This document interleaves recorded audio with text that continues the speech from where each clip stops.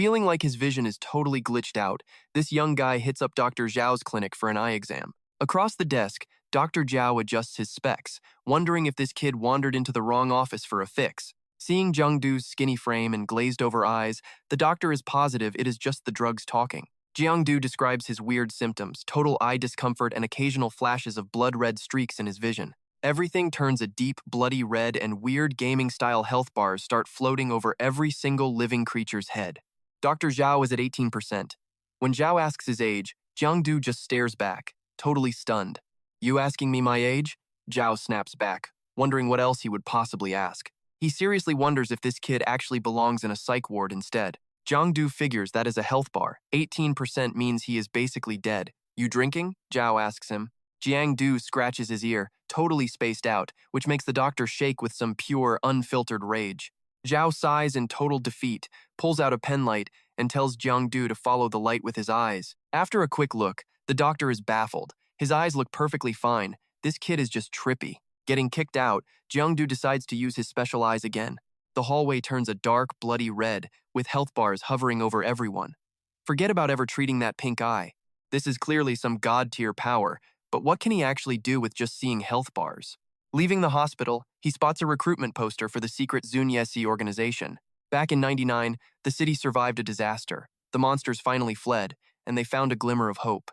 Jiangdu does not care about those secret agents. He just wants home. But first, he has to tie those laces. He leans down, and the world shifts into a dark, eerie blue. The street goes dead silent. A green sun hangs over what looks like a total post-apocalyptic wasteland. A girl streaks past him to fight a monster, while others battle all sorts of crazy creatures nearby. This bloody scene leaves Jiangdu completely speechless. The sun is fading fast, and Jiangdu starts to feel a deep, icy chill. Raindrops fall from the dark sky, snapping him back to reality in the middle of a busy street full of people while he just stands there. The agents are still preaching about how safe the city is under them. But Jiangdu wonders if this safety is just one big, carefully crafted lie designed to keep them calm. A hand grabs his shoulder. It is a street vendor in a turban, starting some high-pressure, multi-level marketing sales pitch. "Buy this magic medicine, 99% effective." Jiangdu jokes about how the man has the heart to sell while the world is ending. "If it is a miracle cure, I am listening." The guy opens his stash of pills. "Any freebies?" The guy storms off. "Get lost, you crazy freak. Where do you see monsters, you total psycho?" Jiangdu pulls him back. "Just kidding, man. I will take some of that medicated oil for myself." On his way back, he is annoyed. 3,000 yuan for tiny oil? Talk about corporate greed.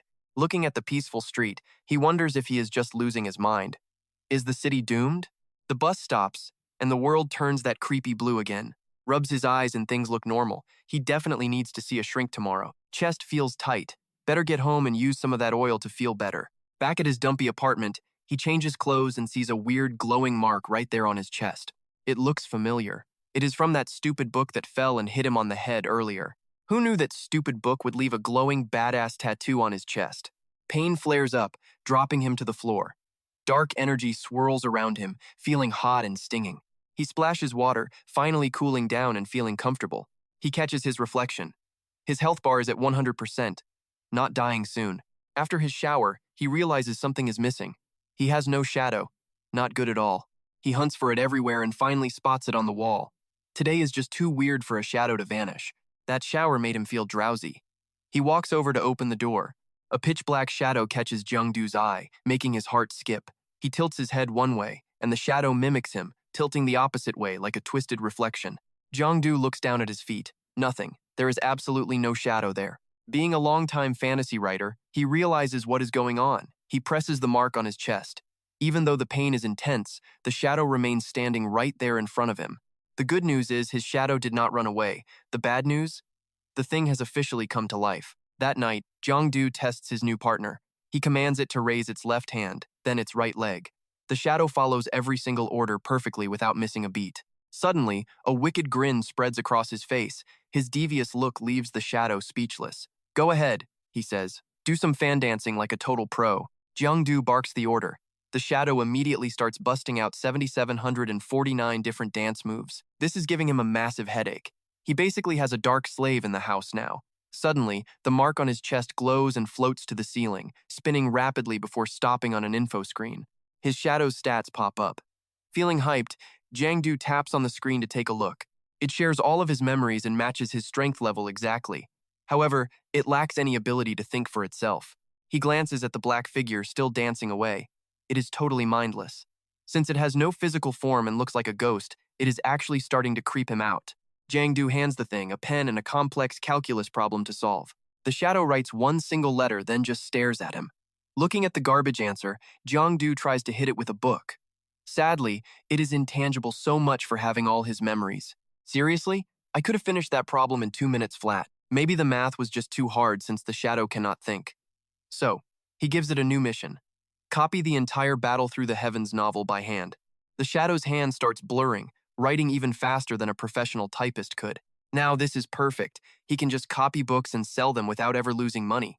Pretty soon, he will have a whole underground bootleg book empire running. He checks the attribute table again for more tricks.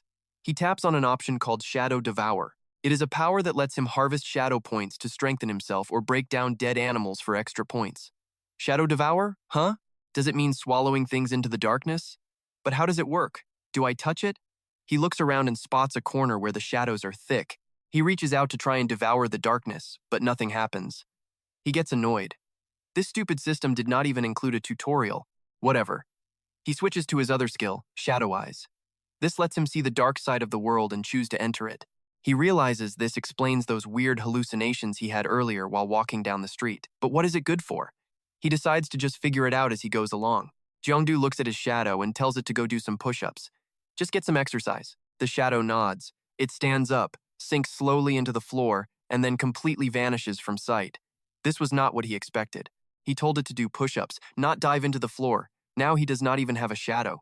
He looks everywhere for it. He yells at it to get back here and serve its master right now. A dark portal opens in the middle of the room. The shadow jumps out. He asks where it went and why it disappeared. It writes a message on a piece of paper. The dark side. Why? He asks. It replies, to do push-ups. He gets it now. Training on the dark side of the world is probably way more effective. He gives it the green light to go back down and keep grinding. He sighs. A long day is finally over. Now it is time to face his true enemy, the deadline. The next morning, he is face down on his desk, dreaming. He mutters about his passion for manga, begging for a pen so he can keep drawing. He giggles in his sleep. Then he groggily opens his eyes. His back is killing him from sleeping at the desk.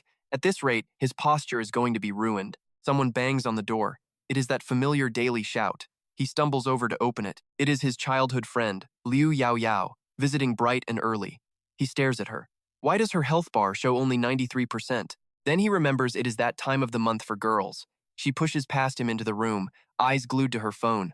She is a huge fan of his manga, while he is the one actually drawing the series. Last night she saw a trending post about a new chapter coming soon.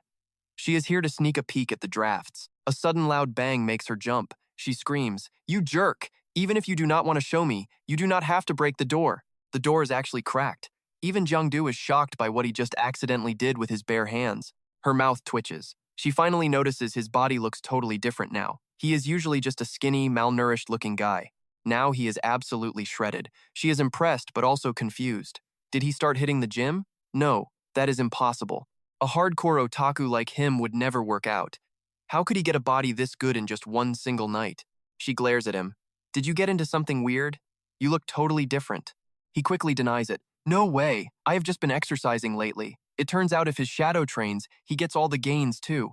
Diu pulls his shirt up. Those 8-pack abs are so fire she literally starts drooling everywhere. But work comes first. She has seen her dad's case files and suspects he has been messing with cursed items. Shut it with the nagging, Jiang mutters, totally out of any real comebacks. Suddenly she locks his arm behind his back. He screams in terror. Is she really about to pull out a piece and blast him in the head? It looks like it. She slaps a watch on his wrist. It is a pollution meter. Anyone who grabs a cursed relic will be hit with massive pollution levels long before they officially mutate into a terrifying monster species. If you do not clear the grime, it piles up until you literally mutate into a twisted monster. He just smirks. His power comes from a notebook, so why would he be polluted anyway? That is what he thinks, but his body is already reacting as Diu reaches for her gun. Is she really gonna pop him? He bites his lip, gotta stay cool or she will sniff him out. He forces his powers to chill. Finally, the watch face goes back to a normal reading. She nods, satisfied. He exhales. Seriously, why did you have to pull a gun out so fast? Her old man taught her to stay strapped and never trust a soul, especially out on the streets. He pivots fast, asking if she wants to see his new hypebeast manga character sketches. She flips from scary to fangirl instantly. Never underestimate the power of a total stan. He kicks her out and flops onto bed. Opening the daily log, he sees what his shadow has been doing. Dude is totally floored. No wonder he feels like a beast. His shadow servant was out here grinding in the gym all night long. He focuses that pure rage, dripping out a liquid that forms a creepy, mysterious black void on the floor. He shapes the void into a person. Man, he is absolutely hyped with how this turned out. Nice workout last night, but push-ups are not enough. We are cranking the difficulty up to level 10. The shadow flexes, hyped for the gains. He cheers, then starts barking out some crazy training orders. One-finger push-ups, then the Tiger Ben human flag. He is yelling, throwing hype punches at the empty air. Pistol squats, spider crawls, dragon flags. The level of difficulty is totally off the charts. Outside, she is lurking and eavesdropping. She sighs in relief. Sounds like he is just working out. Guess she was just being paranoid. She finishes her task, totally relieved she was worried over nothing. I am just glad he is actually okay. Time to head out. Diary entry from May 20th, 1999. That was the first day I actually got the shadow. The shadow trained all night. I felt nothing, but I am definitely a lot stronger now. This cheating method is honestly embarrassing. How am I supposed to be satisfied with this situation? Day 2. More drills. The gains are insane. Could I take out Diu in one hit? Nah, it is time to get productive. Uncle Lai from the Night Watch dropped by today for a visit. I hope he does not smell anything fishy or realize I am hiding something. Why is this kid taking forever to open the door? Uncle Lai is old and missing an arm. Honestly, I could probably wreck 3 of him. May 23rd. Gotta keep grinding. This lazy lifestyle has to end right now. With these OP powers, I cannot just lie here. I need to be hard as iron. On the 24th and 25th, the shadow keeps on grinding while I just sit back and enjoy the sweet life. May 26th. I did 10 push-ups today. Total exhaustion. He stares at the system later, feeling a strange sense of doubt about his progress. These shadow points are moving like molasses. Only 8 points after all these days? He checks the specific stats. Shadow points, 8. It says he still needs 10 shadow points to finally unlock that Shadow Devourer Eye ability. He closes his eyes and starts overthinking. At this trash rate, when will I ever get enough shadow points to level up my rank? Then it hits him a bold idea. Maybe diving into the dark side will speed this whole process up. He dives into the shadow world, focusing hard until he vanishes into thin air. He is floating in a weird void. He opens his eyes to a dark, twisted version of reality. He looks around, dazed. This is the dark side of his own bedroom. He steps onto the gritty floor. Outside is silent and gloomy. He is totally frozen. After hunting for an exit, he finally makes it back out and sighs in relief. Then he stops for a second to analyze the situation. Then it dawns on him he cannot even leave his own room or the apartment building in this dark dimension. He scratches his head, looking for a solution.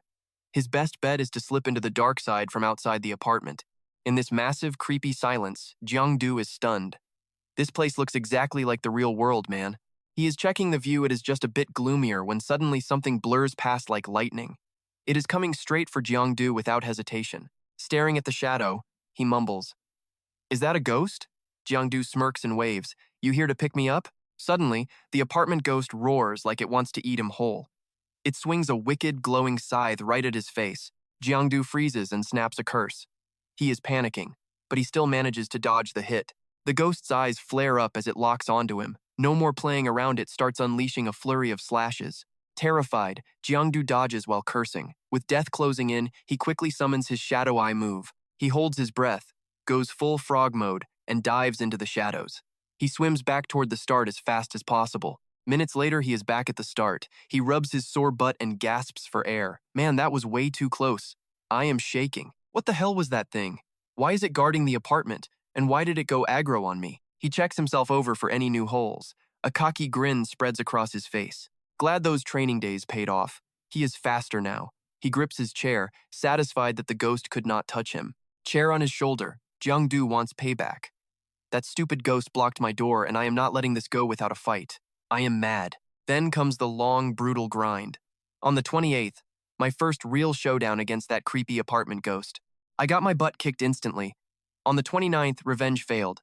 Took a hit to the ribs. Almost broke something. He snaps, "Are you kidding me?" On the 30th, his rear end got sliced 3 times.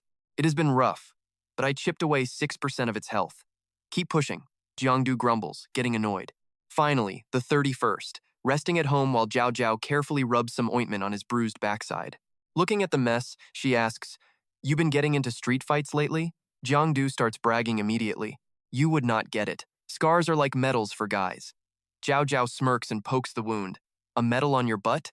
He screams like a baby. Ow! She turns red and scolds him. Oh, so it hurts? Maybe stop acting so tough then.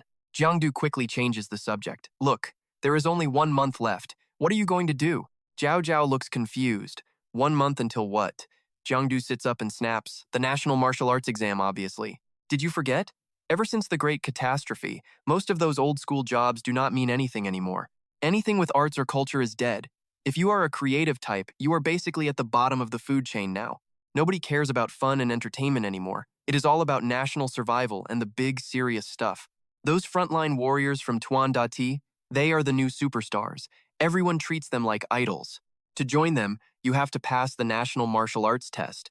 If you make it, your life will not be ordinary anymore, guaranteed. They both go quiet for a second. She hesitates before finally speaking her mind. I do not actually want to take the test, she whispers, biting her lip. After a moment, she admits, I want to study music. Jiangdu shrugs. Then just do it. Is Uncle Luke really going to say no? He sighs, knowing the truth deep down. Of course he would. Uncle Luke is a high-ranking officer in the Tuan Dati. It is like a VIP's kid choosing to be a freelancer instead of having a real career. She stops moving suddenly. She quickly fires back. It is not that he will not let me. Jiangdu looks curious, and she sighs sadly. Don't tell anyone, but the rules changed. This year, if you have the talent, you are forced to take the pro exam. Jiangdu is stunned. Wait, really? Didn't they used to respect what we wanted? Couldn't average kids just take the regular exam? She sighs, looking totally defeated. The pressure from Tuan Dati is just too much. Unless something changes, I am stuck taking that martial test. He starts to panic internally. Seriously? That device Dudieu used earlier almost flagged me for something bad. Jiangdu remembers the testing scene. With all those high-tech scanners, there is no way I can hide my secret. If they catch me, those Tuan Dati guys will probably just blast me right on the spot. He is totally freaking out. Does this notebook make me look like a mutant? I hope not.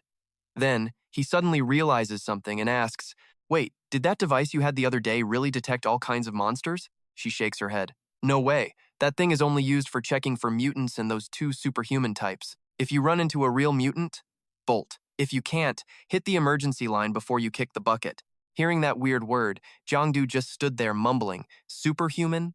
They stared each other down until she finally said, You are patched up. I am out of here.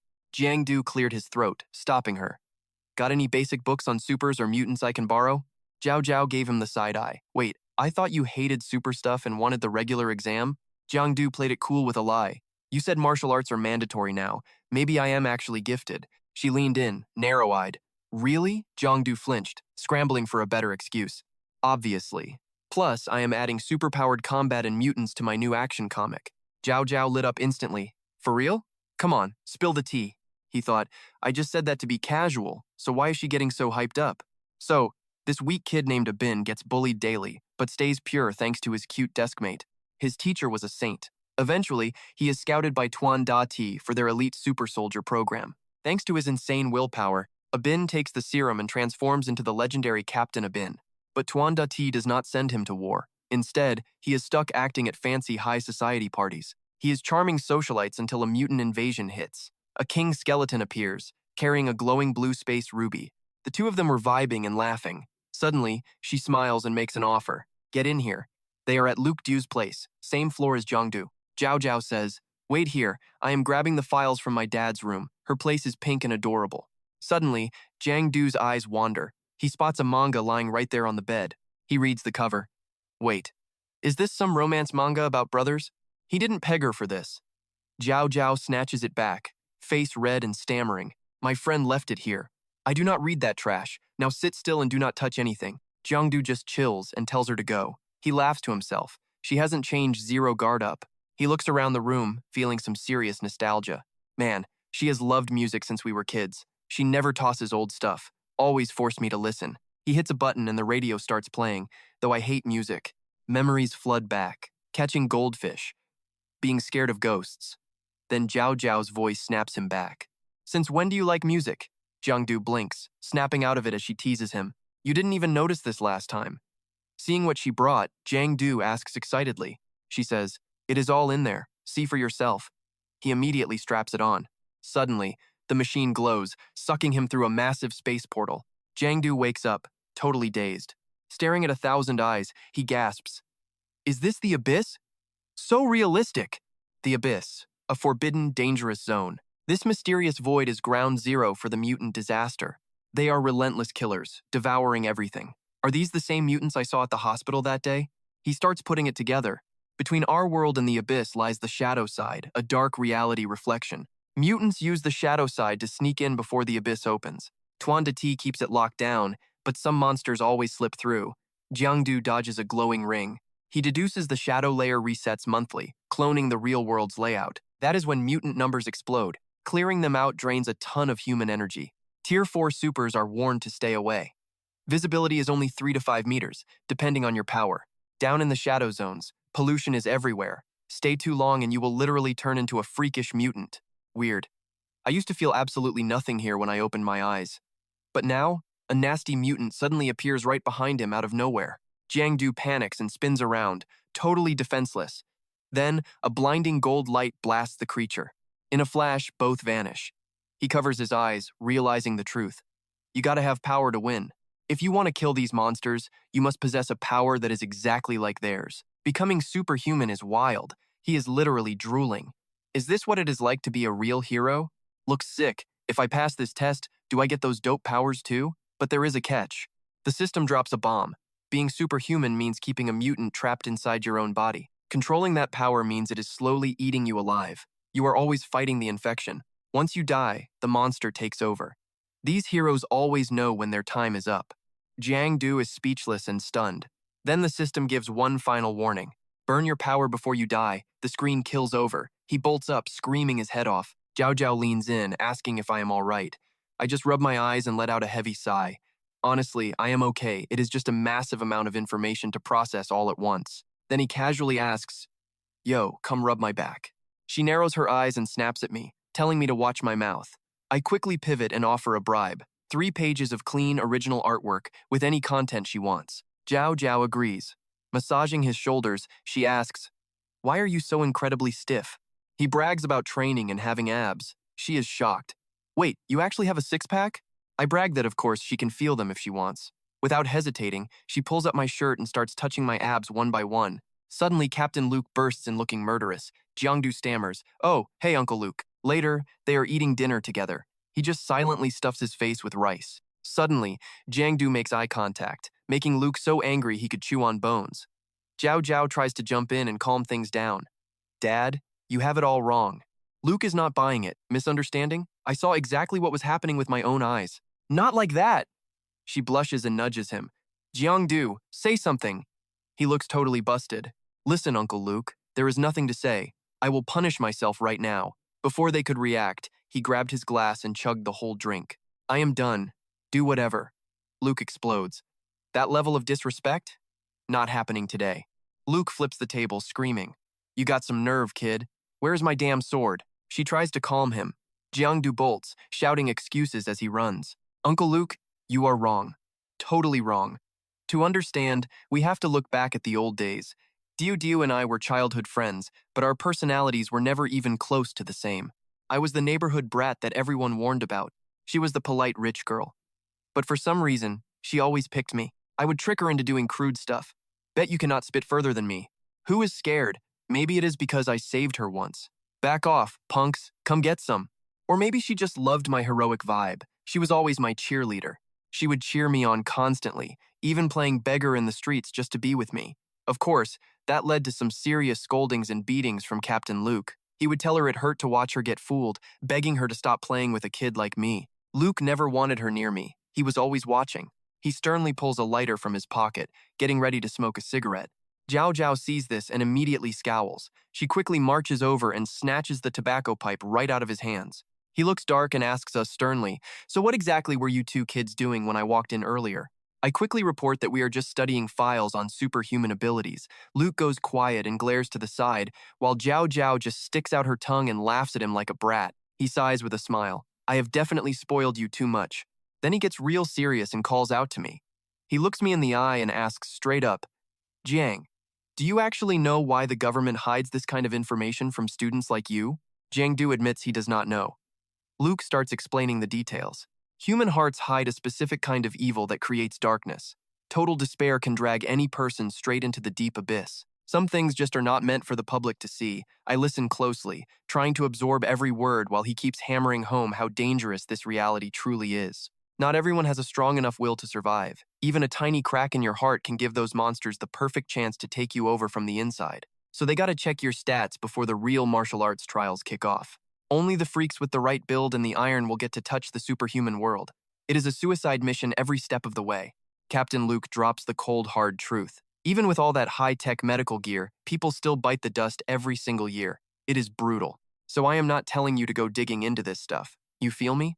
Realizing it was solid advice, Jiang Du smiled and thanked him. I get it, thanks Uncle Luke. He is playing it cool, but everyone has to take the test this year. There is literally nowhere to hide.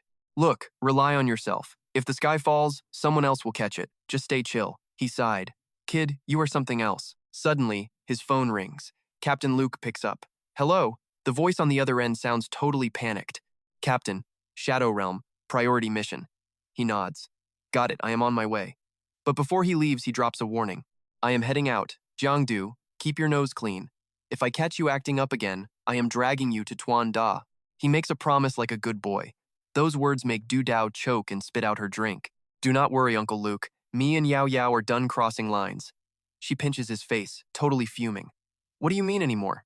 We have not even done anything yet. You did that on purpose, right? Cut to the busy streets at sunset, crowds everywhere. Man, it is freezing today. You feel that? You coming tonight? Get your candied haws here. Seriously, when does this shift end? The kid is enjoying his snacks. Meanwhile, Jiang Du stares at the Sunset Tuan Da sign, feeling pretty bummed out. Van High Security. He wanted to dig into the top secret files, but he only ended up with the basics. Then he hits the grocery store for the essentials. Jiang Du just sighs, complaining to himself the whole time. Knowing Uncle Luke, those files are locked down tight. I probably will not get another look at them anytime soon. Just as he is about to pay, his phone starts blowing up. Du Dao sounds annoyed and super hesitant. Jiang Du, damn it, grab me some eggs, some milk, and actually just get that. He heads to the pads aisle, totally speechless. If you want me to buy tampons, just say so. Stop being so shy. He grins like a menace. Mission accomplished. He heads home with the groceries, actually thinking pretty hard about things. 1 month until school starts, and my shadow training is starting to hit a wall. Progress is slowing down. Jiang Du locks in. Solo practice is not cutting it anymore. I need a real fight. Suddenly, he stops dead in his tracks. He looks around, thinking. Seriously though, all this news about mutant voids is starting to get way too frequent. Something is off. Plus, the martial arts trials are forcing a huge increase in student enrollment this year. Jiang Du looks up at the pitch-black sky, feeling a heavy weight in his gut. I just feel like the world is about to go to hell. He flexes his arms, trying to stay cool. Whatever. Thinking is exhausting. I will just find a mutant to punch and blow off some steam. He scans the area. Seeing the coast is clear, Jiang Du summons his shadow powers. He shuts his eyes and feels the energy flow. In a flash, he teleports into the void. Suddenly, a health bar pops up at 14%. Everything is dead quiet. Who is there? He snaps, sounding totally on edge. Still nothing but silence. Then, a man stumbles out from the shadows. It is Duke Bao, and he is looking absolutely wrecked. His face looks completely hollow and cracked. The guy crawls closer. Jiang Du backs off, totally freaked out. Wait, you live in my building. What are you doing here? Before he can answer, Duke Bao just collapses. Jiang Du stands there, completely lost and confused. He watches him nervously, but the guy is not moving. He is just lying there like a rock. Then, a creepy shadow creeps out with a 24% health bar. Jiang Du locks his eyes on the target. Time to die. Jiang Du grits his teeth and balls his fists. Flashing back, Duke Bao is complaining about being exhausted. The workload at the Tuan Da department is just getting insane. I thought a desk job here would be easy money, but the overtime is killing me. I should have never taken that exam. Suddenly, a scream rings out. Help! 2 kids are sobbing in the dark. Save us! He freezes at the horrific sight. It is a mutant. It is dragging them into the Shadow Realm. Wait, are they not supposed to just sabotage things? Mutants, kidnapping people like this never happens. The 2 kids reach out, begging for their lives. Help us. Duke Bao does not hesitate and dives right in. Don't be scared, he yells. Just hang on. Duke Bao grabbed the kid's arms, but he got sucked right into that weird dimension along with them. Duke Bao grit his teeth in terror. He stepped into that fantasy world with wide eyes while the kids wailed and sobbed. "Where are we, Mommy?" Duke Bao realized he was in deep trouble and blamed himself for getting dragged into this mess. "I am just a civilian worker who just got off my shift. I do not even have any anti-pollution gear. Is this a death wish or what?" Suddenly, a razor-sharp blade flew right at them. He barely managed to dodge the strike. Duke Bao smacked the sharp blade aside and crushed the weapon into tiny pieces before it could even move or recover again. He looked around and saw the portal had vanished. It looks like there is absolutely no way to go back home now. He scanned the area with a grim look, sensing danger everywhere. This place was crawling with mutants waiting for a chance to kill. They could attack any time. Plus, he had been a civilian desk worker for way too long to be ready for this. His old fighting skills were rusty, and worse, he had two helpless kids here who did not have any combat abilities at all. The kids started wailing for their mom in a panic. He frowned and tapped his high-tech emergency bracelet to find help. Damn it, the only option is to send a distress signal and wait for backup. The transmitter activated a second later. He gently comforted the kids, saying, "Do not cry. Take this for temporary protection. I will find a way to get you home." He sighed, knowing his chances were slim. Better to let the kids have the protection gear instead of him.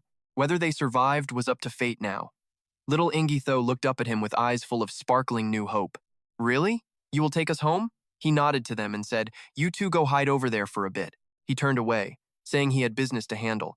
He remembered the time he was 18 and passed his difficult martial arts exams. He made it into the Superpower University. Since freshman year, he studied the basics, hoping to be a soldier. By sophomore year, he actually killed a rank 0 mutant. That joy was short-lived as he faced the harsh truth. It was simply not enough to survive in this superhuman world. In this superhuman world, talent beats hard work every time. Duke Bao admitted his struggle with his own lack of natural talent. His spirit broke under the weight of fate. No matter how hard he tried, he could not break those chains. He eventually gave up and became a boring civilian office worker. Duke Bao focused as he wrapped bandages tightly around his hands. He breathed steadily and warmed up his muscles. The apartment ghost growled as it cautiously started to close in on him. 4 eyes and beastly limbs. A mid-rank 1 hybrid. The creature lunged at him without a single second of hesitation at all. He took a deep breath and got ready. He punched the creature's long, gross tongue right out of the air before it landed. The ghost swung its scythe in a rage. He stepped back and landed a sharp, powerful uppercut from below to throw it off. It was stunned. He cheered. "Yes, that old familiar feeling of combat is finally coming back to me right now." Suddenly, his eyes widened as a long hand flew out of nowhere and pinned him hard against the ground beneath him. The ghost pulled its hand back quickly. He grit his teeth and panicked. "Damn it, this is not good at all." His mind screamed to move, but his body would not listen. The creature attacked the moment it saw he was distracted. His training saved him. He dodged everything. But his whole body was starting to feel completely numb from the intense fight. He tried to run, but his body felt like 1,000 needles were stabbing into him. He changed his plan and ran away. He clenched his fist. This had to end now. It was time to finish this fight as fast as he possibly could. He channeled all his power into one final punch right at the center of the enemy to end this once and for all. Shadow power blinded the beast. The mutant lunged, but he sent it flying back with one massive, final punch to the chest. He exhaled toxic air. He could feel it. The pollution in his body was definitely getting a lot worse by the second. Using powers causes pollution to build up. A low-talent guy like him simply could not handle using that much power. Luckily, since starting the desk job, he rarely used his powers, so the pollution stayed controlled. Suddenly, the mutant screamed a piercing noise and charged at him again. He grit his teeth. He realized he had to risk his life if he wanted to survive this encounter today. But right then, the mutant dodged with a smug and cunning look in its eyes as it moved past him. A gut slash made him cough up blood as he slid 10 meters back before he could finally steady his broken body. He sat up, clutching his chest in pain. Damn it, I did not think it would adapt to my strength so fast. It is just a mid-rank level 1. Any combat student at the academy could easily take it out with one hand. But I never imagined it would be this freaking hard. That is the talent gap for you. He knows it is a losing battle, yet he still charges in, failing to land a winning blow. But even so, as a member of the Night Watch, there is no way I am backing down now. I have to stand my ground. The only move I have got left is to buy some time. I need to hold out until the Night Watch Bureau arrives to save those kids. Blood sprays as the brutal fight drags on. Duke Bao's eyes go wide, his face a mask of pure, unhidden shock and terror. A deep gash cuts right across his shoulder. That scythe-wielding mutant has completely wrecked Duke Bao. His vision is starting to go blurry and fade to black. Only despair is left in his eyes. Is this really the end? Right now, at death's door, his whole life flashes before him. Age 15, saw his family slaughtered by mutants. Age 18, chose the path of the warrior. Age 20, finished his sophomore year and got kicked out of the combat department. Age 21, started interning at the Night Watch Bureau. 4 years of boring desk work later, and here I am. This is my life. It has had its ups and downs, but to the rest of the world, I am just some average guy living a totally unremarkable life. A century of war between humans and mutants isn't nearly as safe or peaceful as the history books like to claim. If anything, it has just been one loss after another. When the dark clouds block out the sun, who can actually see any hope left? Duke Bao lets out a bitter, self-mocking laugh. He reaches deep into his pocket, desperately searching for something he needs. Death is just part of the job for an awakened. He pulls out a blue pill and swallows it whole. If he is going down, he is taking this monster with him. He grits his teeth and wipes the blood from his mouth, staring down the half-breed freak with pure spite. He forces himself up as a sudden surge of power explodes through him. Duke Bao flashes a lethal grin at his enemy. Round 2. The drug's effects are kicking in now. It is go time. Duke Bao gets into a stance, ready to tank the next hit from that apartment ghost. He lets out a roar to pump himself up. The ghost unleashes a flurry of heavy slashes, forcing Duke Bao to leap high into the air. But he counters instantly, delivering a savage kick right to the middle of the monster's face. The apartment ghost stumbles back, and Duke Bao does not miss a beat. He closes the gap, cocking his fist back for a massive counterattack. He pummels it with a barrage of punches, making the beast howl in pain. He keeps telling himself, just hold on, just a little bit longer. But Duke Bao's vision is starting to swim. His strength is draining fast. He is swaying like he is about to collapse. He is so close. Duke Bao clenches his fist, now glowing with a strange purple aura. Just one more push and he might actually do it. But his limbs turn to jelly and his head starts spinning. The apartment ghost sees the opening and lands a devastating punch right on Duke Bao. With zero energy left to defend, he is sent flying backward. He hits the ground so hard the dust chokes the air. Bleeding, he curses his own weakness. Everything is going dark. In the end, his own power backfired on him. He cannot even win this fight. It is honestly just pathetic. He grits his teeth, enduring the agony. Is this really how it ends for me? My boring, pointless life. But then, Duke Bao's eyes flare with shock. He is seeing something he definitely did not expect. Right there is Giang, lugging a bunch of groceries and complaining. Why did you run off here? You useless piece of trash. You were supposed to wait. Duke Bao stares at the kid, totally confused. Is he with the Night Watch? No, way too young. His voice gives him away. Besides, he does not talk like an agent. Could he be an awakened? No way. That is even more impossible than the first guess. Normal people do not just wander in here. Giang walks over and helps him up. Just lay low and rest, man. I have got this from here. He gives a confident smirk. Besides, the entrance to the Shadow Realm is supposed to be locked down tight by the Night Watch Bureau. Nobody just stumbles in here unless they are some mysterious powerhouse living deep within the Shadow Realm itself. Before he can even move, the apartment ghost decks Giang hard. Just like Duke Bao, the kid gets launched 10 feet back through the air. Duke Bao's jaw drops. This kid is weak as hell, he thinks. The ghost moves in for the kill, but out of nowhere a hand reaches out. It gets slapped across the face so hard its jaw shifts, followed by a brutal combo of strikes that leaves the monster absolutely reeling and broken. After beating the living daylights out of it, Giang stands there panting, looking completely and utterly pissed off. He points a sauce bottle right at the ghost's face. You trash. Your fight is with me now.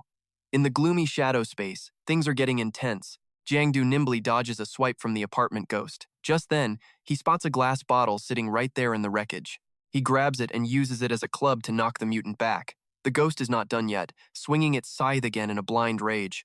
But Giang is gone. He vanishes and reappears behind it, using the jagged, broken bottle to deliver a world of pain to the apartment ghost. He dodges another strike with a smug grin. Give it up. After our last few rounds, I have already figured out every single one of your moves. Plus, you are bleeding out and getting slower by the second. I have got the upper hand now, and you are just a target. Just like that, Giang keeps trolling it with the glass bottle, leaving the apartment ghost howling in a mix of pure agony and rage. It scrambled back, desperate to put some space between them. Duke Bao just watched, stunned. Was this guy a beast or a total amateur?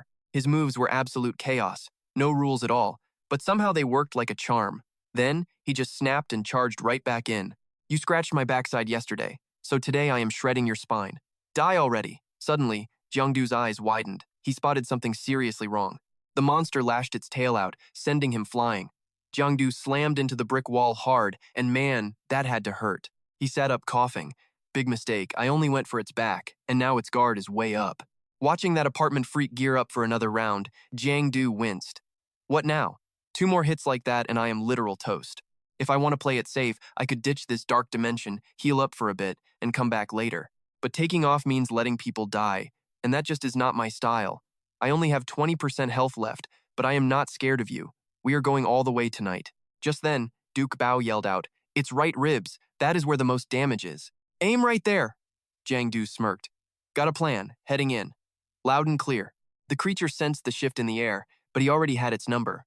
With a smug grin, Jiang dodged like a pro, tricking the monster as its left side wide open. He slammed a jagged glass shard right into its ribs, watching its health bar tank down to 18%. The thing shrieked in agony and scrambled to get away. He blinked, totally caught off guard. Running away already? Seriously? Suddenly, the monster zipped right past Duke Bao. He turned pale, spinning around to see where the freak was going. Wait, no, its real targets were the 2 kids. Duke Bao screamed when he saw its massive, toothy maw open wide. The thing was trying to heal up. The beast lunged straight for the children, opening its bloody mouth to show off rows of terrifying fangs. The older brother trembled, pulling his little sister close. Just as the monster moved in for the kill, a voice roared. "Hands off, you creep!" Jiang veins popped as he tensed up. He gripped a soda can, staring down that apartment ghost with pure rage before hurling the thing with everything he had. The can zipped through the air in a perfect, lethal line. It flew right at the monster. The creature jerked its head around, spotting the projectile just in time to tilt out of the way. It missed by an inch. Right at that moment, Duke Bao came charging in at full speed. Out of nowhere, he leaped high and delivered a brutal kick to the monster. It was a perfect shot with every ounce of his strength, sending the freak stumbling backward. Its health bar plummeted to 15%. But the effort was too much. Duke Bao coughed up blood from the sheer strain. The monster let out an angry roar. "I am going to tear you apart." It lunged forward, ready to swallow him whole in one bite. Suddenly, a strong hand clamped onto its head. Jiang was there, wearing a grin that was almost entirely confident. He leaned in and bit the monster right in the neck, dropping its health bar down to 14%. Furious, Jiang grabbed a handful of fur and slammed the thing down, pinning it. "A monster, huh? Keep talking trash, you animal." Its health dropped to 11% as he wound up another punch. "Oh, you want to eat people? Well, eat this instead." Suddenly, a glowing sphere lit up on its chest, making Jiang freeze in his tracks. "This is it." He gritted his teeth, shaped his hand into a point, and drove it straight into the monster's chest. He stabbed right into that glowing orb, ignoring the explosive energy, and let out a roar. In an instant, pure energy swirled around Jiang in a chaotic storm, accompanied by the monster's final, agonizing screams of pain. Finally, its body exploded, sending the head flying. There he was, alone and covered in blood, gasping for air as he wiped his face. Looking at the absolute disaster around him, Jiang reached out with his power, using the shadows to connect with every object nearby. He forced the furniture back into place and made the wall fragments crawl back into their cracks. Finally, only Duke Bao and the kids remained, out cold from exhaustion. Jiang stretched his sore, blood-soaked body, but a satisfied smile finally crept onto his lips. He had finally gotten revenge for his backside, but as he looked around, everything started to fade into a blur. His body gave out and he tumbled face first to the ground. In his final seconds, he only saw a blurry reflection of himself.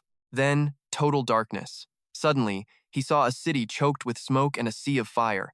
Dead civilians were scattered everywhere across the ruins. Flames swallowed the entire city. Jiang stood there in shock.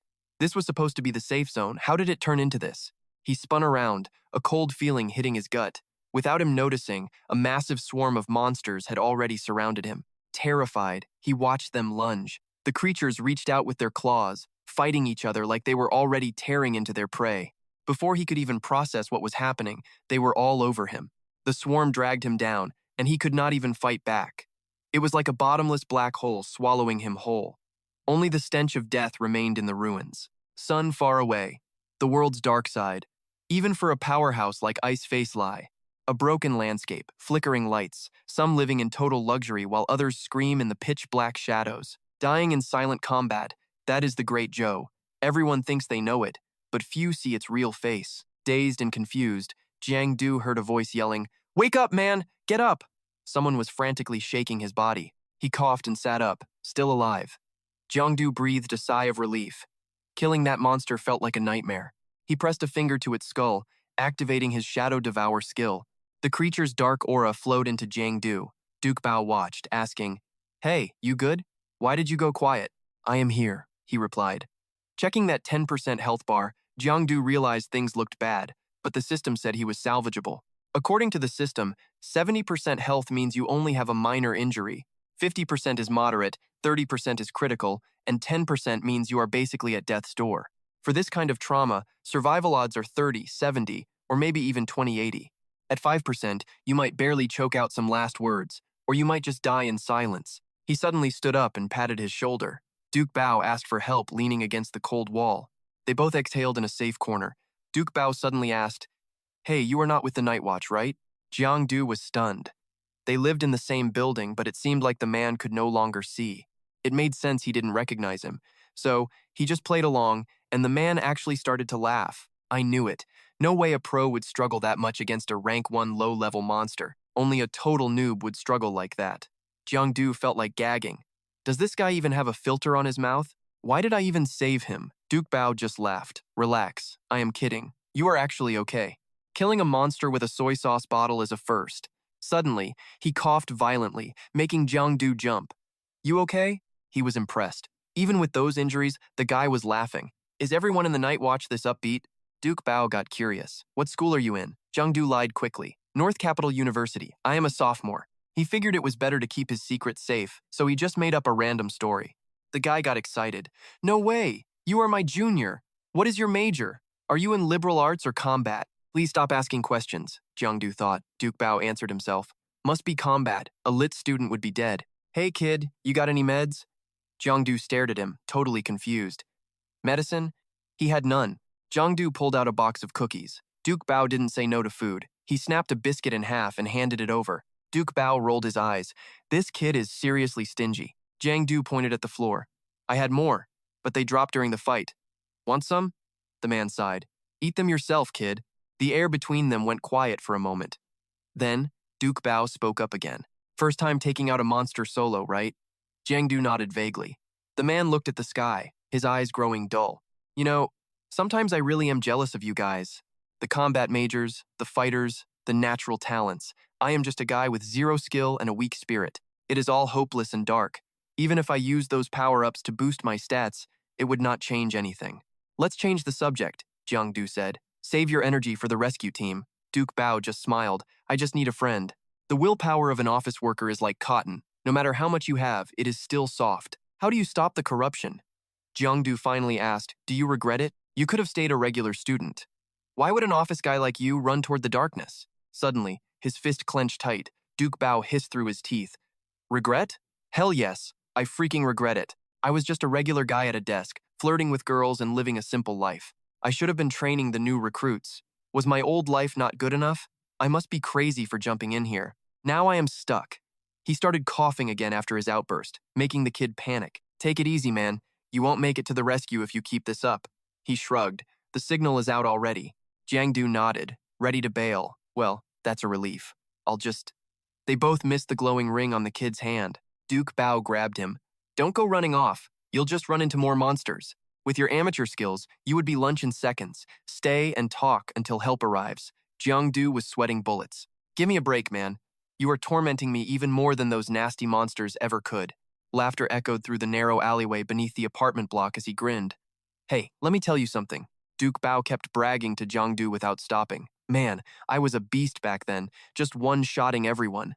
Jiangdu felt like his ears were literally going numb. Suddenly, his mood shifted. If you ever make it back to the academy, do me a favor. Tell Dean Chow from the Superhuman Combat Department that I am really sorry. Tell him I let him down. I could not even take out a simple first-rank mid-tier monster. Jiangdu clutched his head in pure frustration while Duke Bao just kept rambling. Also, thank the Vice Dean of the Pollution Studies Department for everything she taught me. Just tell her thanks for the lessons. Oh, and one more thing. Tell her to stop acting like a dramatic teenager in class. All that talk about human legacies and surviving forever is just way too cringe to listen to. Gritting his teeth, Jiangdu forced a smile. Look, man, let me grab a notebook or something. Better yet, just wait until you are healed and tell them yourself. But those words made Duke Bao freeze instantly. He sighed and shook his head slowly. I have kept this bottled up for way too long. I just needed someone to hear it. He clicked his tongue with deep regret, lost in old memories as his gaze grew heavy and dark. The North Capitol Guard Academy, huh? Man, I wish I could go back to those days. Hey, you got any more cookies? Let me get 2 more. I really want that spicy stick flavor. Jiang Du was totally speechless. This guy's taste was bizarre. Besides, you could search the entire world and never find spicy stick-flavored Pocky snacks anywhere. Duke Bao's hand slipped and hit the ground, totally limp. He already knew the answer but still had to ask. I guess that is just how it goes. Suddenly, a strange noise from the distance caught their attention. Duke Bao raised an eyebrow. It looked like the night watchers had finally arrived on the scene. He stood up immediately, feeling a wave of relief. Awesome, you are saved. Finally, help was here. He grabbed his bags and started heading out before they arrived. Confused, the man called out after him. Wait, you are not coming with me? Jiang Du just looked back with a small smile. No thanks, I will find my own way. Duke Bao realized he could not stop him and let out a soft chuckle. He looked up and gave a nod. Fine then. Have a safe trip, kid. He could not quite tell if the guy was actually blind or not, but that did not stop Jiang Du from walking away into the shadows. Duke Bao sat in silence, head bowed as he waited for the boy to leave. Meanwhile, a shadow portal began to form right under Jiang Du's feet. Before vanishing, he glanced back to check the situation. The night watchers had arrived and found the man slumped there, right next to those 2 little kids. They rushed to help him, desperately checking for any signs of life. But something was wrong. Duke Bao did not react to them at all, and the night watchers eventually signaled to each other that he was already gone. That is when Jiang Du noticed something terrifying.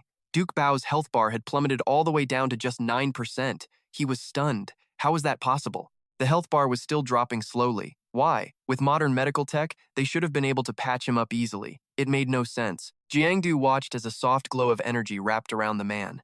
The night watchers stood perfectly still in a solemn salute as Duke Bao's body began to fade. The night watchers gave one final salute. And then, just like that, Duke Bao's health bar finally hit 0. His body started to shatter and dissolve into glowing dust, but even in his final moments, a peaceful smile remained fixed on his lips. He stared in total shock, unable to believe what he was seeing. Wait, but the shadow portal back home had already activated, and there was no way to stop it. Jiang Du's hand reached out, grabbing nothing but empty air. Nearby, regular people just watched him with looks of total confusion on their faces. They whispered to each other, "What is he doing? Is this some kind of performance?" But the raw sadness on Jiang Du's face was impossible to hide. A voice boomed from a massive digital billboard. To all those with superhuman powers, remember this well. The words echoed in his ears, and everything finally clicked. The man's message was clear.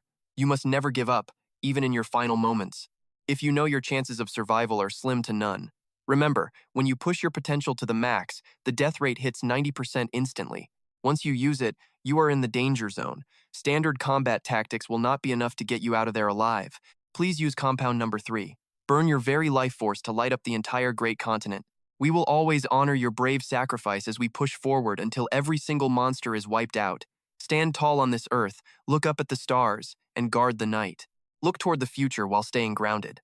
Transcend the ordinary and use your human body to achieve the truly superhuman. We are all watching. We are the Night Watchers. The elevator slowly ascended to the top floor as a blood-stained Jiang Du stood there, waiting in total silence. He still had not processed the shock. That guy was really dead. Jiang Du dragged his feet as he finally stepped out of the elevator. He was deep in thought. The guy was laughing just minutes ago. Thinking back, he probably just wanted someone to talk to before his time was finally up. No flowers, no standing ovation. He just slipped away quietly, just like any other ordinary person would. Jiang Du made a silent promise. No matter how ordinary he seemed, I will never forget that man. He clutched his head, feeling exhausted, and let out a heavy sigh. He tossed his gear onto the table. All right, it has been a long, exhausting day. Time for a quick shower and then straight to bed. Even walking feels like a chore right now, but my health bar is still over halfway full. I honestly thought I was down to 20%. Still in shock, he muttered. That dude only had 10% left and acted like it was nothing. I'm light years behind him. Guess just hitting the gym isn't gonna cut it anymore. Jiang Du grabbed some snacks, thinking his willpower needed a major buff too. Suddenly, a voice called out, making him jump out of his skin. Where are the eggs? Zhao Zhao pouted on the sofa. Phone's dead, you're missing. I sent you for eggs. Did you go find a wild nest or what? Jiang Du scrambled for an excuse. Look, the holidays are coming. Do you know how long those lines were? I've been waiting forever. Then it hit him. Wait, how do you even have my keys? Jiao Jiao hopped down. Please, you never cook. It's takeout every single night. Uncle Lee told me to keep an eye on you, so he handed them over. She squinted at him, totally suspicious. What's with the look? You go out looking for a beatdown? Stop changing the subject, it's late. Go to bed before Uncle Luke gets the wrong idea. Jiao Jiao wasn't letting it go. Face me. Now. Giang panicked and tried to bolt. I'm starving. Gonna go grab some ramen. But Jiao Jiao was way too fast. She grabbed him. Don't you run! Her eyes went wide with pure horror. She screamed, Why are you beat up like this? Jiang tried to hide. I forgot the eggs? Jiao Jiao wasn't buying it. Get back here. Where were you? Jiang groaned, still playing it cool. Nowhere. Seriously. Let go! She snapped back. No way. Not until you spill it. Jiang caved and made up a story. Fine. I saw a mugging and stepped in. I know I look rough, but trust me, the other guy looks way worse. By the time the cops got there, that dude barely looked human. Seriously, you should have seen my speed. A left hook, then a right slap. I hit him high and low, until even his own mother wouldn't know who he was. Total animal. While he was talking, Jiao Jiao suddenly reached out toward him. You could see the pure pity on her face. Jiang just stood there, staring at how worried she looked. His jaw dropped. Wait, did she actually believe that total load of garbage I just told her? Jiao Jiao gently touched his cheek, her face clouded with sadness. Does it hurt? He scratched his head, feeling awkward. Nah, it's fine. Just go get some sleep. She blushed, realizing how close she was, and quickly turned away. I'm telling Uncle Lee you were out here getting into street brawls at midnight. Jiang panicked and pulled her back. It wasn't a fight. It was heroic justice. Come on, please don't. Jiao Jiao ignored him. Watch me. He had to play the injury card. Ugh, my whole body aches. I think I'm dying here. She whipped around, worried. Are you okay? We need to get you to a hospital right now. Jiang shut that down fast. No way. Too much work. We've got Uncle Lee's stash from the night patrol. That stuff works better than any hospital meds. Jiao Jiao narrowed her eyes. You just want me to rub the ointment on for you, don't you? Jiang grinned. If you'd be so kind, Dr. Luke. A second later, he was screaming in pain. Ow! I asked for medicine, not to be wrapped like a mummy. This is overkill. She smacked his shoulder. You gonna try to be a hero again? Jiang yelled. No, never again. I'm staying out of the drama from now on. Jiao Jiao just gave him the ultimate side-eye. Sure, like I'd ever stop, he muttered. Sticking your nose in trouble is just human nature, you know? I'll just watch next time, I won't jump in. But she wasn't having it. What did you say? Repeat that. Jiang backpedaled instantly. I said I'd just watch. I won't do anything. Jiao Jiao huffed and headed for the door. Good enough. I'm out. He reached out, trying to stop her. Leaving already? You should just crash here tonight. My bed is huge, you know. She turned back and made a grossed-out face. Then she slammed the door shut with a loud bang, leaving Jiang all alone in the living room. He mumbled, that guy wanted me to pass on a message. Something about the North Capitol Guard Academy? Then, a sudden realization hit him. He sat bolt upright. Wait! That dude never even told me his name. Meanwhile, Jiang body was absorbing the dark energy from the monster, and he started to glow brighter and brighter. The system displayed the monster's details. Name, Shadow Phantom. Level, Rank 1, Mid-tier. Info, a low-level abyss monster from the Shadow species. It is incredibly powerful when it is hiding in the dark. If it marks you as a target, you better watch your back. Warning, this creature isn't as simple as it looks. Cost, 1 broken arm. Reward, Shadow Strike ability. Shadow points increased. This monster has been cataloged. The cost was waived? He was shocked. Turns out, once a monster is dead, it gets registered in the system's handbook. Or more accurately, it needs to be absorbed first. Jiangdu's body quickly started converting the raw energy. New skill unlocked, Shadow Strike. When attacking from the darkness, you'll pinpoint enemy weaknesses with ease. Your first strike deals massive damage. He looked thoughtful. All right, let's test out this new ability. Jiangdu wobbled to his feet, dropped into a combat stance, and triggered the power. Shadow Strike, go! But nothing happened except for a lonely cold breeze. Jiangdu felt his face turn red from embarrassment. It didn't work at all. Is this system just messing with me? Then it dawned on him. Wait, do I need an actual target to trigger it? Jiangdu gave up, exhausted. Maybe next time. He pulled up the system to check his stats. It clearly listed his name and his shadow attribute. Pixel points 14 out of 14. The Mystery Man path could unlock Shadow Devour and Shadow Eyes. Current state, Shadow. A killer hiding in the dark. You were born for this, assassin. In the darkness, you are like a fish in water, hidden in the shadows, hunting in the dark. Jiangdu raised an eyebrow. This broken cheat code was using actual video game terminology? Hunting at night? Why not hunt in the light? He got curious and tapped on the shadow state icon. A new skill. The system explained that while in shadow state, you get these perks.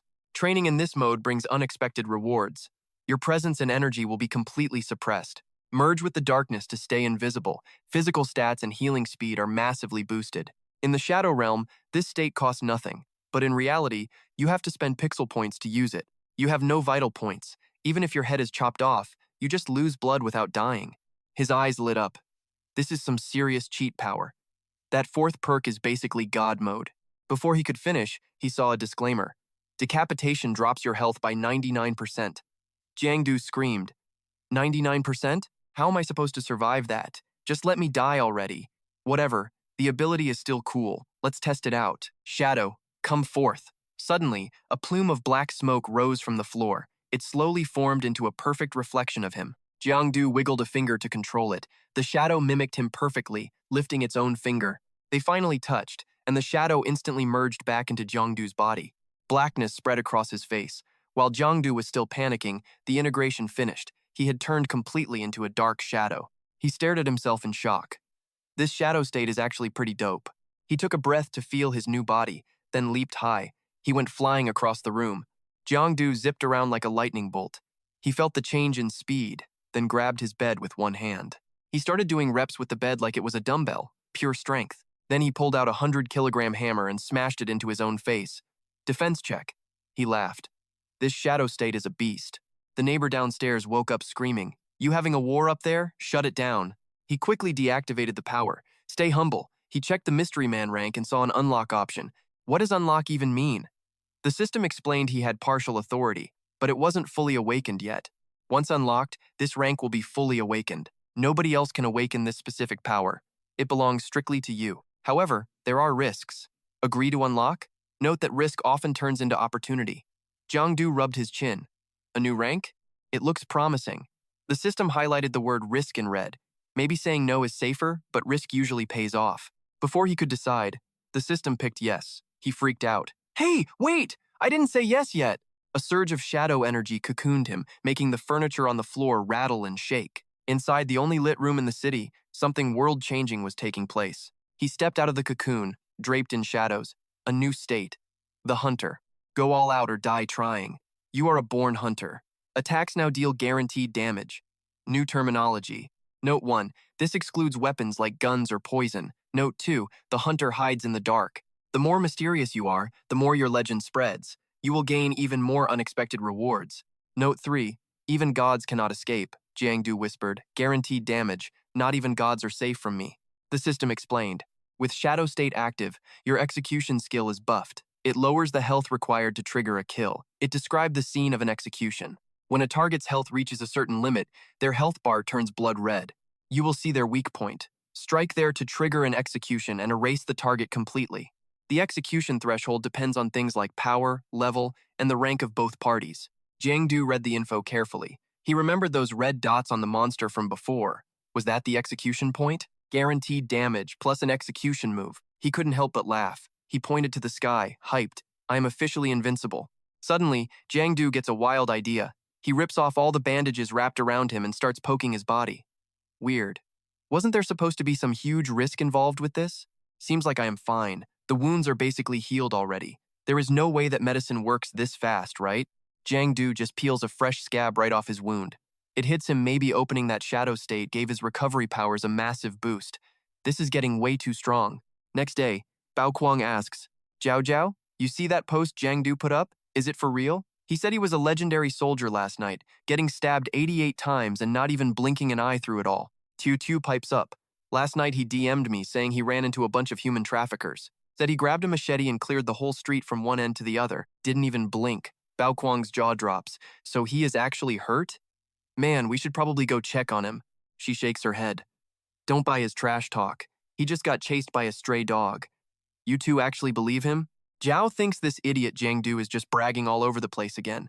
She heads back toward his house right about now.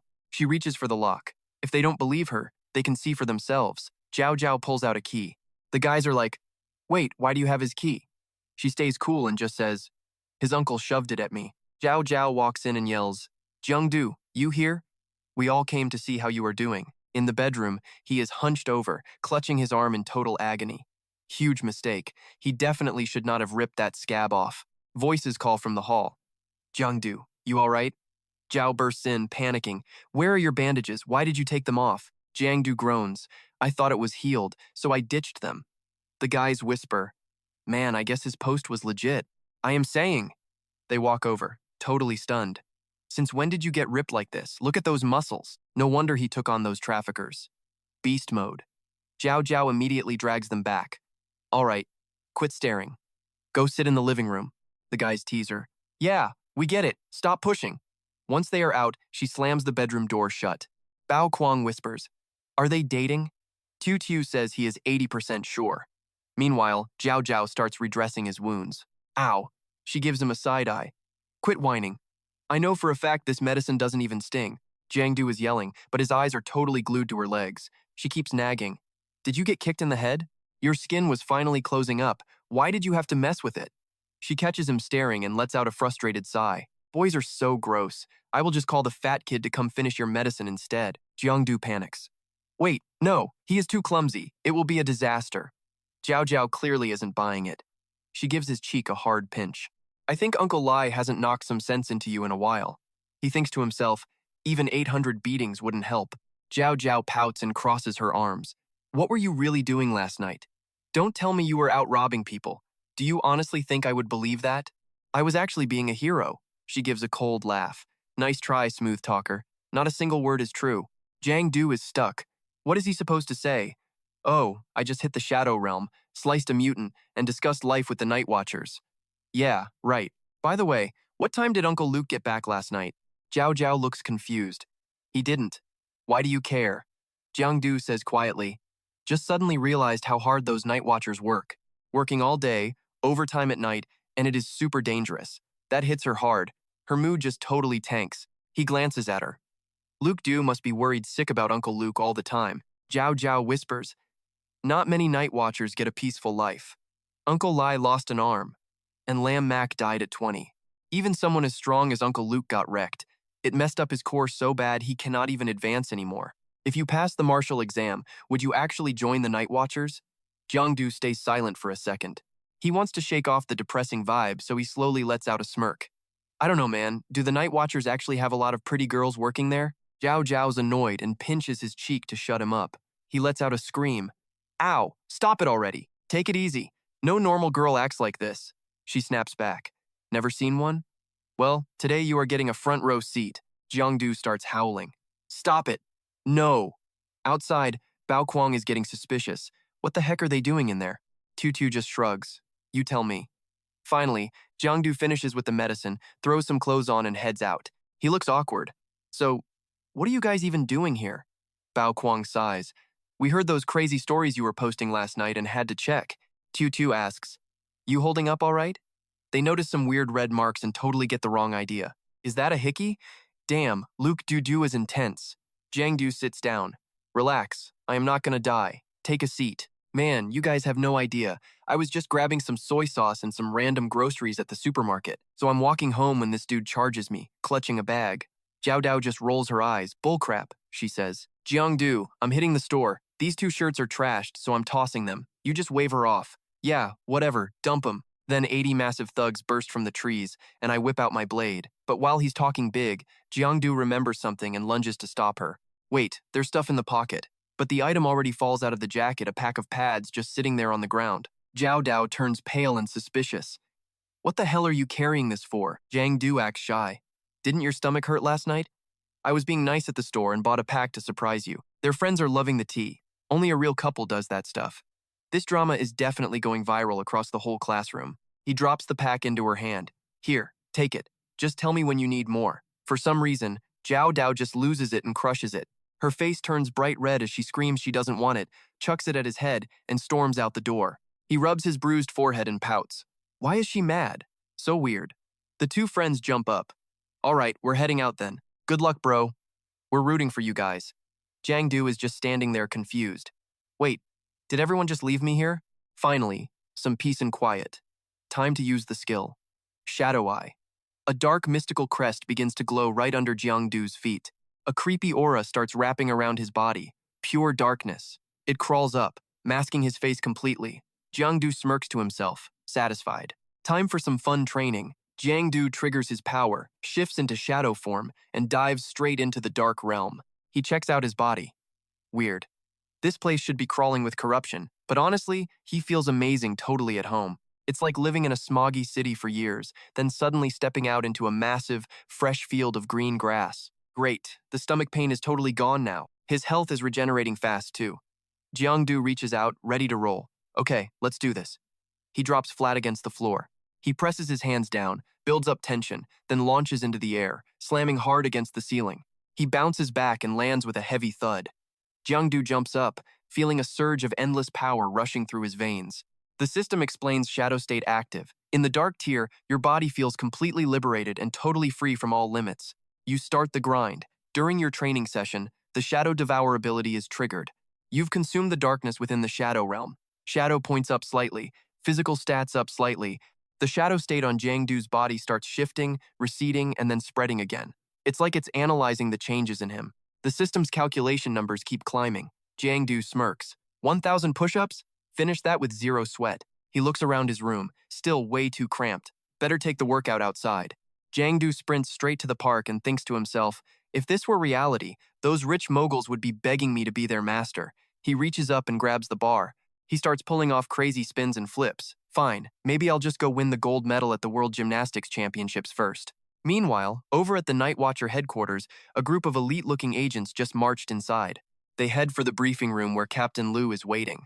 One reads the report, massive riots in the Shadow Realm, abnormal activity, and pollution levels are spiking way past regional limits. Squads B3, B7, and A2 in the North District. The South and East 1 districts have discovered some really disturbing crack marks. This outbreak is weird. Looking at the battle map, it's concentrated in residential areas. Their faces are grim. This isn't random like it used to be. Inside the heavy silence of the briefing room, Captain Liu frowns. These monsters are becoming way too active lately. In just 2 days, there have been 4 straight cases of people being dragged into the Shadow Realm. On the table is the report on Duke Bao's death. He scowls. It looks like a low number now, but what happens when these things get smarter and start causing real damage? Compared to the shadow monsters, the abyss rifts are on a whole different level of danger. If shadow monsters are just wild beasts, then the things crawling out of the abyss rifts are basically Godzilla. Right then, Tuan Kuang speaks up. All right, everybody snap out of it. It's just a hunch so far. No need to act like the sky is falling. Besides, haven't we been prepping for this fight for a long time? Those words seem to calm the room. Captain Liu and the others share a relieved smile. Tuan Kuang nudges them. Okay, keep going with the report. The assistant nods. Next up is the list of recent casualties. After the meeting, Captain Liu stands alone by the window. He pulls a pack of smokes from his pocket, needing one to finally chill out. He grumbles tiredly. Why does this messy drama always have to go down right before the new year? But then, he suddenly notices something super weird. Turns out, what the captain is chewing on isn't a cigarette. He frowned at the cookies. That brat swapped his meds again. While he grumbled, a pack of smokes hit the table. Captain Liu caught it without even looking. He slowly looked up to see who had tossed the pack his way. Tuan Kuang teased him. Stop scowling. He already had a cigarette lit, but Captain Liu just set the pack down. He casually munched on a cookie instead. Nah, I am worried about lung cancer. Tuan Kuang cracked up. You worried about that? Captain Liu scowled. Cut the crap. You are still here for a reason, so just spit it out already. He blew out a heavy cloud of smoke and tapped the ash slowly. Higher up sent another notice. Captain Liu froze, eyes widening. What kind of notice? Tuan Kuang did not rush. He just took another slow drag of his cigarette. Liu looked stressed. It was happening again. He leaned against the desk, head in hands. So soon? Is this for real this time? Tuan Kuang shrugged. Check your computer. The email should be there by now. Liu finally opened up his laptop to check. He asked, pick a path for your kid yet? Combat arts or the supernatural theory department? Liu shook his head. Not yet. I am waiting on her aptitude test results. On screen was an urgent alert for rank 2 supers. Unless it is a special case, every kid has to enroll in a supernatural major right after their talent testing is finished. He fired back. Do not just grill me. What is the plan for your boy? Kids, not the sharpest. Maybe soul tech, monster biology, or superhuman anatomy. Tuan Kuang went quiet, flicked his cigarette, and said, he is not signing up. Liu was stunned. Wait, are you just putting him in supernatural theory then? He shook his head. Just regular liberal arts. Lu laughed, totally shocked. You joking? He is not even tested yet. What if he is a natural? You know the rules. If the talent is there, they will force him into the supernatural program. But Tuan Quang just crushed his cigarette. He grabbed his jacket to leave, skipping the test entirely. Lu shouted, but Quang would not explain a thing. Just handle your paperwork. I'm going for a walk. A female assistant shuffled in, looking a bit awkward. Sorry to bother you. Lu nodded. What is up? Talk to me. She started her briefing immediately. New intel just dropped from the Shadow Realm. He opened the file and went totally speechless. It was a report on a new monster, ID D29527, codename Shadow. Obsessed with training and formal greetings. Described as a pitch-black entity. Basically a living shadow. It was first spotted in the garden at Blue Moon Apartments. They think it just wandered in accidentally. This thing literally does not know the meaning of tired. It has a massive interest in physical training, uses actual equipment, and has a very low urge to attack. When scouts got close, it stopped and gave a respectful greeting. After 2 hours of watching, danger levels are low. Verdict do not terminate yet. She summarized that scouts found this new species nearby. There is zero data on it in the archives, so they need his expert opinion. But even Captain Lu was totally baffled by the report. What kind of weird-ass monster is this anyway? Meanwhile, inside the Shadow Realm, Giang was busy recording a video. Look at this spider, guys. It is packed with protein, way more than rice. The meat is fresh and super juicy. Just burn off the hair on the outside and you can peel it right off. Take a bite and you will realize it does not taste like beef or goat. So what is it like? It tastes like spider. Did not expect those Shadow Realm landscape photos to get so many likes. At this rate, I am going to be a top-tier influencer. Turns out I am not the only one making supernatural videos. Usually this kind of content is totally censored and banned from the internet. Suddenly, a system window popped up and startled him. Jiangdu frowned and read it. Attribute Shadow. Rank Mysterious. The Hunter. If you do not go all out while hunting, you die during the hunt. Better off dead than not hunting. With this rank awakened, you are unusually hyped. You know that only non-stop hunting can keep you alive and extend your lifespan. Go forth and enjoy every single kill. Become a hunter that everyone fears until you finally evolve to the next stage. He swiped the screen away in a huff. Trying to scare me with that? Then something even more critical appeared.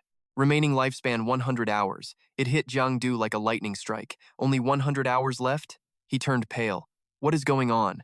Why is the system saying I only have 100 hours left? Is this the price I pay for unlocking the hunter rank? You call this a certain risk? Okay, stay calm. Do not panic. There has got to be a way to fix this mess. Based on the description, a hunter has to keep killing to stay alive. In other words, as long as I slaughter monsters, I can keep living. He reread the info. Rule 1, life and death belong to the hunter. Either stand in an endless slaughter to achieve immortality, or... Jiangdu guessed that based on this text, hunting might actually make him immortal. Point 2, legendary hunters can still kick it in another form even if their flesh is totally trashed. Kid is totally baffled. How do you survive without a body? And this rank awakening makes you insanely happy? What a load of crap. Only got a few days left. Happy my butt. If I do not wreck a monster soon, I am toast. I will have to beg Uncle Lai for help. Jiangdu thinks he has to kill this thing to steal its lifespan. He opens his phone to record. Might as well go viral and become a top idol while I am at it. It is just a burner account Uncle Lai swiped from the Nightwatcher Bureau anyway. Nobody can trace this to me. Right now, Jiangdu triggers his form. Pure shadow. The camera catches the moment. He is already live. Welcome to my channel, everyone. Get ready for this. Yo, I am Xiaodu. Giant spider anomaly right here. I am taking it down all by myself. First, we stay quiet. Creep up on the target slowly, then hit it with a heavy stick. We are getting closer. I am going silent now so I do not spook this thing. Jiangdu pulls out a solid rebar club. Cost a few $100. It is tipped with some mysterious metal. The monster smells its prey. It lunges forward, but he slips right past it like a ghost. The anomaly turns, but Du jumps behind it. His heart is pounding like crazy, but the monster is totally confused in its blind spot. Du thinks, I am standing right here and this thing still cannot see me. Hilarious. This shadow mode is seriously sick. Now to find its weak point and end this, he slides right under the monster's massive belly. His eyes glow. Found it. He grins and raises his weapon. Time to feel the pain, buddy. Rewind 30 minutes to the spider's perspective. It has been in this world a while and really likes the vibe.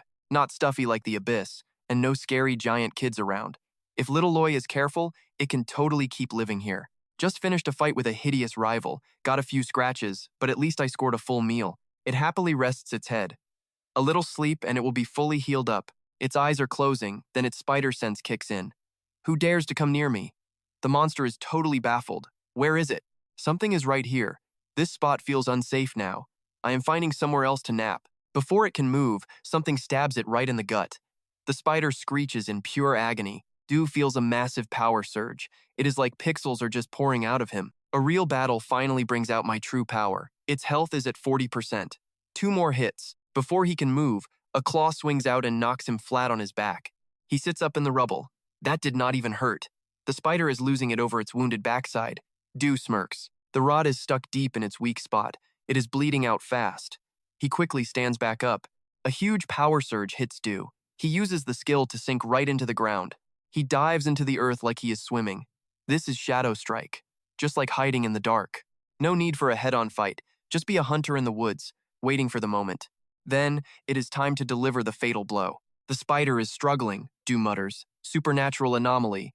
A winning grin spreads across his face. The hunter and the prey. The hunt begins. A girl scrolls through her stream feed. Sunset Watchers, your safety is our top mission. Hey everyone, I am a Night Watcher employee. Today I will give you the rundown on low-level anomalies. She is bored and switches channels. Hey, I am La. Today we are visiting a hidden alley eatery. I am the baddest guy around. Just call me Big Mang. Watch me perform an incredibly dangerous stunt for you all right now. Smashing this lighter, guys. Watch this. Dick hates it. What is all this garbage? Streamers have 0 ideas left. So boring. But then, her eyes go wide with shock. It is Du's stream. I am Du from the North Capital. She is curious. Various monsters and anomalies flash across the screen. She jumps up. Was that a real anomaly? Is this for real? Not just some special effects? Du is explaining.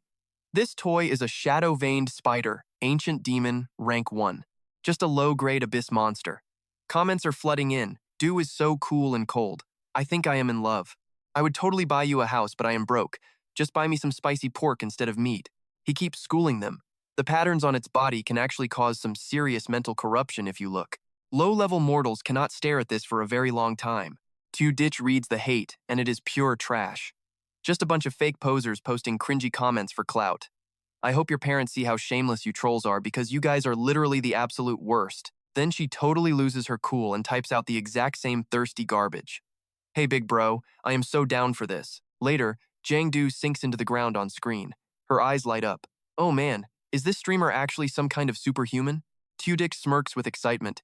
This is definitely getting interesting now. Inside the shadows, Giang is brawling with a giant spider. He goes straight for that stick on its back. One massive kick sends the monster into a screaming fit of pure pain. The beast strikes back, launching a surge of power right at Giang, but he vanishes in a total flash, leaving the monster completely confused. It stares at the spot where it just missed, only to feel a random finger poking its gross body. As it slowly turns around looking confused, Giang gives a friendly peace sign. Yo, I am right here. Giang keeps trolling the spider, and it can't land a single hit. 8 legs and you still miss? You are total trash. Dick watches with her mouth wide open. She is obsessed. He is so fast and incredibly hot. This streamer is the total package, fast and handsome. But then, the spider sprays a massive cloud of venom right on him. Poison floods the floor and Giang completely disappears into the sludge. The spider starts acting all smug and cocky. Try fighting me now. Suddenly, his voice echoes out. You really think dumping acid all over the floor is gonna stop me, you freak? Giang suddenly appears on top of a nearby skyscraper. He smirks and says, shadows are everywhere. Then he lunges forward like a literal bolt of lightning. The monster panics and sprays more venom, but he vanishes into thin air again. Because I own the shadows. Giang flickers in and out, teleporting wherever he wants, jumping through the darkness. He leaps gracefully off the wall. I am the hunter who came from the shadows. He pulls out another staff and appears right under the spider. All this endless killing made me lose my memory. I barely even remember my own name. One strike easily pierces the monster. His voice echoes in everyone's ears. My name is Du, and he is now totally covered in poison. Finally, the fight ends in a total landslide victory. He begins his work, absorbing the shadow monster. Dark abyss power slowly floats into his body. Giang takes a deep breath and absorbs every last drop of energy. A white robe flutters as it appears.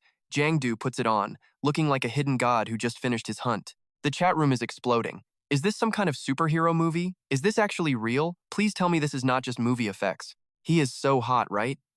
I love you. Over on her side, Ditch can't help but hug her phone tight. Her eyes are glowing with pure joy. This is so exciting.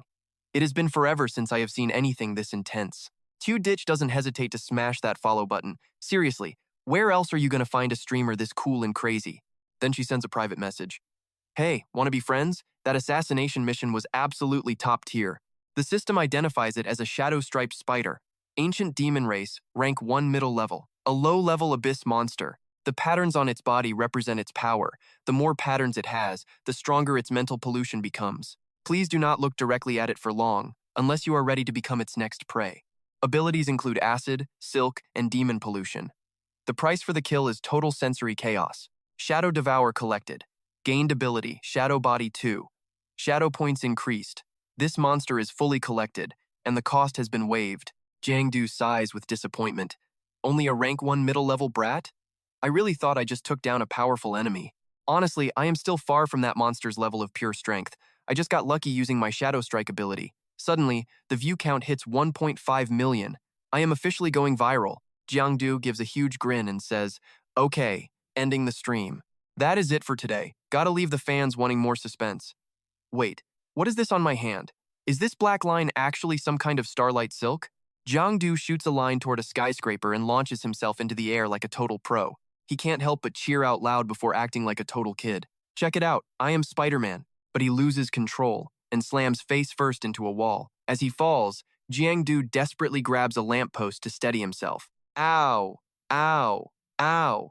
I really need to practice with this shadow silk way more. He checks his stats. 7 days left?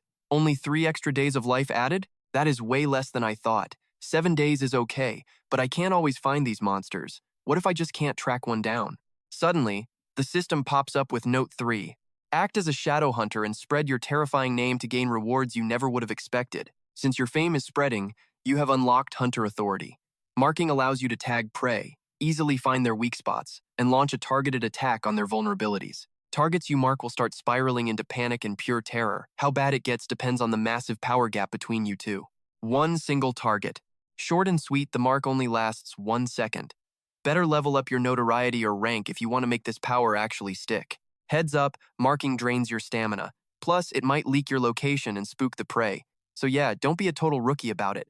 Use it wisely. Once you're tracking a marked target, your agility and strength go through the roof, making the kill a total breeze. Basically, any attribute or skill you have gets a nice little boost. Pursuit mode is free, 0 stamina cost. Just remember, it only lasts as long as the mark. Finish them off during the hunt to boost your notoriety. Jiang scratched his head, looking like a confused puppy. Fame unlocks authority? Since when was I famous? I'm just a guy doing his thing, right? Then it hit him the live stream, killing monsters, editing clips, making bank, and unlocking brand new powers. Copy skills, superpowers, everything was leveling up crazy fast. He stood up, feeling like he could take on the entire world right then and there. All right, time for some overtime. Jiang flipped on his pursuit vision and instantly caught the glowing trail of a monster nearby. Found you. He launched off the lamppost, diving straight for the kill with a grin that was honestly pretty terrifying. He looked like a predator. After brawling all night, Jiang finally stumbled back home. Zhao jammed an alcohol swab into his cut. He yelped like a kicked dog. Ouch, watch it. Why can't you just stay home? Who'd you fight this time? Jiang stumbled over his words before trying to act cool. Relax, I was being a hero. Yeah, right, Zhao scoffed. You ever see a hero who comes home looking like a chewed-up chew toy every single day? No skills, just acting tough. Jiang grumbled. If I used my shadow form, these would heal in minutes. I only kept them so you could play nurse for a bit. She squinted.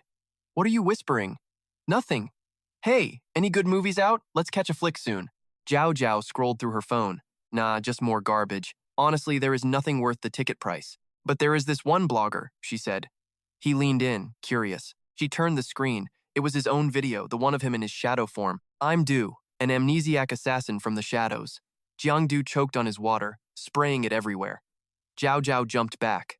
Whoa, chill. You okay? He scrambled for an excuse. Yeah, totally fine. You watching this guy?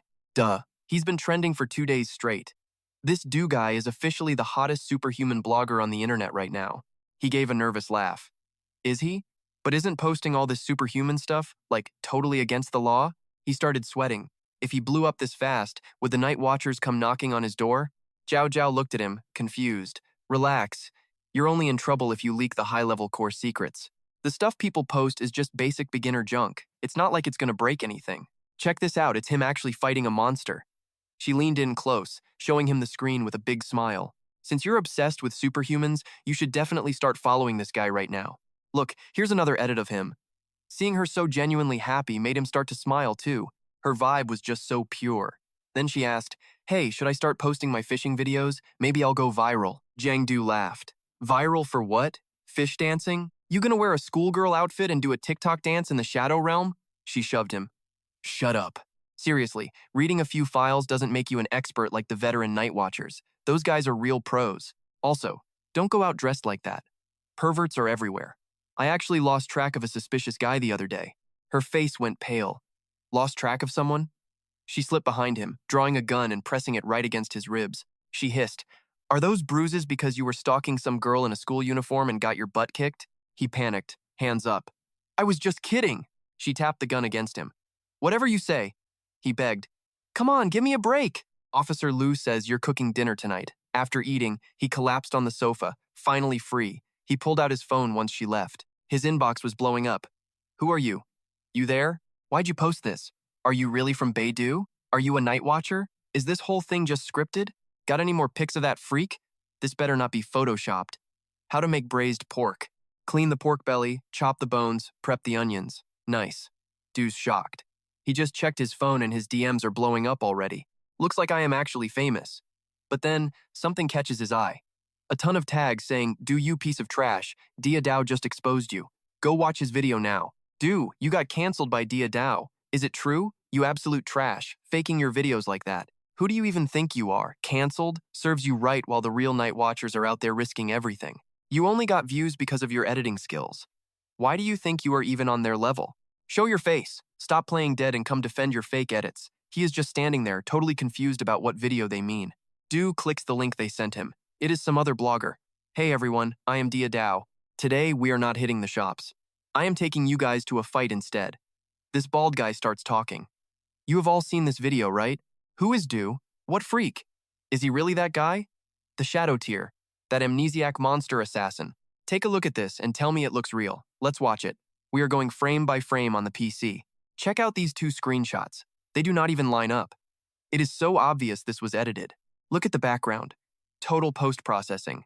He just blurred the whole scene to hide the truth." Du grumbles to himself. "Isn't this guy just a foodie?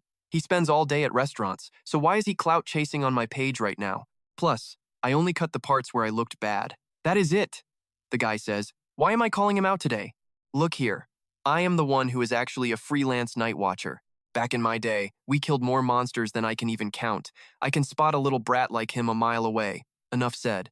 "You better clean up your own mess, kid." He scrolls through the comments. But this was all real. The Shadow tier and that monster were both 100% real. How is this fake? Why the edits? Blurring the background proves he has bad intentions. So what if I edited it? Editing doesn't mean the whole video is fake. I think some of these camera angles are a huge problem. That Du guy has zero skills. He is just trying to look cool. Exactly. Dia Dao is the man. He is the only real veteran night watcher here. Du scratches his head, frustrated. Fine, whatever. Even my own comics get hijacked by a bunch of boring idiots sometimes. It just goes to show, when the tide goes out, you finally see who has been swimming naked. Fine, if they think my video is fake, I will just go kill another monster and bag some extra lifespan. But first, I need to deal with this Dia Dao guy. He posts a thread. "You owe us an apology." This fake super blogger is trending hard. Du has a side like this. This whole drama feels off. Du's videos aren't that simple. Who even is this guy? He is definitely not normal. Just a random guy, speak up. It's scripted. No, he's a natural-born hunter, a total nightmare for his enemies.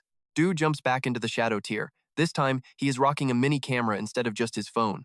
Du clips the camera to the left side of his chest. He looks around. Feels like there are fewer monsters than yesterday. The Shadow tier resets every once in a while. There were tons of them at first. Suddenly, his hunting skill starts glowing. Du spots one hiding out. Looks like we have a master camper here waiting to ambush some other freak. I am going to show you what a real pro camper looks like. He does not hesitate. The hunt is on. Du hangs his foot over the edge of the roof. But looking down at that height, he gulps hard and decides to take the stairs. Stay cool. Do not get cocky.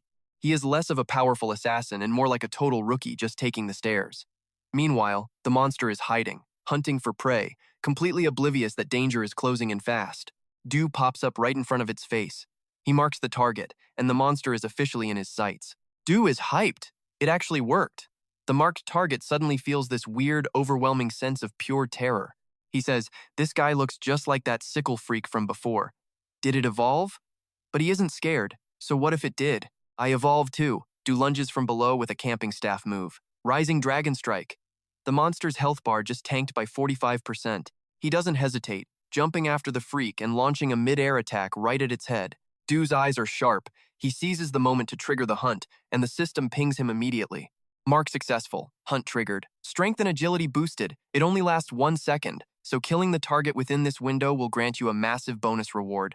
He appears right in front of the monster again, but the freak is fast and manages to dodge the blow. Dew is actually a bit shocked by its speed, but he does not hesitate to launch himself into the air. He lunges at the freak. It senses the danger and tries to bolt, but Dew is way too fast and cuts it off. Now the monster finally makes its move, opening that tentacle-filled mouth to launch a nasty attack. An invisible shockwave slams into him. Giang blocks it but reels this jerk can actually pull off mental attacks. That is insane. Then 2 razor-sharp slashes tear into him, making Giang cough up a mouthful of blood. He stumbles back to catch his breath. Damn, that really hurt. Just 1 hit and his health tanked by 34%. As the dust clears, the monster looks terrifying. High power, high agility, and a massive health bar. This thing is a total assassin. He wipes the blood from his mouth. Time for a change of strategy. Giang dives back into the shadows. Cannot touch this, buddy. He zips around, easily dodging every single strike. But the beast will not quit. It swings its scythe at him, then suddenly freezes mid-air. It just stands there, totally confused. Turns out the shadows caught its blades. He wastes no time and plants a heavy punch right in its gut. Jiangdu smirks. Gotcha, you idiot. He springs into action, moving his feet with lightning-fast speed. He pummels the thing repeatedly. High stats do not mean squat if you cannot move or run away, right? This is my turf now. You are not going anywhere today. Trapped and unable to even budge, the beast lets out a massive, furious roar. He snaps and kicks it hard. Don't even think about trying that move again. He keeps laying into the monster's face. Once it is finally weak enough, he raises his hand to deliver a final, lethal strike. But suddenly, Jiangdu's hand stops right in front of it. Cold sweat starts pouring down his face. How is this possible? The monster's face morphs into Duke Bao, that guy from the Night Watch. Jiangdu cannot believe it. No way. Did the Night Watchman not already take him away to safety? Why does he look like this? Why is he here? While he is distracted, the creature explodes with power and breaks free. It bolts in a panic, catching him off guard. Wait, I need to talk to you. Get back here. He chases it to a skyscraper before stopping. He is out of breath, but his eyes are still searching frantically. He slumps his shoulders and sighs. It is no use. He completely lost the trail of that monster. System alert. Entering the shadow floor. You have located a prime target. Your inner hunter is hyped for the upcoming slaughter. You are already picturing the kill. Jiangdu walks slowly, ignoring the annoying system voices ringing in his ears right now. The system chimes in. You were so close, but the prey escaped. Too bad. This hunt is a total failure. Warning. Fail too many hunts and your power drops. It might even shave years off your life. You know the deal. Keep killing, build your rep, and level up. That is the only way to master life and death. But right now you are just pissed off. Life feels like a joke. Forget hunting. You are done with it. A demonic voice whispers, then just wait for death. He angrily punches the system screen and growls in pure frustration. Enough! Stop nagging me! After venting, Jiangdu pulls his hand back, feeling totally helpless. He clutches his head in pain. A hero dies saving people, only to turn into this? Suddenly, he stops, completely frozen. He looks at his reflection in the glass. If I die, then what? He cannot help but wonder, will I become a monster too? He clenches his fist. There is no turning back now. I have to keep hunting. No choice. Later, he heads to the Van High East 1 assembly zone. He looks around. This is it. The news said monsters frequent this area. Finding a target should be easy. He activates Shadow Eye. A dark portal rips open right on the skyscraper. He leaps through, moving almost like he is teleporting around the city. He scans the area. Damn, there are way more monsters here than back at my old neighborhood. But they are total cowards, hiding inside the buildings. Then, something catches his eye way off in the distance. He is shocked. Huh? One of them is sitting on a roof, not even hiding. He realizes what's happening. This guy is strong, he thinks. But wait, its leg is messed up and its health is super low. Perfect timing. I am not missing this shot. A shadow creeps across the roof as Jiang Du's dark hand emerges. He slowly sneaks up on the beast. But just like that, the creature senses something is definitely wrong. The moment it turns, Jiang Du vanishes into the ground, acting like nothing was ever there to begin with. He is stunned. So sharp! These monsters are way more alert than the ones back in my own neighborhood. This thing has a crazy sense of smell. Its health is low, but it is on high alert right now. I need to lower its guard first. Stay patient. Wait for it to relax and go back to eating. Done. Jiangdu activated his tracking mark over at the Liu family apartment complex. Zhao Zhao saw him walk in and snapped. Coming home this late? Where were you? Grab these bags. Uncle Li, Dad Tuan Quang asked, cooking for Jiangdu again. Are we? Officer Liu shrugged. I told him to stay. My kid is basically a part of your house now. She blushed. Stop talking trash, Dad. Anyway, why are you home so early? He smiled. Work is slow, so I left. Let's go hit up a nice restaurant together for once. Zhao Zhao shot that down. No way. I am already halfway through cooking. Tuan Quang did not hesitate and sat right down in his chair. Some other time then. Today I get to taste Zhao Zhao's cooking. It is a rare treat, and I guess I am lucky Jiang Du is here. She was steaming. Uncle Li? He asked. Where is he? Not home? Zhao Zhao shook her head. No clue. Out messing around, probably. Tuan Quang sighed, disappointed. Seriously? Kid is out playing while this girl is here slaving over a stove for him? Right then, Jiang Du stumbled in, covered in bruises. Where is the food? I am starving. Is it ready? I am literally dying over here. Zhao Zhao, what is on the menu? Let me see. I am in a great mood, so I got you that lollipop you love. You won't believe it, a dog chased me for miles. Almost got bit. Also, why did you spam my phone with all those texts? Miss me that much? But then he saw the two adults and froze. He swallowed hard, throat feeling tight. He instantly hid the candy and flashed a shaky smile. Yeah, dog chase. Ran like a total maniac. My brain is just fried from all that sprinting. Total misunderstanding. I am not even making sense. Tuan Quang waved him off. Sit down. It is rare we all eat together, so do not kill the vibe. You got in a fight? Young guys fight. It is part of growing up. Officer Liu nodded.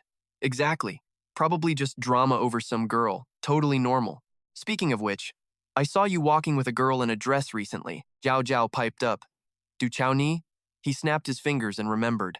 Yeah, that is her. Cute girl, real elegant look. If I had met a girl like that back in my day, I would have gladly taken a few punches too. Drink up. Good luck, kid. Jiangdu tried not to laugh at Zhao Zhao's visible anger. Uncle Liu really does not know when to shut up, especially in front of Zhao Zhao. Tuan Quang prodded him. Don't just stand there. Toast the man. He grabbed his water. Uncle Liu. Cheers, he said, sweating bullets. These two old guys are definitely teaming up to roast me. He chugged the whole glass, even if it was just soda. Dad gave him a cryptic, knowing smirk. Eat up, Uncle Liu. You are always working. You hardly ever get a taste of Zhao Zhao's home cooking. Officer Liu agreed. Then Jiangdu added, she must cook for you all the time at home, right? No wonder she is a pro. That hit home. He was totally stunned. Officer Liu looked at his daughter, like heck she does. Usually, it is just takeout, but she is treating this kid like a king, always rushing over here to serve him something new every day. Jiangdu smirked, feeling the win. The dinner went great. Jiangdu toast Uncle Liu again. Cheers, Uncle. Thanks for all the hard work. And here is to you, daughter.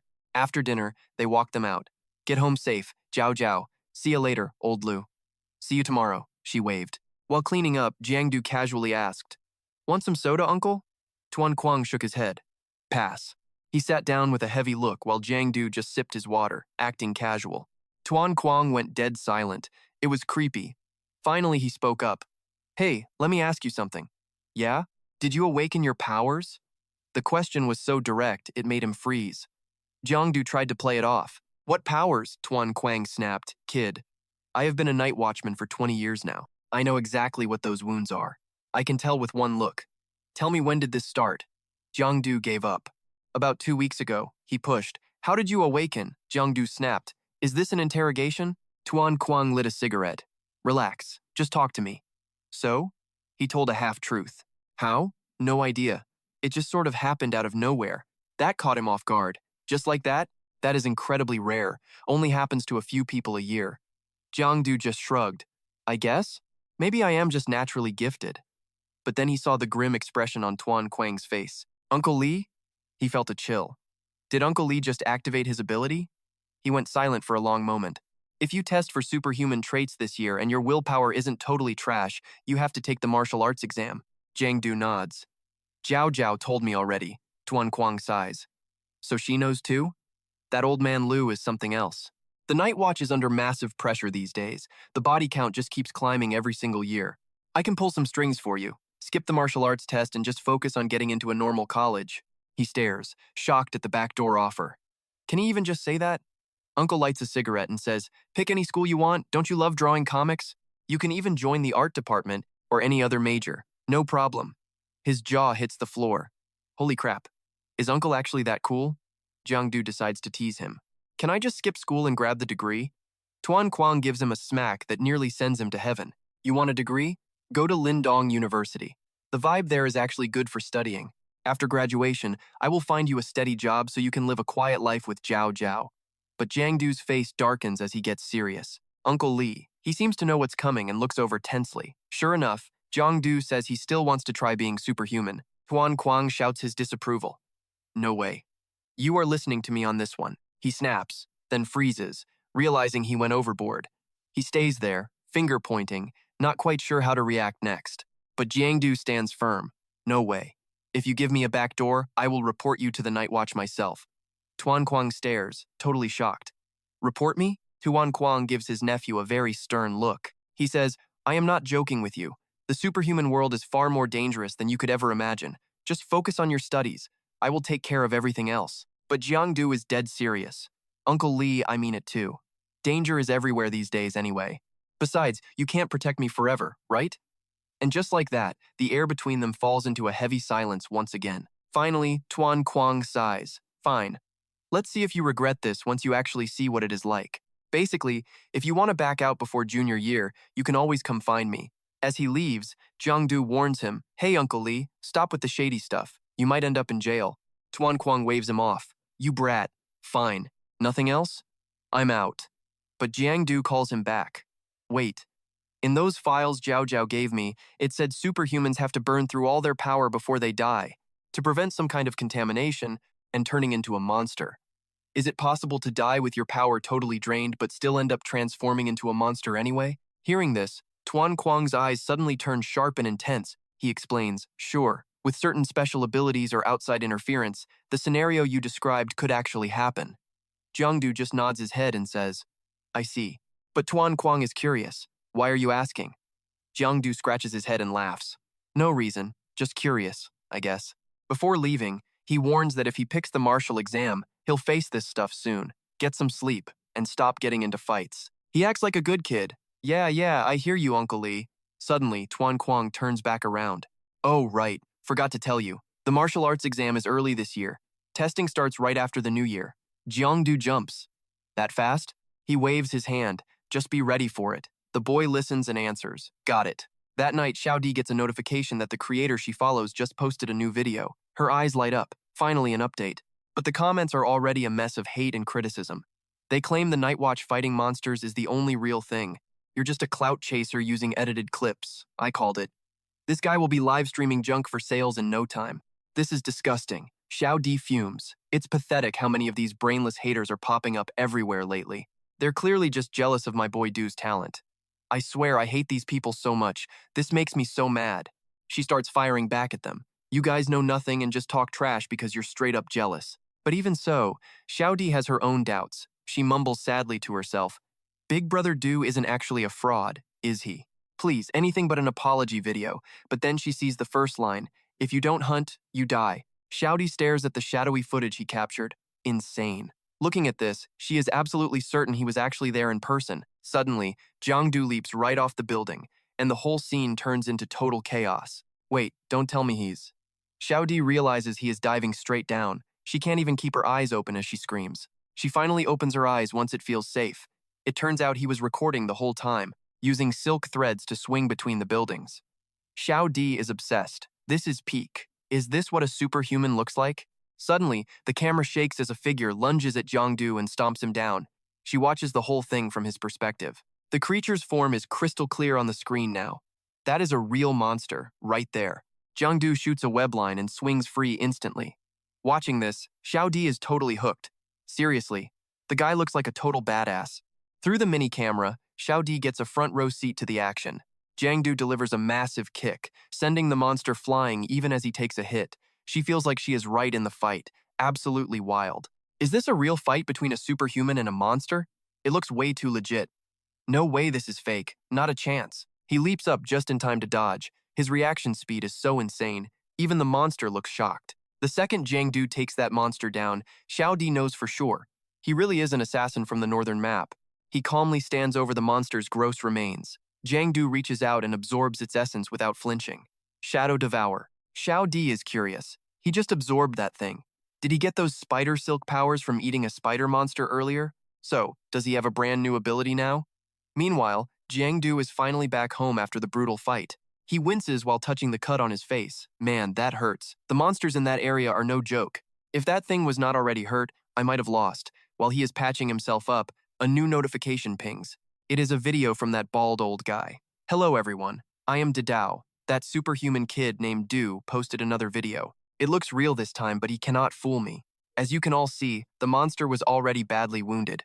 This type of monster is weak. Any normal person with a little training could pull this off. If he is actually superhuman, why only pick on the weak? Jiang snaps and kills the video. This guy just will not quit. This Didao guy is such a pain. He curses under his breath. Man, this guy makes my blood boil. Jiang collapses onto the sofa to rest, lost in his own thoughts. Truth is, my raw power still is not enough. I barely scraped by against a level 1 monster. I have to get stronger. I need to reach a level where no one can ever doubt my power again. Jiang crosses his arms. My current level will not cut it. I need more power.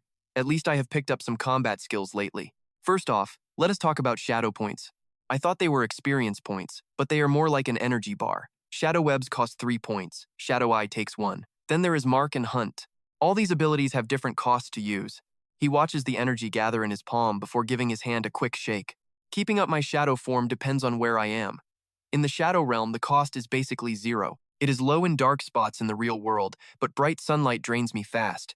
Plus, that talent evaluation is coming up soon. Jiang walks onto the balcony, crunching the numbers under the stars. Most people with actual talent are only at the level of 1 to 3 shadow points. Even if I do not level up before the test, I have enough power to freak them all out. Being better than everyone else makes you a target. Flexing too hard just invites a world of trouble. So, stay humble? No way. I'm going to show off big time. With Uncle Lee backing me, who am I supposed to fear? He laughs so loud the neighbors downstairs can hear it. Jiang grins. Hurry up and make me happy. The old guy downstairs just sighs. That idiot upstairs is at it again. But the next morning, he is stuck at the center with Bao Kuang. Jiang grumbles while watching 2 girls go shopping. Total scammers. Jiang grumbles while watching 2 girls go shopping. Total scammers. Did you not say this would take 1 hour? It has been all morning. I am wasting my life here. Bao Kuang tells him to stop joking about death. It is bad luck. He just mumbles. I am not joking. No hunting? Might as well be dead. That catches him off guard. What did you just say? Jiang quickly sits up to change the subject. Never mind, they are out. The girls are already debating lunch. Should they go with salad? They do not notice what is coming. He just laughs. Salad is boring. I will take you to a spot students actually love. Then he leads them to a grilled oyster joint. Jiao Dao looks ready to explode. This is the place you said was perfect for students? Xiao Xiao giggles. It is perfect, especially for the guys. Jiang does not see the issue. He is hurt and needs to fuel up on some real food. She starts to relax. Oh wait, turns out he is just ordering regular stuff. I thought he was going to go crazy, but he actually orders. Forget everything I just mentioned. Give me one of everything else. And make sure those oysters are huge and fresh. The waiter brings out the plates. Here is your food. Enjoy.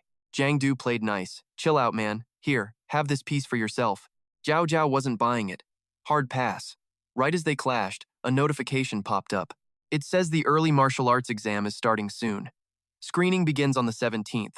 We expect to finish by the 20th, and the special training camp officially opens on the 25th. Xiao Xiao saw it too. No way, the early martial arts exam is mandatory? Seriously? Bao Kuang was sweating bullets. After the holidays, we have to do an aptitude test. This is getting annoying. Jiang patted him. Don't sweat it. Your stats are definitely failing anyway. Bao Kuang groaned. Yeah, thanks a lot. You guys know the drill. When I was 7, some creepy variant brat followed me. By the time they killed it, I was infected and stuck with a major mental block. Jiang started bragging. Man, if that were me, I would have thrown hands with that thing on the spot. Zhao Zhao rolled her eyes. You think everyone has thick skin like you? It is called avoidance. The ostrich effect. Most people just shut down like that when things get scary. Even if they look fine, the trauma those variants leave behind on people is still very much there. That talk totally killed the vibe.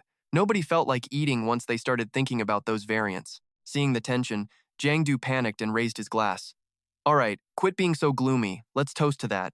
Just as he reached out to get them to join him, a loud alarm blared, making everyone in the room jump. Jiao Jiao went pale as she realized that was the pollution sensor siren. A variant has definitely broken into the shopping mall. The warning sirens were screaming through the mall. Someone suddenly yelled, "Everyone, get out of here! Run for your lives!" Like a switch flipped, the crowd went totally wild. "Get out of my way. Move it. You in front. Hurry up. Do you want to die?" "Variants are here. They are here. Shut up already. Just shut the hell up and move." Bao Kuang broke into a cold sweat. "This is bad. It is too crowded. We cannot get through." Xiao Xiao panicked. "What now?" Jiao Jiao tried to calm them. "Don't panic. Just be quiet and we will get out." Then she heard Jiang say, "Get inside." He had somehow smashed through the wall already. She was actually stunned by how incredibly cool he looked doing it. Jiang took charge and yelled, "What are you waiting for? Run!" While the girls helped Bao Kuang out, he scanned the whole area for danger. A terrified citizen ran past, screaming that the variant was right there. It was a massive monster with arms like razor-sharp scythes. Jiang grit his teeth. "There are way too many people here. If I make a move, everyone will see me." So he grabbed Jiao Jiao by the hand and pulled her along. All four of them started pushing through the crowd to escape. She stayed calm and sized things up. Theoretically, this whole mall should have security measures in place. How did a variant even manage to get inside? Jiang snapped at her. "It is too late for that. We need to get out of here first." "Good thing it took a while to crawl out, or this whole mall would have been slaughtered already." He pointed ahead. "Go, now. We can get to the next floor right up ahead." But just then, a massive tremor shook the entire building. Jiang yelled to the group, "Watch out, it is collapsing. Hold on to me." Then all four of them plummeted into the hole. "Oh crap, no way." Screams echoed through the thick clouds of dust. "Help me." After the fall, Jiang was covered in grime and definitely feeling the pain. He was worried about his friends. "Is everyone okay?" Jiao Jiao and Xiao Xiao were a mess, but they only had a few scratches. Bao Kuang grit his teeth in agony. "My leg. It is pinned under something." Everyone rushed over to check on him. Jiang knelt down. "Don't worry. Let me get this rock off you." He strained his muscles and lifted the slab. Once Jiang got the rock off Bao Kuang, it was clear his leg was in pretty bad shape. He tossed the rock aside. Jiao Jiao pulled out a white medicine box and handed it to Bao Kuang. "Chew these painkillers now." He took them and chewed while asking, "Where are we? Why did it get so dark all of a sudden?" She frowned, feeling really tense. "I don't know. I've never seen anything like this." Jiang touched the ground to feel it. His eyes went wide. "This is still the shopping mall. We must be on the floor we were on before." Suddenly, black smoke started swirling around his hand. Jiang frowned in shock. "No way. This feeling is way too familiar. It feels like home." He looked at the hazy floor swallowed by smoke. The whole building was pulled into the shadow realm. More people fell and got crushed by concrete. "My leg. Dad, I am so scared." "It is okay. The night watchers are close by. They will be here soon." Jiang watched everyone closely. "This is bad. There are still so many people trapped down here. There's no transport in the Shadow Realm. It will take the Night Watchers forever to get here." He looked at his friends. "If we wait, the variants will attack. The pollution here is lethal. We need to get everyone out fast." Jiang pointed to his wrist with a question. "Jiao Jiao, aren't you wearing that watch Uncle Luke gave you?" She perked up as she remembered. "Oh, right. I almost totally forgot." Bao Kuang and Tiu are hyped when Jiao Jiao slams that panic button. She says it is a distress signal, and the Night Watch will be here soon. Tiu cheers. "Jiao Jiao is the GOAT. We are actually gonna make it." Jiang stays quiet, not sure about help, but this watch blocks the local toxins. Suddenly, massive monster shadows loom over them, and everyone loses their minds. "Monsters?" "Straight up monsters." He glares at them. "Game on." Suddenly, the ground beneath them starts screaming.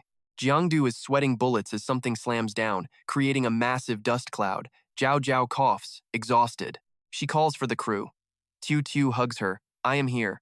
Bao Kuang grunts from the debris. "Where are you guys?" Jiao Jiao ignores him, shouting, "Jiang where are you hiding?" She spots a massive crack in the street. Did he straight up fall in? Elsewhere, Tudich wakes up battered in the ruins, wondering what just happened. Memories flash shopping with Tuna, then that crazy alarm. They ran with the crowd. She jumps up. "Tunya?" Then, she feels slime. She looks back, frozen. Someone is mangled. She trembles, calling for Tionya.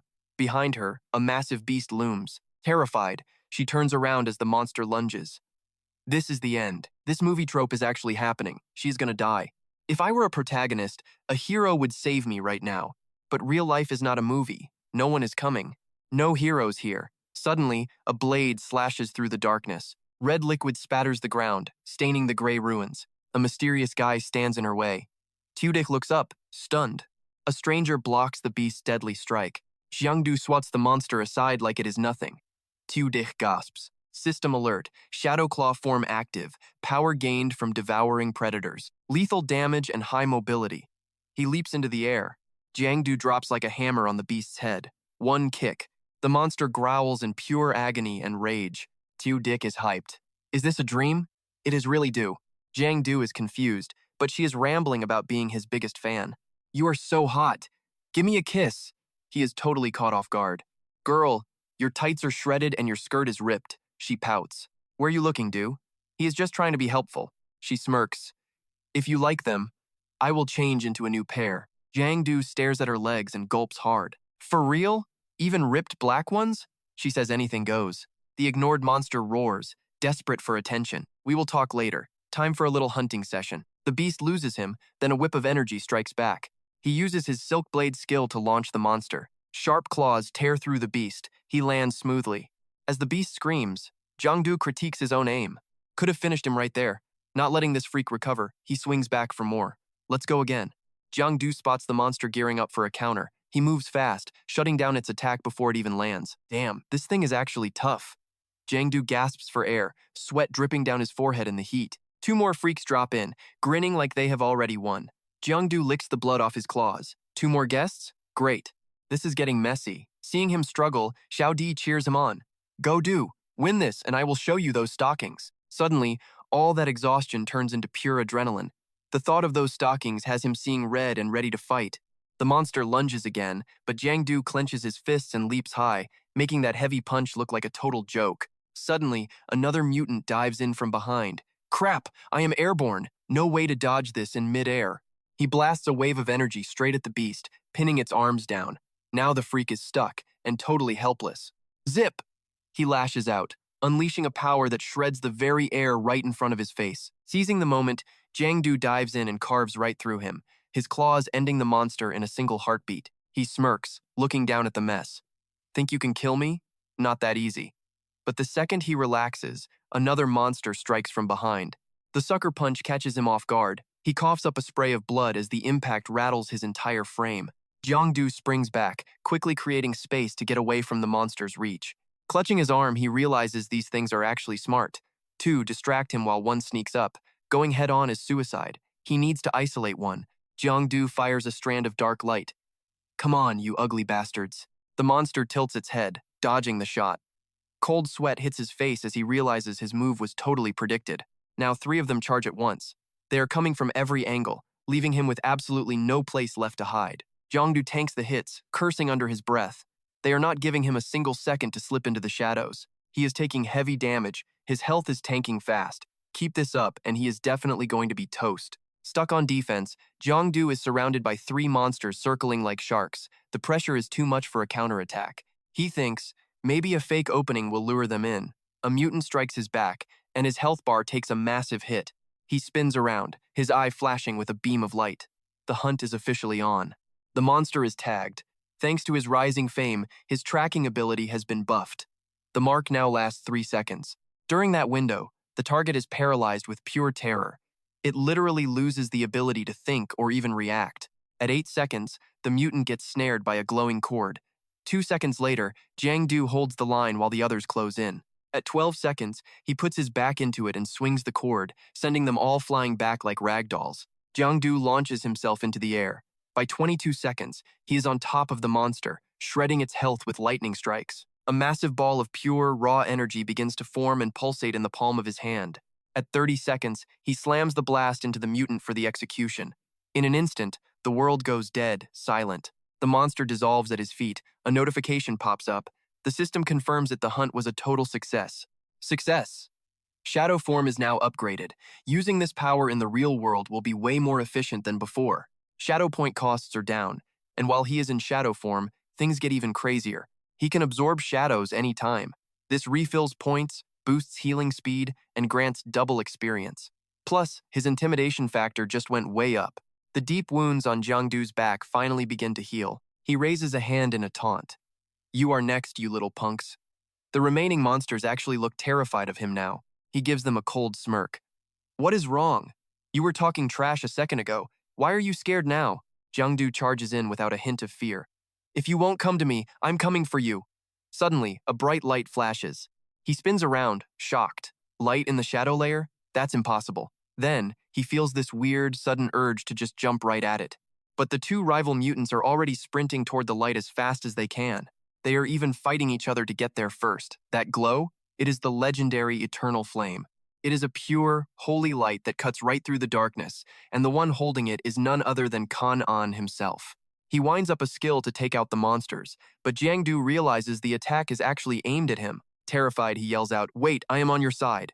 Meanwhile, a monster sneaks up on Kan, but he casually shifts his attack and deletes it. Jiangdu breaks into a cold sweat. One hit, one kill. That is insane power.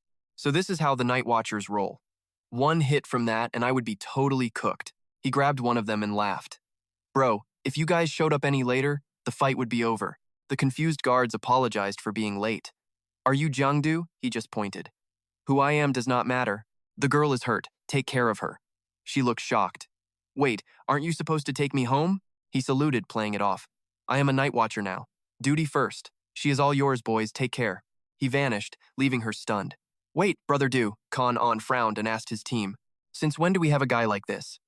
"He is a viral blogger lately, a shadow user. Weak, probably just level 1.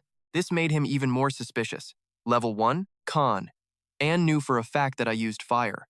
Where did this shadow stuff come from? And he vanished right in front of us. Is that really level 1 stuff? He watched her throw a fit. "Fine, get her home first. Then dig up everything you can find on this Du guy." Zhao Zhao shone her light on the bodies. "Jiangdu, where are you?" She stepped forward, shaking. "Please answer me." Blood was everywhere. "You cannot be dead." Suddenly an arm reached out from the rubble, making her jump in fear. "I am over here." He was pinned under a massive rock. "Quick, help me out." Her chest felt tight from the panic. "Hang on, just wait while I move these heavy rocks off you." Jiangdu grabbed her arm. "No time for that. Just pull me out right now." She panicked. "You are pinned down, so how can I pull you out?" Surprisingly, he lifted right up into the air. "Wait, these rocks were not even touching you, were they?" He laughed awkwardly, trying to save face. "I probably could have crawled out on my own. Guess I just froze up from the shock for a second." She looked at his back. "That is a huge cut. Did a rock do that?" He forced a smile. "Do not worry about it. It is fine." But inside he cursed. "A monster slashed me, not a rock." "Wait, where are the others?" The Night Watchers saved them. They were both hurt, so they were sent to the hospital already. His eyes softened. "So, you stayed behind just to look for me?" She blushed and looked away. "Obviously. If you died, what would I tell your Uncle Lee?" He stared at her red face. His eyes got watery as he whispered her name. Out of nowhere, he lunged forward and hugged her tight. She froze as his warmth hit her. She hit his head, totally embarrassed. "What are you doing? Let go." He just grinned and held on. "I saw so many scary monsters with giant blades earlier. It was totally gross." He kept acting and leaned into her. "I am terrified. Let me hug you a bit longer. Get off." A voice broke the mood. Tuyet stood there, looking super awkward. I heard screaming. "Are you guys okay?" Zhao Zhao pushed him away. "We are fine," he sighed. "Really?" Tuyet looked at them. "Glad you are safe. Follow me out." He yelled back. "Got it!" She glared at him. "What now?" He faked a smile, but he was screaming inside. "I forgot to absorb those monsters, my precious shadow points. They are all gone now." The sun shone brightly into the Night Watcher office. Under the desk lamp, Li broke the silence. "Your name?" The handcuffs were finally removed. He rubbed his wrists as she checked his file. "Age?" He sat up straight. 18. She turned on the recorder. "Taking college exams this year?" He nodded. Suddenly, her tone got serious. "The impact of this incident is not small. Standard procedure says you need to go through psychological therapy. The treatment will last for about 1 full month." This stunning Night Watcher with the deep voice and a sharp look sat across from him, staring him down. "If you take martial arts exams now, your scores will tank." He broke into a cold sweat. "I feel totally fine. Can we skip the therapy?" She looked at the report. "Monster corruption is dangerous. If you wait until the corruption explodes, it is too late. This psychological treatment is absolutely mandatory." He panicked. "The martial arts exam is in 10 or so days.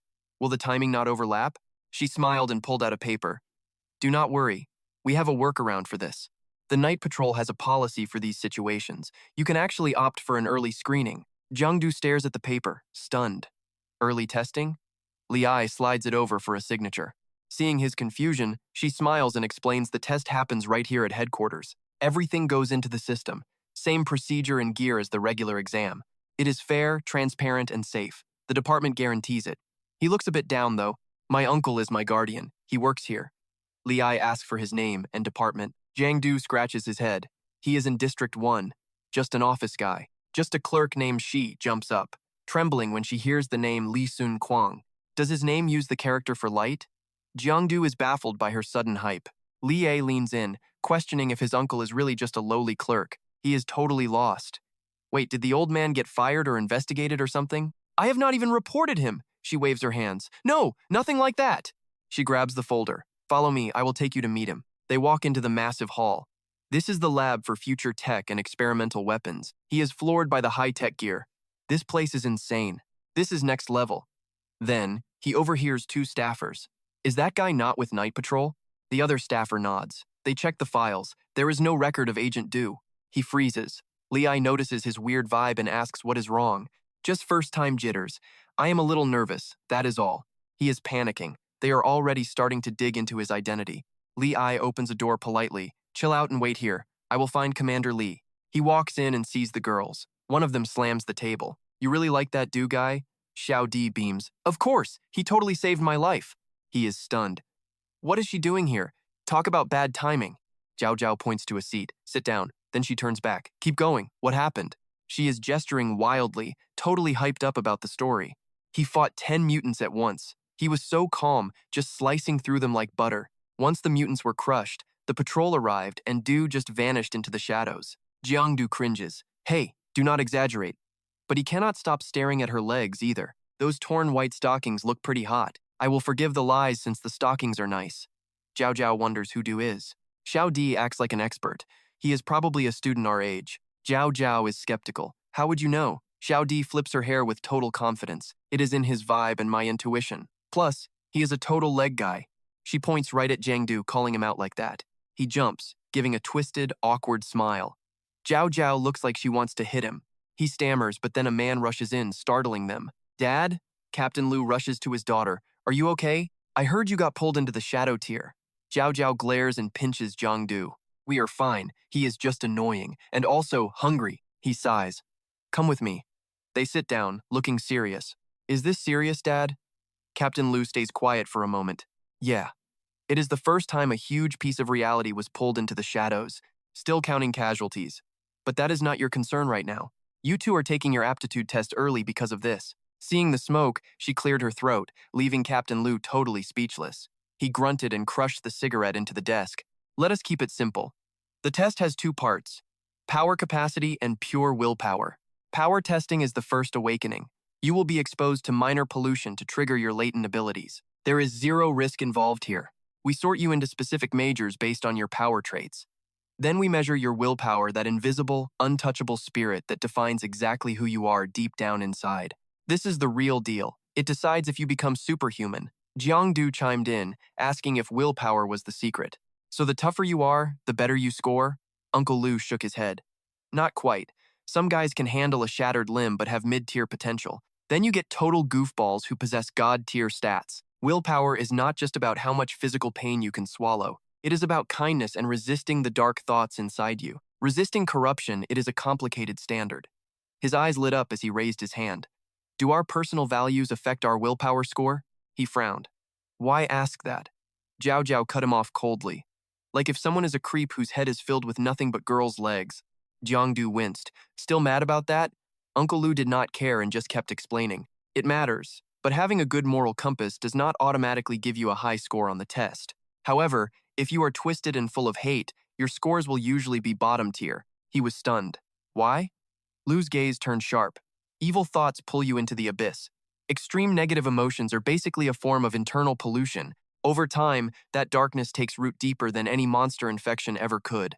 You have to vent those negative feelings immediately. Do not let them fester.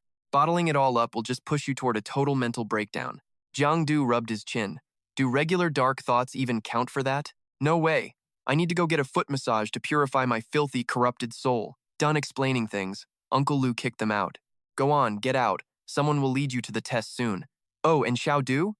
Uncle Lee is on a mission and won't make it. I signed all your paperwork for you already. He smiled. Thanks, Uncle Lu. I really appreciate it. He warned him not to push too hard. Just let it happen naturally. Jiang Du waved. Don't worry. Zhao Zhao nodded politely. I understand. They left the office to find Xiao Di waiting. Back already? She was the only one left in the hallway at the moment. Zhao Zhao sat down and looked around. Where is everyone? Xiao Di pointed toward the elevators, gone to do paperwork with their families. She was curious. Is your family coming? She shook her head. My parents are just business people. They just left town for a meeting, so they can't make it. I just called to have them sign remotely. Just then, the others walked back in. Everyone here? Bao Qing laughed from his wheelchair. This stuff is magic. One spray on my leg and, guess what? Zero pain. Jiang Du looked worried. You are still injured. Are you really taking the test in that condition? Are you going to be okay? Bao Chang just grinned. Relax. They said it won't mess with my test results at all. Xiao Xiao teased him. Don't let the smile fool you. He was hiding in the corner crying earlier. He jumped. I was not. While they were joking around, the doors swung open and a group marched in. The mood shifted instantly. Dead silence. Jiang Du frowned. Why does everyone look like they just lost their best friend? Zhao Zhao sighed. You don't get it. These people just wanted a normal, quiet life. After today, their peace is gone forever. Li Ai spoke up. All right, looks like everyone is finally here. Let's get down to business. This exam covers two things: your abilities and your willpower. We grade your power based on three things: growth, potential, raw, destructive force, and the physical price you pay to use it. Results are split into 4 ranks: lower, middle, upper, and the elite top tier. Willpower is graded on how well you resist mental corruption. There are 6 levels, color-coded from white and green to blue, purple, red, and orange. In the past, people with level 1 talent weren't allowed to join the martial trials. But this year is different. Even if you only hit level 1 white, participation is mandatory. Your total superhuman rank is a combination of both your raw ability and your willpower. If your will is strong enough, you can overcome even the weakest powers. On the flip side, if your will is weak, you are stuck at a desk no matter how strong you are. That is the gist of it. If there are no questions, follow me to the waiting room. Jiang Du peered through the glass. A massive object sat there, hidden under a cloth. The proctor started calling names, his voice echoing clearly. Xiao Xiao? She jumped. Here! She took a deep breath. Someone whispered. Go on. Don't be nervous. She nodded to her friend, took a deep breath and thought, all right, I am going in first. Wish me luck. Inside the room, Xiao Xiao stood with Tan Min while a bunch of people waited outside the door in total silence, watching closely. That cloth flew off to reveal a glowing stone pulsing with pure power. Holding the fabric, Tan Min said, all right, let us get started. The indicator light mounted on the entrance door was still glowing a steady green for the time being.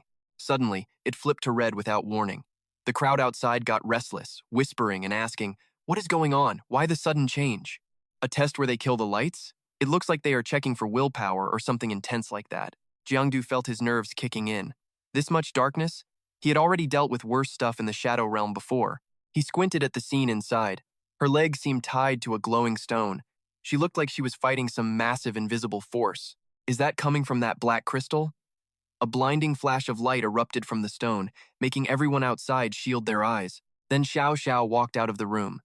Zhao Zhao saw her and immediately rushed over to see what had happened. So, how did it go? Bao Kuang rolled his wheelchair closer, asking, did you get the results back yet? She shook her head and said, sadly, no willpower talent, all that training was for nothing. Hearing that, he groaned, wait, what?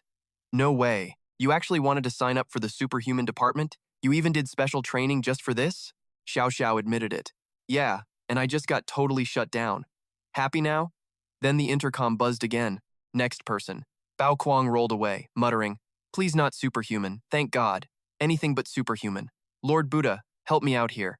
Feng Xiao Xiao rolled her eyes and said, stop praying, there is no way you are it. The light on the door was still red. Bao Kuang rolled out looking dazed, his face totally dark as he muttered, I passed. He passed. Xiao Xiao stood there like she just got hit by lightning. What? How is that even possible? The two of them sat there moping, complaining that the one who wanted it failed and the one who did not got in. Zhao Zhao tried to comfort them, saying it is just fate. The speaker crackled again. Next up, Zhao Zhao. Hearing her name, she let out a long sigh. Standing behind her, Jiang Du just gave a little smirk. Zhao Zhao turned back with a smile and said, I am off. See you later. She looked focused, dark red energy swirling around. That crazy light show was definitely coming from the strange stone sitting right there at her feet. Jiang Du watched closely and noticed her stone was glowing red. The chubby kid's stone had been green earlier. I remember willpower levels 1 to 6 have different colors. Red means he paused, realizing that was actually level 5. Once it finished, the hallway erupted in noise. Xiao Xiao asked curiously, Well, did you pass the test? You passed, right? Zhao Zhao looked flustered. Yeah. Seeing her like that just made Jiang Du even more amused. You can barely breathe, girl. Zhao Zhao snapped back. You will see for yourself once you get in there. Jiang Du teased her. Wow, you are scaring me. Give me some motivation. How about a kiss? She yelled. Get lost. The voice called out again. Next, Jiang Du. Hearing his name, he bolted toward the door. Catch you later. Zhao Zhao stood alone and sighed, her face turning a little red as she whispered, Good luck in there, man. Jiang Du felt a bit touched by that. Thanks. A moment later, he stepped into the testing room where the proctor looked stern. Jiang Du? He answered, Yeah, that is me. Tan Min checked the file. Any powers awakened? Jiang Du nodded. Yeah, I got them. The guy told him to take the medicine, then stopped cold. Wait, you already awakened?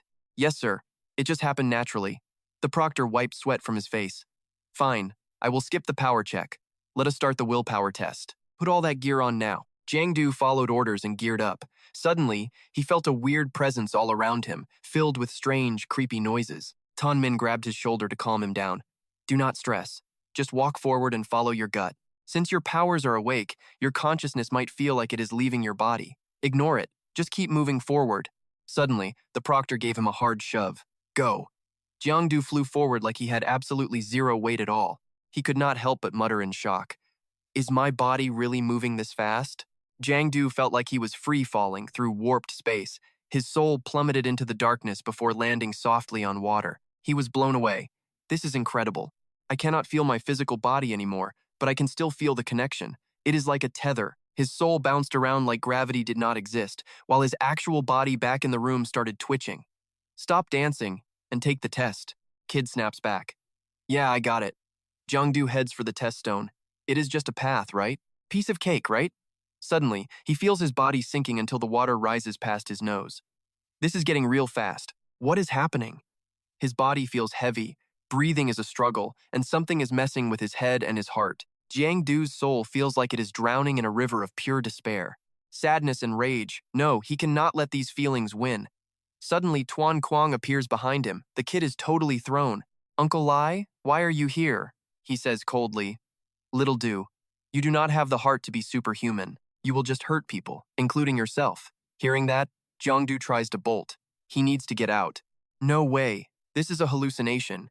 You are not Uncle Lai. But then another voice cuts through the air. Tuan Kuang is covered in blood. You have no talent for this. Da Xiao is falling, monsters are killing, and danger is everywhere. You know it deep down. You could have lived a quiet life. Why chase this path? Why try to be some hero? What makes a hero is not raw power. It is a mind of steel. It is all about the will. All the shadows point the same way. Can a kid like Jiang Du really stand tall while everyone else is falling down? A beast from the nightmare destroys everything. It looms larger than a skyscraper, ready to crush the whole world. And Jiang Du is forced to watch his family die right in front of him, watching them melt away like rain in the river. Shadow Tuan Kuang mimics, flicking a lighter, and coldly tells the truth. This is how it ends for heroes. You really want this? Another bloody shadow flickers into existence, mocking his every dream. Stop lying to yourself. The voice sounds like a trance. You just want to show off. You want the glory. Tuan Kuang keeps pushing. Just another average kid dreaming of being a superhero. It is pathetic, really. Just a childish fantasy. Hates waking up, hates school, loves games, chases girls, and sick of parents nagging. Just typical. Thinking you are special. A loner, always feeling like you are different. But you are just another face. Loving the spotlight, wanting to be famous, but with zero skills. Still, you think you can be better than everyone else. Deep down, you know you are not special. You are just like every other kid your age. Just another statistic. A red flame flickers in the dark. A stranger in a night watch uniform appears out of the shadows. You know the world has a dark side. Even the brightest sun leaves shadows where the light cannot reach. It is ugly. Their voices are bone-chilling. This world of underground currents is not some fairy tale with a happy ending. The figure vanishes, leaving the torch to fall into the dark water. Thousands of monsters rise from the smoke. This is the end. To be a hero, you must face this nightmare. The voice demands an answer. Can you really be a hero? Jiang Du's face is tight with pure, raw stress. While his mind is trapped, his body is stuck too. Right then, Tuyet from the inspection team walks in. She waves, curious about the vibes. How is it going? Tongbao just shakes his head. He is stuck. Tuyet is not surprised. That is Mak Uyen stone from the abyss. Its corruption is too much for most people to handle. He agrees. Only those with real talent can handle this kind of pressure. It is a tough test. He keeps pushing forward, clearly struggling inside the vision. He is still fighting it. Tong Bao feels bad. This Jiang Du kid looks like a lost cause, but then Tuyet sees something totally crazy. Look, it is turning red! He turns around, eyes wide. What? No way, for real? Sure enough, a soft red glow wraps around Jiang Du. The light on the stone is getting brighter now. Tong Bao is shocked. Impossible! He is still far from the stone. At this distance, he hit level 5? Tuyet is hooked. You think he can hit level 6? He just shrugs. I have no idea, honestly. In decades, only 15 people in the whole continent hit level 6. Then, the stone on his leg drops. Tong Bao is confused. What is the deal? The light is fading. Quick, check his watch for any weird glitches. She checks the data. Nothing. Everything looks normal. He is even more baffled. This makes zero sense. The closer you get to the crystal, the stronger your will should be. Why is he getting weaker now? But Jiang Du keeps moving. He is almost touching the Mak Uyen stone. Tong Bao cannot believe his eyes. Is he going for it? Even level 6 will cannot touch it. But he does. Gold light explodes. The Mak Uyen stone is responding. Inside the vision, his mind is being twisted apart. Just move on. Forget about being superhuman. Think about your friends and family. Suddenly, an image of Zhao Zhao appears before you. Think of the person you love most. She is smiling and reaching out for you right now. Jiang Du couldn't help but grab her hand. Tuan Kuang's voice echoes, telling him that is his real home. But then, his eyes suddenly ignite with light. Enough of this. The illusion of Zhao Zhao shatters. Jiang Du looks annoyed, tired of all that constant nagging in his ear. Just this? If you're gonna tempt me, at least give a guy a full harem. Jiang Du approaches the ghost of Tuan Kuang and shrugs. Honestly, you really had me scared for a second. I almost felt like I had hit a dead end. Honestly, at first I just wanted to be a hero so I could show off like a total poser. But heroes don't just drop from the sky. It is just regular people who are brave enough to stand up. It is their silent sacrifice that keeps our world peaceful and safe right now. Jiang Du reaches out toward the night watchman who had given him peace. He grips the hilt firmly, as if he is receiving a sacred flame. He says firmly, I don't want to hide behind someone else's protection this time. I want to become that eternal flame myself. Light shines in his eyes as he fills with determination to brighten every dark corner of this world. The water in the illusion slowly settles into a quiet, peaceful stillness. In the Team 6 meeting room, they get a report about reality collapsing into the shadow layer. Concerning floor 234 of the mall, floor 5 hasn't fully collapsed yet, but it is definitely affected. Around 850 people were affected, with 700 trapped in the shadow realm. So far, 650 are safe, but rescue work is still ongoing. 30 students preparing for martial arts exams will be pre-tested in groups, followed by immediate treatment to remove any mild pollution or corruption. He frowns and asks, what did the pollution lab say about this? The assistant replies that the results are in and sends the file. A secret message pops up quickly on the computer screen. It clearly lists the species and nickname, marking the ghost at a level 1 upper pollution rank. Whether analyzing their shape, bone structure, or internal parts, these 3 ghosts are identical. Plus, the signs of human interference on these creatures are incredibly heavy, like humans after a mutation. Another assistant gasps in pure terror. That is impossible. Not to mention every individual is different, so the pollution levels and mutation paths should always vary significantly. Mutating into 3 identical monsters like this is something that simply should not be possible in our world. The captain lights a cigarette to calm his nerves and stares out the window. It seems that guy from the North Capital was just a research subject. Someone hiding in the shadows is getting restless. Suddenly, a blinding light flashes from the opposite side. He drops his cigarette in shock. He can't believe the scene in the superhuman testing room. The captain rushes over, looking incredibly tense. Get out of my way, he snaps at them. The captain is stunned. The highest willpower usually only glows orange. Yellow light has never happened before. He pushes his way into the testing room to see what happened. There is already a huge crowd of people gathered inside. Tong Bao rushes over to report. That guy from Team 6. Jiang Du. The captain frowns. Jiang Du. A sudden gust of wind sweeps past the captain, followed by a blinding golden light. Then Jiang Du slowly opens his eyes and leaves the illusion, looking around at everyone nearby. A crowd watches the test through the glass. The captain takes Jiang Du away to rest. He hands him a soda. Here, drink this for now. Startled, he replies, Thanks, Uncle Luke. Where are Jiao Jiao and the others? The captain explains, While you were being tested, the others were already taken to the lounge. They probably have no idea what happened. Xiao Du, you really gave me a massive surprise today. Level 5 is easy to explain. Level 6 would shock the whole night patrol. But you somehow produced a legendary yellow light that has never existed. He grins proudly. So, does that mean this legendary yellow light is even crazier than level 6? Maybe. But there is no precedent. You might even get snatched up for some secret laboratory experiments. Jiang Du spits his drink out. No way, Uncle Luke. Stop trying to scare me. The captain smirks. Scared already? So much for your legendary yellow light. They won't take you for experiments, but someone will be here soon to record your files. Your data will be sent to all major night patrol offices for study, and you will be monitored as a high-priority target. He looks worried. Is it really going to get that complicated? It is fine. I will teach you how to handle it. Just follow the standard procedure. Captain Liu had no clue the kid saw this as a chance to flex. During the questioning, he honestly said he was 18 and kept his hobbies simple. He kept his answers short, just reading and working out. The other candidates watched with curiosity, wondering if this was really the kid who glowed gold. He looked totally ordinary, but apparently, he is a rare genius. Then again, a golden glow does not always mean you have high-level talent. Maybe the equipment glitched? The proctor asked. In this willpower test, what exactly did you see? A group of high-ranking officials watched as endless night watchers marched forward with their torches held high. They fought wave after wave of monsters. Inside, Jiang Du thought it was all pretty boring since Uncle Liu had already scripted everything for him anyway. He was the legendary golden light, yet here he was, just following some boring procedure. Liu followed the protocol. What were you thinking when you saw those things? Jiang Du gave the rehearsed answer. I was so hyped because I was entering the superhuman world. I finally felt the true weight of responsibility.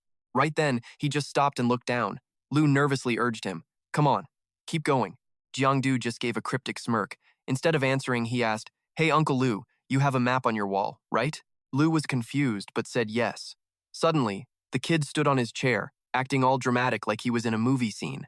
Out of the original 10 survival zones, only 5 remain. Our situation is not actually that easy, and things are not as perfect as people imagine. Sometimes knowing the truth is just a different kind of pain.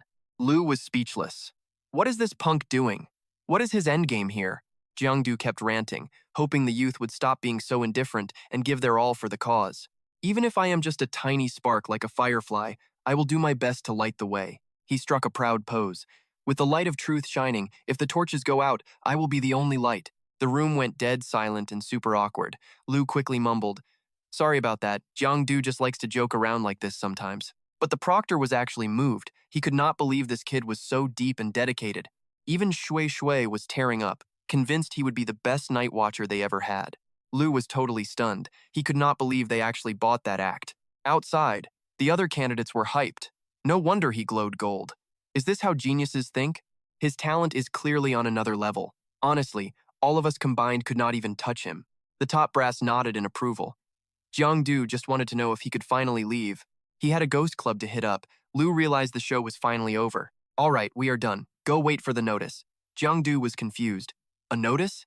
Liu closed his laptop, already knowing the result. He warned him. Yeah, it is for the special training camp. Jiang Du sat on the high wall like a philosopher, looking all serious as if he was calculating something incredibly important. He remembered Liu's warning. Did I not tell you to keep a low profile? Now you are practically a celebrity at the station. Jiang Du apologized for causing a scene. Liu sighed. He did not know what to tell old Li, who never wanted the kid involved with superhumans. The old man's gonna be livid. Anyway, it's done. Just head home and remember to show up for training on the 25th. Jiang Du was lost. What special training camp? Liu explained that everyone with potential gathers for months of training. Once it is over, you have to pass a final combat evaluation to move on.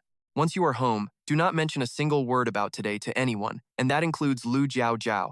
He kept the 25th in mind, but his system check showed he only had 20 days left. Training does not even start until late next month. Training lasts for months, and he is definitely going to run out of time. He had to keep hunting to survive.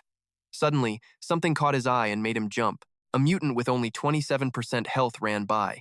Giang smirked and used Shadow Walk to chase it. The creature sensed the threat and whipped its head around. He marked it instantly and finished it with 2 moves. The system confirmed the successful hunt. It was just a badly wounded beast, desperately trying to escape and stay alive for one more day. But its time was up. It would never see another sunrise or hear the wind whispering through the trees ever again. Stealing someone else's wounded kill? Not exactly a class act. Sure, it's not a glorious hunt. But hey, my lifespan just jumped another 22 days. Combat skills went up, points are looking solid, and I'm feeling pretty lucky today. Scavenging might be a little embarrassing, but wasting a freebie is even worse. I'm bagging up this mutant when some guy starts screaming at me. Where the hell did you come from? Turns out, I had company. This dude is covered in dust with his face masked up. Hey, where's my monster? It hits me, I just jacked this guy's kill. I look back at the corpse as it finishes dissolving, feeling a bit awkward. The mystery man starts yelling, calling me a thief and demanding his prey back. I'm just confused. He grabs a club, acting like I'm playing dumb with him. Imagine being so shameless you'd steal from a lowly street scavenger. That's cold. He lunges at me. I jump back, ready for a fight, but then he just freezes right in his tracks. He slams the brakes and stops right in front of me, then starts walking over calmly. I'm totally lost now. He pulls off his mask, and I'm standing there feeling weirdly shy as he gets closer. Then, out of nowhere, he grabs my hand like he's having a stroke. Holy crap, are you due? No way I'm meeting the famous Dew right now. Dude, I am your biggest fan ever. I watch every single video you post. Smile for me, would ya? Let's just split that kill 70-30, like the usual rules. But I have no clue what a scavenger is. And what the hell are the usual rules? He sees my blank stare and totally misinterprets it. Suddenly he's typing a post. Do the assassin blogger is bullying poor scavengers. Wait a minute, what's this scavenger stuff? I'm not admitting to anything. I snap back at him, feeling annoyed. Start making sense, man. Right now. I use my skill to yank him toward me. He trips and drops his phone while I grab him by the head. Explain yourself clearly, or things are gonna get real ugly, real fast. He gives up and scratches his head. All right, boss Dew. You win. Scavenger is just our slang. Officially, we're off-payroll night patrol staff. You just need to be rank 1 mid-tier to sign up for the gig. How's the pay? I ask. He shrugs. Not much. About 6,000 or 7,000 yuan per monster. My jaw drops. 7,000 is not much? I'm practically radiating pure saltiness right now. I honestly can't believe what I'm hearing. I'm grinding my teeth. 7,000 yuan just went poof. That's basically my entire monthly salary down the drain. Dang, Koa disagrees. No health insurance, no housing fund, no safety net at all. No benefits either. We're literally risking our lives for cash. Basically, we're just picking up scrap metal in the Shadow Realm. He looks at what's left of the corpse. So, who actually buys these dead mutants, I ask? Night patrol, colleges, or private tech firms? They post bounties and even send you the GPS coordinates. My eyes light up. They tell you exactly where the monsters are? That is incredibly convenient. I pull out my phone. Drop your WeChat. I'm adding you. I'll send over the 7,000 yuan for that monster right now. Dang, Koa is stunned. What, 7,000? Let's just do the split. 4,900 is plenty. I put my arm around him. No way, man. I don't rip people off. Never have. Besides, I want to talk about a partnership. He's sweating now. A partnership? With me? A bit later, I'm carrying Dang Koa while we farm mobs. We easily corner this cat-like mutant. Blood Shadow Mutant. My eyes turn cold. Shadow Devour. The monster is done for, collapsing in a heap. I make sure to only absorb the internal essence so the body stays intact for the payout. All right, it's all yours. Bag it up and let's move. Dang Koa runs over, beaming. Man, you are the GOAT. You did all the heavy lifting, but you're still splitting it 50-50. I just laugh. You're doing work too, man. Finding these things and hauling the bodies to the night patrol isn't exactly a walk in the park. You could honestly just do this alone. You only need to register as an off-payroll worker to get started. I make up an excuse. I prefer keeping things a bit more mysterious. I can't have the night patrol knowing who I really am. Dang Koa keeps gushing. You're insane, man. 4 mutants in one day, and you're not even tired? 4? Give me enough time and I could probably take down 100 of these things. But I'm feeling bummed. Devouring those monsters didn't really make me any stronger. Hunting these mid-tier rank 1 mobs is starting to feel like a total waste of my time. Hey, Dang Koa, tomorrow find me some high-tier rank 1s. He looks at me like I've lost my mind. High tier? Are you serious? You don't get it, man. Even at level 1, a high tier can absolutely crush a mid tier. It's straight up dangerous. Giang just gave a cocky smirk. I can see the hunger in your eyes, the experience, the cash, I want it all. It was late when Jiangdu finally hit the dorms. He fumbled for the light switch, dragging his exhausted feet inside. Finally home, I'm wiped out. Then a voice cuts through, look who finally decided to show up so late. I've been waiting forever. Grab some cookies on the table, I made them. Jiangdu, starving, didn't hesitate to scarf them down before awkwardly sitting next to her. Where is Uncle Luke? She shrugged, out on a mission. He looked surprised and asked, wait, is he coming back tonight? Zhao Zhao shook her head, not coming back. Why? Jiangdu's face took on a total creep vibe. Guess you're staying here tonight. She smacked him and crossed her arms, annoyed. Didn't get a chance to ask earlier, did you actually pass that test? Jiangdu winced, rubbing the bump on his head. Wait, you passed? Zhao Zhao was shocked. You really did? What rank? He hesitated for a second. Rank 3, I guess. In his head, he knew it was legendary gold, but Uncle Luke said zip it. She leaned in close, grilled him. What about your awakening? What is it? Jiangdu started stuttering, making up a story. My ability? You've heard of Shadow Pupil, right? Zhao Zhao let out a sigh of relief. Okay, not bad. It's a Shadow Branch ability. Basic potential, mostly support. At least you won't be on the dangerous front lines, getting killed. It kind of touched him she'd been waiting up just because she was worried. So, Jiangdu asked, what about you? What's your power? She just flashed a confident little smile and gave him the answer. Soul Shatter. It's a soul branch power with maximum potential. My combat stats are lower than yours for now, but I will definitely outpace you later on. Jiangdu was speechless. So you basically waited up all night just to flex on me? He flicked her forehead. Well, take it easy then. Don't go dying in the early stages. She immediately covered his mouth shut up with the bad luck. Jiangdu started blushing from the contact. The whole vibe between them suddenly got pretty awkward and intense. He quickly pulled back to change the subject. So, what exactly are these shadow and soul types anyway? Zhao Zhao frowned. I'm not totally sure either. I just know these names correspond to the different types of variants. For instance, your shadow ability matches the shadow variants, while my soul ability matches the spirit variants. You have to kill the variants to absorb the corruption to get stronger. That's how superhumans level up. If you take out the variant that matches your type, you get a much bigger boost. Killing other types is just a lot of work for a tiny reward. Jiangdu couldn't help but feel intrigued. That's cool. Your soul shatter ability sounds pretty legit. Why don't you try it on me? She looked a bit confused. How? There aren't any variants around for me to target. He winked and pointed at himself. You can use it on me. Chill. Look at me. You aren't going to kill me. Zhao Zhao's face turned bright red. It's soul calm. Calm, as in settling down. Then she actually did it. Light gathered in her palm before she shyly reached her hand out toward Jiangdu. A blue light started humming in her hand. Zhao Zhao gave a quick snap of her fingers. Instantly, his eyes went blank and his face went dead. He collapsed, giving her a total heart attack. Jiangdu, you okay? He groaned. Man, my head is killing me. Rub it before it literally explodes. Zhao Zhao gave in and shyly started massaging his forehead. Like this? He leaned back. No, press from the forehead to the back, then top to bottom. Rub gently. She innocently followed along. Like this? Jiangdu was loving it. Yeah, curve your hands. Gentle now. You were legendary back there. I was totally ready to defend myself, but you still got me, not a single trace left. She couldn't hide her excitement. Our powers come from those variants, so it makes sense that they're a little weird. Besides, Soul Shatter is basically a mental strike. He was impressed. Man, you're gonna be a total star at that special training camp. Zhao Zhao rolled her eyes. I'm not a show-off like you. Anyway, I heard the top students from other bases are coming too. Jiangdu felt the pressure hitting him. Does that mean the competition is going to be absolutely insane? She tried to calm him down. Relax. Everyone heading to that special training camp is from the Martial Arts Academy. Since you love mages so much, how much cash did you blow at that Star Moon Club down the street? Not much, maybe a few thousand. Her face turned wicked, flashing a devilish grin. Oh, so you really like those massages, huh? She triggered her power again. Let me give you a few more soul calms then. He scrambled away in terror. Hey, stop, help! The next night, Jiangdu went back to find those variants. He was stunned. Is this really the high-level Type 1 variant we've been looking for? Dang Hoa confirmed it was the same one from before. Just stay calm. Need a hand?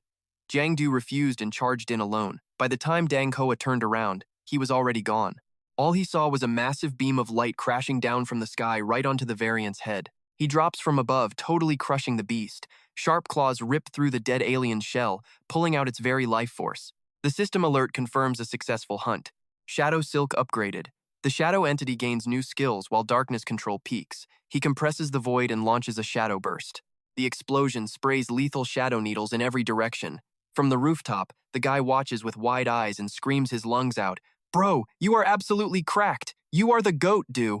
A powerhouse dominates the screen, showing off his insane strength while standing tall above a massive swarm of bloodthirsty monsters. One single bolt of lightning wipes them all out instantly. This combat footage is archived and shared with all the other candidates to watch. Even Zhao Zhao is shook. This warrior has the highest combat power in the entire Great Zhou. Captain Liu explains, look, soul awakeners are rare, but it's really no big deal. Honestly, your soul-shaking ability is top-tier stuff among the elite. A legendary warrior once had the exact same power as you, and this USB holds his personal training secrets.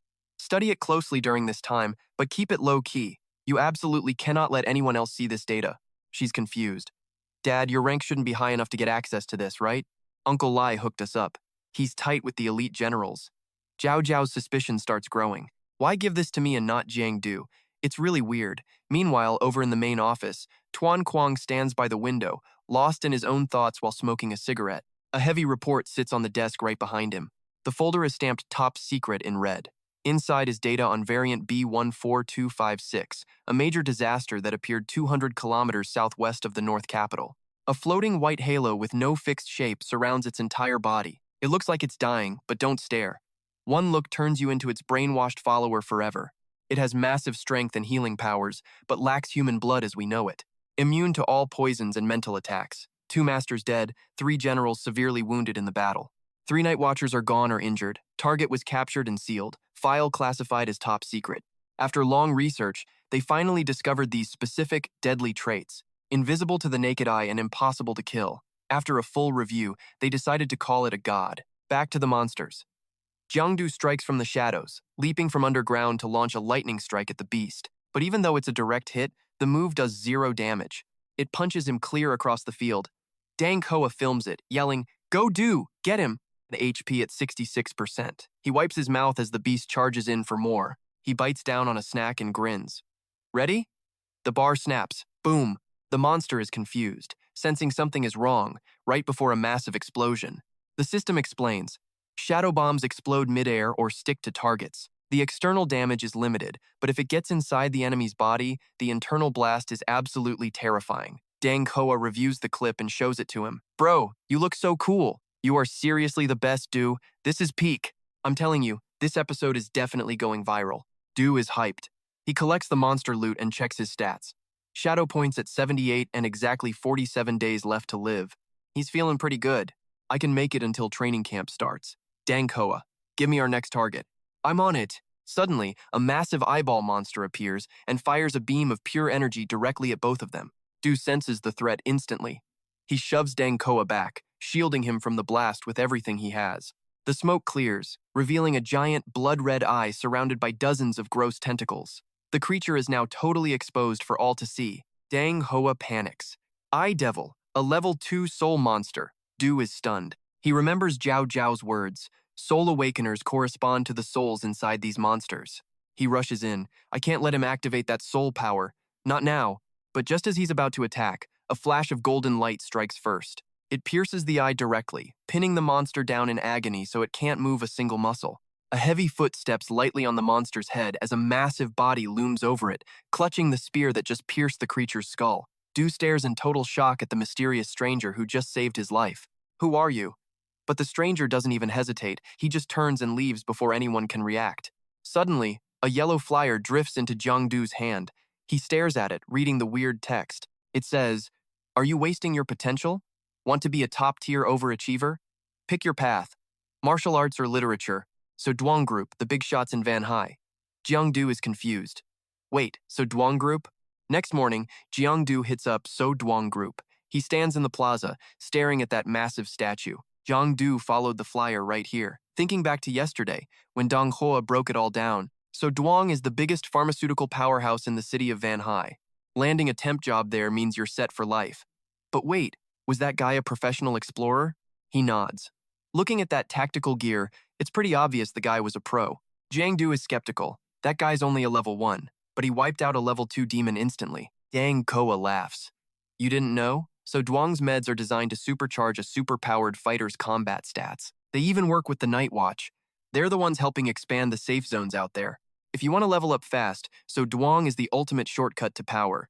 Jiang Du asks, you going to try out? He shrugs. Nah, relying on yourself beats relying on others. Back at the scene, an MC is hyping up Nectar 1928, developed over 10 years by Dr. Bakdu 30. It supposedly boosts brain development and cranks up your supernatural sensory abilities to the max. Jiang Du crosses his arms, bored.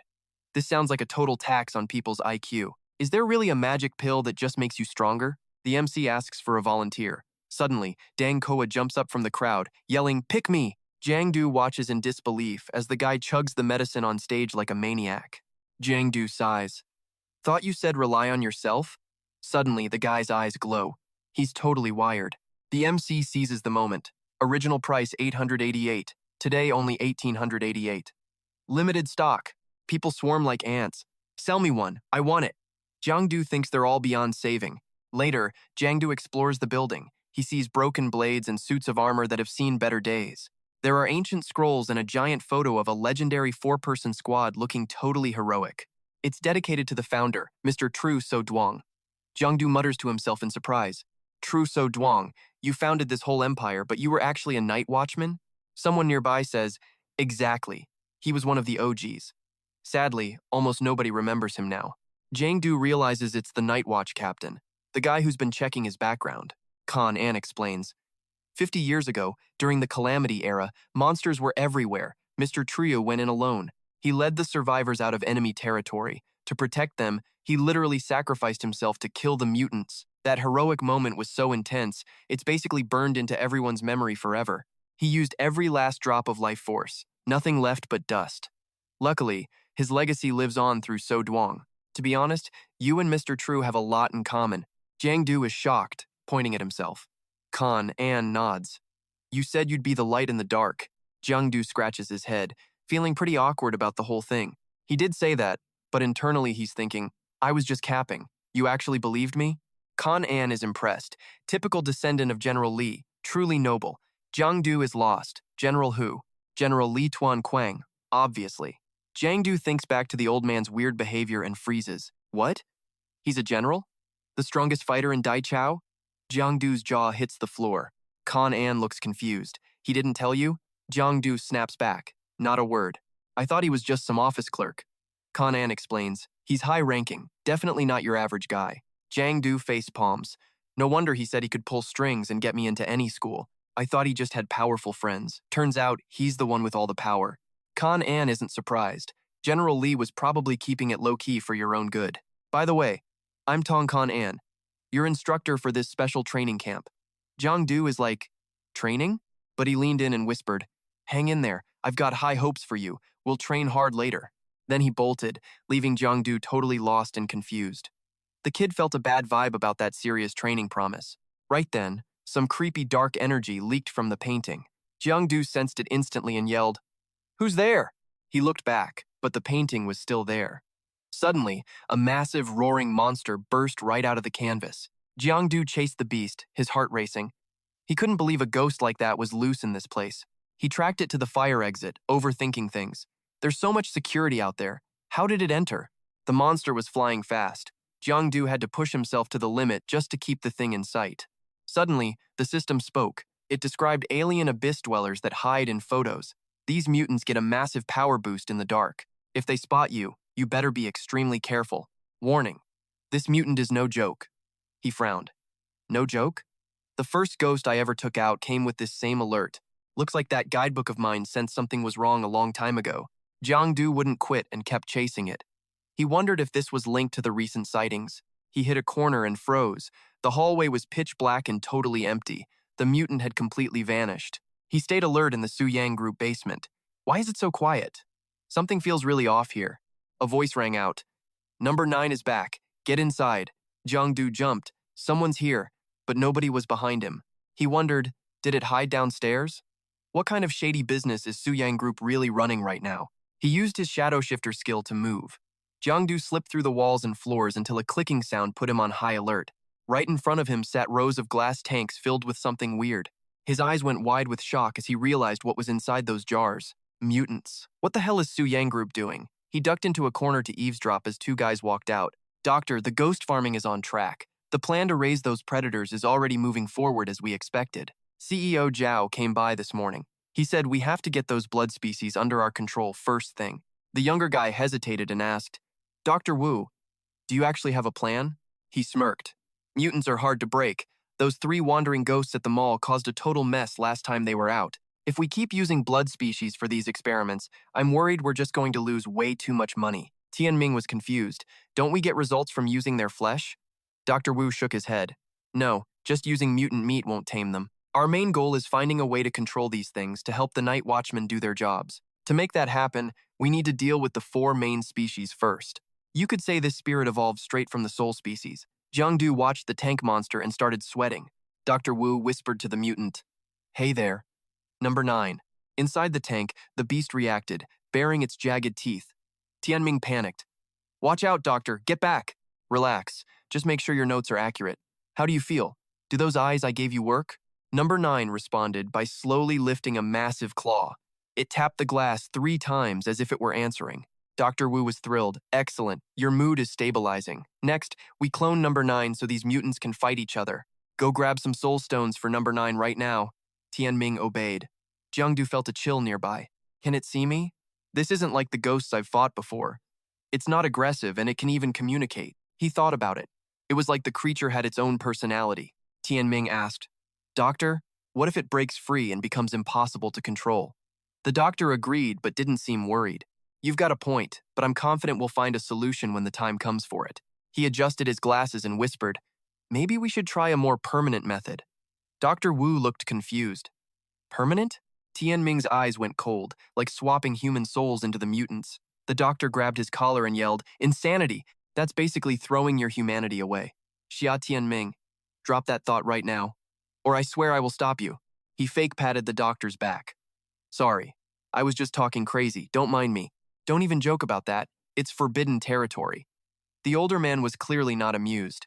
Suddenly, Dr. Wu's eyes bulged as he coughed up a spray of blood. His own assistant had shoved a blade right through his chest. He gasped for air, staring in shock. Tianming grips his glasses. Mutants, humans, night guards. Sorry, Doc. Research stops here. The research is over. He finally shows his true evil face. I am from the fire seed.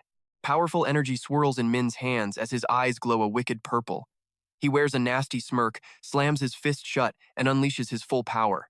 Instantly, everything in the room goes flying, spinning wildly through the air. Glass tanks fracture everywhere, and that is when specimen number 9 smashes out of its container. Security alarms blare, warning.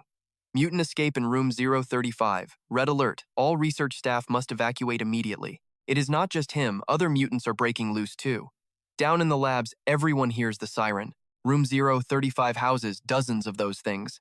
Security, get over there now. What are you waiting for? Run for your lives. Min watches from above as the researchers struggle to survive. Help me. His human mask seems to shatter as he wears a look of pure joy. Min's body radiates intense pressure. His eyes roll back, and he collapses on the messy floor as his health bar drains all the way to 0%. Jiang emerges from the floor, frowning at the corpse. Why would a student kill his teacher then self-destruct? That Dulin girl used the chaos to vanish. Suddenly, a hand reaches out from the wreckage. Come over here. It is Dr. O. He is still alive, but his breath is fading fast. Giang gasps. Do not move. I am calling a doctor right now. The old man struggles to speak, whispering the word fireseed before he finally goes. Fireseed? Du is stunned. But the doctor's eyes roll back. His life has officially reached its end. Jiang screams in frustration. Wait! Tell me what fireseed means! Do not play games with me right when things are finally getting interesting. Feeling a strange presence, he quickly turns around to scan the room for threats. Jiang stands his ground against number 9. He will solve the mystery later right now. Lightning sparks from his claws. Jiang lunges at number 9, taking the monster down in the blink of an eye. 2 more mutants pop up, and he deletes them without hesitation. As he lands, he realizes he is standing right in a thick pool of blood. He scowls at the carnage on the floor. Everything is stained red. There are bodies scattered everywhere you look. This is bad. Those mutants have actually made it out into the real world. Meanwhile, out in the main hall, they are still busy pitching some new meds. Claws and skulls suddenly drop from the ceiling as three mutants lunge straight at the female presenter. The entire crowd panics and bolts for the exits. It is a mutant! Run! Somebody help us! Dang Hoa tries to stabilize things. They are bloodborne. Do not scatter. They hunt loners, stay together, and move as a group if you want to live. One beast locks onto him. Do not move. It snarls. It lunges like it is about to enjoy a tasty snack. But a sudden punch sends it flying. Giang makes an epic entrance, stepping calmly through the clouds of dust. Du? How did you get here? Hoa stammers. Never mind how I got here, Du snaps. Let us just save these people first. Koa looks at the frantic crowd. It is no use. Everyone is losing it, nobody is listening to me. Du spots a survivor about to get mauled. Without thinking, he flies in and kicks the mutant into tomorrow. That move definitely grabbed everyone's attention. They are all watching now. Stop running. If you do not want to die, stay close. Watch the shadows around us. Do not give those mutants a single chance to slip in. The crowd recognizes him. Wait, are you Du too? That famous amnesiac assassin from TikTok? It is true. We are saved. Do what he says. Group up and watch the shadows. If you see anything moving, shout it out. Ladies and kids first. Do not push. Du breathes a sigh of relief until a scream rings out. Help! We are trapped in here. He scans the room. The crowd looks stable enough for now. The floor above is next. Dang Koa, lead them out. I am heading upstairs to check it out. On it! Inside a burning room, a woman screams for help while her little girl sobs in terror. Mommy, it is too hot. Get me out! Suddenly, a dark figure kicks the locked door open. The woman cries out, thinking they are safe. But then she freezes mid-sentence. Pure terror starts to wash over her face. A massive mutant roars and lunges at them. The woman pulls her daughter close, screaming, "Please, no!" Before it can strike, the beast suddenly stops dead. An energy whip snags it and slams it back through the air. Du is here, reeling the monster in. He drives a fist straight through its chest. With a twist, he tosses the carcass into the flames, letting the fire finish it off for good. She didn't even get a chance to finish saying thanks. Du scrambled to kill the flames. Seriously? My body is fireproof, so why the heck am I still smoking? He fixed his pose real quick. Don't sweat it, I'm here to save you. But the kid wouldn't stop bawling. This was even scarier. That monster from before? Mom tried to chill her out. Don't be scared, he's a hero, just maybe a little ugly. Du grabbed them both tight, smashed right through the glass window, and hauled them out of that burning wreck. Luckily, the fire department was already waiting downstairs. Du stuck the landing like a pro, perfectly steady. The fire truck blasted the building with water, killing the flames. Mom and daughter made it out alive, but totally shaken up. The mom was crying her eyes out. Thank you. Seriously. Thank you so much. The kid just stared. Thanks, Mr. Monster. The crowd went wild, recognizing him instantly. Look, it's Du too. He saved them. Everyone was cheering as he turned away. You're the goat, Du too. He's doing it again. Keep it up, man. Du knew he had to move fast. His shadow points were draining, and he had no clue where the other watchman kicked the bucket. Backup should have been here by now. But suddenly, a massive golden light just nuked the inside of the building. He stepped inside and immediately broke a cold sweat. Total chaos. The night watchman was down. Was this whole mess a setup? A jacked hand reached up, charging pure energy. That was Con An, totally surrounded by 3 mutants. He didn't blink, blasting 3 energy beams that wiped those freaks right off the map. Other superhumans were throwing down too. Mutants were dropping everywhere, but there were way too many. Explosions were rocking the place, and the building was literally falling apart. Du was shook.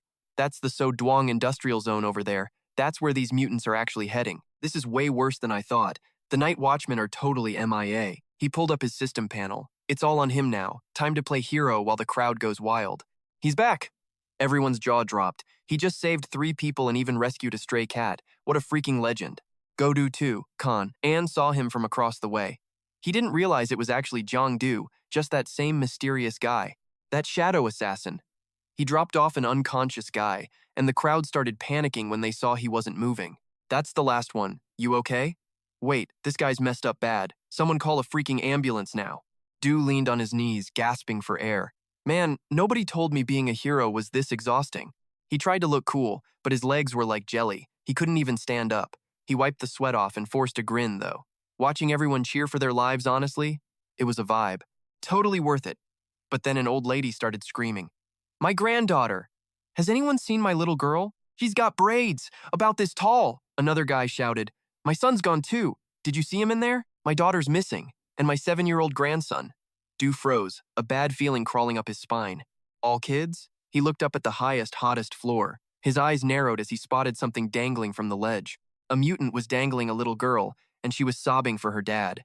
Du felt his blood start to boil. Seriously? Kidnapping children now? These freaks are sick. Suddenly his phone buzzed. It was a call from Zhao Zhao. Du picked up. Yeah? She didn't waste time.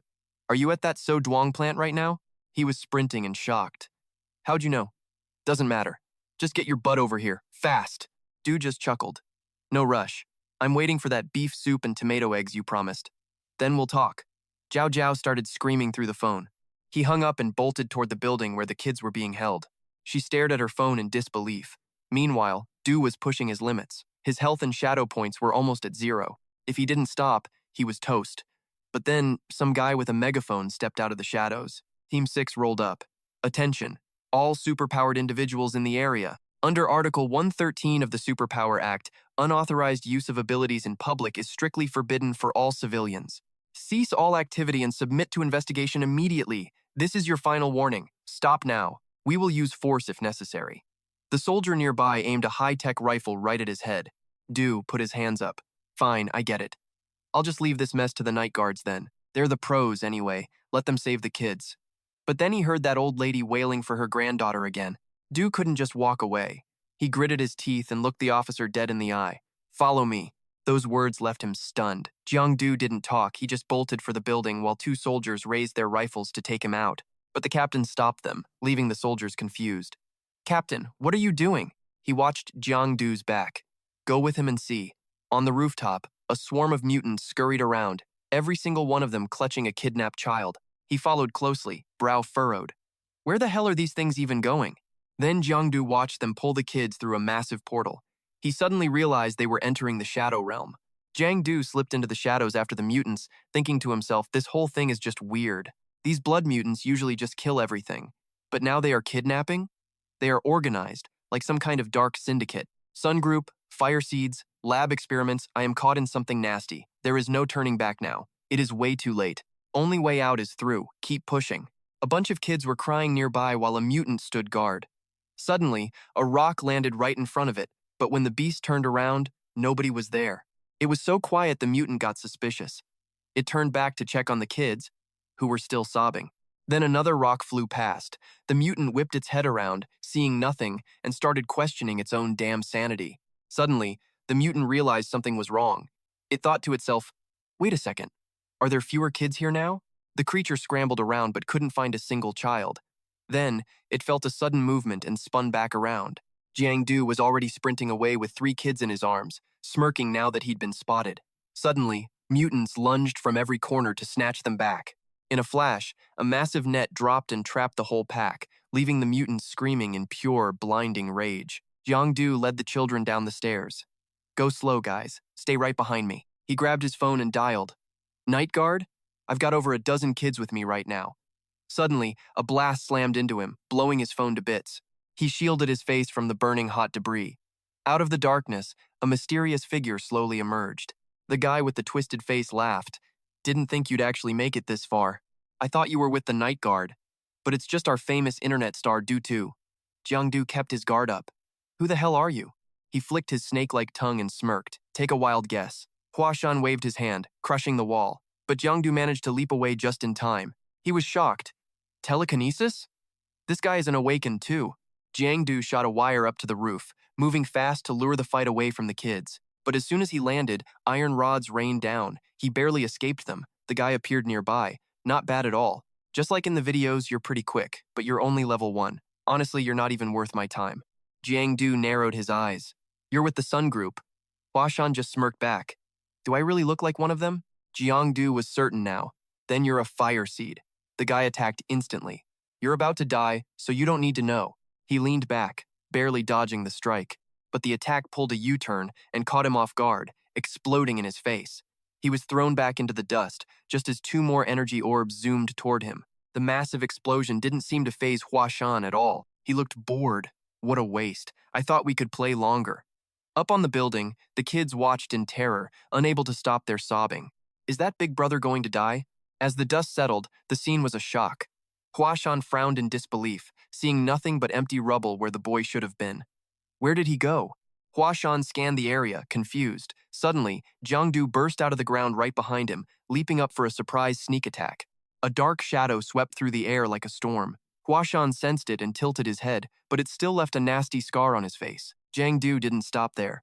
He appeared right behind the guy again, a confident smirk playing on his lips. He lashed out with a strike that almost hit home. But as soon as Huashan prepared to counter, Jiangdu vanished into thin air. "You little rat," he hissed, trying to catch him. Before Jiangdu fully disappeared, he tossed a mysterious black sphere at the guy.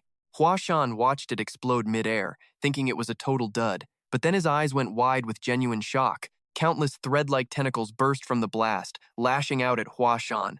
He was forced to use his own body to block the stinging strikes. Huashan licked the blood off his face. "Hiding in the dark is a cute trick, but I know exactly how to flush you out." He hurled a strange sphere of energy into the air. Instead of hitting Jiangdu, it curved right back toward the kids on the building.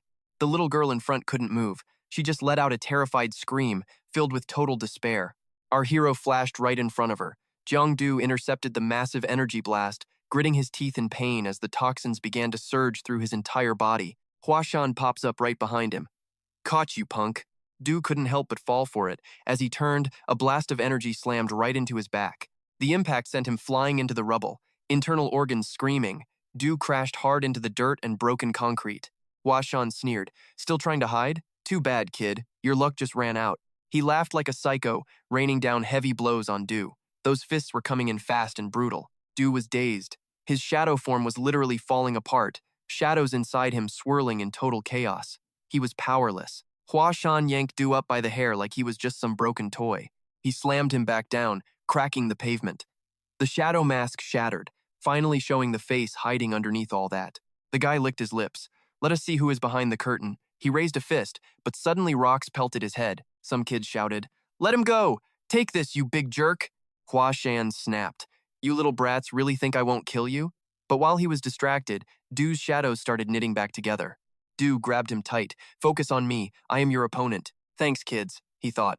Du surged upward, dragging the villain straight into a nightmare realm filled with 1,000 eyes. Huashan grit his teeth, eyes going white as he unleashed a massive shockwave. "Get off me!" Du stumbled back but found his footing. Luckily, his shadow powers were fully back online and ready for action. The villain scoffed.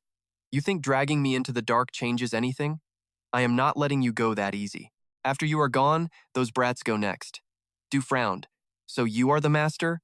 Why target innocent kids?" He gave a wicked grin. "Simple. Pure souls are better. You have probably heard of the soul seedling technique." His eyes gleamed with pure greed. It was totally sick. Du remembered that lab back in Yang. Subject number 9. That soul seedling experiment. He looked at the monsters. Curiosity satisfied? Good. Now, you can do me a favor and just die. He snapped his fingers. "Kill him." The mind-controlled beasts let out a deafening, terrifying collective roar. They all lunged at Du, but instead of running, he just smirked. "Perfect. I was actually waiting for this." Du could not hide his grin. Everything was going exactly as he had planned. The monsters were suddenly being sucked into him. "Thanks for the power-up, man." He waved a hand. "Come to Papa." He used his tracking mark. There was absolutely no escape for any of them. He devoured them all. Shadow consume. Shadow points +6. Total points, 81 out of 90. Huashan was terrified. No way he is eating them. Du's body began to slowly drift off the ground. He was the center of a swirling power vortex, swallowing every monster in sight with his shadow ability. The villain realized he had messed up big time. He rushed forward to try and stop it. This kid is not human, but his punch could not even dent the massive cyclone of energy surrounding Du. The backlash sent him flying. He stared in pure rage, his eyes turning a bloodshot red. He gnashed his teeth. "Damn it, he is using my own pets to power himself up?" Du was now in a cocoon. He started shaking. The energy was merging into glowing threads, looking almost like a nervous system. "He is leveling up." The guy did not hesitate. He turned tail and bolted. "Fine, you win this round, kid." His mind was racing. Normally, people level up through training. Eating monsters to grow is totally unheard of. Then he stopped. Wait, is not that exactly how monsters do it? The realization hit him like a truck. His eyes widened in horror. His feet felt like lead, and he suddenly came to a dead stop. A massive rift opened in front of him. As the smoke cleared, that familiar dark figure stepped out. Du looked like he had reached a whole new level. He smirked. "Guess what? Now it is my turn to hunt you." He gripped his twin swords and walked toward Huashan. He took a long, deep breath of satisfaction. The second realm. He felt like a weight had been lifted, like he had finally broken free from his chains. He gave his sword a slight flick. His aura exploded outward, shaking the very air around them. The world looked crystal clear now. He could see every trace of energy, and he could definitely feel the fear. Du gave a playful, dangerous smile. Let us see how long you last. Then, he vanished into thin air.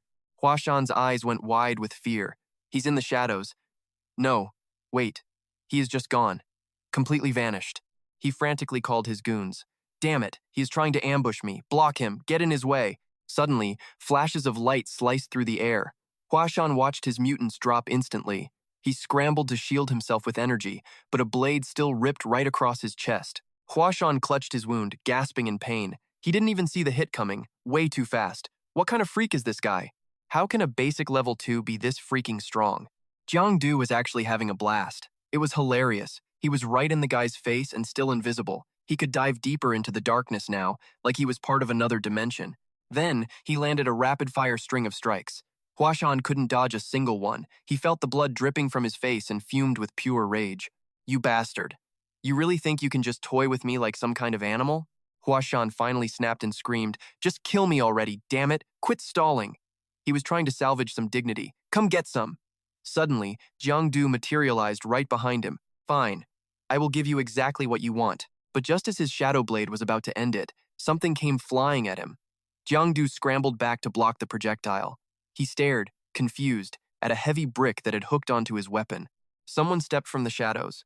What the hell are you even doing? Huashan, I have been waiting for ages. The boss is losing his mind. Huashan looked relieved. Dung Than, did the boss send you to help me? He smirked. The plan is in motion. Get out of here and take the kids. I will handle this guy. Without hesitating, he agreed. Fine. That psycho is all yours. But Jiang Du lunged forward to cut him off.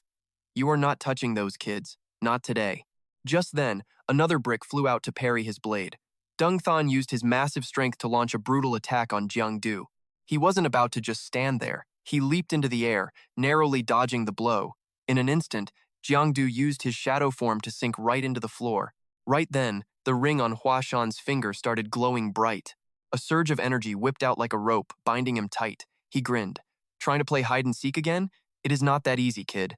Dung Than charged in, sending Jiang Du flying with a single punch. Huashan cheered wildly for his partner. Nice work. Now finish him. Kill him. Suddenly, a beam of light flashed, slicing him into 4 clean pieces. The light in Huashan's eyes slowly began to fade away. He never imagined he would die like this. He collapsed onto the cold ground, his legs completely severed. Jiang Du was the one who did it. He had to take him out before he touched the children. Dung Than sounded impressed. Decent skills, kid. You are definitely not one of those night watchers, are you? Why the hell are you sticking your nose in our business? He snapped back in a rage. Shut up. You are kidnapping children for sick mutant experiments. You think I am just going to walk away from that? He seemed surprised. So, this is a solo mission? Think you are some champion of justice? Trying to be a hero? Jiang Du stabbed his shadow blade into the ground to pull himself up, fighting off exhaustion. I am not a hero. And I have never once thought about being one. I just do what I think is right. That is it. Dung Than suddenly burst out laughing. The right thing, huh? If saving these kids leads to the end of the entire human race, would you still think it is right? Jiang Du stammered, confused. What are you talking about? You are saying kidnapping kids is for the greater good? Is this some kind of sick joke? Dung Than spoke coldly.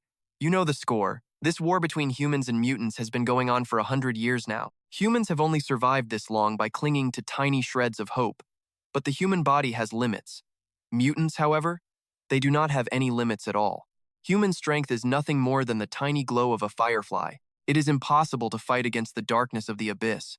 Instead of dying in pain for some hollow hope, why not find a different way out? If you cannot defeat the darkness, then you might as well embrace it and learn how to adapt to it. Bury your hope deep in the abyss. Wait in the shadows until you become the final spark that snuffs out all of humanity's remaining light. He laughed coldly. You are clearly just a traitor, yet you act so high and mighty. If you guys are supposed to be the spark, Jiang Du's energy exploded.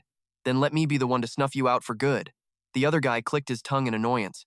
Clearly, talking to someone like you is a complete waste of time. A terrifying pressure radiated from his body. Let me open your eyes a bit. He lunged forward, blade ready.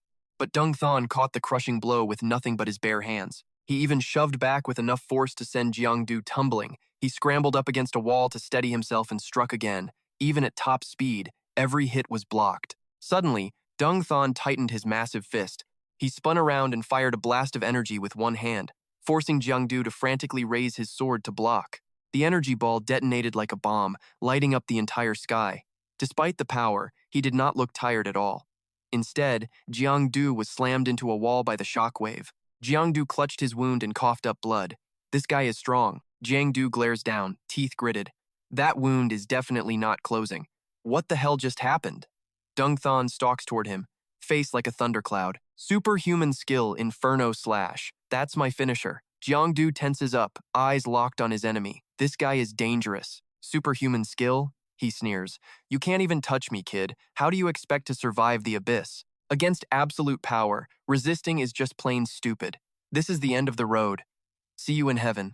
Then, Jiangdu just smirks. Time to wrap this up, right? He triggers his skill on Dung Thon marked. The guy didn't even see it coming. Dung Thon falls right into the trap, swallowed by total darkness. Panic sets in. How? Why am I here? No, someone help me. I don't want to die like this. Jiangdu's voice whispers in his ear. You see it now? The fear rotting deep inside your soul? Saving humanity is just a pathetic excuse. Your fear of the abyss is the real reason you betrayed everyone. You aren't heroes, you're just cowards. His shadow sword crackles with bright lightning. Jiangdu clenches his fist. You're nothing but cowards who don't know how to do anything but run. That did it. Dung Thon snaps, teeth gnashing in pure rage. He lunges forward, losing his mind in the attack. Shut it! Just shut up! Jiangdu swings his blade, activating Hunt. The shadow sword rips through Dung Thon. He gasps, spitting out thick, black blood. What the? Dung Thon finally sees Jiangdu's face clearly. Are you kidding me? You're just a brat? He hits the ground hard, helpless. His mind races. No wonder the kid didn't show even a flicker of fear. I used to be just like you, full of fire. Dung Thon's eyes fill with a sad, distant longing. He was terrified. That fearless attitude he once had? The abyss crushed it into dust a long time ago. You're next. The abyss eats everyone eventually. I just won't be around to watch it. Jiangdu frowns.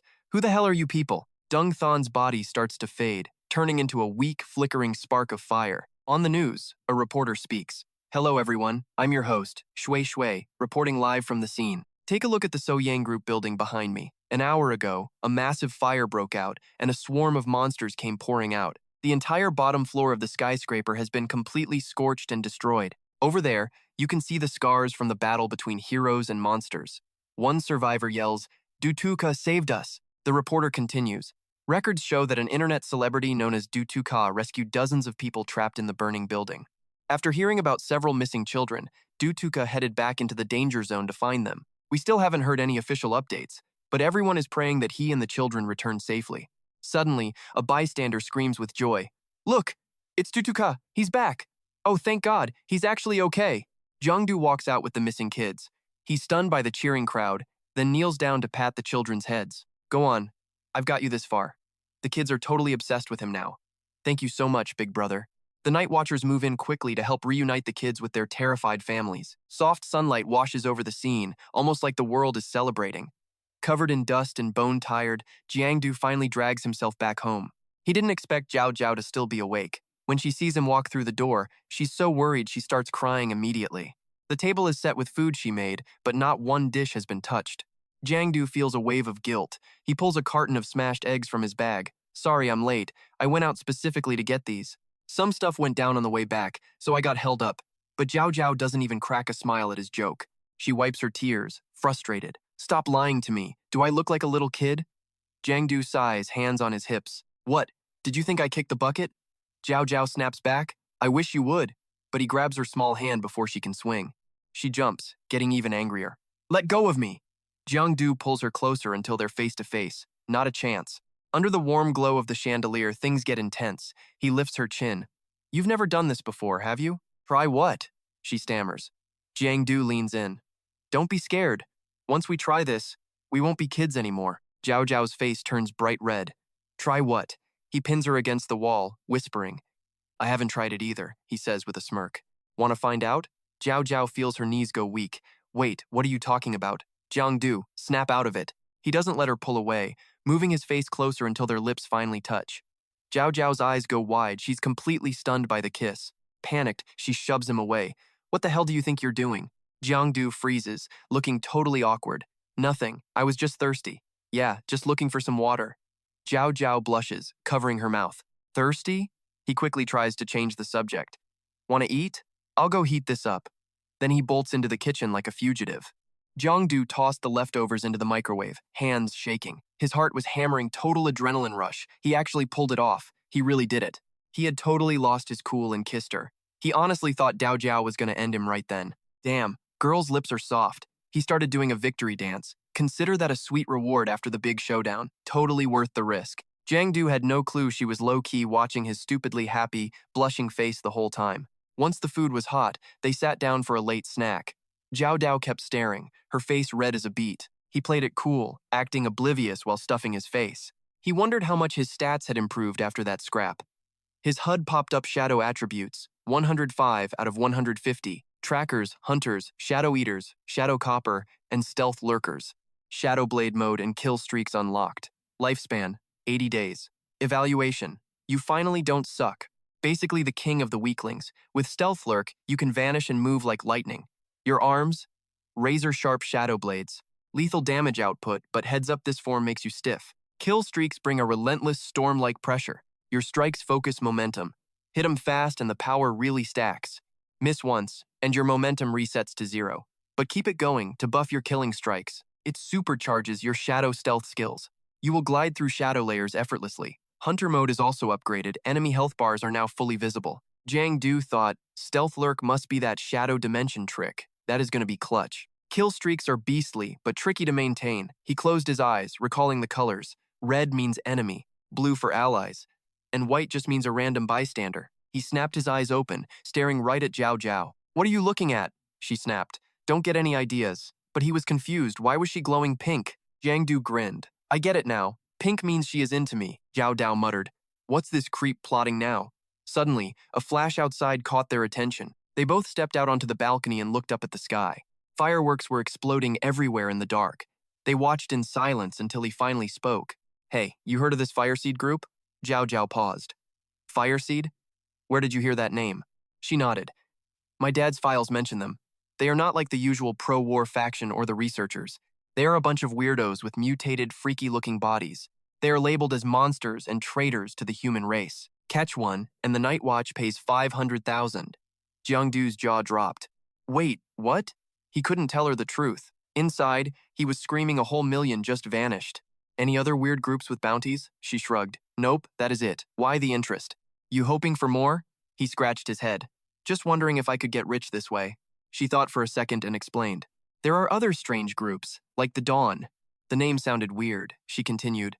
They are a messy bunch. Pro-war, but not like our main guys. Some of them think humanity is doomed and are just looking for an exit, like leaving this planet to find a brand new dawn somewhere else. That is sci-fi talk, he said. We do not have spaceships. She shook her head. Not necessarily. Abyss monsters do not use high-tech gear either, yet they still crawl into our world through abyss rifts. Master that, and the Dawn's dream becomes real. Time flew by, and the spring festival ended. Everyone went back to work or got school ready. Now that he was level 2, hunting level 1 aliens gave him almost 0 life points. A full day's grind barely added 3 days of life. Training camp reports were finally due. Bao Kuang is already gone, and Zhang Du is the last one left. He heads out tomorrow. But the night before he leaves, Tuan Kuang rolls back into town from Bakdu. He immediately asks, I heard you hit golden light on the will test.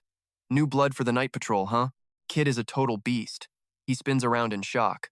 Uncle Lai? I thought you were still in Bakdu. Is your business there finally finished or what? Tuan Kuang rubs his neck, looking beat. Not really. The night patrol is slammed lately. Just one mess after another. Take the aptitude test. Besides your gold rank, there is this misty movement thing. Jiangdu is curious about it. Misty movement? What level is that even? Is it stronger than me? He just shrugs. Who actually knows? Everyone is totally confused. But Tuan Kuang keeps thinking to himself, honestly, the whole thing is just plain weird. I watched this kid closely before.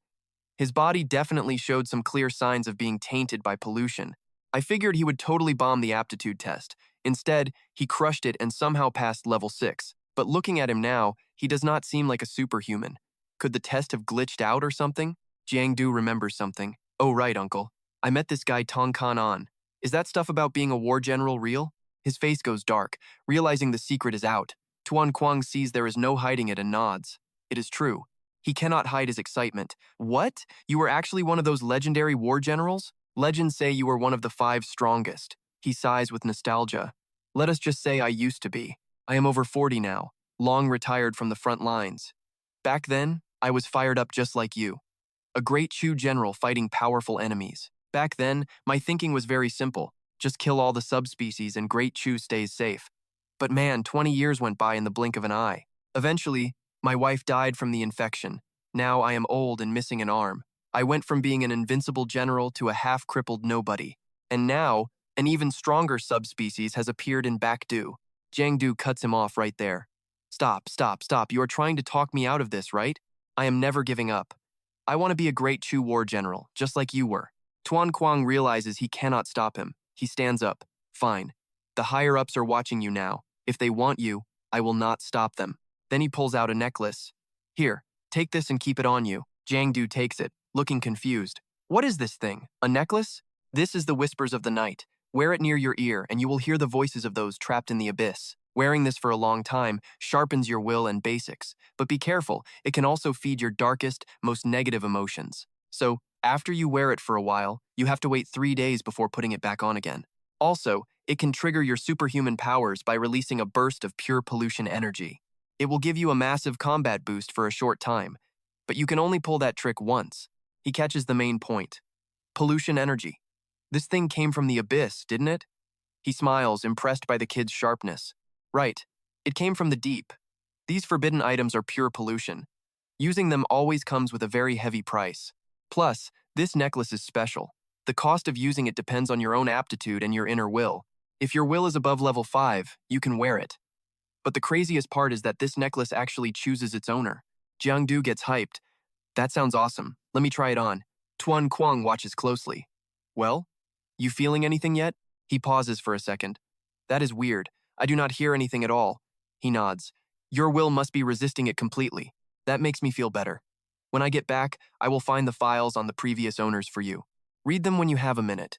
Jiang politely replies. Got it. See you later, uncle. As night falls, he drifts into a deep sleep. Outside, the moonlight begins to creep across the room and hits the necklace. It starts reacting. A strange energy leaks out and the aura spreads until it completely wraps around his entire body. In his dream, he rubs his eyes. Where am I? Did I get lost? He looks around at the pitch-black space. Suddenly, a bunch of bubbles float by. Inside them are people. A girl who once wore the necklace is screaming her head off. Stop! Quit whispering in my ear! Jiang sees others screaming too. Some got power from it, but they have gone totally insane. They are in pure agony. It hurts. Just kill me. Help. I am never putting this thing on ever again. This is a curse. I do not want to be your master. Please, just make it stop. Sweat dripped down his face. Was this the necklace's memory? Suddenly, a soft voice whispered right in his ear. Master, something is creeping in the shadows. The final transport carrying the gifted ones rolled toward the military camp. Jiao couldn't stop yawning. Jiang noticed and asked, What's up, you didn't get any sleep last night? She rubbed her nose. It was her first night at special training camp, and she was too hyped to sleep. What about you? He laughed. I slept like a rock, but honestly, I had some super weird dreams last night. I just can't really remember what happened in them. Is the necklace messing with you? I thought I heard it talking. Jiang reached out and lightly tapped Jiao Dao's shoulder. If you're beat, just lean on me. She snapped back instantly. No way, don't even think about trying to pull a fast one. He played it cool, relax. I promise I won't touch you. But when she looked over, Jiang was already puckering his lips at her. Captain Lu sighed at their flirting. Listen, Jiao, the camp is packed. Stay away from guys with bad intentions, all right? She nodded obediently. I got it. But he jumped. Wait, was he talking about me? Am I the guy with bad intentions? He kept lecturing. Once you're at camp, you follow the instructor's orders. No exceptions, got it? If anything happens, find your instructor. If they're gone, call me. Jiao blushed. Her dad had been saying this the whole ride. Jiang puffed out his chest. Don't sweat it, uncle. With me around, nobody is going to mess with her. Captain Lu frowned. Having you there is exactly why I'm worried. The car pulled up to the station. We're here. Jiao Dao waved. Bye, Dad. See ya. He nodded. Remember to call. Then he watched the two of them walk in, holding hands like they were best friends. Captain Lu snorted in annoyance. He gritted his teeth and muttered, That little punk. Just wait until he gets inside the camp. Zhao Zhao quickly yanked her hand back. You trying to get killed? If my dad saw that, he'd absolutely wreck you. Jiangdu shrugged it off. What's the big deal? We won't see him for 6 months anyway, plus we'll be at the same university soon. Uncle Lu won't even know. She blushed and turned away. Who said I ever wanted to go to the same college as you? The crowd of applicants started gathering. The train arrived. Let's move. He followed the group onto the path leading toward the camp. They were surrounded by kids their own age. Jiangdu looked around. So, this is the express train to the special training camp. The intercom crackled. Attention students, the train to Vanhai Special Training Camp departs at 10:30 a.m. Beijing time. This is a non-stop trip. Total travel time is 20 minutes. Jiangdu whistled. That's a lot of people. Zhao Zhao wasn't shocked. Of course. Everyone from the nearby sectors is coming here. This car is full of the best candidates from the trials. We're talking high willpower and some seriously crazy special abilities. With just a little bit of training, they'll be ready to take down level 1 variants without breaking a sweat. He faked being impressed. Wow, that's wild. I guess we won't have to be scared of those monsters anymore, right? Inside, he was smirking. With my current strength, I could handle a level 2 variant easily. She obviously had no idea what he was thinking. Don't be so naive. Even with talent, if you can't survive the training, it's all for nothing. Just get some rest for now. You'll see once we actually arrive. Jiangdu kicked back. Don't worry about me. I'll be just fine. The train bulleted down the tracks toward the camp, eventually plunging deep into a tunnel that was pitch black. Zhao Zhao shook him. Wake up! Stop sleeping! He blinked, totally dazed. Huh? What's going on? She pointed at the train's clock. Didn't they say the trip was only 20 minutes? It's been almost 40, and we're still moving. Jiangdu frowned. It was bright when they left, so why was it so dark? He turned to the window. There's fog out there. Everyone else on the train started getting nervous too. This fog definitely didn't look natural. One guy reached out to touch it, then yanked his hand back in a panic. Don't touch it! It felt like it was watching me! The weird vibe sent everyone into a panic. Suddenly, the train slammed on its emergency brakes, sending people flying into each other. The speaker crackled. Arrived at Vanhai Training Camp. All passengers, please exit through the doors on the left. Everyone just stood there, staring at the doors. Wait, what just happened? Aren't the trainers supposed to meet us? I don't know. Just then, Jiangdu pushed through the crowd and took the first step off the train. Zhao Zhao watched him, her heart skipping a beat. She rushed forward and yelled, "What are you doing? Get back here!" But Jiangdu's eyes were fixed on something. No. His pupils flickered with a strange, dark intensity. Why?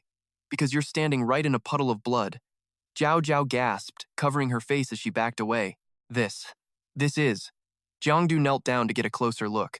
It's definitely fresh, he said firmly. The others started panicking. Blood? You've got to be kidding me. Has everyone at the camp already been slaughtered? No way. This camp has elite instructors. Who could even touch them? Jiangdu ignored the noise and dropped the truth. It is monsters. The young recruits instantly panicked. He glanced at them while the others scrambled to call the night watch. If anyone knows how to drive this train, get us out of here, Zhao Zhao asked. What about you? Jiangdu looked at her with a smirk and told a blatant lie. I just need a bathroom break. Zhao Zhao could not stop him. Jiangdu. Her face was pale with hidden terror. Zhao Zhao fought back her natural fear and decided to chase after him anyway. The rest were like headless chickens. What now? Are we really supposed to just drive the subway back ourselves? Phones have zero signal. No calls getting through. Sitting around here like ducks is not a plan. Let us go. We are moving out too. So the rookies followed his lead. Nobody noticed the hidden camera watching from above. Turns out Jiangdu actually did head for the restroom. He zipped up with a massive sigh of relief. Man, I was holding that in forever. Finally, sweet freedom. Suddenly, a creepy vibe filled the air. A wolf monster lunged with teeth bared, ready to eat him alive, but a rock knocked it flying first. Jiangdu blinked and asked, "Did you need to go too?" Zhao Zhao snapped. "Are you stupid? Do you know how dangerous it is out here? What if a monster ate you? How would I ever explain that to Teacher Lai?" He gave her a calm smile. Okay, just chill and listen to me for a second. She huffed and put her hands on her hips. Fine, talk. Let us see what lie you cook up, he confidently explained. The training has started. Zhao Zhao was lost. It started? Since when? Jiangdu pointed back. From the moment we stepped onto that subway train, she was not buying it. Total trash talk. Where is your proof? He pointed at the corpse. Look at that beast you just downed. Was it actually strong? She realized it was weak, barely tougher than a normal animal. Logically, monsters this weak would never have the guts to attack a high-level training camp. Jiangdu laughed and patted her shoulder. Exactly. Guess you are not as dim as you look. But she was still skeptical. Maybe we just have not run into the real heavy hitters yet. He raised an eyebrow. Fine, say we are under attack. There is no way the Night Watch missed it, right? If this was a real disaster, do not you think they would have told us? The fog, the blood, the isolation, it is all staged to mess with our heads. They want to see how we handle extreme psychological pressure. Under that kind of stress, a person's true colors always come out, for better or worse. Then he shouted, and I, Giang am clearly the strongest. She sighed. All that logic just to flex on me? Right then, another monster appeared, followed by a whole pack. Giang jumped back. Quick, Jiao, use your spirit bow on them. She glared at him. Thought you were the strongest? Why are you hiding behind me? He just gave a cocky grin. If I step in, you will not get any glory. She was fuming. I would rather you just did your job. He pushed her forward. Stop whining. Just take the chance. He started cheering at the hidden cameras. Go, Jiao, go. Back at base, the officers watched everything on the big screens. By now, she had successfully wiped out every last monster. He showered her with fake praise. Wow, you are incredible, taking out 3 at once. She looked ready to kill him. Jiang, you have zero shame. You really just stood there and watched? He tried to defend himself. Do not be mad, I just trust you. She was still livid. Trust my foot.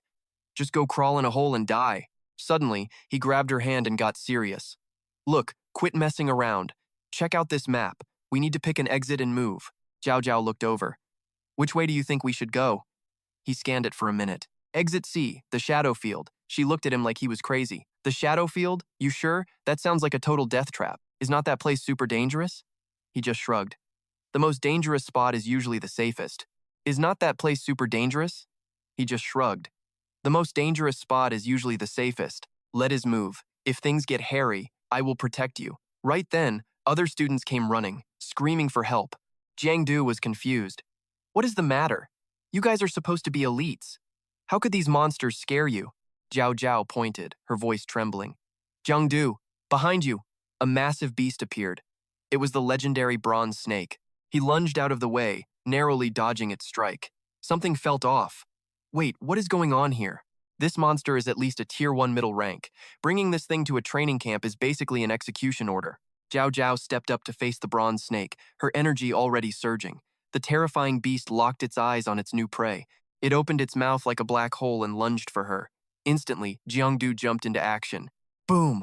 One kick sends the bronze snake flying. He grabs her hand without thinking, dragging her away before that freak can even blink. Run! That snake is glued to their heels. The other rookies are just watching, jaws hitting the floor. Jiang points ahead. Dorsey is right there. Get inside, now. He dives through the entrance, but the hand he was holding is empty. She is gone. His face goes white as a ghost in an instant. Jiang is standing solo in the room. Back at headquarters, things are getting wild. What is with that snake? Is it burning blood essence just to hold its power back? The brass are panicking. It is out of control. Just take it out. We need to make sure these students don't end up as monster snacks. Wait, hold up, Khan, on snaps. He is locked on Jiang. No need to freak out yet. It is time to see what this kid can really do. He finally figures it out. This door is rigged. The glass is abyss material. It is basically a teleportation trap. Same door, different destination. Jiang takes a breath and goes back in. If I keep spamming this, I will find her eventually. Too late. The snake is back for a cheap shot. 3 heads swarm him at once. Du flinches as the jaws snap at his face. He grabs the massive mouth, holding on for dear life. He lets out a roar, dropping a combo kick that wrecks the snake. Lands like a pro. Clutching his arm, he gasps for air. Close one. Hope the bosses didn't see those moves. Suddenly, shadows swarm him, forcing him into his traveler state. Du is tripping out. What the hell is this? I didn't turn on shadow mode. Why is it doing this? Then, someone falls right next to him. Du jumps, staring at a new freak. This monster is on a whole different level of scary. He keeps his guard up. Tier 1 superior. This just went from bad to worse. The officers are losing it. Khan can only whisper, what is going on? Eyes start popping out of the faceless man's skin. It is covered in pupils. It points at Du, and a massive wave of energy just slams into him. Du jumps to dodge the blast, but he falls straight into the trap. A massive eyeball shadows his every move. Du coughs up blood, a mental strike. As he looks weak, the monster lunges, but Du just smirks. He catches the beast with one hand, looking like a total boss. Sucker, I baited you. He snaps its arm, and the monster goes down screaming. He tosses the corpse aside and absorbs it. Shadow Devour. Time to check the stats. Killed 2 monsters. First one, Bronze Snake. Rank, Tier 1 middle-class freak. Low-tier abyss trash. Snake type. Multiple heads and eyes. Loves to strangle and shred prey. Watch out for those pupils. Supposedly a cousin to the shadow race. Kill cost? 0. Totally free. Harvested shadow points, and it is increasing. New data recorded. The Faceless Man. Ranked as Tier 1 superior. A low-tier abyss monster. Its eyes are the main power source. More eyes do not always mean more power. Specializes in mental attacks. Those eyes can see into every tiny corner. Finds the weak spots and strikes. Low eye species. Rumored Shadow Clan kin from the depths. Cost. Temporary blindness for both eyes. Points are up. Shadow pupils got a small boost. This do rubs his chin. Eye species are shadow cousins? I am a stalker, so maybe that is why they are hunting me? I thought this was a test. Thought they would send some weaklings just for show. Instead, they sent guys meant to end me. He sighs. This form probably gave me away to the training camp bosses. No point in playing hide and seek anymore. Deactivate shadow mode. Wait. Jiang cannot turn the shadow mode off. He stares at his hands. Still stuck. He tries again and again. Cancel shadow form. Nothing. Not a single spark. Then, a massive roar shakes the air. A million eyes are watching Du from above. He grits his teeth. Great, I walked into a nest. The observation room is going nuts. What happened? The screens are all black. Get tech support on the line right now. Only Con Ann stays quiet until a soldier rushes in screaming a report. Every single communication system is glitching out right now. Also, instructors Lu and Lack have completely vanished. Hearing that, Old Man Tran slammed his cane against the floor and barked. I am so impressed by this Van High special training camp. One little problem and you all just lose your damn minds. You losers call yourselves instructors? Con An stepped up, not even flinching. Sorry for the mess, Elder Tran. We look like clowns. So, what is the play here? What do we do now? He slammed his cane down again, leaving a deep dent in the floor. Elder Tran took charge. Little Tan. List every student in the Shadow Realm and their powers. Recover the remains, stop the exams, and shut this whole circus down right now. Send some instructors to keep the peace. Then, grab every level 2 and 3 officer left and move out toward that Shadow Realm immediately. We are ending this today. The officers scrambled to obey. Yes, sir. Suddenly, he called out to stop one. Instructor Song, hold up a second. I need a word with you. You have been awfully quiet over there. Spill it. What kind of dark secrets is this Van High Shadow Realm actually hiding from us? No point in lying now. The old man clearly smelled a rat, which is why he sent the high-level instructors in there already. Elder Tran nodded. One student who just entered the Shadow Realm is acting weird, and it is definitely not normal. Anyone with eyes can see there is a major problem here. Kanan sighed. Fine, you caught us. I will not hide it anymore. The Shadow Realm comes from an abyssal relic called the Peerless Eye. If you touch this cursed thing directly, you are in trouble.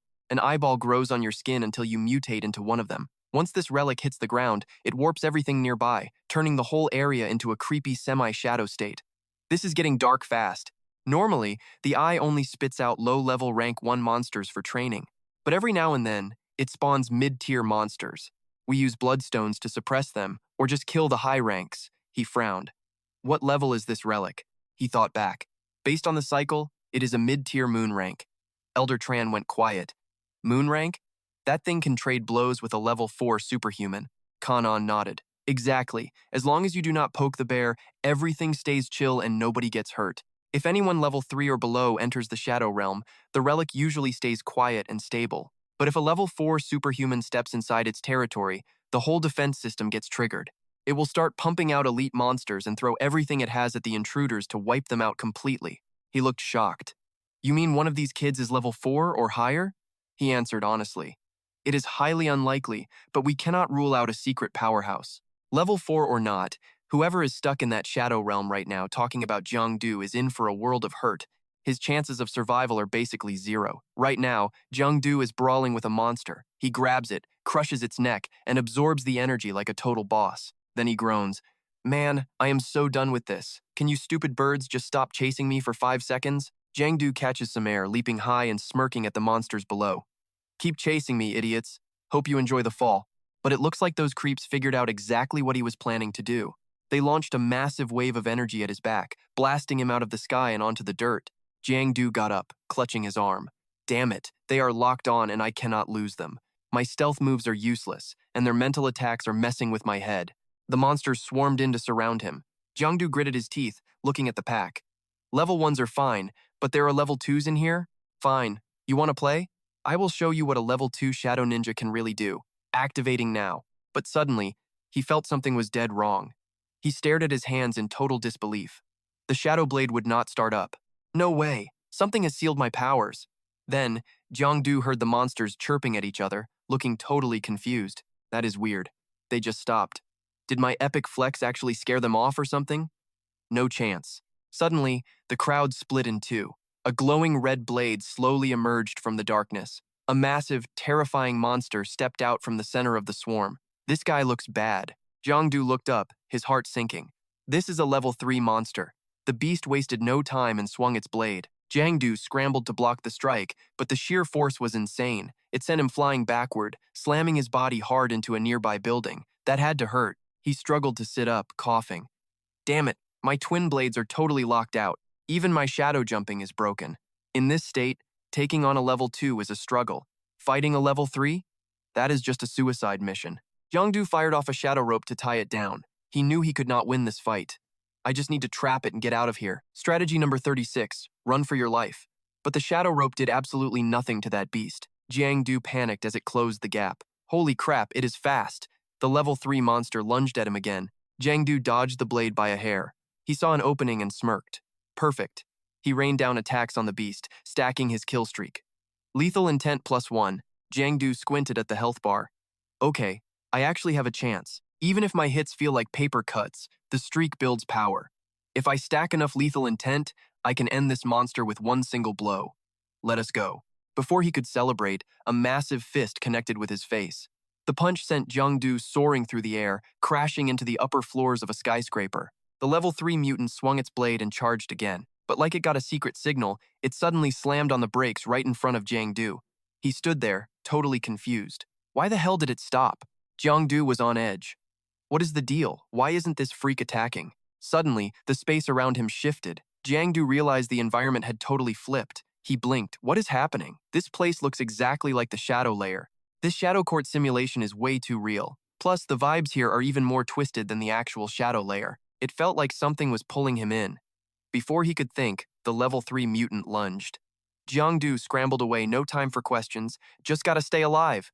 His stamina was reaching 0. He frowned, trying to make sense of the scene before him. Strange. Why is this alley so long? I cannot even see the end of it. Jiang body shook as he suddenly plummeted.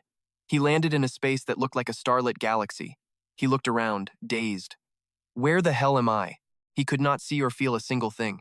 Suddenly, a burst of power surged through his hand, dragging him through the air like a rocket towards something in the distance. The force twisted his body. Damn it, why did I lose control of my own limbs all of a sudden? Who is pulling my strings? Stop it! Stop right now! I am the one in charge here, not you. Right as he screamed internally, Jiang body jerked to a dead stop. Suddenly, an orb slammed into his chest, nearly knocking the life out of him. Jiang collapsed, blacking out instantly. Then, shadowy energy began oozing from the orb, wrapping around his body. It moved slowly, almost like it was cradling some priceless treasure. Jiang eyes snapped open. A voice echoed. Finally, the heir of the Shadow Seed has arrived. Suddenly, he tumbled through a shattered dimension. What kind of hellhole is this? A voice answered from the dark. This is the border between the real world and the abyss. He spun around shouting, "Who is there?" The stranger calmly replied, "Can you not feel it yet? Look closer." It was that familiar, twisted chill of the shadow, secretive, dark, and purely malicious. Jiang sensed a presence behind him. A hand made of shifting darkness pressed against the glass. The Shadow Seed appeared. "You and I share the same source. We are one." He did not hesitate. He punched right through that glass wall. The creature flinched back. "Hey, what are you doing? You nearly scared me to death." Jiang sneered. "What does it look like?" "Obviously, I am here to take out a mutant like you." The shadow bug snapped back. "With that attitude, you are going to miss the crucial stuff, like secret combat techniques or hidden mountain treasures." Losing patience, Jiang growled. "Spit it out already. I have got things to do. I need to get back out and find Jiao Jiao." The bug waved a hand in total annoyance. "Fine, look up for yourself, genius." Suddenly, an image flashed before him, a massive, terrifying eye staring directly down at Jiang from the void. He looked up in complete shock, recognizing it right away. "Wait, that is the Eye Seed. Was this the thing that locked down my powers before?" The shadow bug gave a sharp nod. "Exactly. To be precise, it is the Eye Hive, a forbidden relic from the deep abyss. I and Shadow are natural enemies. You might be human, but since you share our power source, the Eye Hive has officially marked you as its prey. If I had not used my aura to shield you from that level 3 eye earlier, you would be a cold corpse by now. Jiang was stunned. So you are the one who saved me? Why? It smirked. Because I have been waiting for you. Waiting for me? The Shadow explained. Yes. I needed someone with a physical body that resonates with my strength. I was once a High Lord of the Abyss, noble, powerful, and feared as a king across the infinite depths of that world. But after a freak accident, my avatar was split into 1,000 fragments and scattered across the realms. My former guardian, the Eye Hive, found me. I was the one who protected that thing. But that lowlife took advantage of my weakness. It turned on me, locked me up, and started draining my powers, just to make itself stronger. That is why I have been waiting for a new Shadow Seed. Come, inherit my vast power, and help me get my revenge. Then, you will be my host, and I will be the one calling all the shots. Without a second thought, Jiang slapped the Shadow Seed hard across the face. It tumbled to the ground, totally stunned. What was that for? Aren't you going to help me take down the hive? Jiang scoffed. Who said I would do that? A total loser who got robbed blind by his own servant has no business talking about partnerships with me. And besides, man, you want to crawl inside me and take over? The Shadow snorted. So, you cannot escape. Jiang watched as the creature's body grew massive. It boasted, submit now. Being my host is the greatest honor. Instead, he reached right through the glass, grabbed it, and yanked the Shadow Seed's body into the open. Jiang's voice turned ice cold. You said you were powerful once, but you also said, look at you. You are just a weakened fragment now. Plus, your own kind already sucked out half your power, right? We will see who tames who. The thing spat back in defiance. I am a rank 6 Shadow, Abyss royalty. How can a nobody like you do this? This is impossible. You are just some rank 2 trash. You really think you can boss me around? Who are you? But Jiang just absorbed the Shadow. In those final seconds, it let out one last scream before turning into a mindless blob of darkness right in his palm. He had no choice but to merge with the power. Jiang slowly opened his eyes and placed a hand on his chest. Shadow Seed piece. It was finally part of him. My lost authority is finally back. Meanwhile, back in the real-world Shadow Zone, the rescue officers had finally arrived. They started shouting orders to group up. Instructors on the perimeter, students in the middle, standard defensive circle protocol. Every student needs to take their anti-pollution meds immediately. Rule number 1, do not leave the safe zone. Zhao scanned the crowd, heart racing. Jiang, where are you? Don't be dead. She didn't notice the hive creature watching. It slowly materialized, clearly planning something nasty. Right then, 3 mutated monsters lunged straight for Zhao with everything they had. No hesitation. She unleashed her power, pinning all 3 monsters down with a single, crushing blow of energy. The officers moved in to finish them. One instructor yelled, nice work! That made things way easier. You still got enough gas in the tank? Zhao gasped for air. I am fine. The officer turned back to the group. All right, follow me. We are moving out. But then, the hive creature appeared. One touch to his face and he froze. Zhao watched in horror as the man collapsed right there. The monster lunged at her next, aiming to snatch her away. Her mind went blank. She was a sitting duck. Luckily, An arrived just in time to drop the beast. He frowned. Rank 3? This is way worse than expected. An snapped at his team. I told you to stay sharp. We almost lost someone to a sneak attack. The officers looked down. Sorry, sir. Our bad. He turned back to her. Strange. Out of all these students, only this group got hit by a rank 3. Does one of these students have rank 4 potential or something? What is the deal? An took charge. Is everyone here? Good. Move out. But Zhao stopped him before he could leave. Wait, I came here with Jiang, but he is gone. That made him stop cold. An's mind raced. Hold on. Is he the target? This girl is close to him. If the nest wants him, she is the bait. Right then, another rank 3 tried a sneak attack. But An was no rookie. He was ready. He spun around and blasted the beast away like it was nothing. He knew it now she was definitely a target. An barked at his men. Get these students out of here. I will handle the rest of this trash myself. He charged the snarling monsters, energy surging through his fists. He was going head-to-head with that rank 3. Time to hit back. He summoned a massive windstorm. Superhuman skill Wind Eye. The monster got caught in the vortex, unable to move. It scrambled, desperately looking for an opening to escape the trap. An hissed, not on my watch. Suddenly, a massive eye opened up right under his feet. He looked down, horrified. What? My powers, they are gone. Elsewhere, the rookies were being swarmed by the horde. This hive creature was on a whole different level. Its body was basically just one giant pulsing eyeball. It radiated an insane amount of pressure, flooding the students with dark energy. They did not stand a chance. Even Conan's mind started to slip. Damn it. He finally collapsed onto the cold ground. Everyone else was falling too. Zhao Zhao fought to stay awake. This is bad. Can't move. Everything is going dark. She thought she was ready for this, but facing a real monster, it felt like drowning in total hopelessness. She felt herself being dragged away. One last thought crossed her mind. Giang Du, please tell me you are alive. Just as she was about to pass out, she whispered his name. Suddenly, a hand grabbed the rope. Another caught her gently. He smirked, showing up at the perfect moment. I am right here. He laid her down, then turned to the enemy. The hive creature locked eyes with him. Instantly, a wave of minions rushed forward to tear him apart. Jiang Du laughed. I know this is your house, but you idiots forget? This is the shadow field, my backyard. He raised his hand slowly. And around here, I am the one calling the shots. He pointed 2 fingers at the sky. A beam of light exploded, vaporizing enemies, while swirling shadows lashed out to bind every monster in sight. They looked up, terrified. All right, everyone, welcome to my world. Suddenly, a layer of black shadows, like a barrier, appears and swallows every last one of them whole. Jiang Du slowly walks past them. Everywhere he steps, the mutants explode. One by one, those monsters are totally crushed. Finally, he reaches the Tier 3 monster. Hey, we meet again. You chased me all that way before, remember? He grips his dual swords. Now it is my turn. In a literal blink, he flashes right past it. Before that mutant can even react, its body blows apart into hundreds of shadows. Even the hive mind starts watching Jiang Du very closely now. But before it can do anything, he drives a blade into its largest eye. Jiang Du triggers his chain kill skill without hesitation, driving shadow swords into every single eye. Finally, as its health bar hits 0, he swings his blade for the finishing blow. That is a total execution. The entire hive mind body shatters completely. A rain of blood pours from the sky, all that is left of it. This is insane, he thinks.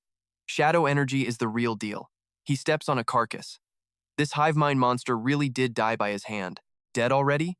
It is only the opening act. Even at level 2, killing a level 3 hive mind was a total breeze. No wonder the hive was so terrified. But honestly, I should probably say thank you to them. They gave me so much experience points. I am totally stuffed. Just then, some instructors rush over. Quick! The signal came from right over here! Jiang Du spots them from below and scoffs. They really had to show up and ruin his victory feast right now. As they approach, Jiang Du turns into a shadow and vanishes. The instructors do not notice a thing. Quick! Get the wounded out! Did you bring the anti-contamination meds? These guys are fading fast. A few of you. Go block those hive mind monsters now. Later at the hospital, Jiang Du makes up a story. That giant eye monster lunged straight at me. I hit it twice and then booked it. Then some crow on top of a plane just exploded out of nowhere. Right then, one tried to sneak up on me, so I punched it right in the face. Stop capping. You are already hurt, so quit bragging, she says. Just take your medicine. Jiang Du pushes his luck. Why don't you rub it on for me? Zhao Zhao does not hold back and agrees, pouring it directly onto his hand. Jiang Du screams in agony as the strong smell of medicine fills the air. It is pure revenge. This is oral medicine. Are you trying to kill me by pouring it on my hand like that? She ignores him completely. You told me to rub it on. He hesitates. You are not actually mad, are you? She huffs. What do you think? You suddenly vanished and I had to search all over the place for you. Jiang Du tries to apologize, but she gently covers his face. No need for that. Touching his lips, she softly says, Next time, do not show off like that, okay? He blushes at her gentle touch and agrees to her request. A smile finally returns to her face. Suddenly, she says, By the way, something really strange happened back there. I passed out after the attack and woke up saved. He plays dumb. What is so weird about that? The instructors saved you. But she disagrees completely. It was not them. Brother Duzi saved me. He tries to cover. You saw wrong. He could never get into this camp. No, I am positive. In the moment I lost consciousness, I am absolutely certain it was Brother Duzi who held me. But the weird part is, I clearly remember calling out a completely different name. Yet Brother Duzi answered. That feeling felt so familiar to me personally. His eyes dart away. Wait, you are not actually suspecting that it was me, right? She thinks about it and then shakes her head. Probably not. He could never be a total noob like you. Hey, who are you calling a noob? She kicks her feet and whispers. Do you think he might be among us? He denies it instantly. In my opinion, there is no way. She looks surprised. Why say that? He starts praising himself. Look at him. He is strong, super smart, brave, and full of justice. Plus, the guy is drop-dead gorgeous. A totally perfect person like that. How could he be a kid who failed to even get into college? Zhao Zhao nods. That is true. But how do you know he is handsome? He wags a finger. Looks do not matter. The point is, he might actually be one of the instructors in this special training camp. She agrees with that. An instructor makes sense. Right then, Kan An shows up. He quickly stands up to salute. It is instructor Song. We meet again, sir. How is your wound doing these days? He pats his shoulder. It is just a minor scratch. Sit down. She thanks them. We are only safe because of you and the other instructors. But Kan An blames himself. Honestly, this whole mess was our mistake. Luckily, no students were lost. By the way, you were not with the others when they were rescued. Did you escape alone? He grins. Of course. I fought my way out the whole time. He raises an eyebrow. Is that so? I am looking forward to seeing what you can do. He thinks to himself. Getting out of that alone is impressive. Jiangdu is definitely something else. Kan An pulls out the meter. Yep, the lab over there is slammed, so she is checking the pollution for the kids herself. Nice. Your levels are stable. Just head back and take some meds and you will be fine.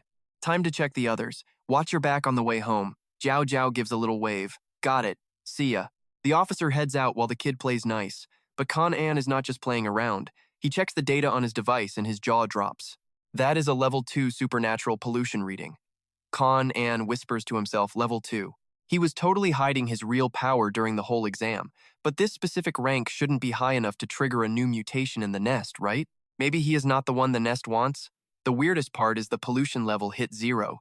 He claims he fought his way out, but you cannot kill monsters without getting contaminated.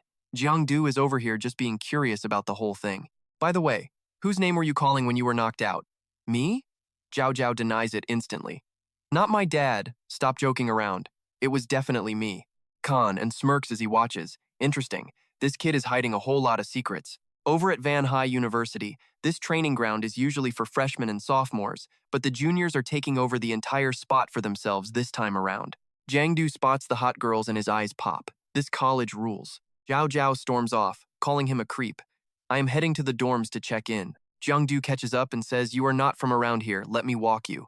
But Zhao Zhao knows he just wants to see girls. He doesn't even hide it. Totally. How did you guess? She smacks him on the head and tells him to shut up. Baoku. Jiangdu's jaw hit the floor. Seriously, how did Bao Kuang get so fat? Watching him shovel food nonstop, it's clear he's totally helpless. I think I get the vibe. Bao Kuang is chill though. He actually unlocked a gluttony power. The more he eats, the stronger he gets. He can even digest rotten junk. If he stops eating, he's done for. Honestly, his willpower stats were too low for the Van High elite camp. But since this power of his is actually decent, they made an exception and let him in the program. Let me take you there. What building are you in? Jiangdu replied, building number 1. He led him over to the spot. Here it is, building 1. Not bad, right? He nodded in shock. It's impressive, like a 5-star hotel. Bao Kuang explained, this dorm is strictly for the top-tier students in this special training camp. Everything is brand new and the vibe is great. Besides the rooms, there's a sky garden, a gym, and private study halls. He promised it would be super comfortable. Honestly, every single room looked absolutely high-end. Then Bao Kuang pointed. Wait, why is your door wide open? Isn't this supposed to be a private single room? Both of them walked in confused and saw 3 guys just hanging out and talking. Seriously, check the massive bed and the natural light. This place is cozy. Yo, Brother Mock, you think the new kid is actually a beast? We can't let him show us up. Look at Han. We're sophomores now. Why are we scared of some rookie? Speak of the devil. The guy in the middle stood up. Look, man, go find another room. This spot belongs to me now. That is just how things work here at the Van High camp. Bao Kuang snapped back. Lear! The elite camp doesn't have rules like that. Duang Xiu just glared. What? You got a problem? He yelled out in a total rage. Damn right I do. This is a freshman room. Get out. He just smirked and then shouted down the hallway. Yo, we got a rookie here who thinks this room belongs to him. Suddenly, the entire floor started shaking. Doors flew open and people started pouring out from every single room. A mob of massive, tough-looking guys showed up. Rookies got heart, huh? You know how we roll? You want the room? Prove you're strong enough. But just a warning. We are the absolute best students from Nam Not. You do the math on that. Bao Kuang started sweating. Crap, these guys have already claimed the whole floor. Jiangdu pats his shoulder. Forget it. They are our seniors, man. Let them save some face. He takes the hint and goes along with it. Right. We are done dealing with these guys today. Let us bounce. His eyes flashed with a taunt, honestly. Having stories about these juniors crapping their pants get out is just a bad look for everyone. Bao Kuang is totally stunned, and the rest of the seniors are shocked too. They charge in. This new kid is way too cocky. You are the one who is about to get beaten until you crap your pants. Jiangdu was already gearing up for a fight, but Doimak behind him unleashed a wave of pure intimidation first. Seeing their leader move, the sophomores freeze. He is giving off such a massive, powerful vibe that nobody even dares to challenge him, especially those eyes, glowing red like a furnace. Jiangdu raises an eyebrow, realizing that Mok's power must be tied to bronze. Shimu steps up and asks, "What's your name, kid?" He just says, "Jiangdu." He smirks. "You're a nobody. Want the room? Follow the rules and meet me at the gym. Let's see if you can actually throw hands. No hesitation. Deal. But one-on-one is boring." He points at the sophomores. "You guys. Don't even think about running. Every single one is next." Rumors are flying around campus. Did you hear the news? Some high school senior in the special camp has a death wish. He is actually challenging Shimu's whole gang. I heard they are just low-life bullies anyway. Heard there is a trainee trying to win our dorms back. Is that for real or what? Can he handle them alone? Let us go cheer for him. Where is it happening? People say it is the gym. Just follow the crowd for the chaos. Minutes later, the stands are packed. Instructor Chang Wen is taking down the names.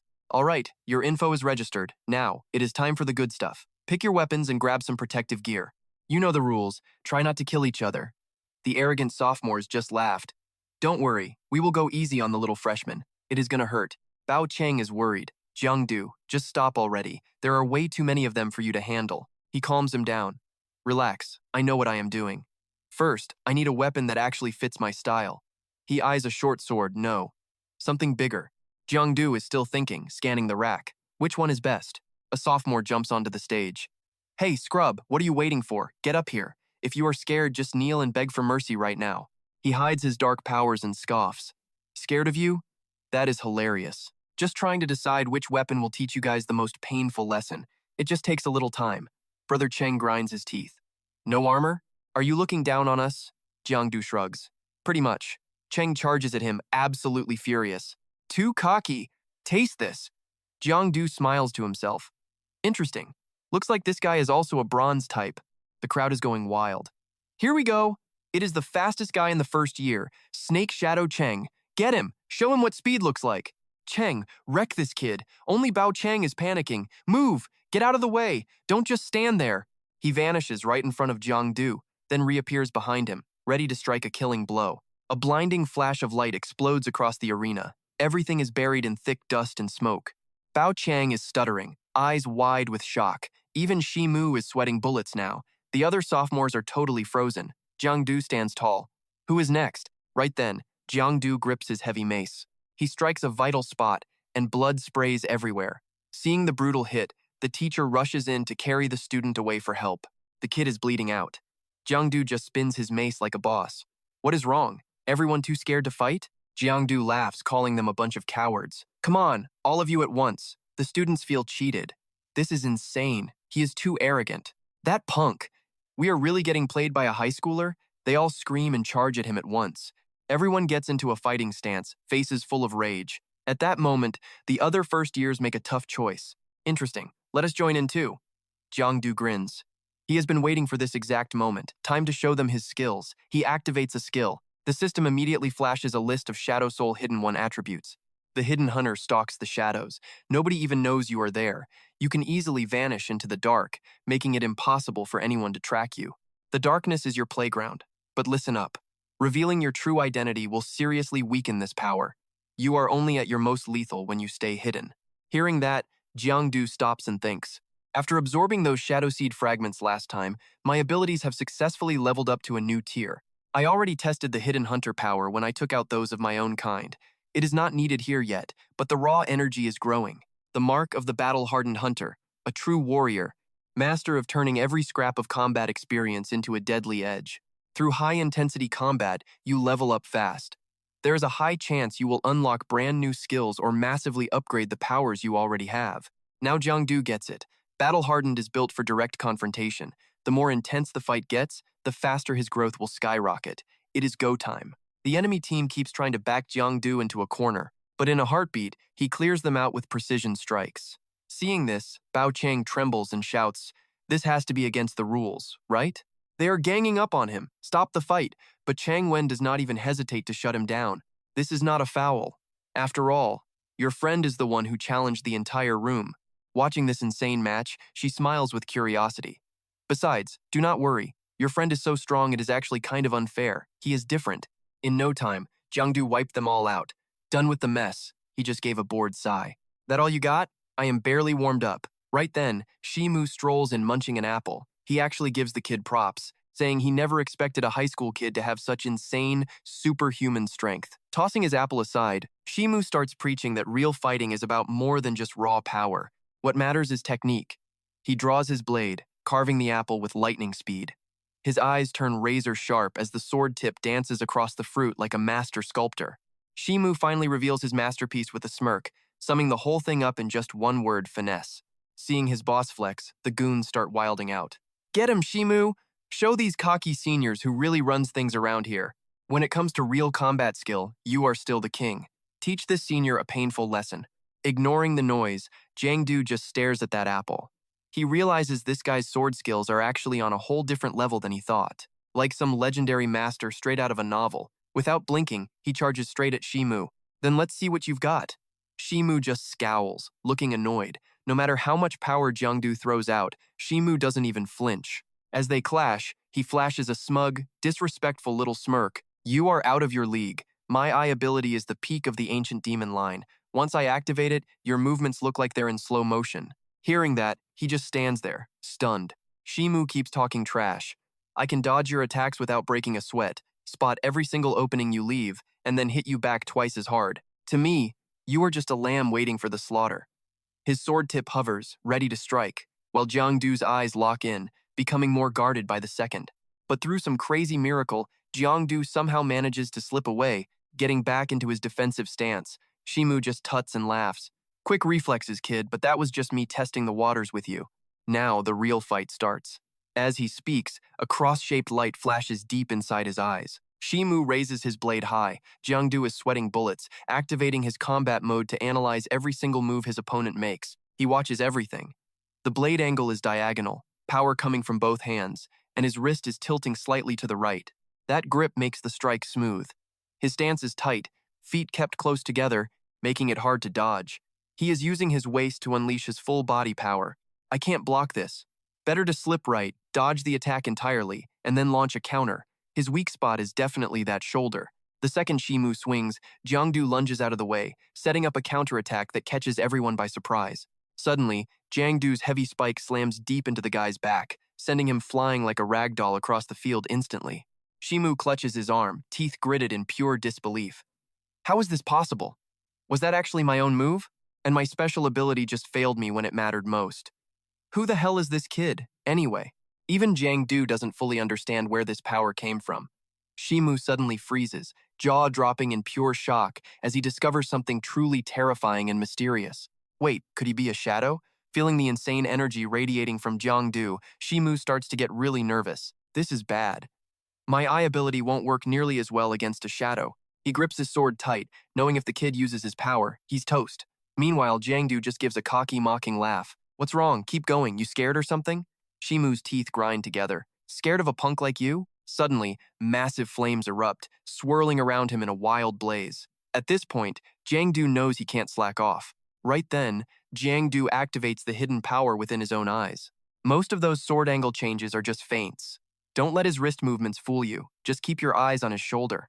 Power flows from the core to the shoulder. When that shoulder drops and fires, that's when the real strike comes. Better to strike first before his shoulder even moves. He lunges forward like lightning, nearly impaling the guy right there with his heavy spike. Jiangdu doesn't stop, raining down a non-stop barrage of heavy blows. Shimu is panicking now. It took me 5 whole years to master this technique. This brat learned it in seconds, and he actually understands the theory behind it. He is turning swordplay into a high-level skill.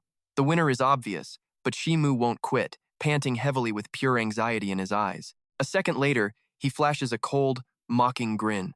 Without saying a word, Jiangdu turns to walk away, throwing one last taunt back. Show me whatever else you've got left.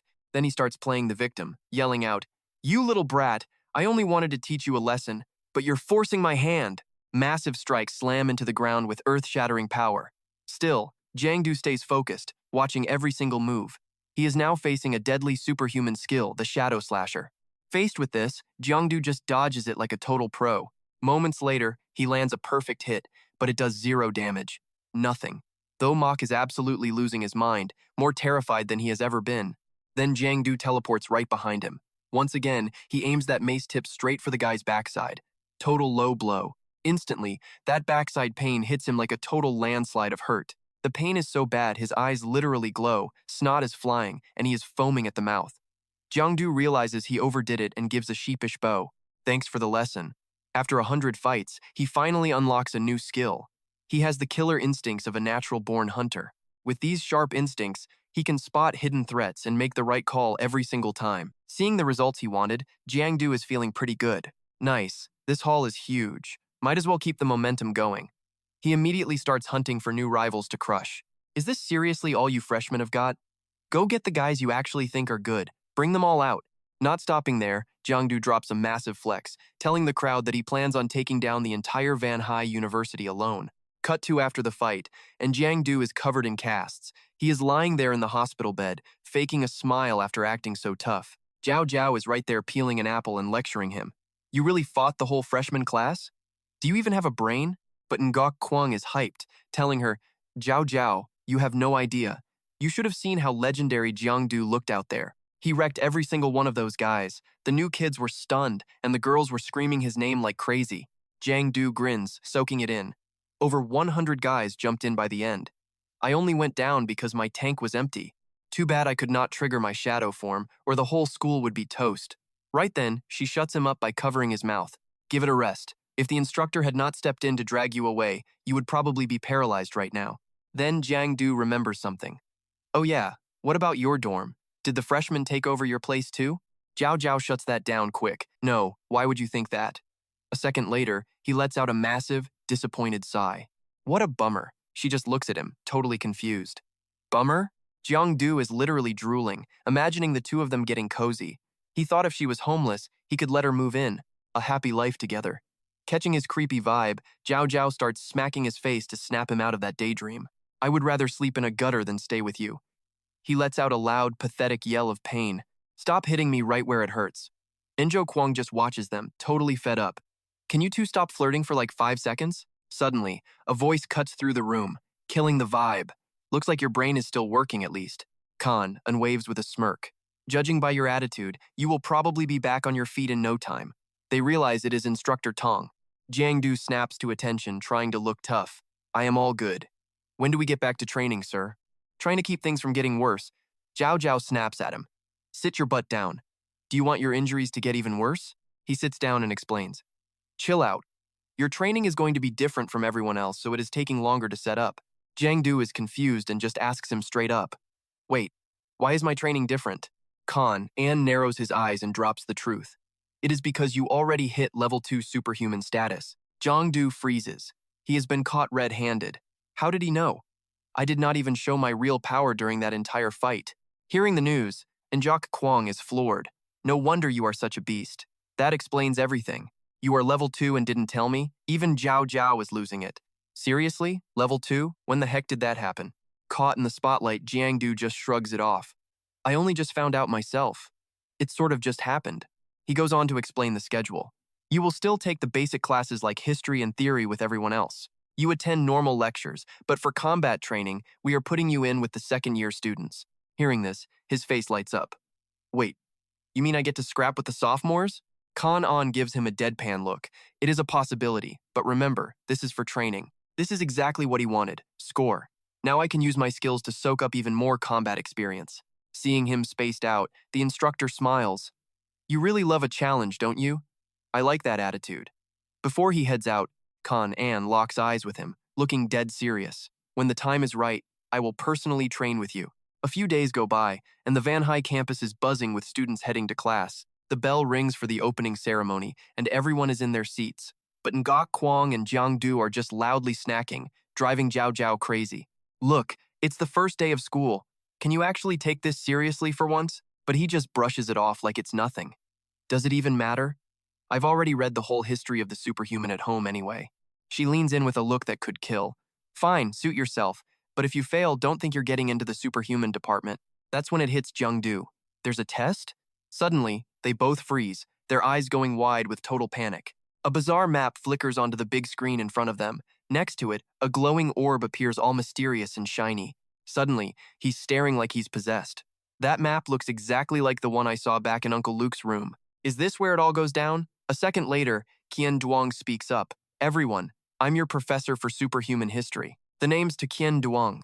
He looks at the orb, a tiny spark of hope hidden deep in his eyes. Superhuman history records all the major train wrecks since the Great Flood. This is new ground for all of you. Fair warning, your worldview is about to get rocked. But don't go jumping off a bridge just yet.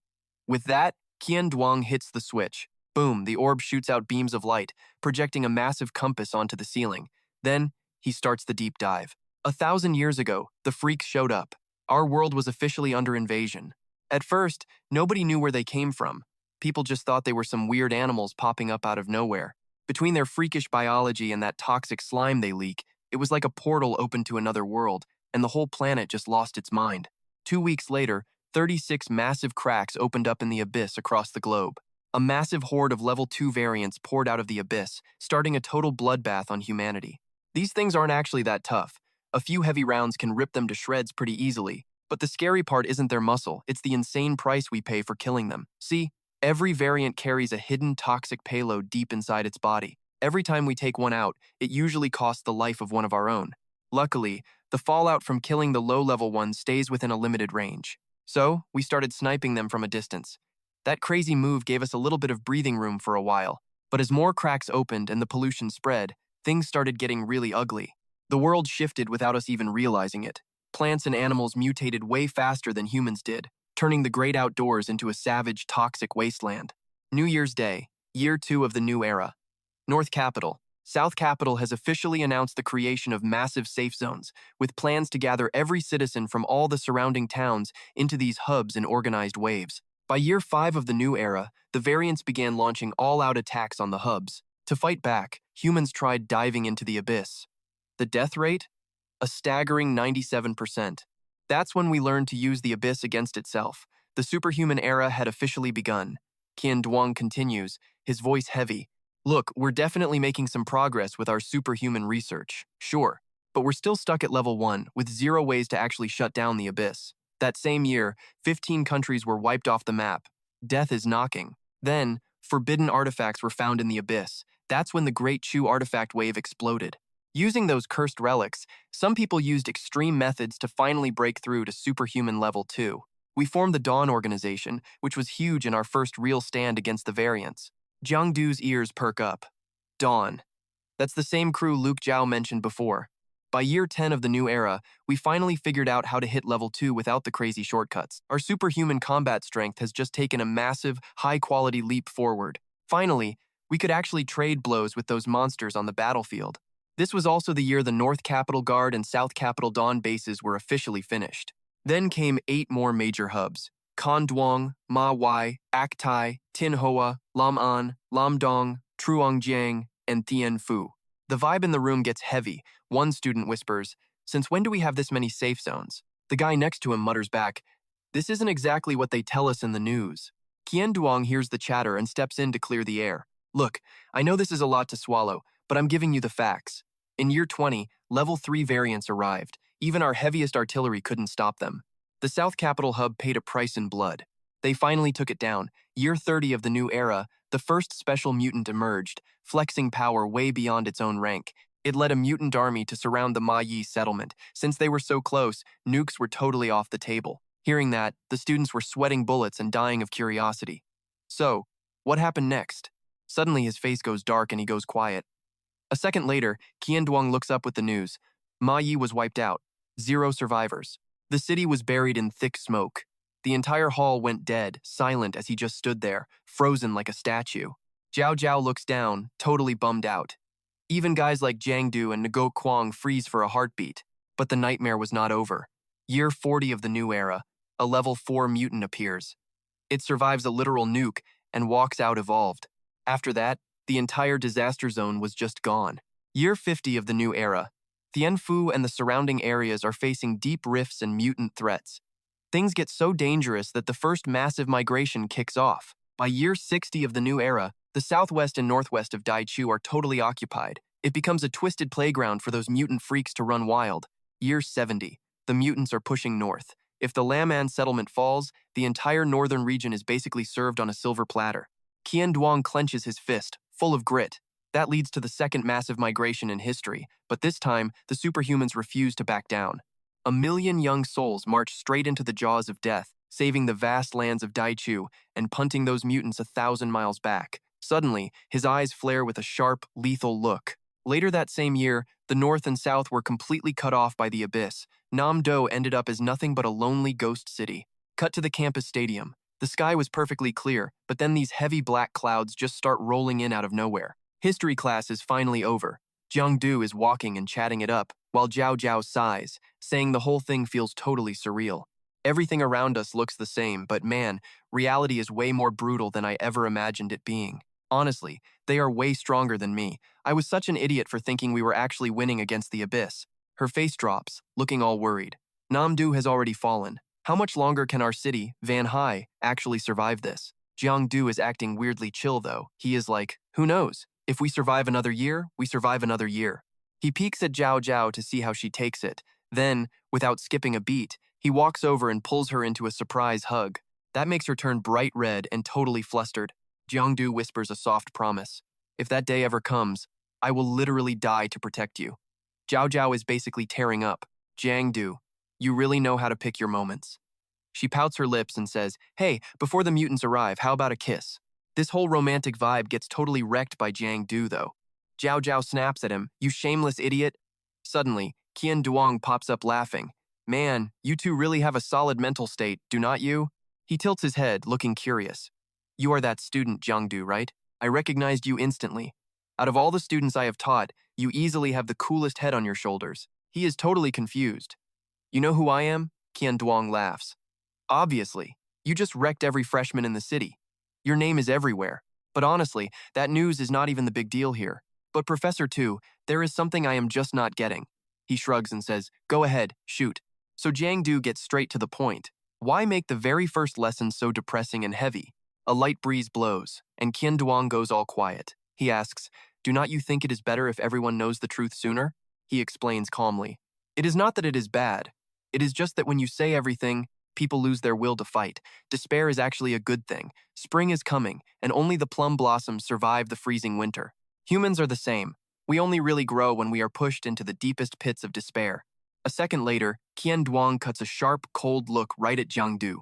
Look, you are level 2, but do not get mad when I say this. You are not a real superhuman yet. Jiangdu looks totally lost. I do not get it. You say I hit level 2, but I am not a superhuman? What gives? Then Qian Duang drops his voice and hits him with the truth. Just because you have the power, does that make you a hero? Hearing that, he freezes like he just got electrocuted. Suddenly, he gets intense. Level 1 is soul awakening, just a glimpse of the path. Level 2 is mutation, and that is the dangerous part. Right now, Jiangdu is flexing some seriously high-level skills. Pollution clings to me. My soul isn't mine, plummeting down a dark well off a 100-foot cliff. Right then, he's dangling off the edge, gripping the rocks, walking a narrow path that feels like thin ice. Then, Qian Duang lightly touches Jiangdu's chest and speaks softly. I just want to ask, now that you are in middle school, have you seen the deep well inside your own heart yet? Or have you ever seen that jagged cliffside path right in front of your eyes before? Before walking away, he emphasizes every word. It is obvious that you are not ready to become superhuman. With that, Qian Duang waves a final goodbye. I still have a lecture to go and teach, he says. Falling leaves swirl around, leaving Jiangdu lost in thought. Is this history really the truth? He wonders. He places a hand on his chest to feel his heartbeat. Zhao Zhao sees him dazing off and pokes him. All right, what are you dreaming about? He quickly changes the subject. Nothing, let's just get to the next class. Right then, the whole council was deep into the basics of superhuman abilities. The teacher is hyped, explaining that superhuman power comes from variants. There are core types, bone types, winter types, and even more, and blood or wing types.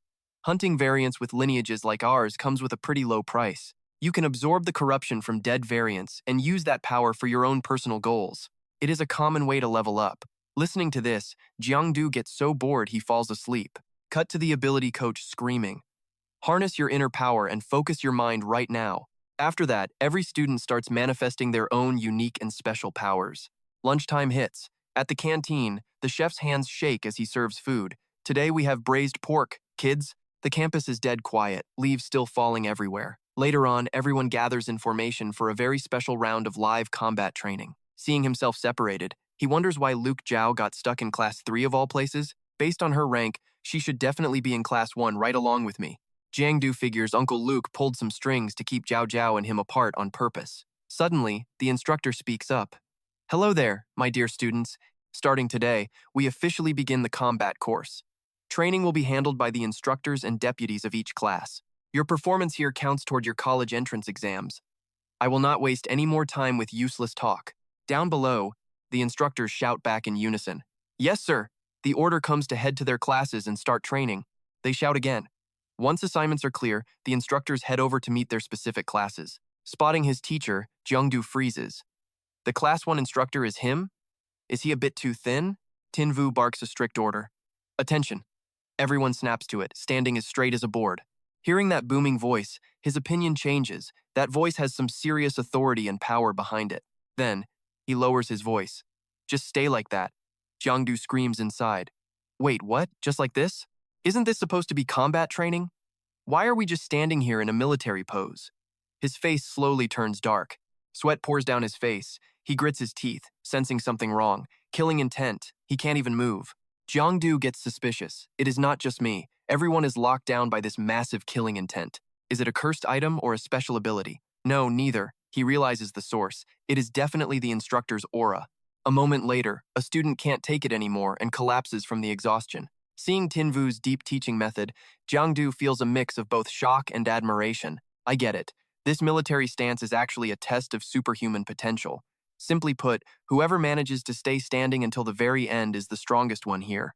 15 minutes later, everyone is sprawled out on the floor, except for him, standing tall like nothing happened. Jiang is literally steaming from the heat. The teacher smiles and says, "Take a break." With permission granted, he flops straight down onto the ground, wiping away sweat. Just then, Kan An walks over, noting he still loves to show off his skills like always. He holds out a hand. Come with me. Jiang stands up, curious. Where? Training with second years? Kan An shuts it down. No, I have a special training session for you. Soon, they arrive. We are here. Jiang scratches his head, confused. There is nothing here? He replies smoothly. You still have me, don't you? Then it finally clicks for him. Wait, what? You're saying? Kan An flashed a smug thumbs up. That is right, it is one-on-one time. The other students looked on, totally green with envy. Check it out, Jiang is getting private coaching from Instructor Tong. Talk about legendary. No surprise he crushed the freshman. Kid was the last one standing during that brutal military drill earlier. All that hype was getting distracting. Jiang muttered, Can we maybe take this training session somewhere else? Too many people watching? Kan An smirked, zeroing in on his insecurity. Scared of looking bad in public? Jiang muttered, A little. He remembered Tuan Quang's orders.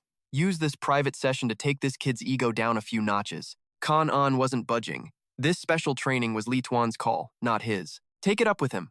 Hearing that name made the kid's blood boil as he clenched his fist. Uncle Lai is such a snake, always meddling. Kan An did not wait around. He jumped right into the first move. All right, time is money. Let's get this party started. Jiang sighed. My skills are not even worth looking at, but do not go easy. Use your full power first. Jiang smirked, sounding totally cocky. Oh, is that right? He lunged forward without a second thought. Hey, your words, not mine. Jiang strike was lightning fast. Kan An scrambled to get his guard up just in time. The crowd went wild. Look at that move. He actually managed to pressure the instructor. We are all seniors here, but his strength is on a whole different level. Go for it. At this rate, Jiang might actually win. But one guy was not impressed. Nah, that was a huge tactical mistake right there. Tin Vu crossed his arms. That first kick involved way too much airtime. He is totally exposed and practically giving away an opening for a counter. That is a textbook fail, guys. Do not try that at home. Kan An was actually having fun now. You are really going all out, huh? Not bad. You have got some serious kick behind that. But in a flash, he snatched the kid's ankle. Too basic.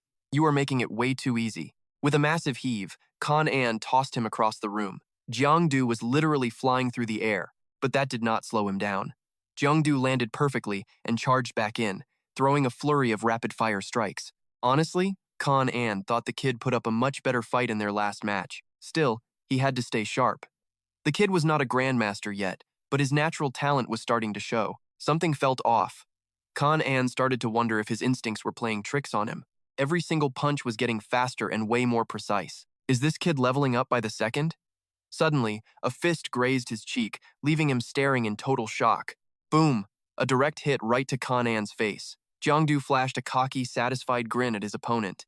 Gotcha. But suddenly, Kan An was right there, unhurt. He grabbed the kid's hand. Oh, you think so? Kan An squeezed his wrist even harder. The pain made Jiangdu's teeth rattle as cold sweat started pouring down. In one swift move, he sent Jiangdu sailing across the room again. As he slammed him into the floor, Kan An unleashed a burst of raw energy. Jiangdu hit the ground hard. The crowd was stunned. A total instant knockout. Jiangdu was lying there stiff as a board, eyes rolled back like a ghost. One of his classmates looked pretty let down by the whole thing. I really thought Jiangdu had him for a second. That counterattack was way too fast. The head instructor just watched. Too reckless. Instructor Tong left that opening on purpose, and the kid fell for it hook, line, and sinker. Combat is not just about muscles and moves. You have got to use your head. Did you all get that through your skulls? Jiangdu eventually sat up, rubbing his sore back. Uncle Tong, did you cheat and use your special powers? Kan An smirked. Powers? I did not even break a sweat. I kept my physical stats capped at level 2 strength. I beat you fair and square using nothing but raw experience. He moved like a blur. Look, a strong body is only the beginning. Mastering techniques and smart tactics, those are the real basics of any fight. That is what actually decides who wins or loses. Besides, just hitting the books is not enough. The battlefield shifts like crazy and there is zero time to think. While he is busy preaching, I spot an opening and swing, but Kan An has everything under control. He blocks the strike with total ease. Training is a grind. You have to turn those lessons into pure fighting instinct. Kan An smirks and asks if my memory is really that bad. Man, he loves to talk trash. Not letting history repeat itself, Jiangdu grabs his hand in a death grip. That move totally catches Kan An off guard. In a heartbeat, the kid mirrors his style and serves it right back to him. Talk about a fast learner. As he hits the ground, he uses his arms to brace against a massive force. The fight is over and the crowd goes wild, but the head coach steps in and kills the vibe immediately. Break time is over, fall in. Once they are lined up, he announces that the last 2 days were just for these rookies to get their feet wet. Starting on day 3, the real class placements begin. Before starting, he drops the hammer. Hold your military stance for 1 hour. If you collapse from exhaustion, you are kicked out of your original rank. Anyone who fails will be tossed into new combat classes based on their time, no matter if they are guys or girls. After hearing the rules, everyone looks absolutely miserable. They are clearly not feeling this. Jiao Jiao grits her teeth. She has to hang tough and stay on her feet. She imagines Jiangdu mocking her, asking why she is still stuck in Class 3. That thought fuels her fire. She cannot let that jerk laugh at her progress. Class 1 is the only goal, but suddenly, she gets this weird, sinking feeling in her gut. Is Jiangdu doing okay over there? He is in private training, so maybe Coach Tong is taking it easy on him. Turns out, she was wrong. He is getting his butt kicked and sliding across the dirt. He is covered in bruises but keeps forcing himself up. When Jiao Jiao sees him, she panics. Is this a training session or a death match? Kan An rubs his hands together, impressed. You are a tough one, kid. But inside, he is starting to feel a bit restless. He thought he could just toy with the guy, but the kid is actually forcing him to use his real skills. This terrifying combat instinct is exactly like his uncle back in the day. Even though he is exhausted, Jiangdu refuses to quit. It is not over. Again, Kan An steps in to stop it. That is enough for today. Your punches are dragging, kid. You have officially hit your absolute limit. Despite the warning, he goes for one last strike. That final move actually makes Kan An widen his eyes. The kid puts everything into a forward blast to knock him back. Even though the coach stands his ground, that hit was incredibly powerful. Kan An freezes, staring at the mark left behind. Jiangdu just grins. Finally landed one. With the tension gone, he collapses onto the ground. Oh man, I finally did it. I felt like I was going to explode holding that in. The coach watches him closely, totally amazed. He was completely out of gas, but still, he channeled every single drop of energy left in his body. That was his peak power, no doubt. That basic skill he used is level 6. Jiangdu closes his eyes and whispers, Uncle Tong? He asks if he is going to have to pay for wrecking the training ground. If you want money, you should probably go talk to my Uncle Lai. Don't worry, we can just use a restricted artifact to fix this place later. After the match, Jiangdu gets hauled off to the medical bay. Duong too checks in on him. Back here again? He is hyped to see her. What a coincidence. This is my 3rd time seeing you here. So, what is your name anyway? She leans in closer to his hospital bed, looking him over. First of all, I am your senior and I am just here to intern. Second, you asked my name the first time, then the second time, and you are asking again. Seriously? Giang Du gulps hard, but he is not listening to her lecture. He is staring at her curves instead of her face. Suddenly, he remembers some specific info he saw earlier. Duong 2, 23, 36D, 175 centimeters. Oh, it is her. 36D. Then she tells him to rest. He tries to stop her. Wait, don't go. I am scared to be alone. Kan An walks in looking confused. What is wrong with you, kid? He snaps out of it and calls out to Uncle Tong. The coach tosses a small medicine bottle to him. Uncle Tong, are you not training them? He shrugs. I am the lead instructor for this program. I can vanish for a bit. Now drink this stuff to get your strength back fast. He pops the cap and chugs it down. Thanks, Uncle Tong. As soon as he finishes, his eyes start to glow with power. His battery is fully charged. He jumps up to show off. The king is back, baby. I could fight for another whole day. Seeing this, Kan An is just speechless. Fine, just take a break. Once you are actually healthy, we can go another round. Suddenly, something weird clicked. Speaking of solo, Uncle Tong, that final move when we sparred felt totally off. It was not exactly painful or comfortable, but it was just super weird, man. He crossed his arms, looking dead serious. I actually came here to explain that to you. Solo training is still on, but we are switching things up from now on. Jiang Du blinked. Switching what? And kept it real. You are training with the sophomores now. The more he explained, the more confused I got. Into the factory? But I have not even graduated yet. I came to this camp for superhuman powers, not to be a factory grunt tightening screws. But he was not talking. Orders from the top, so just deal with it. With that, and headed for the door. I have got things to do. About that micro-entry tech you are using, I will email you the files, read them, and keep your mouth shut. Jiangdu checked his inbox and nodded immediately. He pulled up the superhuman skill folder. This must be it. Suddenly, a massive holographic screen appeared. Huang Duang was the face of this video. Hey everyone, I am Huang Duang. Today is all about basic superhuman skills. I will be breaking down how they work from a few different angles. Check the board. What is a superhuman skill? Level 1 is awakening. Level 2 is mutation. But level 3? That is the real superhuman deal. This is a total level up from the first two stages. Once body pollution hits a certain point, it transforms. Pure energy alone is just a waste of power. If you can turn 100 units of pollution into 200 units of output, that is a superhuman skill. The logic behind these skills is not rocket science. It comes down to three things: your physical build, energy consumption, and how well you can concentrate force. Throw willpower into the mix, and you get some seriously terrifying, soul-crushing superhuman power. He snapped his fingers, ready to dive deeper. Huang Duang gripped his sword tightly to show them how it is done. He took a clean swing and slashed the practice dummy. Huang Duang noted this target number 7 is made of a super durable, heavy-duty alloy. Usually, it blocks physical hits from level 2 superhumans, just like that heavy strike I just landed. But wait, there is more. He summoned a glowing golden energy source right in his palm. Watch closely. I am using 500 energy units right now. That is the threshold for level 3. Huang Duang blasted that insane power right at the target. It took a hit and fell over, but nothing actually broke. Watching this, Jiangdu was not exactly impressed. Honestly, it looked pretty basic to me. Sure, half the targets fell over, but there was not any real damage. He kept going. Now, I will use another 500 units, but I am attacking with a superhuman skill this time. Now he was actually shocked. Huang Duang looked dead serious, his whole body radiating pure heat. This is a superhuman skill, a blend of stamina, ability, and willpower. It is about taking scattered power and focusing it into one pinpoint strike.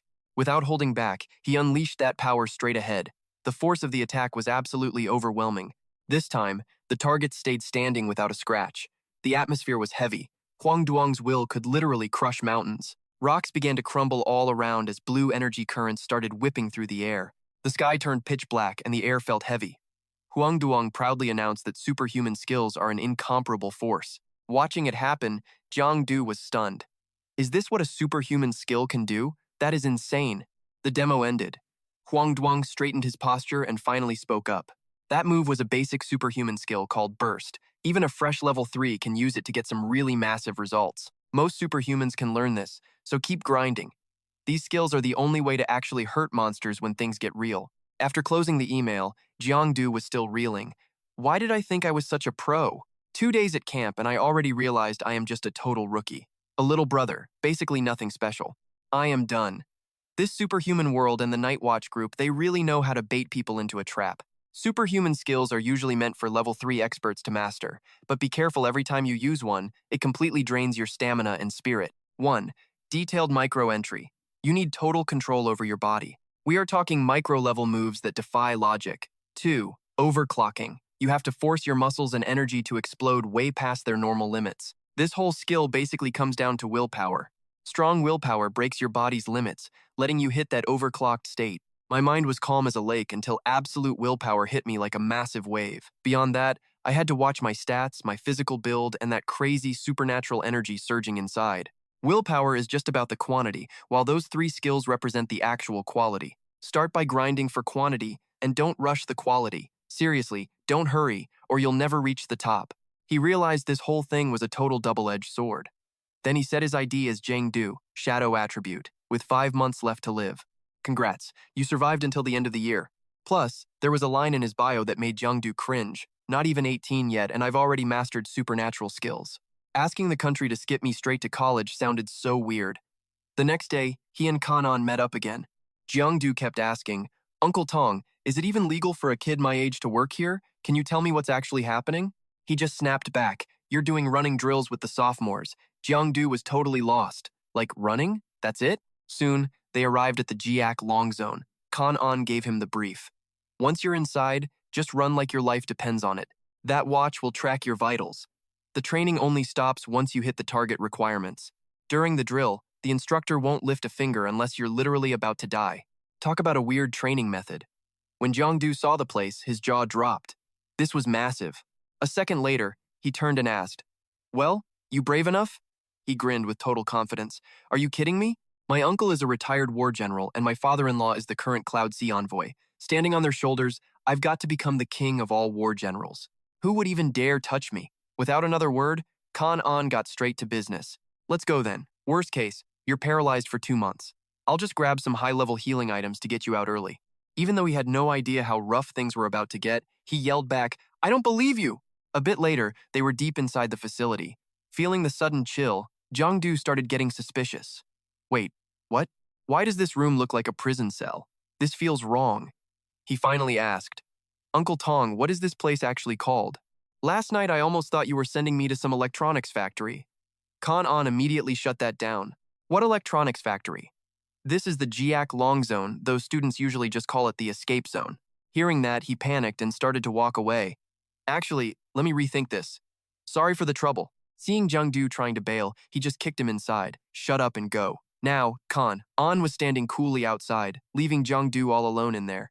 Hey, Uncle Tong. After finishing the task, he made a quick call. Yo, Captain Lai. I locked the kid in. Everything looks normal. Yeah, I got it. I know where the line is. Whatever the other guy said made Kanan freeze. Well, that's not exactly great news, is it? Inside that tight space, Giang was totally losing his mind. Uncle Tong, oh my god, why are there weird monsters in here? This is disgusting. But Kanan just kept on chatting with Tuan Quang. You're asking what he's doing? He's screaming. You're asking if he's scared? Kanan tried to listen in. Get this disgusting thing away from me. You want a piece of me? Just die already? Since the noise wouldn't stop, he just picked his ear and gave a helpless report to Captain Lai. Honestly, I think Giang is actually having fun. Kanan wasn't even listening for a cry for help. He was just guessing. Giang grabbed his head, tears streaming down his face. What kind of place is this? Please stop dropping frogs in here. I'm about to puke. Chapter 135. Right in the middle of his breakdown, the door suddenly creaked open. Giang was totally confused. Huh? The door just opened on its own? He got serious and started thinking. He had no clue what kind of danger was waiting. But anything was better than wasting time with these endless monster frogs that just won't stay dead. He might as well check it out. Maybe he could actually flip the script and survive. With that, Giang tried to escape, but a ton of monsters were still blocking my path. At this point, his spirit was getting stronger by the second. Not happening, guys! In a flash, Giang managed to break out of that zone. He stopped, staring blankly as he scanned his new surroundings. This new spot was just as bizarre as the last. This hallway was seriously creepy. Suddenly, a blood-curdling scream echoed through the air. Disgusting. Don't you touch me. Seeing him dazed, Min Hui shouted a warning. Hey man, why are you just standing around? Get moving. Hearing that, Jiang scrambled into action. Coming, I'm coming. And just like that, the two of them bolted together. Taking the chance, he asked, Hey, what class are you in anyway? You look like a total stranger. He answered bluntly, Class 1, Special Training Camp. Minhui frowned as it hit him. Class 1? He got even more confused and suddenly yelled out, Wait a minute, Class 1 Special Training Camp? You just got to the camp. Why on earth would they send you to this hellhole? Jiang gave a forced laugh and said, Maybe I just pissed someone off. Minhui gave him a look of pure disbelief. Judging by his own twisted logic, he figured the kid probably slept with the instructor's daughter. Why else would he be stuck in this hellhole? He didn't want to dig into that, so he changed the subject fast. Hey senior, what's the deal with this place? Minhui explained. This is the escape zone, where you gotta run like hell and use every ounce of willpower to fight off the evil vibes just to get out alive. After saying that, he gunned it and bolted for his life. Good luck, kid. I'm getting the hell out of here first. Jiang scrambled to keep up. Wait, where is the exit? In a split second, he caught up, totally scaring the crap out of the guy. How's a rookie running so fast? Look, I'll explain one last time. Otherwise, we're gonna run out of breath talking while sprinting. Word is, if you hit the target speed, the exit just pops up on its own, but usually, people have to run for like 2 months to make it happen. Further down, they bumped into some other randoms. One girl was just standing there, flailing because she absolutely hated frogs.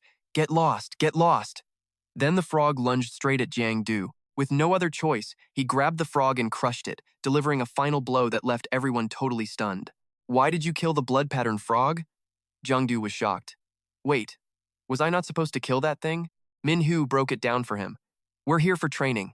You're supposed to face stronger evil vibes and just keep pushing forward. If you kill them, your brain turns to mush. You really trying to get disqualified this early? Another student rushed them, not wanting to waste time. It is what it is. Stop talking and just run for it, everyone. Suddenly, a girl tumbled into a pit, screaming for help at the top of her lungs. She just kept falling faster. Jiang managed to snag her arm. Watch out. Just like that, he became the accidental hero, saving the girl out of nowhere. Jiang asked gently if she was okay. She looked shy and asked, Why did you save me? He just gave a casual shrug. It was just reflex. A moment later, they parted ways as the cute girl gave him a quick heads up. In this escape game, every extra move comes with a price. By saving me, you're only putting yourself at risk. Jiang looked annoyed. This trashy place has too many rules. As he complained, sharp weapons came flying from behind, aiming right for him. Jiang sharp instincts kicked in instantly. These bone spikes are wicked sharp, slicing through walls like they are made of butter. Then, the white bone monsters started emerging one by one, looking totally menacing. Her jaw dropped at the sight. Oh man, 2 level 2 monsters. Without even flinching, Jiang jumped straight into a counterattack. Take your damn spikes back! Instantly, he slammed those bone shards into them, making those creatures howl in absolute pain. Business handled, he grabbed the girl's hand and bolted before anyone could blink. She was impressed. Not only did he dodge the spikes, but he used them to clear a path for their escape. Talk about skills. I've never met a guy with both the guts and the brains to pull that off. But it wasn't over yet. The bone monsters lunged again. Seeing them coming, Jiang pushed the girl away. Go on ahead.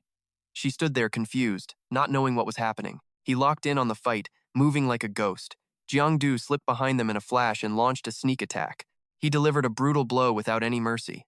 How about you take a face full of my boot? Jiang instincts flared up again. As he turned around, a faith weapon was already locked onto him, ready to strike. He dodged while looking for an opening, but that murderous energy stuck to him like a leech, refusing to let go.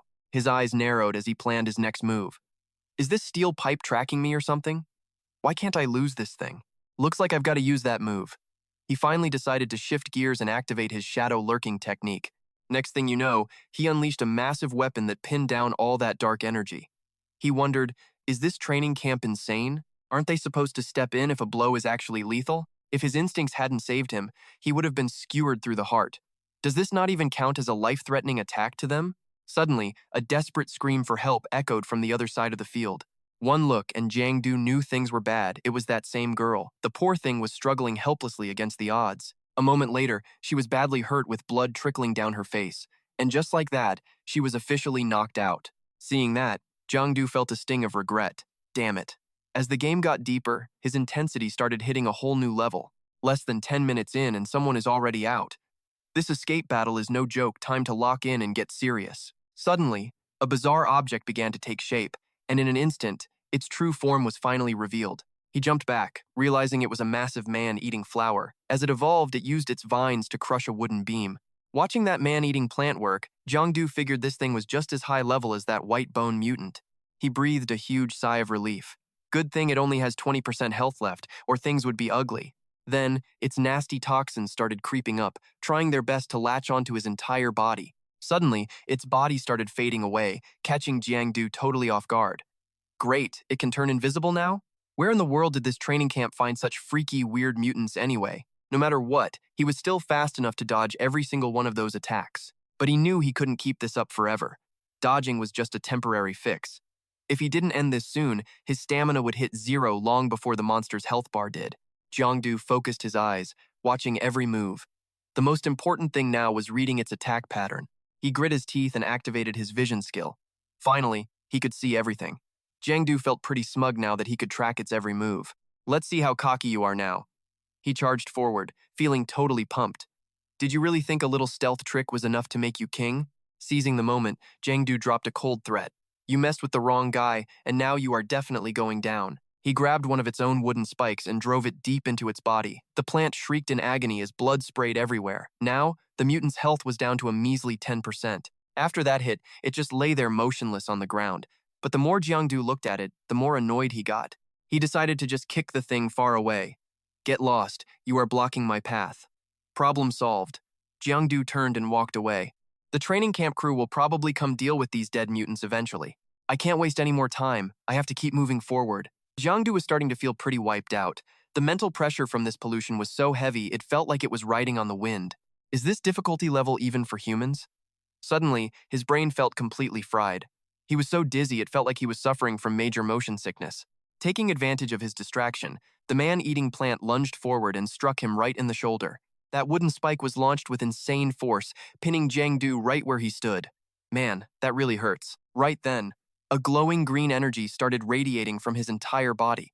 Looking at what was appearing in front of him, Jiang could not help but gape in shock. A level 2 mutant with 70% health was calmly strolling toward him, but it wasn't alone. Jiang let out a yell when he realized there was a whole pack of them following behind. Facing this brutal scene right now, Jiang could only give a mocking smirk. Releasing a bunch of level 2 mutants with 70% health just to mess with me? This training camp is absolute trash. Suddenly, he spotted something weird. Wait, what is that? There was actually a glowing door standing right over there in the shadows. Jiang started putting the pieces together. It looked totally different from those other doors on the right side of the hallway. Since this one was on the left, could it be the exit? Even so, he still had to face off against a massive wave of different mutants all by himself. Jiang was dead set on it. He wasn't sure if it was really the exit, but he had to try. He had to reach that door before his stamina completely ran out. His whole body was pulsing with power. Then, Jiang made up his mind. If he just grit his teeth and sprinted through them, he could finally put an end to all this. With that, he charged forward like a bolt of lightning. But it wasn't going to be that easy. The monster actually managed to dodge his attack. Instead, the mutant countered, triggering a massive, earth-shaking explosion right in his face. The blast sent Jiang flying backward, leaving his body covered in painful cuts and bruises. He grit his teeth. No wonder that attack hit so hard coming from a monster with nearly full health. One move and I am already bleeding. At this rate, I might not even reach the door. They really trashed me. I'm almost out of the game. A second later, Jiang took a deep breath and forced himself to focus his mind again. Even with the mutant looming right behind his back, he stayed cool and calculated. Looks like I have no choice but to use my ultimate secret move. Since I still have some stamina, I have to handle this calmly, even though danger is literally breathing down my neck. Since you came right to me, I am not letting go. He grabbed the mutant's arm with an iron grip.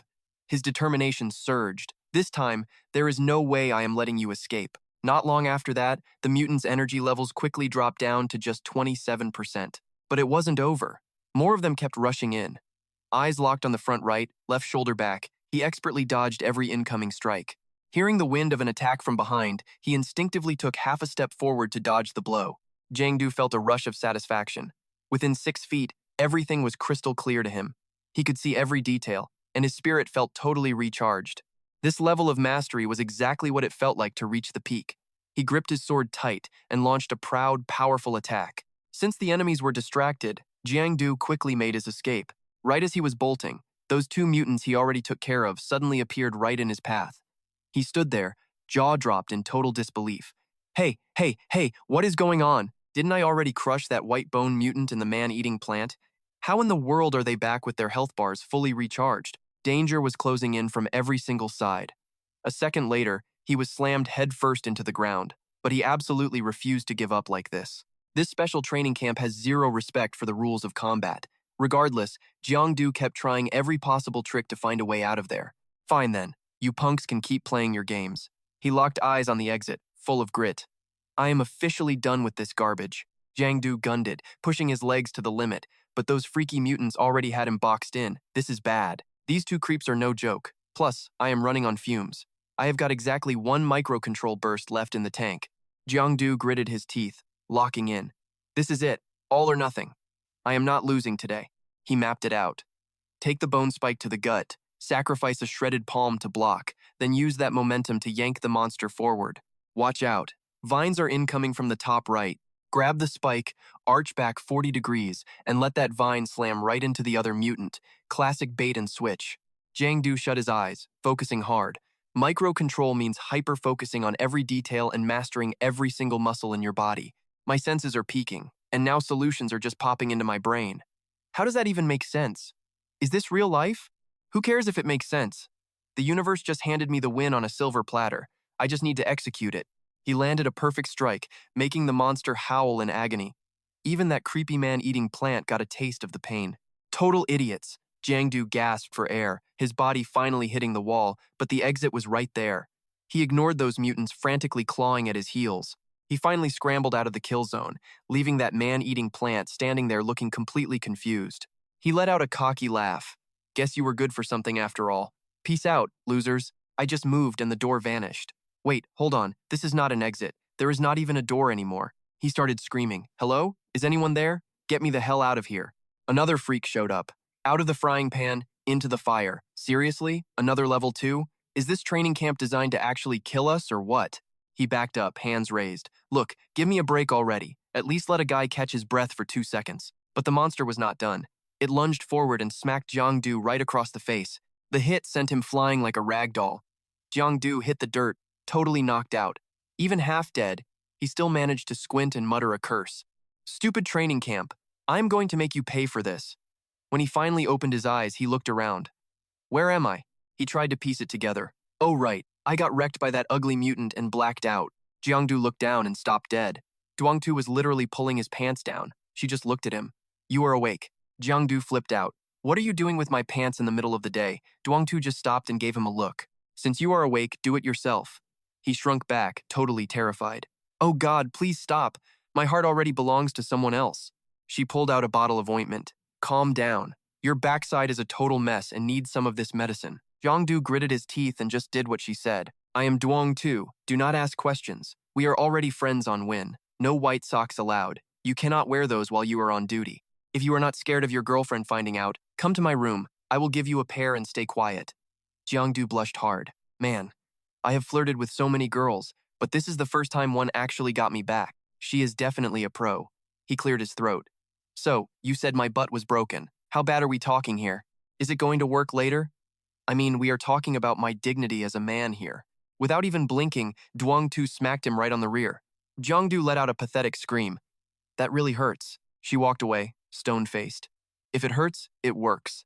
Your senses are fine. Stop being such a baby. Just use the cream for a few days. Your dignity is safe. Same rules apply.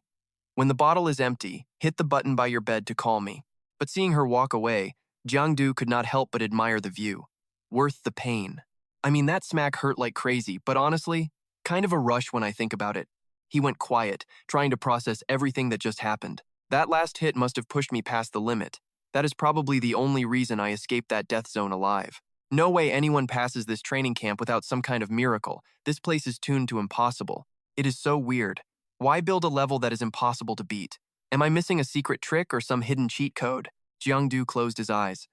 Let's run it back. I need to download all that combat data while it is fresh.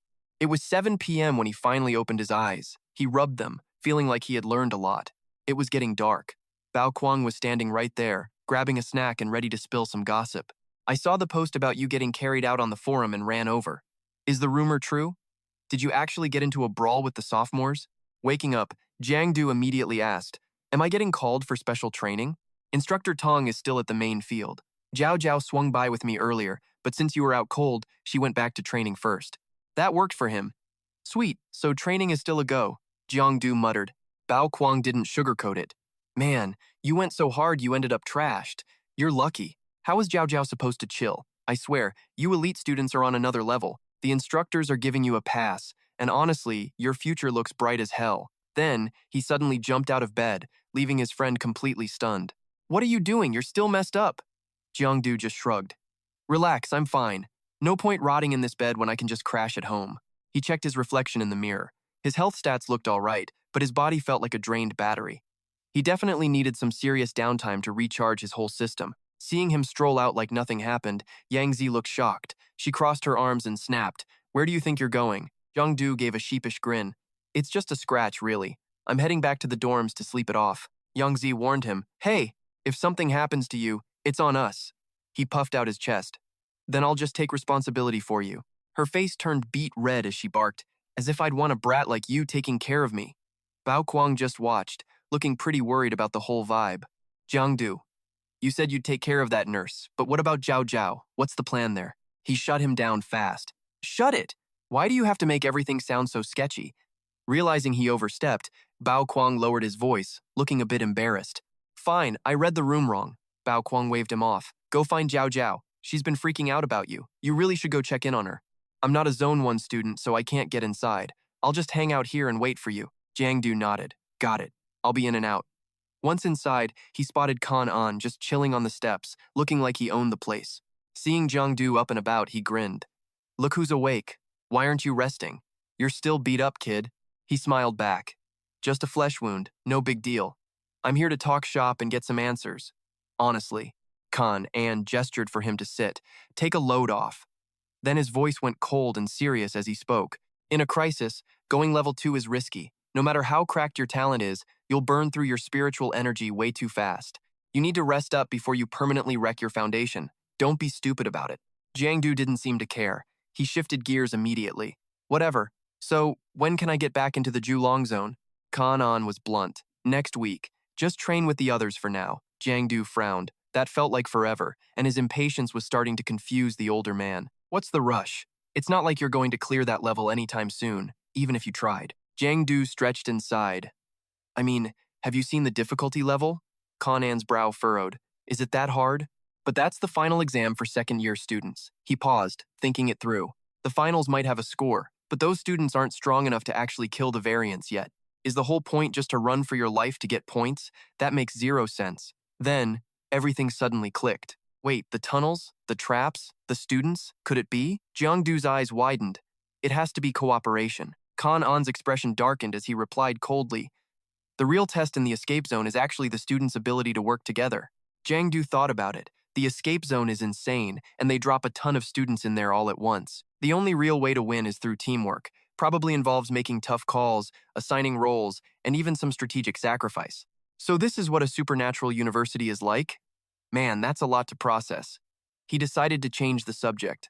Anyway, Uncle Tong, what's the deal with teacher Tian Duong?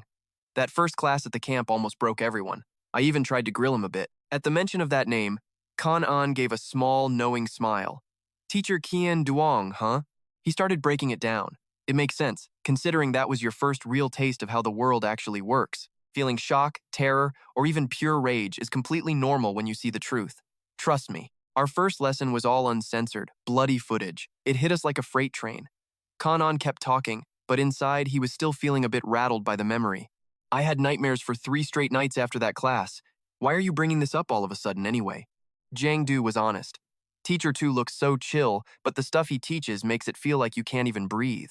He offered some words of inspiration. His class is actually legendary for your growth. That class is the foundation you need to break into level 2.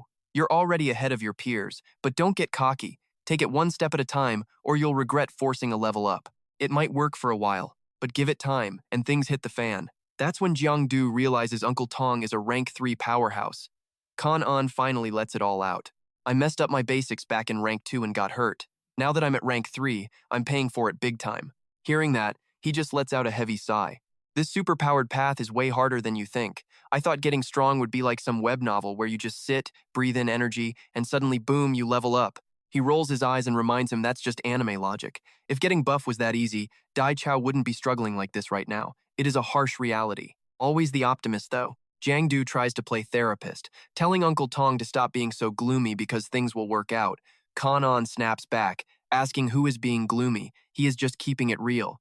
The number one rule for superhumans is simple: never lose hope and never go full doom and gloom. Naturally, he asks about the second rule. He gets a cold reply forgotten. Meanwhile, off in the distance, Zhao Zhao is jumping up and down, waving like crazy to get their attention. Jiang Du calls out with a mix of toughness and a little soul. You coming along or what? Seeing her makes his day. Hang on, I'm coming. Right then, the flag high above starts dancing in the evening breeze, looking all cinematic and stuff. Jiang Du looks up and remembers his textbooks. Those 5 stars on the national flag actually mean something pretty deep. That big star in the middle is Dai Chao. The 4 smaller ones, they represent the major events and heroes that saved us since the catastrophe started.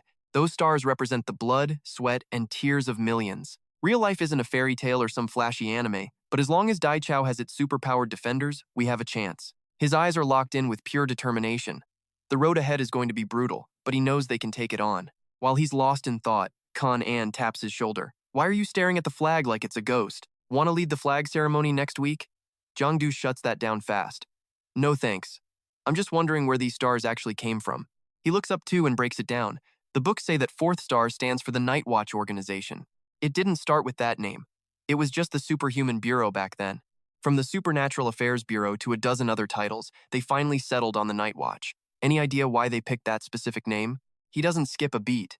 Is it because ghosts come out at night? Or maybe because the monsters prefer the dark?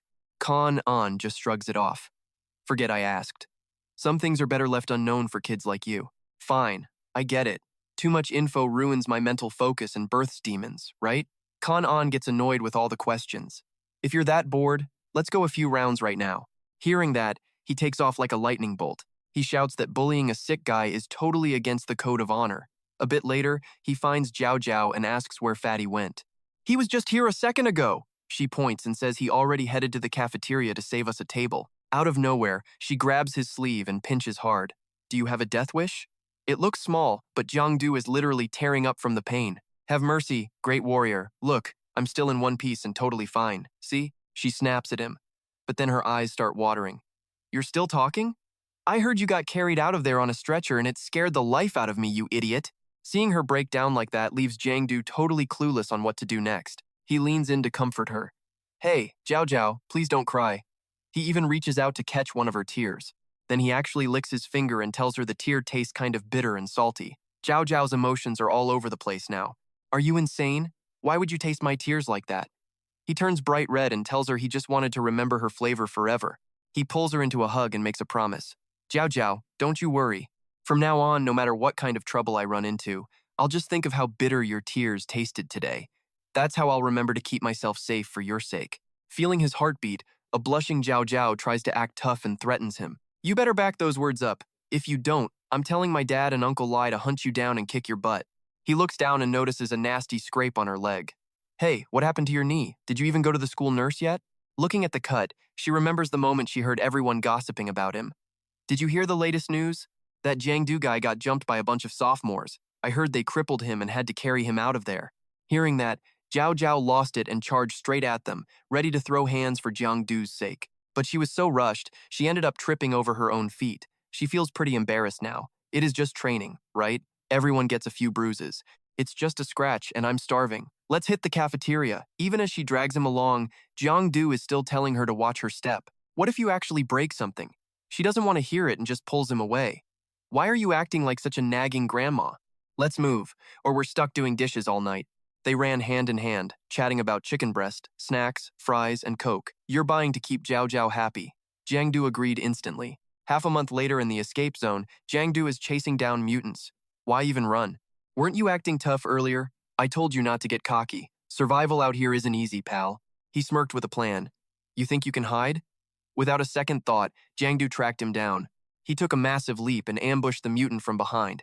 That power gripped its head tight.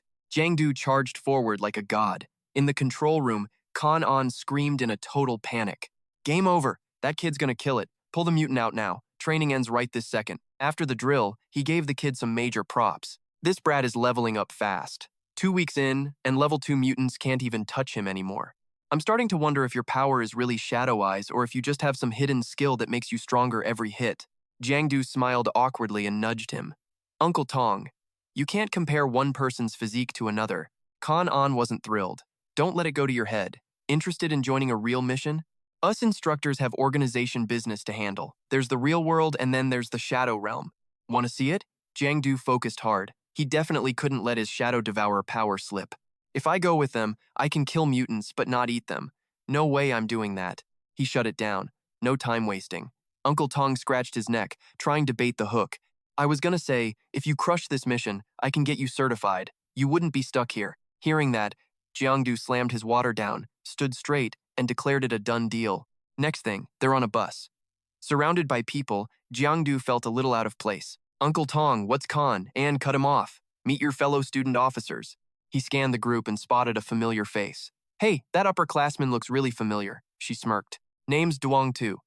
This is the 5th time you've asked. Is my name really that hard to remember? My bad, I'm sorry. You're not wearing the nurse uniform, so I didn't recognize you. You actually look really good in normal clothes. The flirting was laid on so thick it gave Con Ann the creeps. All right, knock it off and sit down. I've got a briefing to give. Everyone settled in for business. There's been blood spawn activity near the Van High West Shadow Realm. We've already got some confirmed casualties. The target is an early level 2 with some level 1 goons. We're here to end this corrupted blood shifter. Everyone shouted in agreement. Half an hour later, the bus was still rolling. Exhausted, Jiang drifted off on Duong Tu's shoulder. She blushed, wondering what he did last night to be this tired. He was out cold. He even started drooling all over her shirt. Suddenly, Kan An yelled, "We're here! Gear up!" Jiang woke up instantly. He saw her shirt and felt like a total idiot. How'd I drool? Sorry. Training yesterday was brutal and I'm just drained. I passed out the second I got on the bus. Let me get that spot. She looked away, annoyed. Don't touch me, or I'm texting Jiao everything right now. Hit where it hurts. Jiang panicked. Oh man, how'd she get her number? I already wiped the top part for you. You're gonna have to clean up the rest yourself. She was speechless. Tired of the drama, Kan An barked. Jiang Duong Tu, off the bus. Once outside, he warned them. The scanners found blood spawn in this complex. Stay close and don't lag. Wild mutants are ruthless. If I'm too slow to step in, Jiang cut in. Then we get sucked dry like human raisins. Duong Tu didn't think so. The mutant job market is competitive. They don't just kill you. They play with their food first. Exactly. Now's the time to show off what you learned at the academy. I'm recording your performance on camera. Don't mess this up. Jiang wandered off, lost in thought. This residential complex isn't huge, but which floor is that bloodsucker hiding on? Watching him, Khan, and secretly smirked.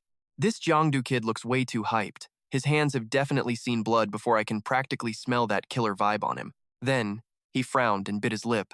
Leveling from 1 to 2 usually takes a year. That means at 16, General Lai already tossed him into the shadow plane to hunt down variants. That is brutal. Not worried about his body getting corrupted? A 17-year-old level 2 is rare, but it definitely happens sometimes. General Fuang was a level 2 beast with insane combat power, way stronger than the old-timers. No clue if Jiang can hit that level. He walked a bit further and spotted a variant right in front of him. Seeing the carnage, he guessed, a level 1 bloodsucker is already out here.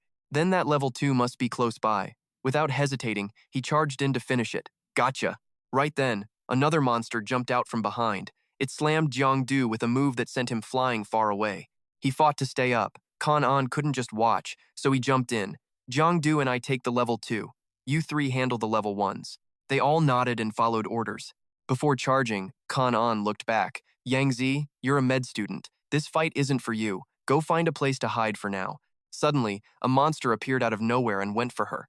Yang Zi didn't even flinch. She just reached out and gripped the thing's head. An insane power radiated from her body. Even scarier, Yang Zi literally started devouring the monster herself right in front of him. She looked totally calm while finishing it. A second later, she retracted the monster until it was tiny and sitting right in her palm.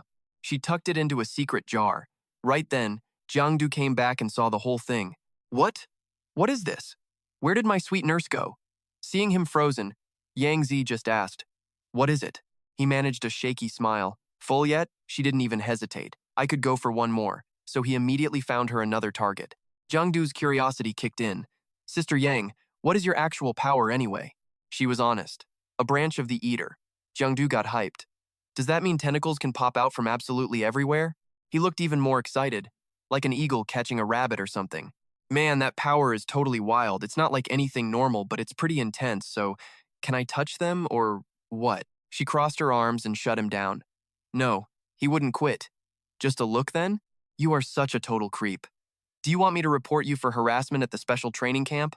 Since she was acting so high and mighty, Jiangdu decided to flex his status. Report me? My uncle is, but she cut him off. Your uncle is a retired general. Your father-in-law is the current inspector. See, I know everything. Trying to bully me with your family connections? Her attitude was starting to make him nervous. Just kidding. Don't take it seriously. It feels like my villain backstory is spreading so fast that everyone already knows it by now. He stared at her hand and that hidden magical power. Finally, Yang Zi was forced to just give in. Whatever, just look if you want. But after this, you definitely have to remember my name. A moment later, she asked him softly, is the mutation ugly? It is pretty scary, isn't it? He totally loved it. It's so flexible and cool. Tentacle girls are actually pretty cute. That definitely wasn't the answer she expected. Yang Zi was totally stunned. Cute? Ever since she started mutating, people have been terrified and run away. He is the first person to ever call it cute. Jiangdu is even drooling over it. Seriously, I think it's cute. Plus, your tentacles actually react when they see me. He tried to reach out and touch, but she pulled back. I'm warning you, don't cross the line. Yang Zi started to get suspicious. She thought he was a good guy, but he's clearly a total pervert. He kept trying to tease her. What are you even thinking anyway? The reaction I'm talking about isn't down there, I am actually talking about up here. Then, he went silent and thought to himself, the position of the shadow person is doing something weird to me. It's giving me an insane urge to go full shadow mode and just kill mutated Yang Zi. He kept staring at her body. Is there some kind of link between the shadow and eater types, just like shadow and copper? There are conflicts in the abyss. I guess I need to absorb more fragments to figure out what is really going on behind the scenes. Soon enough, Kan An had finished off both of those monsters by himself. Yang, clean this mess up. The mission is pretty much wrapped up now. Hey, why is there still one monster left? I just had a different idea. Shouldn't we keep at least one alive to turn in later? HP is down to 4%. Should last 30 minutes. Fresh is always better than dead, right? Kan An just facepalms. Dude, you have been gaming too much. 4% health? Like you can actually see a life bar. Just ditch it already. We need to get out of here. But the backstories of these blood breeds are brutal. Open a shop, tick off a scavenger, and get your life wrecked. The owner snapped and chose to mutate into a monster. Revenge is served, but they took a bunch of innocent people down too. Suddenly, Jiangdu notices something feels a bit off. Up on the roof, he catches a shadow. Is that a mutant or a scavenger? Watching from 100 meters away, coincidence or stalker? Kan An keeps talking. Usually, regular people lose their cool when they go up against superpowered beings. If someone shoved that kind of power in your face, honestly, who would be able to say no? One wrong step and you are in the abyss. That thing is a purple notion mutant. It stands over the unconscious blue mutant, crying like it is a funeral. Then, the purple one drips blood into the other's mouth. It wakes up wailing instantly. In a heartbeat, Jiangdu jumps in to clean house and finish them off. He grabs the purple mutant and shouts that there is still one left to deal with.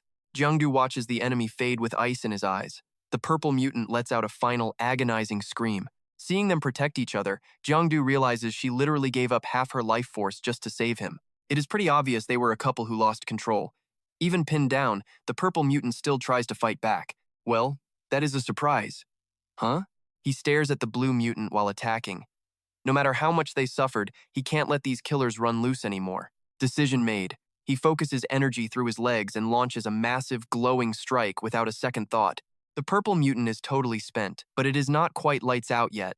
Health bar is still at 10%. One more hit should do it. He lands a heavy punch that sends it flying kilometers. Watching it go, Jiangdu whispers, "Rest in peace." That is when the real pain finally shreds the purple mutant apart. His gaze was rock solid right then. I never questioned my path or my beliefs, but the way she reached out, she looked almost human for a second. A bit of guilt creeps in. If I kill her this ruthlessly, does that make me the monster instead of her? He stares at his own hands, doubting everything. What is the right play? Seeing him stall, Kan An whispers, "It's a mutant. Doesn't matter if they started as human or were born wild. Once they turn, there is no going back." He repeats the words back to himself. Right. The mutation is permanent. He cleans up the mess. No room for mercy with these things, or people die. Still, Jiangdu feels a growing dread. What if the next one to turn is Uncle Li, or Zhao Zhao, or even me? He keeps spiraling down that rabbit hole. What would I even do then? Next morning, Kan An and Jiangdu head upstairs to get his unofficial hunter certification sorted out. You will use a scavenger identity to log into the Nightwatch network, he asks. Does my uncle know about this? Kan An admits that General Li made the call himself, totally ignoring everyone else's objections. He watched your combat footage and wanted to put you to work. Jiangdu can't help but smirk at that. So the job is just hunting mutants? Uncle Li, you aren't worried I might totally crash and burn one day? Whatever. It is a good chance to level up and get stronger without having to hide his powers anymore. A moment later, the two of them walk into the office. Kan An walks him through it like a pro. All right, let's get your info into the system. By the way, the general says if you want total freedom at the training camp, you need 3 missions a week. 3? That is a lot.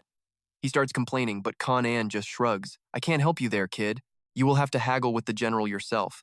Jiangdu just sighs. Yeah, forget that. Too much work. Kan An gives him the rundown. You will be bouncing between the training camp and taking contracts in Van Hai. You might run into some strays that aren't on the official Shadow Layer list. Bagging those counts as a mission too. Good luck, I am rooting for you. Now, I have to get back to base. The kid heads off to play, acting all polite while saying goodbye to Uncle Tong. Business as usual. Kan An makes it sound super fancy, but for Jiangdu, it is totally simple. Are these certificates really that easy to forge? Is Uncle Lai just making up some excuse to trick me into doing more free work for him again? Dang, Hoa suddenly screams, making me jump out of my skin. Hey doc, is Hoa Hoa getting even worse now? Okay, I just used my points to trade for some meds at the Nightwatch gate. Should I head over there right now? Wait, is that actually Dang Hoa? It has not even been a month yet. Why does he look so completely wrecked and exhausted? This whole vibe feels off. Judging by his tone, the guy is definitely caught up in some serious, deep trouble. No way. He is still my old brother in arms. I have to follow him. By now, Dang Hoa is already racing to the hospital. Inside the ER, little Dang Hoa's life is hanging by a literal thread. The doctors are desperately pumping medicine into the little girl's body.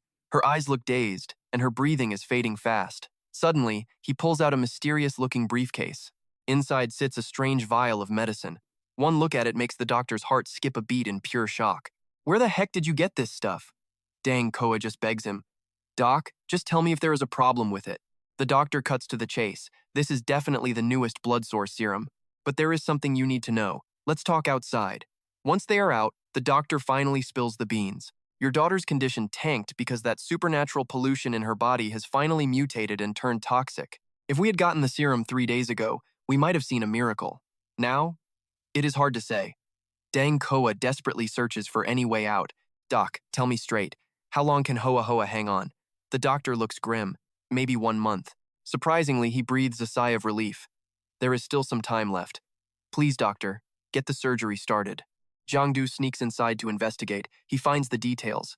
Dang Hoa, age 5, suffering from hemolytic syndrome. Jiangdu frowns, totally confused. What kind of sickness is this? And what is that blood source serum they mentioned? He quickly hops online to investigate. The internet lays the whole thing out for him. Hemolytic syndrome is a nightmare blood infection. It is a rare condition, but if those blood parasites aren't purified in time, the infection takes over completely. The blood starts eating the body like acid until the person literally turns into a puddle of sludge. If caught early, the blood source serum can still purify the infection.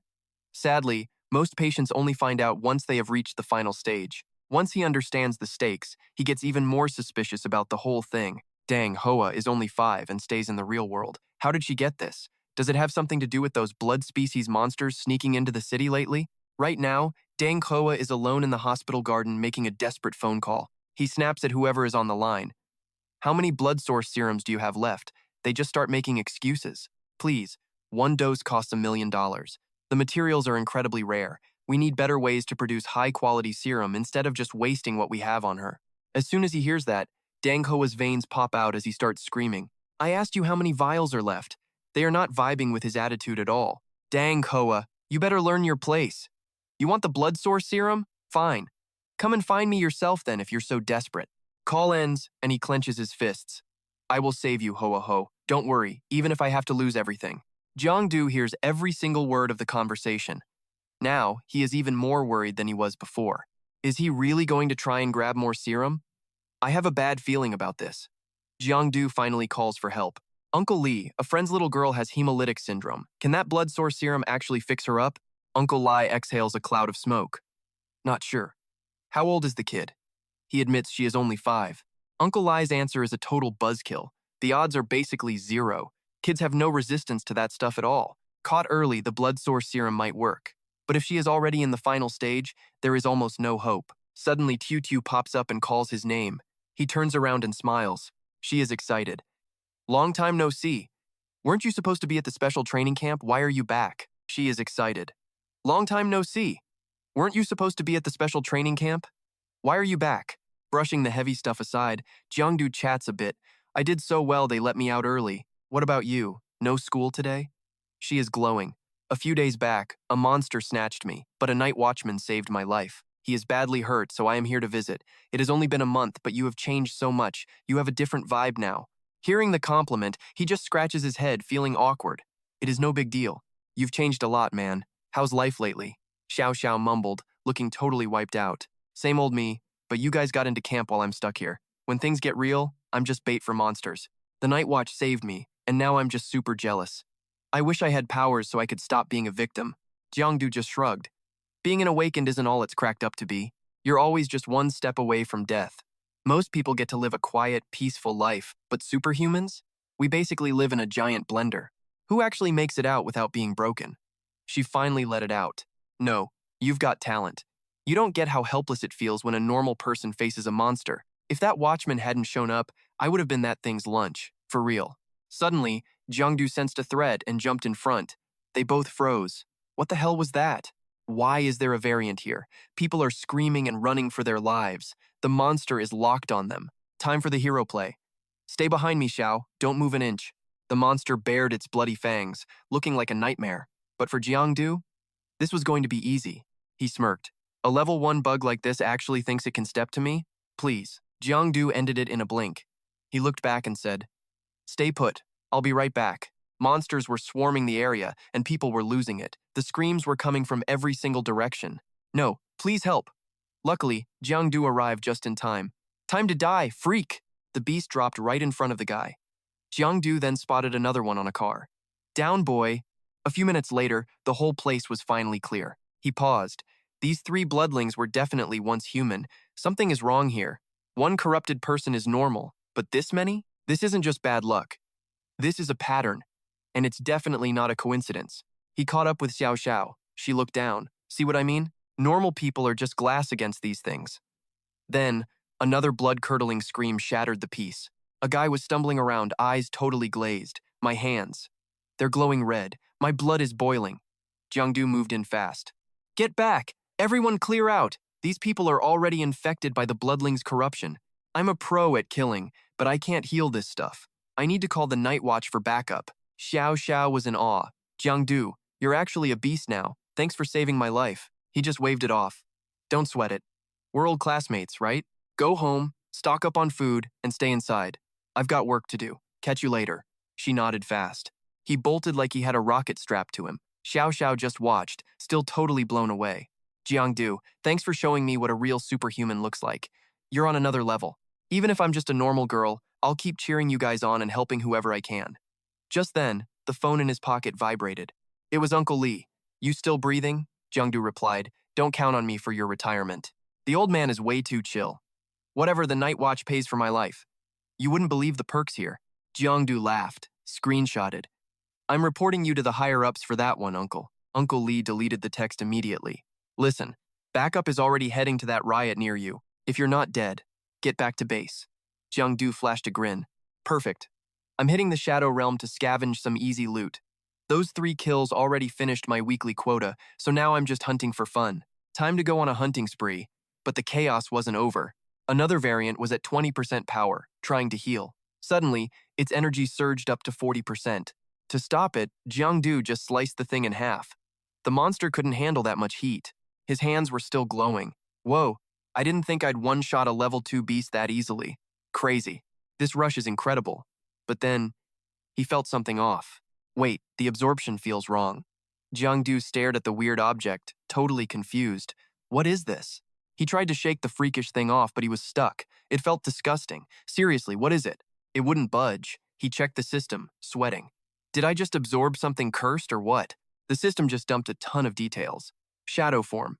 1. Use this power to stop wasting shadow points in the real world. In the shadow layer, it constantly drains shadows and refills shadow points while boosting your own healing speed.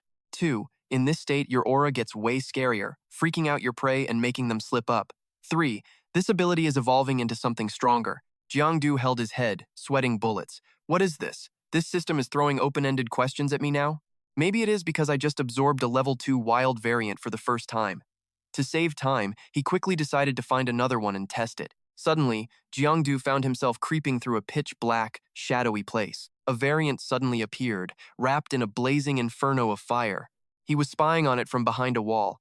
This chicken looks fat, and I have been craving some chicken soup. Suddenly, he froze like he was spotted. Then that variant chicken looked straight at Jiang, and he completely lost his mind. An earthquake? No way. Not in the shadow layer. Without hesitation, the beast lunged at Jiang with everything it had. He jumped up to dodge while begging for his life. Hey, stop! Jiang tried to stop and catch his breath, but he was sweating from the pure exhaustion. Finally, Jiang stopped running and decided to face this killer chicken head-on. He stood there all by himself, daring to face that massive, flashy power. Jiang held on tight to survive the danger zone. Blue light started flashing everywhere, blindingly bright. But even so, that beast refused to give up the fight. Suddenly, the power inside it exploded.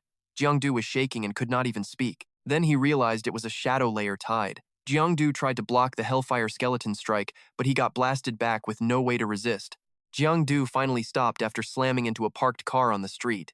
The variant swung its blade again to finish him off. Jiang eyes lit up as he made his move. The moment the sword dropped, he jumped. He used a shadow strike to hit the skeleton from behind, making that flaming variant absolutely furious. Jiang frowned. Only 7% health gone? I definitely hit its weak spot. Looks like this bone variant is a level 3 beast with some insane defense stats. Fine then. The system just announced the start of a kill streak. +1 kill intent, +1 kill intent, +1 kill intent. He kept attacking. I will chip away at you until you drop dead. Energy gathered. Kill intent is maxed out. Time to start the slaughter. Jiang watched it closely. You really think you can sneak up on Big Brother Giang? Die! Suddenly, a gold beam shot through his right shoulder. Jiang screamed in pain and quickly threw up a protective shield. He ducked away and hid behind a solid brick wall. Outside, a massive one-eyed variant appeared, making Jiang gasp in horror. Then, another one, totally red and flying, came zooming out from behind it.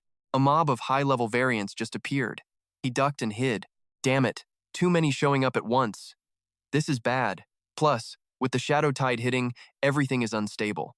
Trying to escape now is basically suicide. What now? Do I really have to solo every single variant in this entire area? Just then, a spark of fire ignited right behind him. It is the Eternal Torch. Use it to cast a soft light that drives away shadows. It is basically the ultimate beacon. Warning, this light attracts variants like crazy. The catch? The user has to drain their own superpower and stamina to keep the light burning. Jiang could not hide his joy. Reinforcements are here. He realized the post-tide battle had finally started. The summoned superhumans arrived with some serious power. The monsters were pissed, growling and snapping at everything in sight. Jiang gripped his fist. These drums seem to buff our combat power while making the variants weaker. He lunged into the air to strike the monsters. Go now, take them out while we have the chance. The variants charged back without any fear, but then 2 nukes hit them dead on. The entire space just blew up into a million pieces. The variants that got hit were blasted away by the flames. Jiang took his chance and attacked. He used Shadow Siphon to absorb them. System alert. Enemy is an armored bone man, level 2 high rank. Penalty for the kill is malignant bone growth. Penalty waived. Shadow points and strength increased. Bone density and variant power increased. Used 195 shadow points. Jiang was hyped. Tonight, we are gonna feast for real. But looking at the army, he felt helpless. Wait, do this many really have to show up at once? Then a ton of shells slammed into the variants. It was the superhumans behind him providing backup. Holy cow, that long-range firepower is insane. Flashy moves kept hitting the monsters, and they could not dodge the explosive heat. The powerful superhumans made their grand entrance right after that. These guys bulk up and charge, stopping monsters using nothing but their bare hands. Supers pin down the massive beast, one of them roaring as he blasts it back. Over there, Donglai loads the heavy artillery and lets it rip. The monsters keep rushing in, totally clueless, until the shells hit and blow them to smithereens. He orders the night watch to move. They dive into a brutal, bloody brawl. Giang looks around, stunned. These things are almost dead and I haven't even started. He is hyped. Stealing these kills is too easy. So, Jiang starts harvesting monsters like ripe fruit. The night watch is buzzing. Whose soldier is that? He is a beast. Is he not terrified of the consequences? No giving up. Let's go. I will pay whatever it takes to kill the next one. Moments later, darkness swallows the monster corpses. Jiang wipes his brow. 30 minutes, and he has cleared plenty. The night watch is scary powerful. Suddenly, a system alert pops up about a blood breed. Level 2. Mid-tier. Status: the blood pollution death penalty has been waived. Shadow Guard unlocked. Jiang stares at the veins, connecting him to the blood corruption. Right then, the medic screams, "Hey, Avai, stay with me. It is blood pollution. Get him to the hospital now." Dong Lai snaps into action. All units, fall back. 2 guards grab Jiang. "Why are you just standing there?" The boss said, "Move. Let us go." He watches his precious XP walk away with a heavy heart. Hundreds of monsters left to absorb. That is pure experience. Let me go, man. The infected super is in agony. Doctors pin him down. Get the ventilator and the anti-pollution 4 ready. Grab the pollution scanner, too. Meanwhile, Jiang slips into the room using his stealth skills. He watches them struggle to save him. Then, he quietly sneaks back out. This blood pollution is nasty. Even battle-hardened night watchmen are getting crushed by it. Is the power in me related to this? Did absorbing blood breeds cause it? He cannot figure it out and sighs. Jiang looks at the red thread. System says he is safe. What is this blood string? Suddenly, his phone starts blowing up with monster alerts. Lu Nam Road, East Zone 2. Monster activity detected. Get there right now. Blood breed on 20th Street. It is attacking people inside the building. East Zone 2 is going south fast. He is freaking out. What is going on? Why are there so many monsters now? Official alert, attention supers. East Zone 2 is crawling with blood breeds and heavy blood pollution. It is a crisis. This blood pollution can hide itself. The infection risk is insane. After the emergency meeting, East Zone 2 is under total lockdown. Jiang is stunned. A lockdown? Usually they just send scavengers. This must be a huge deal. In the distance, the sky starts shaking violently. Jiang is worried. What the hell is happening in that zone? Emergency broadcast attention, Van High residents. Monster activity detected in the East Zone. Everyone stay indoors. Do not linger outside. All shops are closed. Over in East Zone 2, Dang Hoa is in a desperate fight. 2 monsters are closing in. This is definitely the end. Just as he is about to be shredded, Jiang drops in and blocks the lethal strike. He turns to Dang Hoa. "You okay?" The guy lights up. "Brother Du, are you hurt?" Jiang notices his wounds. He has been through it today, but it is fine. "Why are you here?" Dang Hoa smiles. "Just trying to make some bank, you know. I want a huge payday." But Jiang sees right through him. "This is for your daughter, is not it?" Jiang asks. "She has got blood pollution, right?" Dang Hoa looks at him, shocked. "How did you know?" He checks in. "How is the kid doing now?" "She is okay, had the surgery, but the medicine cost literally everything I had, so you are risking your life for cash." Dang Hoa shrugs. "Gotta provide, my normal pay is garbage." He puts a hand on his shoulder. "Just go home. Get it?" Jiang grinned. "Don't let your kid worry. I'm splitting my hunting loot with you." Dang Hoa was floored. "Man, you're a real one." He fought back those emotional waterworks, then turned to head out. "All right, man, I'm gonna bounce. Catch you later. Watch your back, kid." Jiang just flexed. "Chill out. You know I'm built different. You've seen me work, right?" Once the guy was gone, Jiang grabbed his back. "Ow, ow, ow. Damn, that wound just ripped wide open again. I can't even slip back into the shadows like this. Major headache. And after eating all those monsters, the system is still ghosting me." Suddenly, a voice echoed in his brain. "Rations." Jiang snapped to attention. "Wait, what? Rations? What the hell is that?" He looked back at the monster he just slaughtered. No way.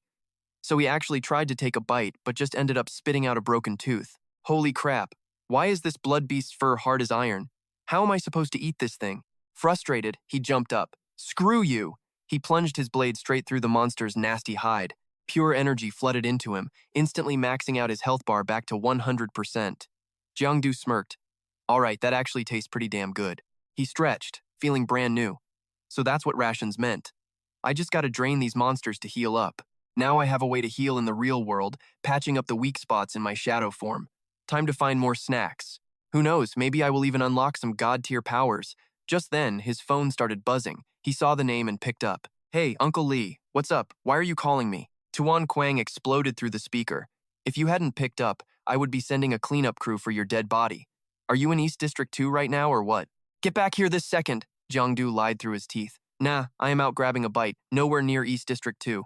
The old man wasn't buying it. Stop playing. This blood contamination is some next-level freak show. You are way out of your league. Listen up, this viral blood strain is so deadly that even level 3 supers are getting wiped out by it. In bad cases, blood-red veins start popping out. People lose their minds and mutate into monsters in the blink of an eye. Yeah, I get it, he mumbled. The whole damn sector is already a total war zone anyway. This blood infection is going to spread through the crowds fast, isn't it? Looking at the numbers, this thing has been brewing for over 2 weeks. It's been lurking that long, but it all hits East District 2 at the exact same time? That is too perfect. Uncle Lai, don't you think this whole setup is super sketchy? Tuan Quang went quiet for a second before snapping back. Don't try to play detective with me. This is way above your pay grade. Jiang Du cut him off. Wait. Last question. Is there a guy named Dang Koa on the infection list? The old man frowned and started checking the files. No Dang Koa, but his daughter is here, and she is one of the top 3 most critical cases we have got. Why? Why are you asking about her? Silence. He didn't get an answer because Jiangdu's phone had already hit the pavement. Jiangdu? Hello? You there? Meanwhile, his shadow form was being triggered by force. Jiangdu felt a chill down his spine. A whole pack of monsters just appeared. He jumped back, trying to create some space. He stared them down, his mind racing. This felt exactly like being hunted back at the hive. Targeted again? Man, are these blood freaks and shadows just destined to be mortal enemies or what? Suddenly, strange whispers filled his head. Words like blood pollution, red veins, and something about monster rations. Jiangdu glared at the pack. Rations? Are you telling me these blood monsters are just shadow food from the abyss? All 3 charged him at once. He leapt back. Damn, the snacks are fighting back now? The leader lashed out with a massive tentacle. Jiangdu's instincts screamed. Just in time, he flickered into a shadow and melted into the ground.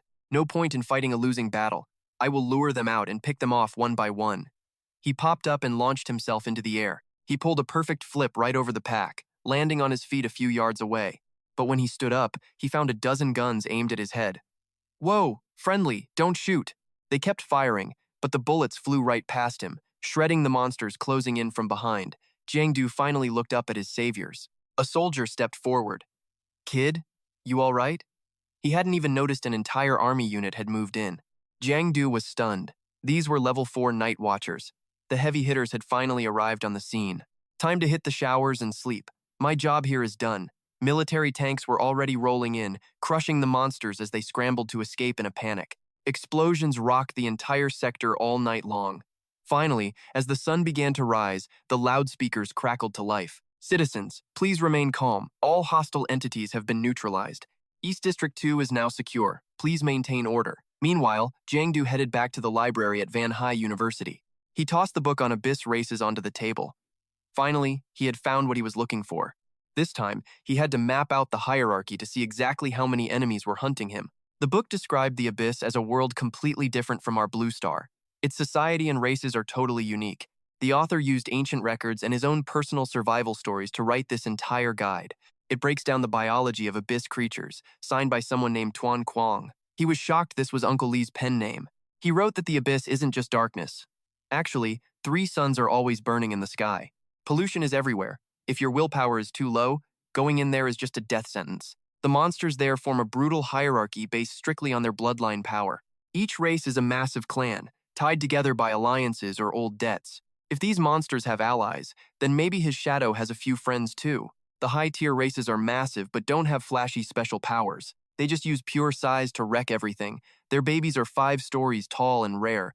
Because they are so huge, they can't squeeze through the cracks to reach Earth. Only a shadow could fight those. Then he stopped, staring at a drawing in total shock. Did Uncle Lee seriously make a mistake here? Why are there gorgeous women in a monster manual? Oh, they are called succubi. They're mid-tier, surviving on charm alone.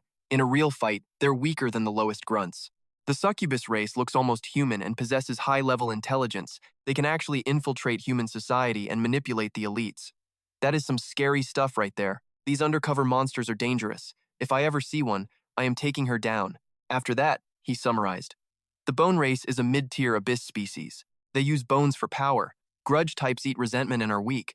This stuff is interesting. If there are grudge types, are there blade types or brat types out there too? Suddenly, he hit some major info. The Shadow race, also known as Shadow Demons, are the top dogs of the Abyss with the potential to be one of the top 3. They rival the strongest ancient and soul demons. Compared to others, the Shadow race will naturally grow and dominate much faster than the rest.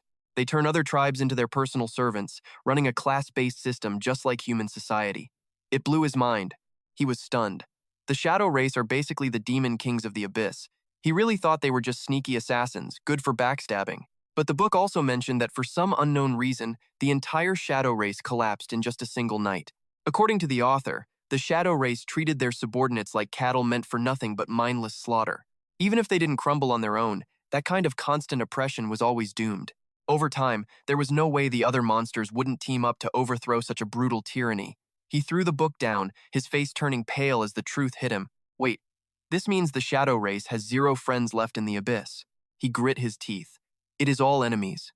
He slumped back, realizing the Shadow race's past sins were now his problem.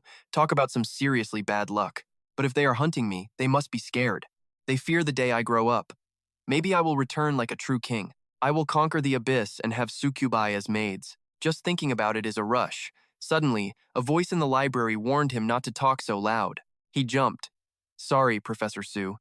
Qian Duang teased that he was acting exactly like his Uncle Li lately. You know him? Keep it down. Tuan Quang was one of my best students. He tried to play it cool and act like family.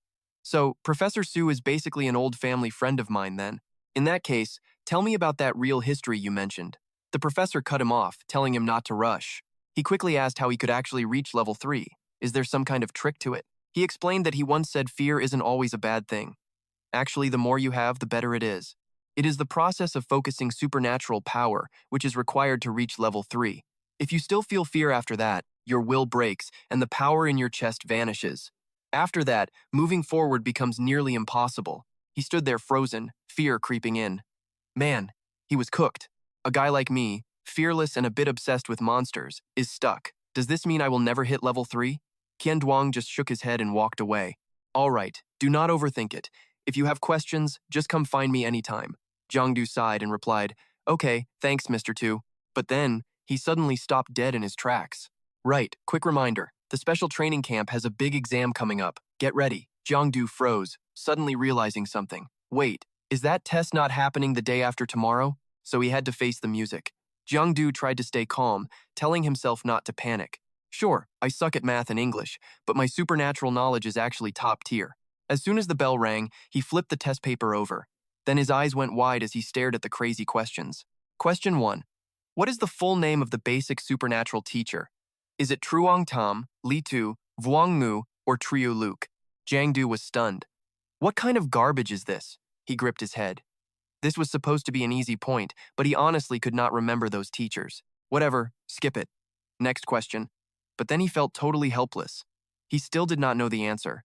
Next one. It was all theory. Question 3. What specific laws do supernatural individuals have to follow? Question 4. What emergency treatments exist for the price paid after killing a soul species? Question 5. What are common weapons used by supernatural people? Finally, Jiang Du just gave up. Whatever, I will wing it. Pray for me. Man, the next section was essay questions. Scenario 1. You are at home when suddenly there is a loud, violent banging on your door. You look outside and spot a level 1 mid-tier bone insect waiting there. You do not know if it saw you. Based on your experience, what is the best move? Question 2. You just entered the supernatural world. Level 1 is just about adapting. Everyone has different powers, and some do not have any specific abilities at all. Reflect on your own situation. What do you think is the best way to train your own abilities? How do you practice? Question 3. Becoming a supernatural individual means you will inevitably deal with monsters and their dangerous corruption. How can you avoid this corruption, or at least minimize the damage it does to your physical body? Jiang Du's eyes lit up. These were all about real-life experience. I am good at this. He worked through them, then reached the final essay. Man, it is like they wrote this test just for me. By the time the exam ended, it was already noon. Zhao Zhao saw how hyped he was and asked, Judging by your face, the test went well? Jiang Du was confident. Obviously, I might not top the class, but I definitely passed. She warned him, keep dreaming. You always feel great after a test, but your actual grades are usually a total disaster. He looked back, not buying it. Wait, what do you mean? Look, when it comes to killing monsters, I know my stuff. This time is definitely fine. Zhao Zhao just gave him a look. All right, maybe I underestimated you. Anyway, did you see Xiao Xiao when you went back to Van Hai? Jiangdu nodded. Did she tell you about that? Her face flushed a bit. She said you have changed a lot lately. She almost did not even recognize you. She even scanned him up and down. Big changes. Like, Jiangdu looks pretty hot now. He grinned smugly. Changes happen, sure, but your best friend changed way more than I did. Zhao Zhao looked totally surprised. She changed? How? Changed how? Jiangdu dodged the question. She is just acting a bit weird. She chased after him, panicked. What do you mean weird? Explain yourself. He teased. Go ask her yourself. Zhao Zhao huffed in annoyance. Meanwhile, in the grading room, the examiner was absolutely fuming. This is what Jiangdu wrote. Question 1. You are at home when suddenly there is a loud banging on your door. You see a level 1 mid-tier bone insect outside. You do not know if it has detected your presence or not. Based on your experience, what is the best move? Answer. Open the door and rip its head right off. Question 2. When you first enter the supernatural world, level 1 is just about adapting. Everyone's powers are unique, and many people actually have no powers at all. Based on your experience, what is the most suitable way to train your own specific abilities? Answer. Kill monsters. Get stronger by hunting them down one by one. Question 3. Being a supernatural individual means inevitably coming into contact with monsters and their nasty, dangerous corruption. How do you avoid this corruption or reduce the damage it does to your body? Answer. Just do not become supernatural. The examiner kept marking things wrong. He just picked C for everything on the multiple choice, and these essay answers are pure garbage. Even his final essay was just him bragging. The grader, Kan An, gritted his teeth and growled his name. Jiangdu. Jiangdu walked in only to see Kan An glaring at him. He asked in a stern, angry voice, Do you have any idea why I called you in here? He looked confused. Why? Kan An slammed the notebook onto the table and yelled, You have got some nerve. What kind of nonsense did you write on this test? What if someone actually catches us? What are we going to do then? He goes off on me, yelling about how I don't know theory and my essays are a total disaster. Jiangdu scratches his head, trying to play it off. But seriously, I am in middle school now, man. He acts all tough talking about real combat. If a monster shows up, you just charge in, right? Kanan loses it and starts grilling him. So, you think just because you made it to 8th grade, you can just ditch the textbooks and skip the basics? Dealing with monsters is all about raw power, right? Jiangdu doesn't even flinch, laying out his argument like a total pro. Look, book smarts only matter if you can use them. At the end of the day, real-world combat is what counts. He gets so worked up he jumps on the table. Kan-an just smirks, looking all mysterious. Oh, is that so? If you are so obsessed with real action, let's have a field test. His face drops and he stammers out, You are not about to beat me up, are you? He waves it off and turns away. Relax, it will not be me. Jiangdu is totally lost. Then who is it? Kan-an gives him a cryptic wink. You will find out when we get there. They head over to the training hall. Standing in front of this strange room, Jiangdu is confused. What kind of place is this? My body feels so heavy. He just grins. Of course it does. This is a restricted zone where the elite students train their superhuman strength. There are special artifacts here that pump out high-intensity pressure constantly to test your limits. Tons of sophomores fail right here. The flunk-out rate is double the usual. He stares back, totally shocked and skeptical. Only double? Sounds like the whole class is failing to me. They both start walking inside, taking their sweet time. They spot a massive figure standing on the platform. Kan-an shows his teeth in a grin. Go on. That guy is your opponent today. Jiangdu doesn't hesitate and steps into the ring. He stands at attention, trying to show some respect. Hello, instructor. Huang Duang just smiles and turns around. As soon as their eyes meet, Jiangdu's head starts spinning. What the hell is going on? We just locked eyes, so why is my brain suddenly going blank? He grits his teeth as a weird feeling washes over him. His body is completely out of control. Is this guy's power actually hitting me? Jiangdu is reeling, digging through his memories. Wait a sec. I swear I have seen this guy somewhere before. He flashes back to that moment. That guy once shattered an entire training field with just one palm strike. Then, the truth hits him. Oh right, that video said this young guy broke Uncle Lee's record. Looking at that fierce vibe and massive aura, he realizes he is staring at a literal legend. 29 years old, the youngest general in history and the 5th one currently serving in the ranks. Jiangdu is stunned by the news. His opponent is actually one of the top generals currently serving Greater Zhou. In an instant, he is absolutely gripped by pure terror. Just by looking at him, my energy is acting like a runaway horse. I cannot control it. If we actually fight, Jiang Du's sharp instincts kick in as he winces. The guy doesn't say a word. He just launches a brutal, high-speed kick straight at him.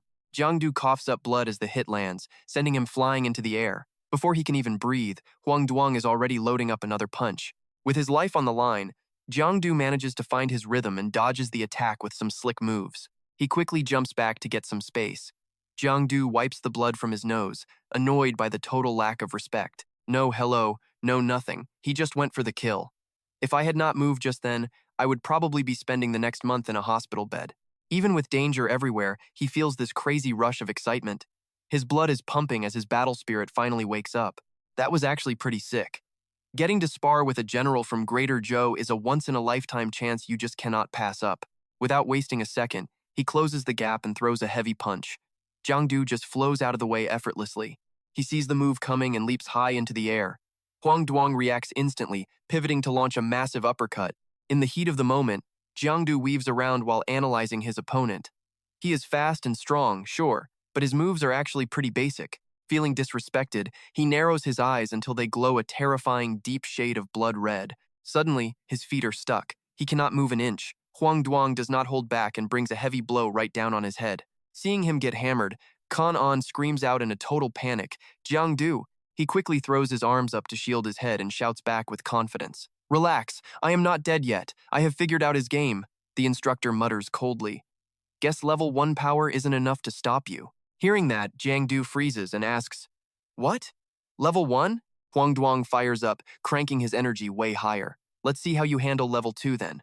He slams his power down on him, and the crushing pressure makes Jiang Du gasp in shock. He struggles under the weight, thinking to himself, "This is way too heavy. You look like a twig, but your strength is insane." Gasping for air, Jiang Du analyzes the situation. The guy isn't even trying. He wasn't lying before. He really was only using level 1 strength. That is completely nuts. Huang Duang doesn't waste any time and kicks him into a corner. Jiang Du slams hard into the wall and sits there on the floor looking like a total mess. Right then, Kan An complains about the brutality. "You didn't hold back one bit, did you? What if you kill him?" He rubs his wrist and replies coldly, "I held back. The kid is just too weak for his own good." Huang Duang rolls his eyes, disappointed. Heard Van Hai had a new prodigy. 18 and mastered microperception? Came to check him out, but I guess I expected too much. It was a letdown. He shrugs and explains everything in a calm voice. "Don't judge him by your standards. The kid has decent talent. He just needs some time to grind it out." He blows it off and starts walking away. Kan An asks, surprised, "Are you leaving already?" Huang Duang shares his schedule. "After visiting an old friend, I'll be back in Bakdu by the day after tomorrow." Waves and warns him about that young genius. "You shouldn't get your hopes up." Jiang Du screams, "Think you can flex on me and then run?"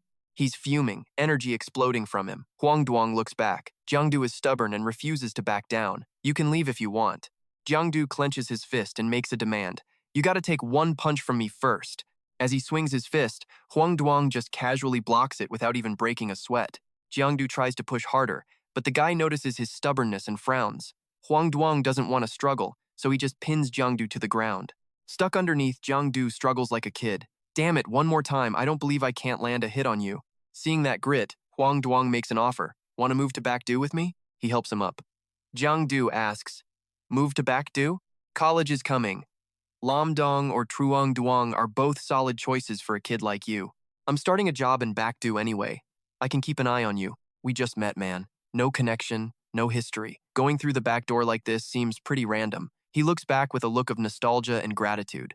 "I was General Lai's student. 7 years ago, I nearly fell into the abyss myself. I was infected and lost all my powers. It was General Lai who pulled me back from the brink." He smiles, admiring Uncle Lee. "I couldn't follow you then, but I'm here now." Jiang Du thinks back to the riot 7 years ago at the Minj School concentration area. Uncle Lai was sent on a mission and returned missing an arm. Master Tong said Uncle Lai made a massive mistake back then. "I bet it's related to this whole thing." Huang Duang says, "You don't need to give me an answer now. You haven't even finished the special training camp and gotten used to it yet. Moving to Bakdu now would look bad. Lai's old enemies are just waiting for him to mess up." Jiang Du realizes the danger and reluctantly agrees to the plan. "Man, I forgot how much Uncle Lai's personality pisses people off. He's always making enemies. If I go there, am I gonna get locked up?" He laughs. "You'll live. You've got talent, so keep grinding. I will come check your progress in 2 months. 2 months from now, I will be back." Jiang Du nods. Okay, Brother Huang. Huang Duong is secretly impressed. A month ago, he mastered microperception, and now he already has his own unique aura. That is absolutely insane progress for a kid. If he stays focused and keeps grinding, he might actually surpass me one day. Once the kid leaves, he quickly pulls up his official student profile. Name Jiang 17, gold willpower, level unknown, suspected level 8, shadow eye ability, adopted by Lai from the battlefield, showing level 2 power after joining the special training camp. Potential general candidate. Mastered microperception in only 2 weeks. Formed his own unique aura. General candidate potential. Truly impressive. This profile needs an update. Gotta add the fight with Yang Yi. He has 3 locked skills, including lock, wrap, and overclock. Such incredible progress and potential to be a general is something that is completely unheard of in history. This guy is going to be unstoppable. I wonder if Jiang Du can reach that level. Meanwhile, Jiang Du smiles, grateful for the man's genuine kindness. Fuang is a solid guy, polite as hell, but man, he is a beast when he fights. A rising warrior. Sticking with him will save me a ton of trouble. Now, if I could just find a hot warrior mommy to join us, I would be set. Jiang Du checked his phone and saw a text. Looks like it is from Yang Zi. She is rocking that nurse outfit. She used the blood spawn loot to cook up a serum that burns through your own blood very fast. It ignites your blood to help you master your aura way faster than before. You want to give it a shot or what? His eyes lit up like he just fell in love, and he yelled out in pure, unadulterated joy. Wait, a free sample? You can really just use it for free? Cut to the hospital, where Jiangdu burst through the doors, ready for action. What potion? I am in. He watched her lock the door. Why are you locking us in here, anyway? Yang Zi glared at him while holding a thermometer. Just sit down and behave for me.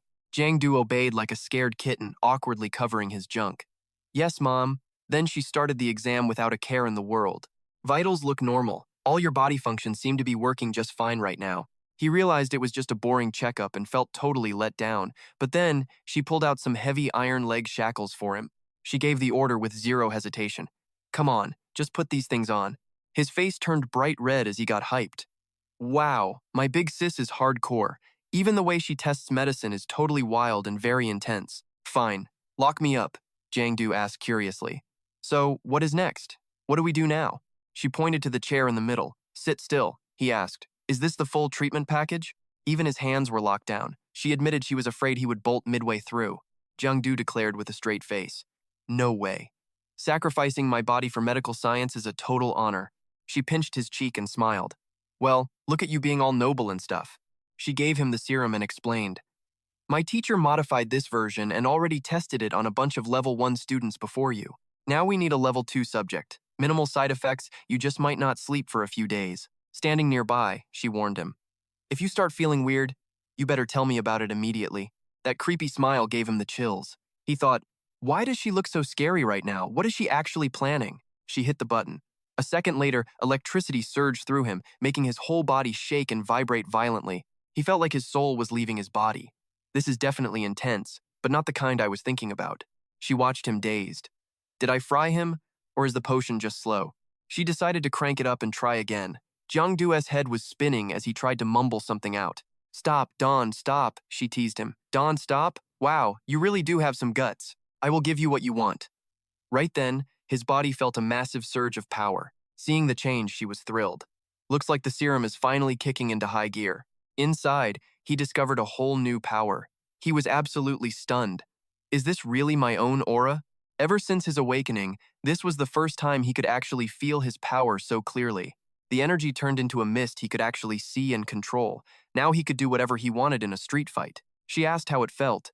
He sensed the energy rushing through him. Incredible. I can feel my aura and body stats skyrocketing right now. She looked him over, feeling pretty satisfied with it. Great. This serum is perfect for level 2s. He got greedy. If I drink this every single day, I will be maxed out in no time. Yang Zi shut that stupid idea down immediately. Keep dreaming. This is not like natural training. If you overdo it, your body will just give out and you will actually die. Jiangdu processed that. So it kills you?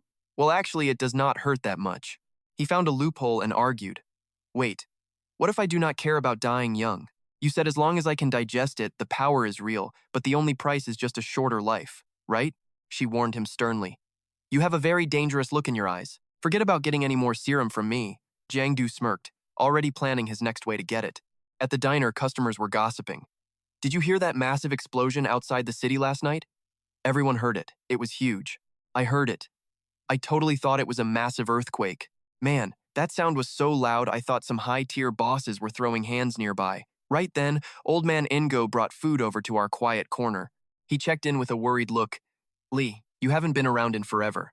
What is up with those fresh nasty cuts on your face? Tuan Quang paused for a few seconds before playing it cool. Lately, the local stray cats have been acting real feral. Getting some scratches is just part of the job. Old man Ingio gave some sincere advice. Well, you should probably stop messing with them from now on. You guys eat up. Call me if you need anything. Tuan Quang smirked and teased the guy across from him. Look at you, big-time general now, acting all tough. He tilted his head with a smirk and continued, We fought, we drank, what else? Huang Duang raised an eyebrow. Come on, Teach, you totally let me win. Tuan Quang sipped his wine and slowly explained, That's just your imagination. You think I am holding back, but the truth is I am just getting old, kid. He immediately snapped back. I am not stupid. I know when you are holding back. I can tell when someone is hiding power. He shrugged. Maybe so, but it doesn't even matter now. Then Tuan Quang got serious and switched topics. By the way, you have been to the training camp lately, right? How is that Giang Du kid? Ready to take an apprentice? Huang Duang gave his honest and accurate assessment. His potential is insane. He's only been at camp for a month and already mastered 4 superpowered skills. Why don't you teach him? He sighed. I am old. I can't keep up with you young beasts anymore. The more I think about it, the more you fit. I'll feel better leaving him to you. He saw through the lie. Let's be real, nobody else wants to deal with you, right? Also, don't do that whole deathbed handover thing. Everyone teaches their own kid. Right then, Tuan Quang shifted the vibe to something way more serious. All right, enough of that. That guy up in North Capital has been acting up lately. You doing okay out there? Huang Duang answered cautiously. Fine for now, but he is hunting for something. He shared his worried prediction about what is coming. I just feel like a storm is brewing. We finally have hope for level 6, but who knows how long that takes. We might run out of time. Just then, Jiang Du stood in front of them, sounding all annoyed and whiny. No way. You guys started eating without me? He smiled and explained softly, We waited forever. You expect us to just starve to death? Stop complaining and just sit down to eat. He grabbed his chopsticks and sat down, looking suspicious. Yo, did you two just have a fight or something? You both look like a mess, covered in bruises. Tuan Quang stayed silent. Huang Duang just sipped his wine to dodge the question. Suddenly, he waved his hand to distract everyone. Ngo, come here. Do us a solid and take a photo? Old man Ngo happily agreed. Sure thing. He held up an iPhone and snapped a quick shot. The frame captured a warm family moment and one very hungry kid. Tuan Quang looked at the photo on the screen and praised it. Looks great. I will send you both the original file. Jiang Du frowned, looking at him with total suspicion. What is up with Uncle today? Normally he hates photos, but today he's asking for one with a huge smile. After eating, he stood up. Uncle Lee, Brother Fuang, I'm out. Since I am finally out of the training camp, I gotta go crush my weekly missions. He nodded casually. Go ahead. Huang Duang smiled and gave a warning. Stay safe out there. Jiang Du stretched, feeling hyped and ready. Time to work. They both felt good. As he walked away, the scene shifts to the hall where he looks at the crowd, confused. I didn't think this tiny mission to catch a level 2 blood seed would attract so many scavengers and night watchers. That blood seed was first spotted last night. Legally speaking, with this many people hunting, it should have been caught ages ago. Jiang Du secretly scanned the area, feeling confused. Did the night watcher's tracker glitch out? He thought for a second before making a bold move. Maybe I should check the Shadow Realm for clues. Jiang Du felt the power surging through his veins, then warped into the Shadow Realm. Since hitting level 2, his ability to see health bars hasn't upgraded, but his vision range is way bigger now. Suddenly, he looked up and jumped back, coming face to face with something totally bizarre. Jiang Du's eyes locked onto a window across the way, and he immediately realized what was going on. No wonder everyone missed it. This thing is hiding in the neighboring complex. It actually knows how to stay low. Jiang Du got hyped seeing his prey in sight, a level 2 blood seed with 70% health left. Totally beatable. He instantly warped right to it. The blood seed spun around, shocked. Before it could even react, Jiang Du launched a direct attack. As the blood seed screamed in pain, he grinned with satisfaction. In a heartbeat, the monster slammed hard onto the ground. Blood everywhere. Jiang Du holds the syringe with a smirk, jams it in, and drains some for Yang Zi and the guys. Now he can finally put that waste blood potion to good use. Right then, the bloodling lets out a brutal, agonizing scream. Outside, the other candidates jump, their heads snapping toward that noise coming from the next block over. Jiang Du digs out his ear and pouts. complaining that the damn thing nearly blew his eardrums out. A second later, a squad bursts in, shouting a warning. Freeze! Night Watcher's here! Don't even think about moving. Hands up. He keeps it cool and friendly. Hey there, I'm just a scavenger working for the Night Watch. Just happened to be passing by and saw this bloodling. It is all handled, so you guys can take the body. As Giang and the crew haul the corpse out, a weird scream echoes. He gets a bad feeling. What is going on now? Is there another mutant out there? They rush toward the chaos. Xiao Xiao is pinned down by a bloodling, begging for her life in total terror. Help me! Jiang Du yells out Xiao Xiao's name. A Night Watcher aims his weapon and screams a warning at the beast. Hold it right there, you're cornered, let her go. The creature snarls and slashes a deep line across her chest. Xiao Xiao looks at them with teary eyes. He hesitates, running the numbers. Damn it, if I make a move now, she's probably going down with it. Jiang Du feels the pressure and preps his skill. No other way. I have just got to give it a shot. He summons a glowing magic circle. Watching the scene unfold, the Night Watcher gasps in pure shock. What the hell? Feeling the heavy pressure, the bloodling roars in fury. Taking advantage of the distraction, Jiang Du leaps up and slices its head clean off. Work done. He lands softly on the ground. Then, Jiang Du turns around with a smile and asks, Xiao Xiao, you okay? Seeing her and the crew frozen, Jiang Du waves his hand a few times. Hey, what's the deal? You scared stiff or what? Xiao Xiao snaps out of it, stammering. Just then, Lin Feng steps in to give his thanks. Thanks, kid. That was a close call. Good thing you were here. We will take this girl to the hospital right away. Xiao Xiao shakes her head, politely turning him down. No thanks. I have got some anti-pollution meds back at my place. He asks cautiously, but what if you run into more trouble on the way? She grabs his arm and gives her reason. It is fine. He is my classmate. He will walk me home. Xiao Xiao flashes a cute smile and asks, right, buddy? Jiang Du stands there looking totally lost while his mind starts racing. What is she up to? She is not actually falling for me, is she? Lin Feng sighs in relief, nodding his approval before adding a friendly bit of advice for them. Fine, with this guy around, I am sure you will be just fine, but stay alert. Bloodlings have been popping up all over this specific area lately, okay? She waves with a bright smile. Don't worry, Mr. Night Watcher, bye. He gives one last kind reminder. Get home safe. After finishing the sweep, one of the team members rushes over to report. Captain, I have got the ID. This bloodling is the same one that murdered those 3 restaurant owners a while back. Lin Feng is absolutely floored by the news. What? A second later, the scout clarifies the details of this massive, earth-shattering case. All 3 victims were in the same line of work. Lucky we took it down today, or there would have been plenty more bodies piling up. He stares intensely at the victim files. The scene shifts to Xiao Xiao's place. She plays the perfect host and invites him inside. Come on in. Looking around the apartment, Jiang Du asks curiously, where are your parents anyway? Are they not home right now? Xiao Xiao shrugs it off comfortably. They are away on business. They are rarely ever home. Right then, he spots a little something else in the room. Since when did you have a pet rabbit, Xiao Xiao? You never mentioned it before. Jiang Du starts playing with it. So cute, so chunky. A second later, his eyes light up with real hunger, totally terrifying the poor bunny. Spicy braised rabbit sounds like it would be pretty tasty. She steps closer with a warning, telling him not to get too close. Xiao Xiao adds sweetly, careful, it might bite you. Jiang Du laughs it off and nods, but inside he is groaning. Oh, really? Is that right? Then I should definitely be careful. Man, she is dressed so provocatively. Is she trying to test my self-control or something? Flustered, Jiang Du decides to head out.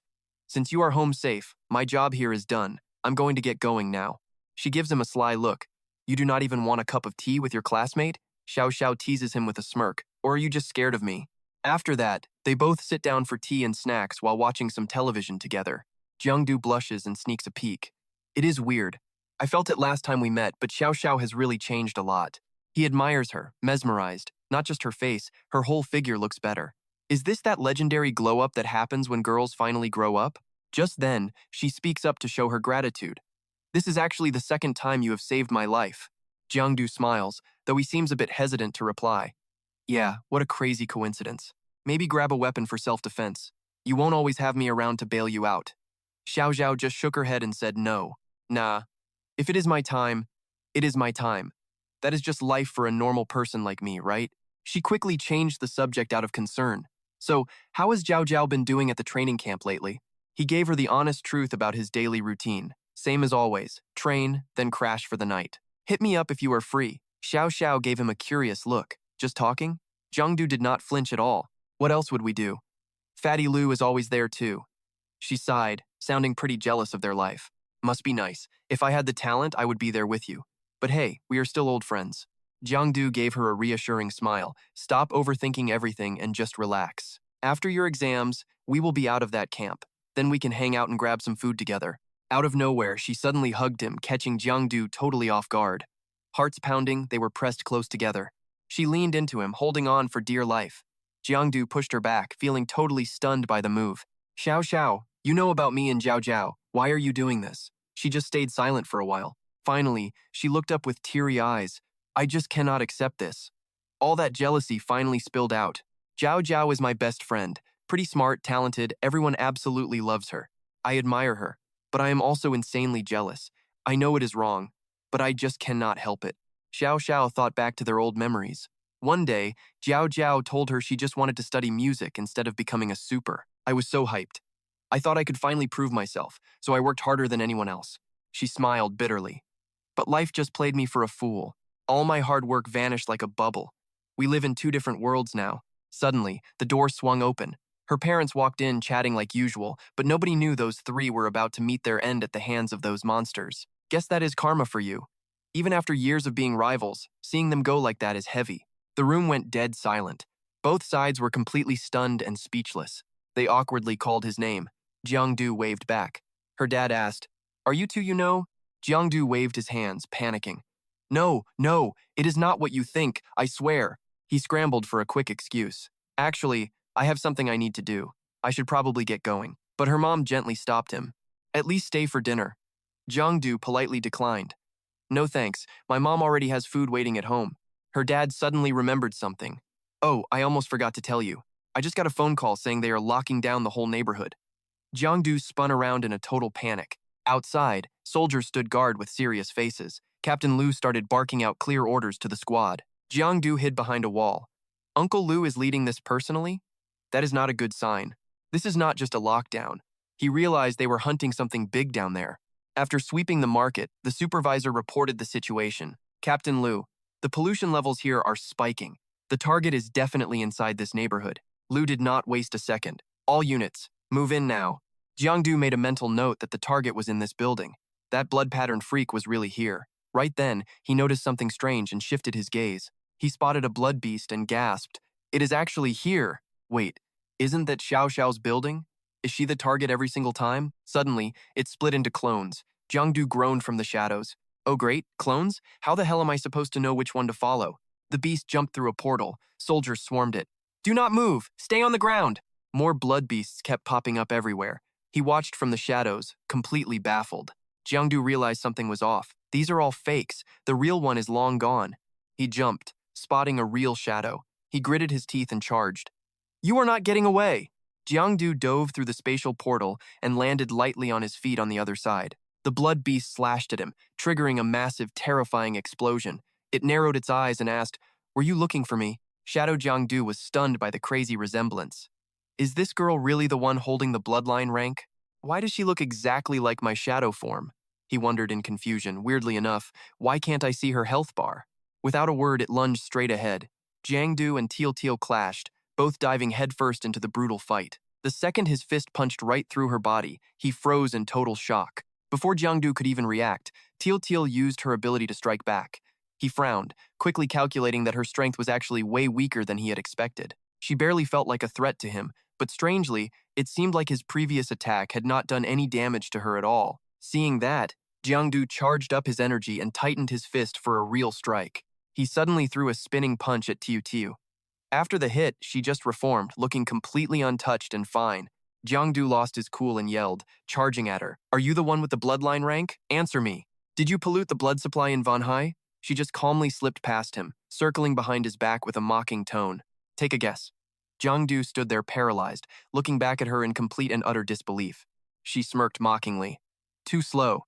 You are not as decisive as you were in the videos."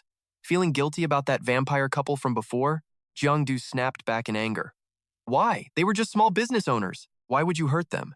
Teal snapped back instantly. "Hurt them? I was clearly the one who saved them." He tried to attack her again but failed. "Bullshit. You call turning them into blood-sucking monsters saving them? You turned them into mutants, sure, But do you even know what their business was actually like back then? Thugs were harassing the owner's sister, and things got violent. Those punks called in some big shot who claimed to be a super. Their years of hard work were destroyed in the blink of an eye. Tio stayed calm, reminding him that the mutants never hurt them, but the super drove them to despair. Jiangdu just grew even more frantic. Shut up! You are just using their hatred for your own gain. You want to turn them into your pawns. You are the mastermind behind all of this, and I will never forgive you. He lunged again. Teal smirked and slowly transformed. What is the deal? Who is the monster here and who is the hero? Suddenly, she took on Zhao's face. Can you really tell the difference? The moment Jiangdu saw her face, he stopped dead. Because of that, Jiangdu's attack stopped right there in midair. Teal, looking like Zhao, questioned him. What is wrong? Scared to fight now that you know who I am? She put her hand on his chest and whispered, Monster or super, it does not really matter at all.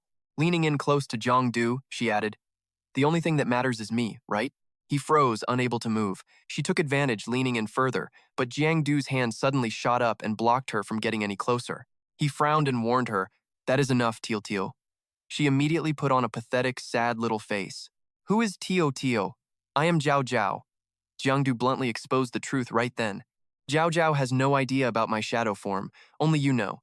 When I saved you before, you were totally shocked. You obviously saw me. Besides, I cannot think of a single person besides you who could transform into a perfect copy of her like that, Teal.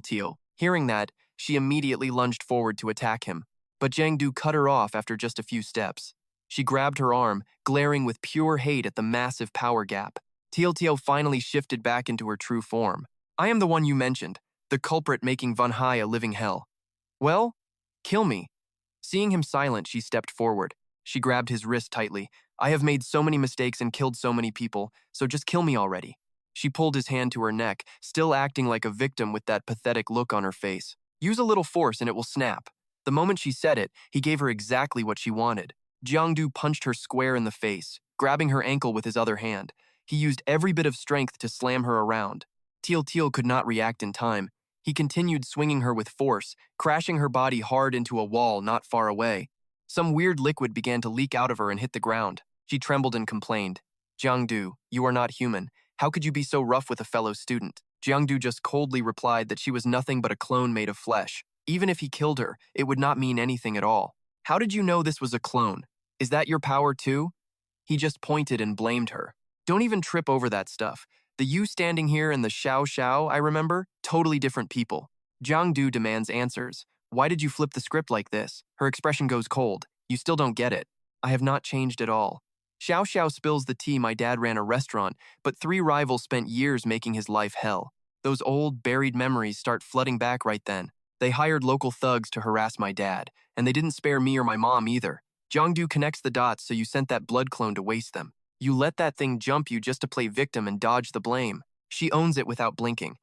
Yeah, watching those 3 dirtbags drop right in front of me did not scare me one bit. Actually, it felt amazing, because I finally grabbed hold of the power I have been craving for so long. Jiangdu is losing his mind and snaps. So where the hell did this power even come from? Xiao keeps playing games. How? If I told you I just found it on the sidewalk, would you buy that?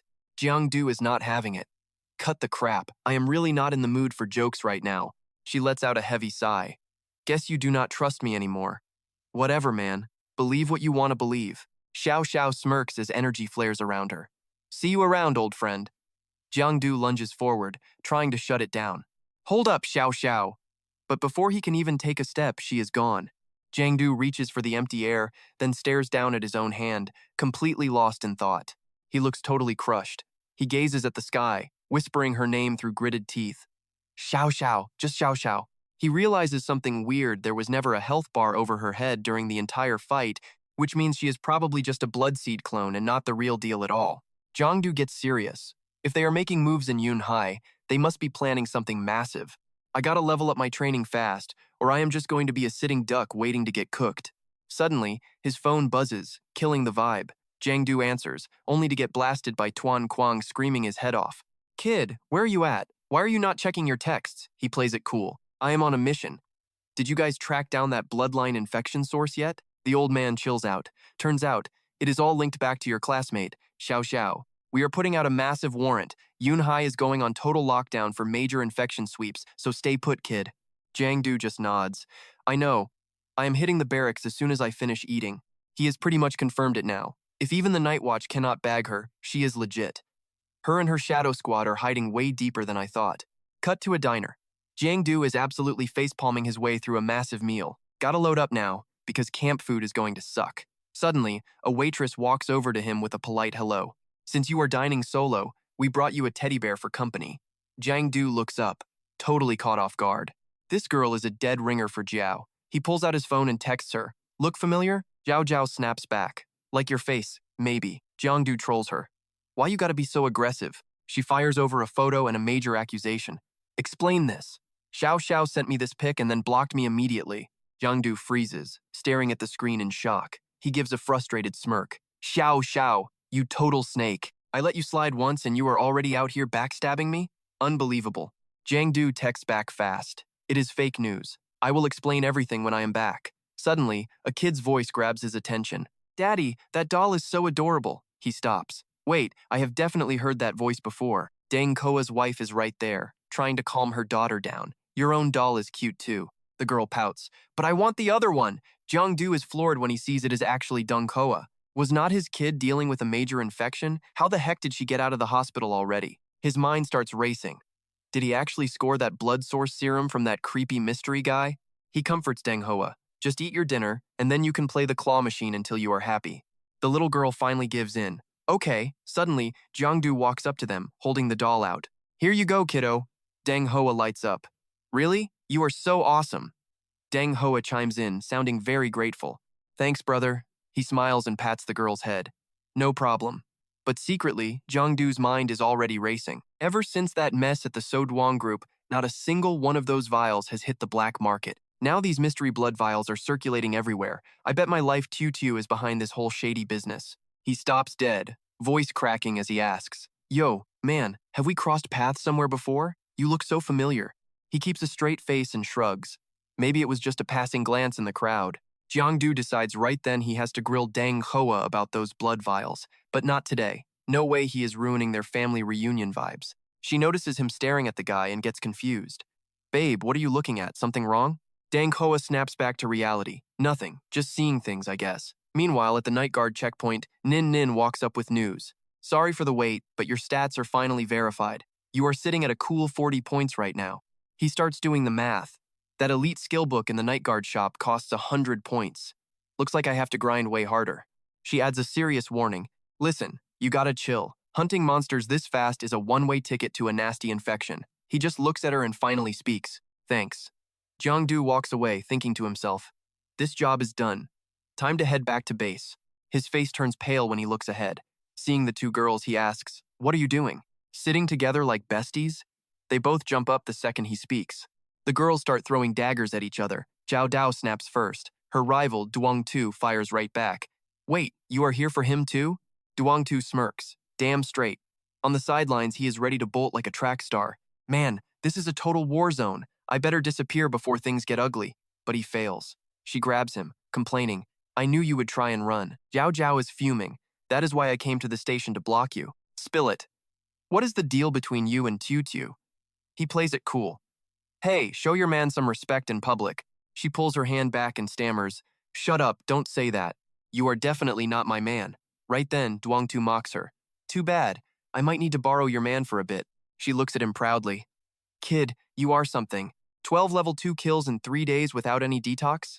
The night guard has been blowing up our phones, telling us to get you back for treatment immediately. He is internally screaming. Wow, those guys at the verification office work fast. Like, scary fast. Time to play dumb. Zhao Dao, look. She acts totally bored.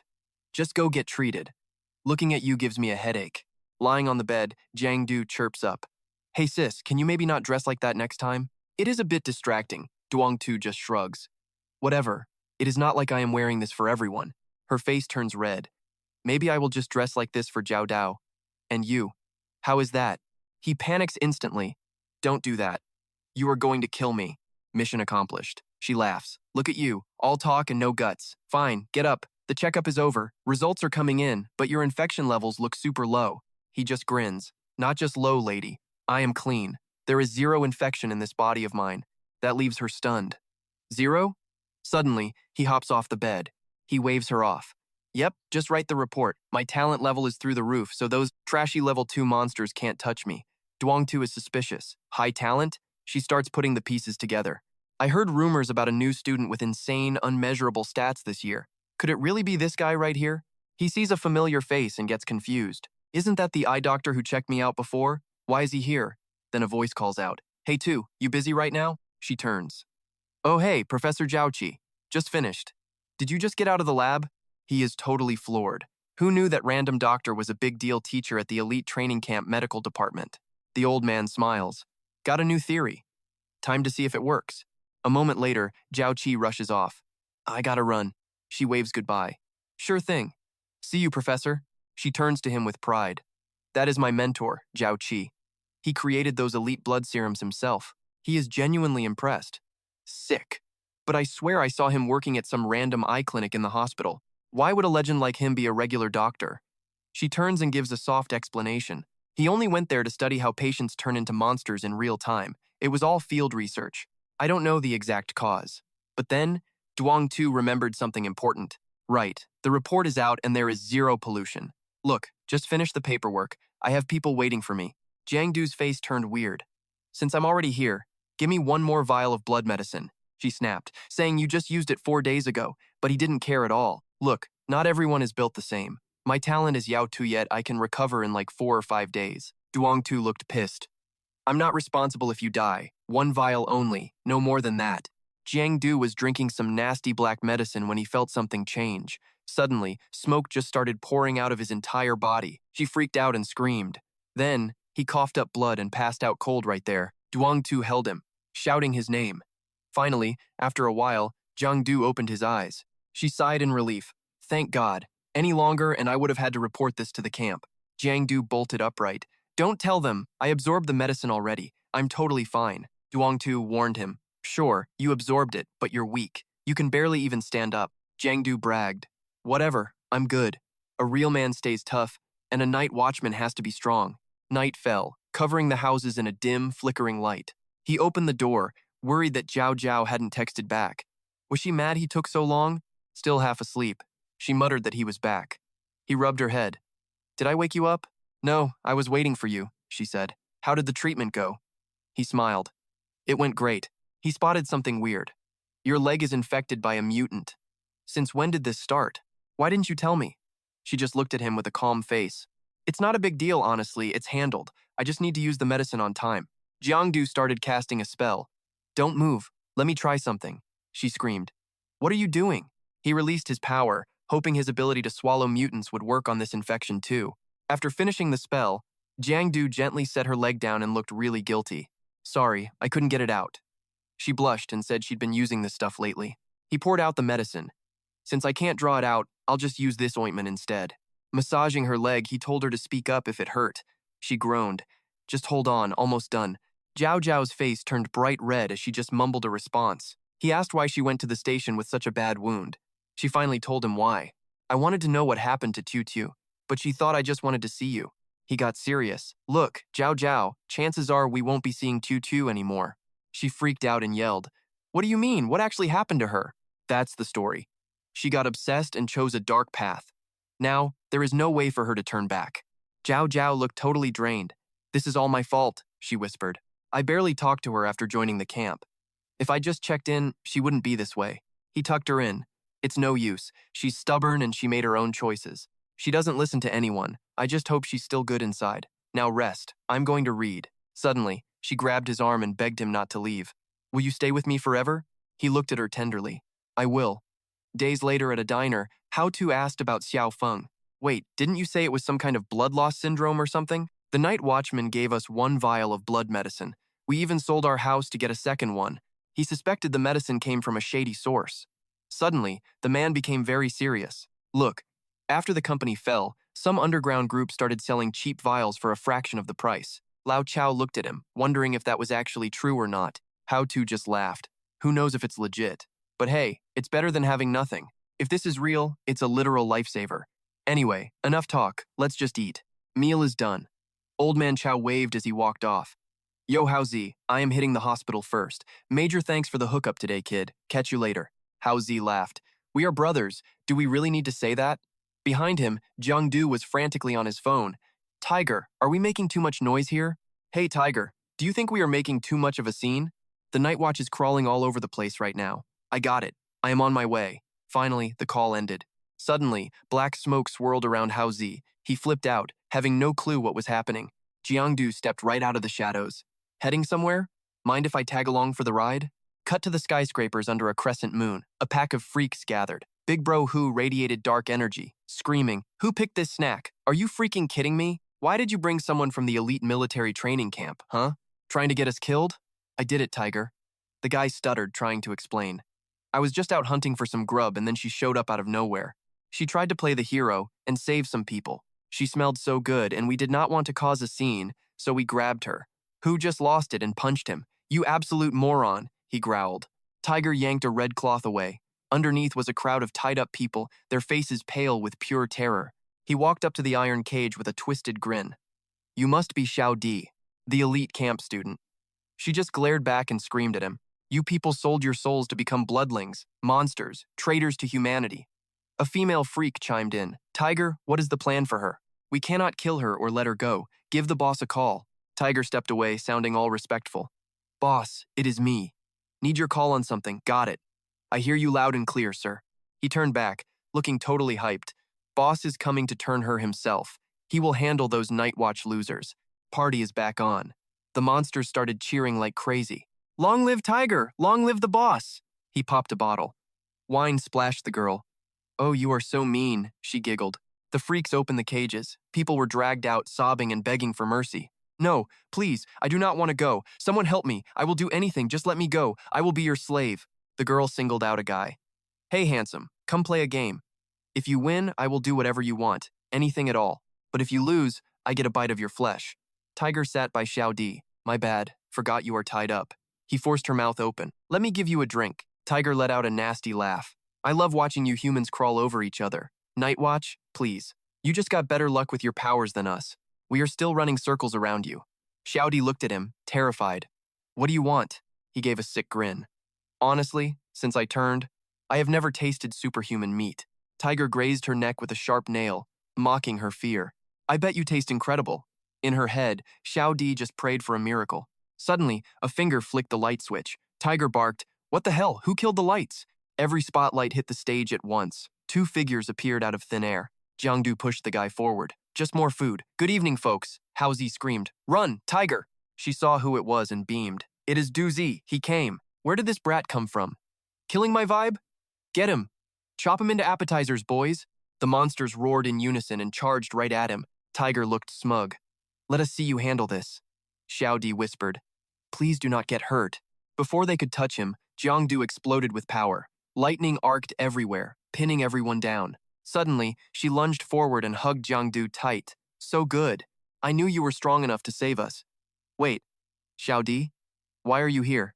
Did they catch you?" She did not even listen. "I just got ambushed, okay? I walked right into their trap. Thank God you are here, or I would be toast." Tiger was fuming. "You little punk! You hurt my crew and tried to steal my snack? You are dead!" Jiang did not flinch. "Who is dying today? Let us go." Right then, the two powers collide head-on. Realizing he is screwed, the guy lets out a gut-wrenching scream of pure agony. Ducking behind, Little Dai demands to know who the big boss is. Tiger grovels immediately. "I will talk. I only know his name is Lu."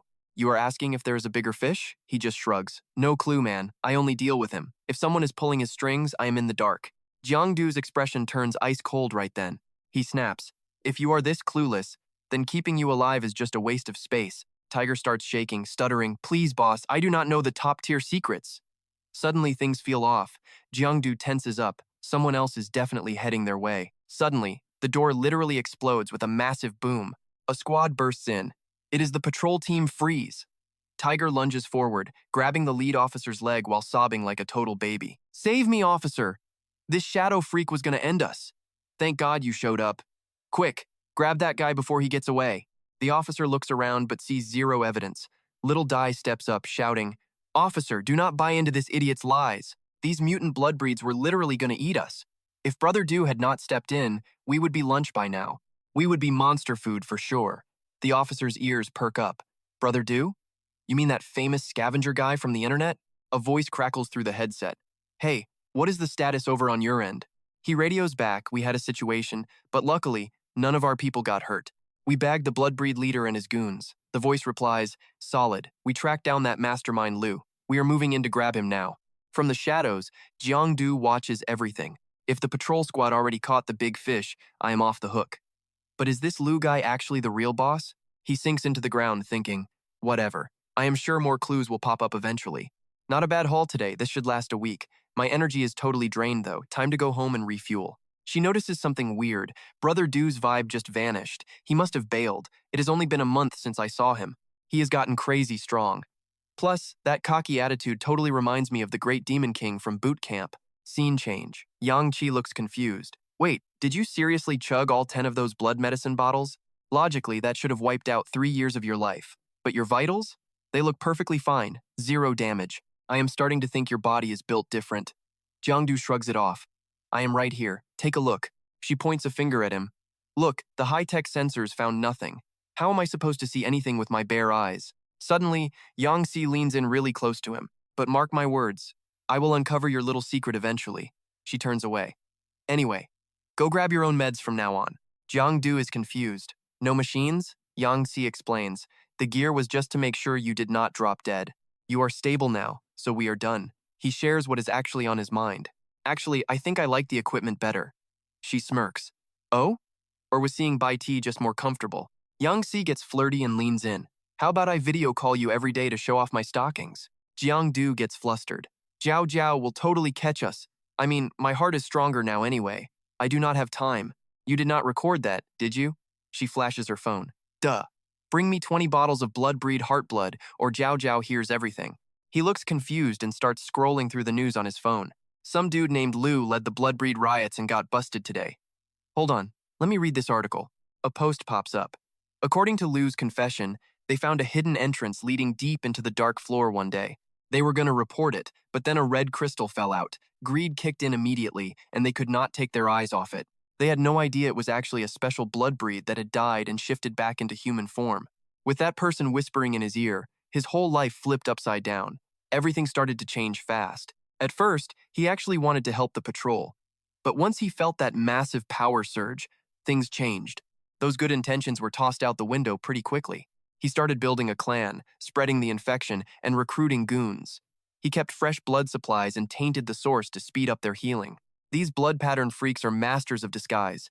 Even the patrol team could get ambushed, so regular people do not stand a chance. Boss Lu headed straight for the food markets and malls. The infection ripped through the crowds, spreading like wildfire. He even secretly opened up a factory to churn out medicines made from infected blood. The whole thing was a scam, using human biology to cook up fake meds. When the patrol turned up the heat, Liu cracked and spilled everything. Seeing this, Jiangdu figured that if Yunhai was used to flip the world upside down earlier, even little got caught in the crossfire. Now, catching the mastermind is this easy? It feels a little embarrassing.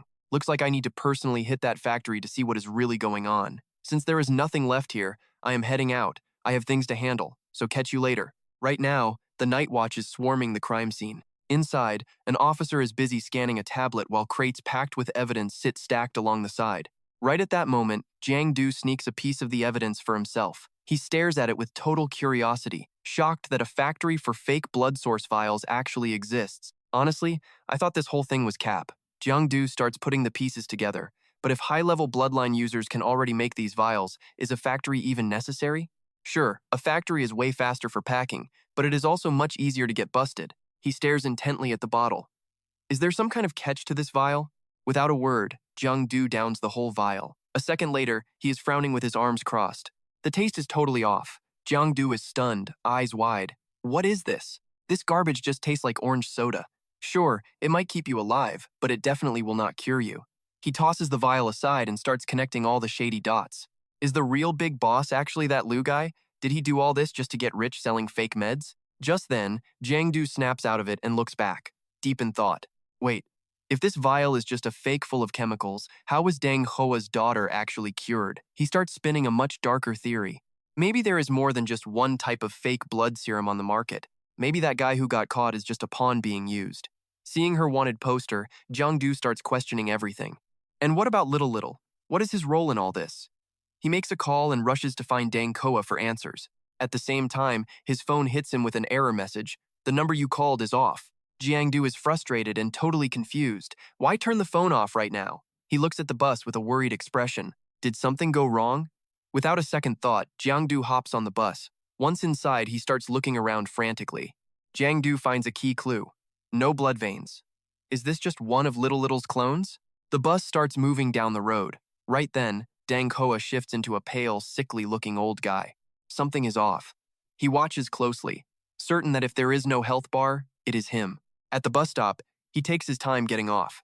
Dang Hoa slips into an alley, moving slowly. Sensing a tail, he spins around in a panic. Who is there? He frowns, wondering if it is just his imagination. He shifts back into his teen self.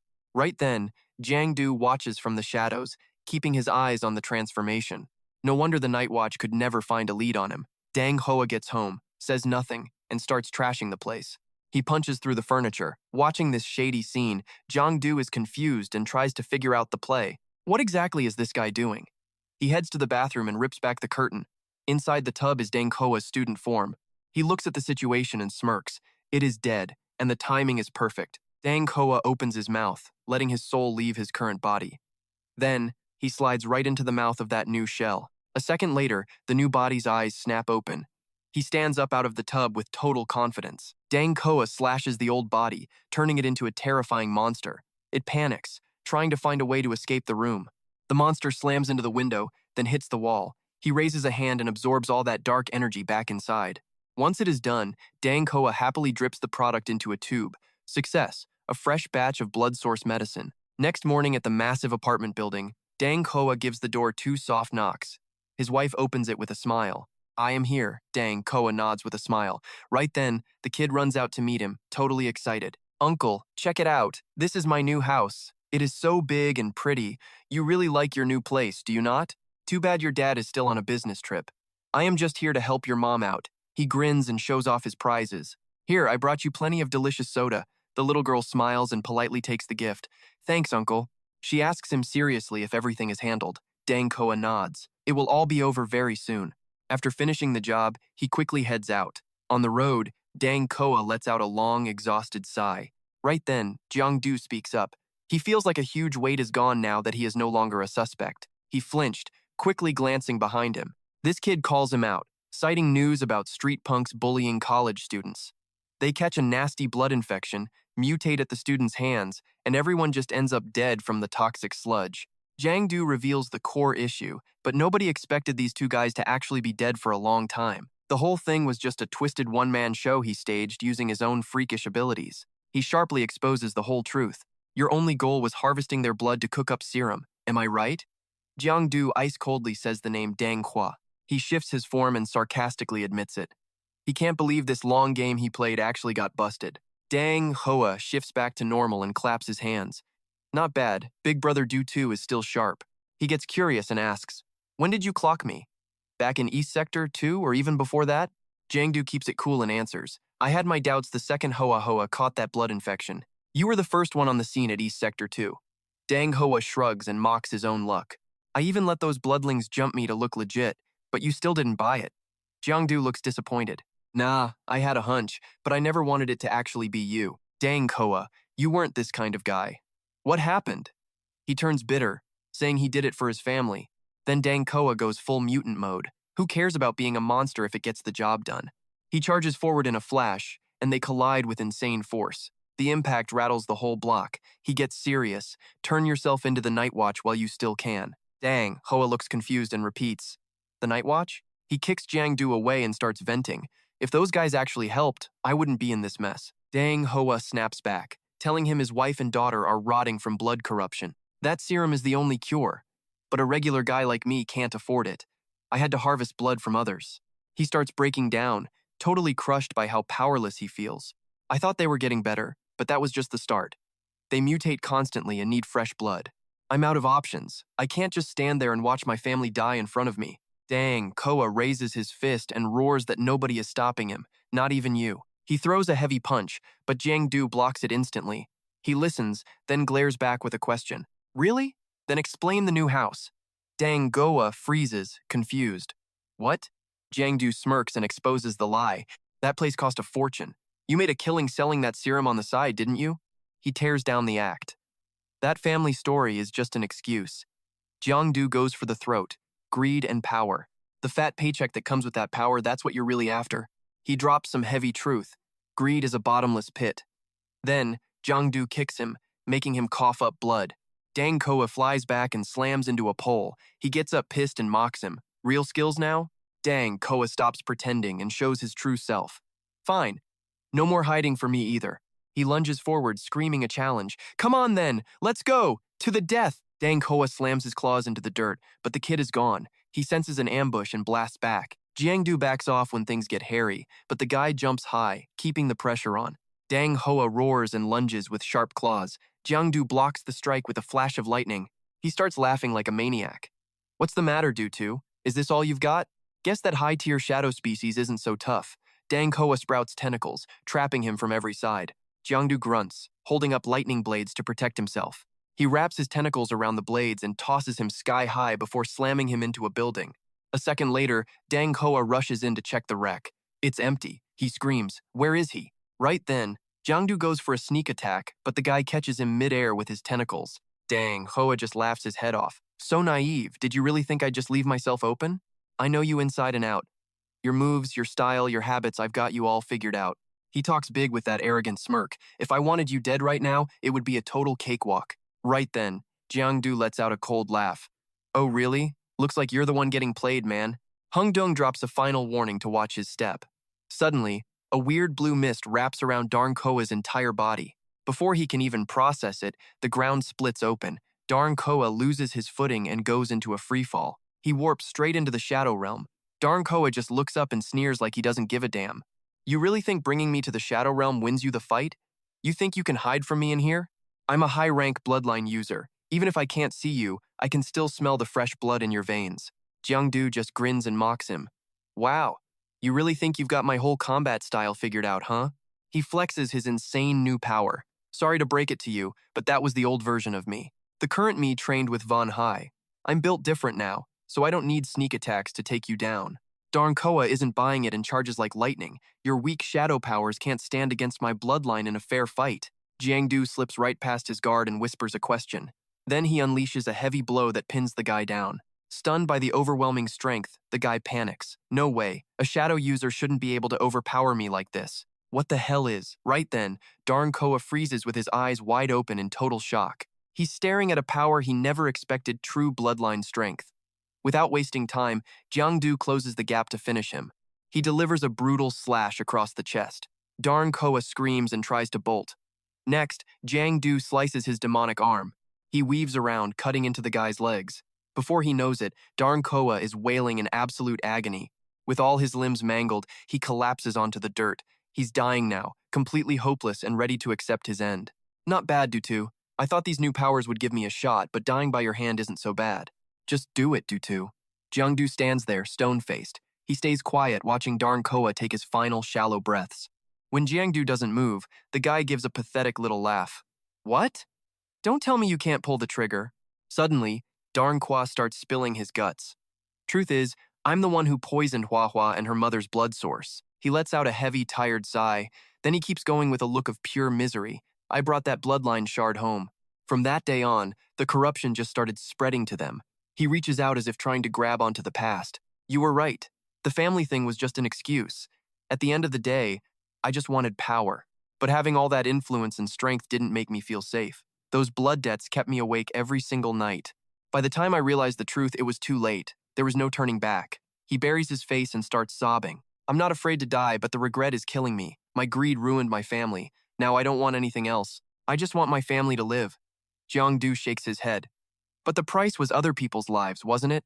If your family knew what you did to save them, would they even want to keep living this way? The guy looks off into the distance, lost in thought. Jiang makes his final call. I won't kill you. The Watchers will. Since we've got a history, I'm hoping you can give me one straight answer before the end of the line. Jiang gets right to the point. That bloodline shard you have, where the hell did it actually come from? Darn Koa gives a weak laugh. If I told you I just found it on the street, would you even believe me? Tio said the exact same thing. Was it really just lying on the street? Then, he realizes something is very wrong. No way. You don't just stumble onto bloodline shards. Someone is leaving these out as bait to lure people in. Right at that moment, something invisible starts sucking the life right out of the guy. Jiang panics and yells out, "Darn Qua, what's happening?" In a split second, he's trapped in a circle of raging fire. A mutated freak named Trio Koi appears. Jiang glares at him, bracing for a fight against another high-rank bloodline monster. Fire tentacles start slithering into Darn Koa's body. Seeing this, Jiang swings his blade with everything he's got. He manages to save him as the guy hits the dirt. Trio Hoi just roars with pure rage. "Stay out of my way!" He blasts a wave of bloody fireballs at him. Jiang skillfully dodges the attack by a hair's breadth. He gets right in Trio Hoi's face and swings a lethal blade. The guy quickly summons a high-level demonic beast. Realizing the situation is bad, Jiang jumps back. Trio Koi sees the opening and lunges straight for Darn Qua. The guy coughs up blood as the monster rips the life core from his chest. Jiang screams in horror. "Darn Qua!" Zhao Qi reclaimed the stone without a second thought. He began drinking in its raw energy. As Zhao Qi sprinted for the portal, Jiang screamed for him to stop. He unleashed a massive power blast, tossing high-level mutants aside. "Get lost!" Jiang fired a razor-sharp wire. It snagged the mask and sent it clattering to the floor. Jiang looked up, his jaw dropping when he saw the real face hidden under that mask. The doctor froze for a heartbeat. He looked at Jiang with sudden curiosity. "You know me?" Jiang didn't answer, dropping into a fighting stance. The high-level mutants rose up together, looking bloodthirsty.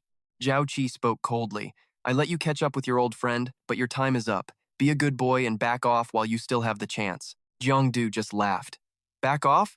You expect me to let the guy behind this whole mess just walk away?" Zhao Qi smiled, denying everything. "You have it all wrong. The murders and the poison were all Hoa. I did not do a single thing." Jiang sneered at the blatant lie. "Oh, you did not do anything, huh? Then who gave those blood shards to the others?" Jiang rage boiled as he gripped his sword even tighter. "Koa and the others were just puppets to you. You used them like tools to spread that blood corruption over and over again. You are the real monster here." Jiang exposed the whole sick plan.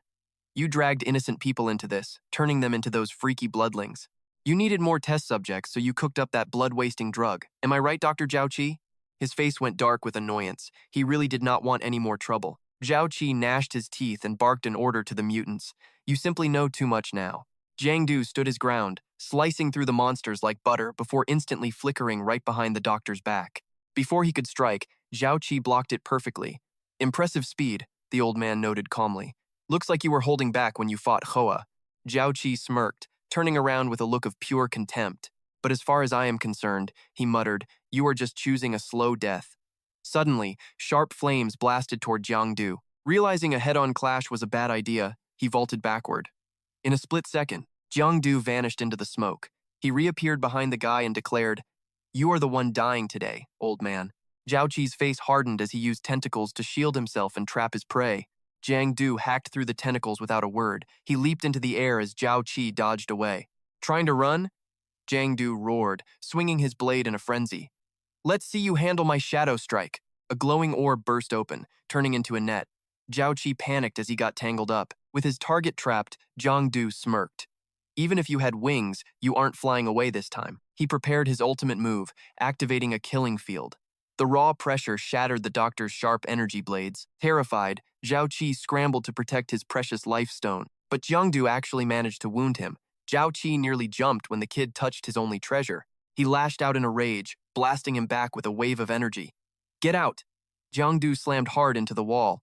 Zhao Qi brushed off his suit and mocked the boy. "I admit I underestimated you, kid, but you are still nowhere near my level." Jiang didn't flinch. "Oh, really? Look at this life stone. What happens if I just break it?" The man gasped, unable to find words as Jiang squeezed it. "I think I will hold on to this." Zhao Qi screamed. "Give that back to me." He whipped his tentacles toward the kid. Jiang saw it coming and just laughed. "You want it?" He swatted the lightning away and challenged him. "Then come and get it." Zhao Qi's vision blurred with fury. Damn it, is this really his power? I should have snatched that shard before he ever realized it was there. He bit his lip. Every single time, he was just one step away from winning. He remembered the years of torture, trying to build an abyss cure. He had poured every drop of his soul into that research. But just as he reached the finish line, the higher-ups ordered him to shut the whole thing down. 10 years of hard work thrown in the trash with one single sentence. He was desperate, full of hate. He refused to fail like this, and that is when he heard a voice screaming from deep within. Then, a dark and mysterious voice echoed, "Were you calling for me?" He remembered that day the abyss appeared and handed him the power. Humanity had abandoned him, so he decided to reach back into the dark. He bowed down to the dark side, selling his soul to the abyss. Trio Hoi started moving in secret. To keep things on the down low, he split the rank fragments and handed them out to whoever wanted them. Using them as pawns, he gathered massive blood samples to fuel his sick research. Those fragments leveled up by draining the blood energy of their hosts. He obsessed over his master plan, dreaming of the day he would reclaim every single blood shard and finally rule over the entire world. Back to reality. Trio Hoi snapped with pure determination. "I did not come all this way just to quit. How could I ever give up now?" He hit his breaking point and pulled out 2 mystery vials. "If you clowns think my research is a joke," Trio Hoi yelled, slamming the drinks, "then I will show you its real power." Right then, he was suddenly bursting with raw power. Trio Hoi swung his massive hand with speed. Sensing the danger, Giang stayed sharp and vanished right into the shadows. This guy does not even have a fragment, yet he is this strong? Time to back off and regroup. Suddenly, streaks of fire snaked inside, and in a flash, he dragged him back out. Giang was stunned, staring at him like he could not believe his own eyes. No way. He actually broke through the shadow dimension. Trio Hoi just stood there with a smug, mocking grin on his face. Shocked, right? My special formula was literally designed to take down the abyss and its monsters. He kept bragging about his work, adding that it obviously contains ingredients specifically meant to counter your shadow powers. Trio Hoi attacked the shadows while bragging like a total jerk. My medicine is clearly a masterpiece. But those big shots did not care. He gritted his teeth and snapped back. What do they mean it causes scary contamination in the human body? That is all lies. If we are talking about corruption, aren't superhumans exactly the same? But my serum can trigger power far beyond any superhuman. Trio Hoi went wild and sent him flying toward a portal, and here is the proof. Giang crashed back into the real world, gasping for air. I can't too many fights in a row. My shadow points are almost gone, while this guy just keeps getting stronger. Am I really out of options here? Now the guy was closing in, aggressively tossing around massive, intimidating fireballs. Giang felt the hopelessness sink in, panting as he wondered if his hero journey ended right here. Trio Hoi reached out and commanded, "Hand it over so I don't have to hurt you." He just stood there, winced, then slowly reached into his shirt. He pulled out the life stone. Trio Hoi smiled and reached for it, saying, "Now that is more like it." Before he could grab it, Giang pulled back. With nerves of steel, he refused to quit, saying, "I would rather die than give this to you." Giang shut his eyes and swallowed the stone. Instantly, a massive surge of power rushed through his entire body. Watching that reckless move, the guy gasped, "You are insane!" Giang dropped to his knees, coughing from the shock. Trio Hoi mocked him, saying how stupid it was. Merging a status fragment is dangerous. Swallowing it whole is just a death wish. He reached out smugly and said, "Whatever, I am a doctor after all, so I will handle this." Trio Hoi decided to act merciful, saying, "I will be kind and end your pain early." But then, Giang suddenly vaporized his power and vanished. He jumped back in shock, his eyes going wide with total disbelief. Pale with fear, Trio Hoi stammered, "How is it possible? I cannot even feel the fragment anymore?" He smirked and explained that swallowing it was a bit rough at first, but he felt way better now. Giang calmly noted the flavor was not bad, kind of like dragon fruit. Hearing that, he roared in anger, "Quit acting cool. You think a status fragment is just some snack?" As Trio Hoi prepared to strike, Giang countered calmly. Right then, a massive explosion erupted between the two of them. Through the dust, he dropped a bombshell secret, saying, "It looks like you did not know blood breeds are just food for shadow types." Giang stomped the ground and boldly announced that the blood rank fragment he wanted so badly. In the silence, he leveled up and dropped the final word, "I have already completely absorbed the whole thing." Hearing that, he froze while breaking into a cold sweat. Trio Hoi broke down, screaming out in pure agony. "No way, absolutely no way. I did all that work just for you to ruin everything in the end." He looked up and let out a frustrated scream. "Are you kidding me?" Right then, a bunch of medicine vials scattered all over the messy floor. Trio Hoi quickly mutated into a high-level blood breed. He snarled with pure hatred and yelled, "Kill him!" Trio Hoi lashed out wildly, teleporting all over the place. Giang skillfully dodged every single one of those messy attacks. He cheered quietly to himself. After absorbing that rank fragment, his speed and reactions were now totally off the charts. Giang pushed his senses to an incredible level. Now, he could even feel the guy's blood flowing and predict exactly what he was going to do next. Giang rushes in with total swagger. He is not backing down one bit. Time to test drive this blade. Watching the thing swallow everything, he is hyped. Sick. This blade actually sucks blood right out of people. Giang is geeking out on the stats. It is not just blood sucking, more importantly, it blocks the enemy's healing factor entirely.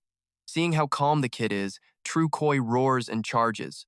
Giang drops a smirk of pure contempt. The guy scowls, cranking his fire to the absolute max. True Koi explodes with power, launching the kid high. Giang feels the pressure, taking a few steps back while scowling. He thinks it over carefully. He tried to slip into the shadow dimension, but it failed completely. It seems this specific form restricts his shadow powers. The dude does not hesitate. He summons a stream of acid blood. Watching this, Giang is like, that fluid is flowing way too much. Did that last move hit with so much force that it literally shattered his own blood vessels? He peers inside. That layer of red blood is eating right through the ground. Giang jumps back in a panic. It is corrosive. True Koi just laughs like a villain. Just noticed? It is way too late now. He tosses out a curse filled with pure hatred. Go ahead and just melt away in hell. True Koi blasts a massive wave of blood. Die. Giang reads the play and flies up high. Watching Giang hovering in the air, the guy throws out a cocky challenge. You think jumping up there means you're safe? True Koi sprays acid everywhere. In all that chaos, Giang stays cool and runs the numbers carefully. The acid is lethal, but it is clearly burning through the old man's own health bar. I will just wait for him to run dry, then I will strike back. He reads the situation perfectly and shoots back a smug question. Are you just waiting for my blood to run out?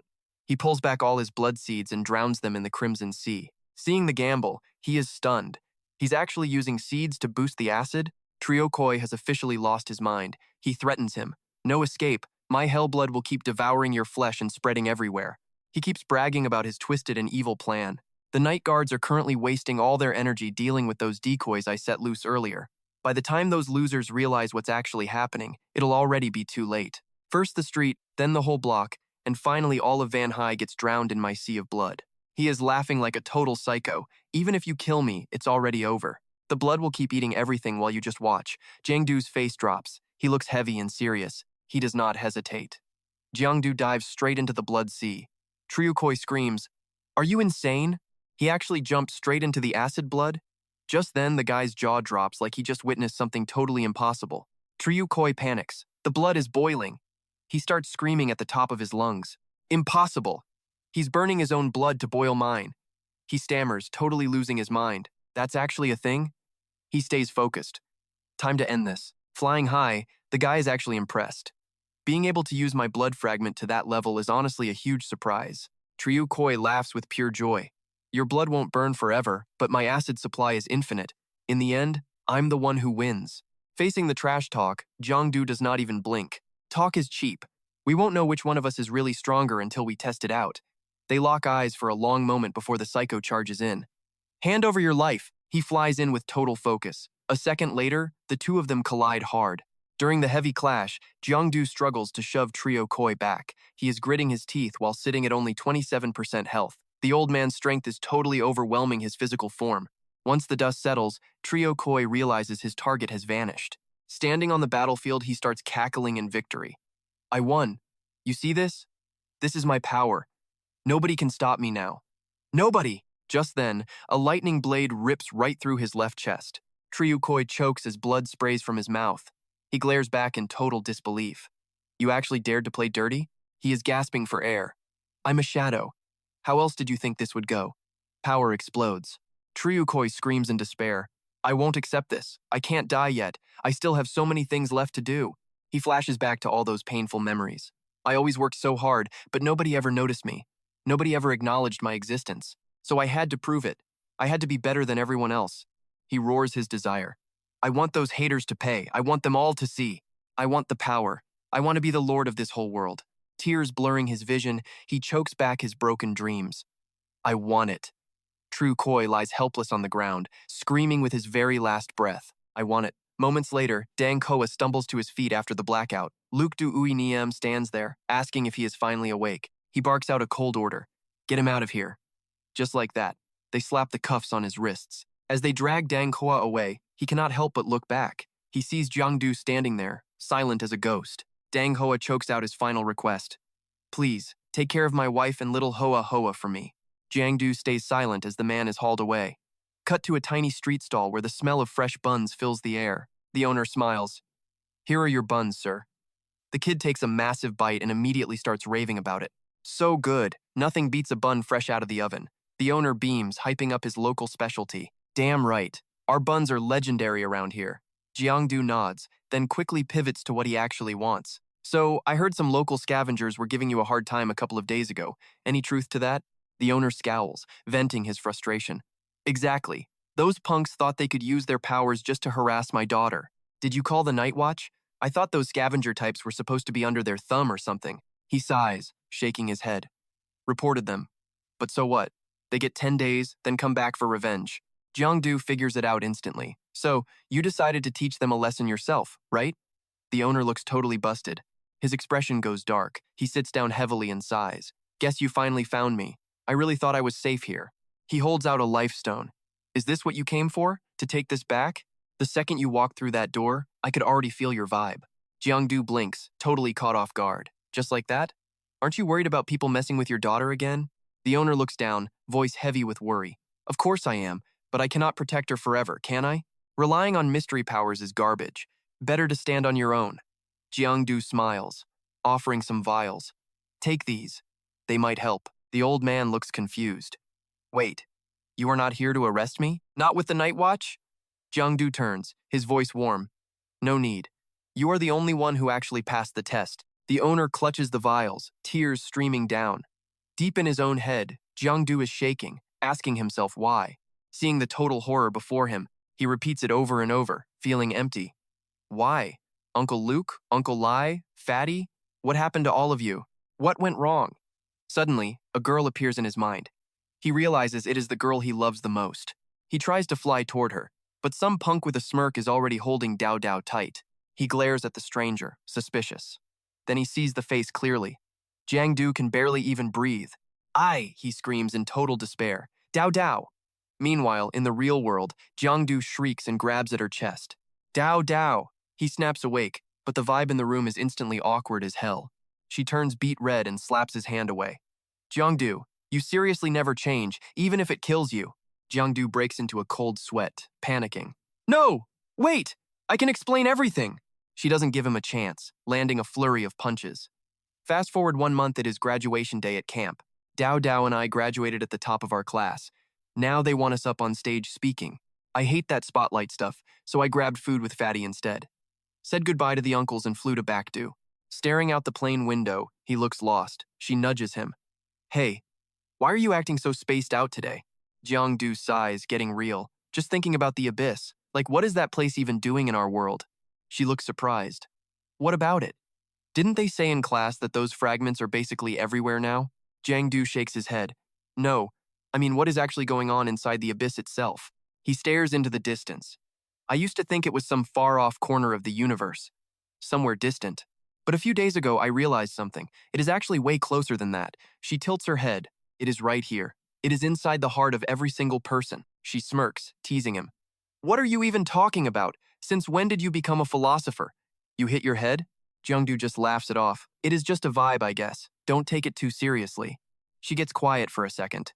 So, if the abyss ever swallowed me up, what would you do then? Jiangdu does not hesitate to grab her hand. Then he swears it. I will dive into the abyss without a second thought. I will risk my life to save you, even if I have to fight myself. She is too shy to even speak. The North Capital is getting closer every day. The road ahead looks bright, but I have still got to stay sharp.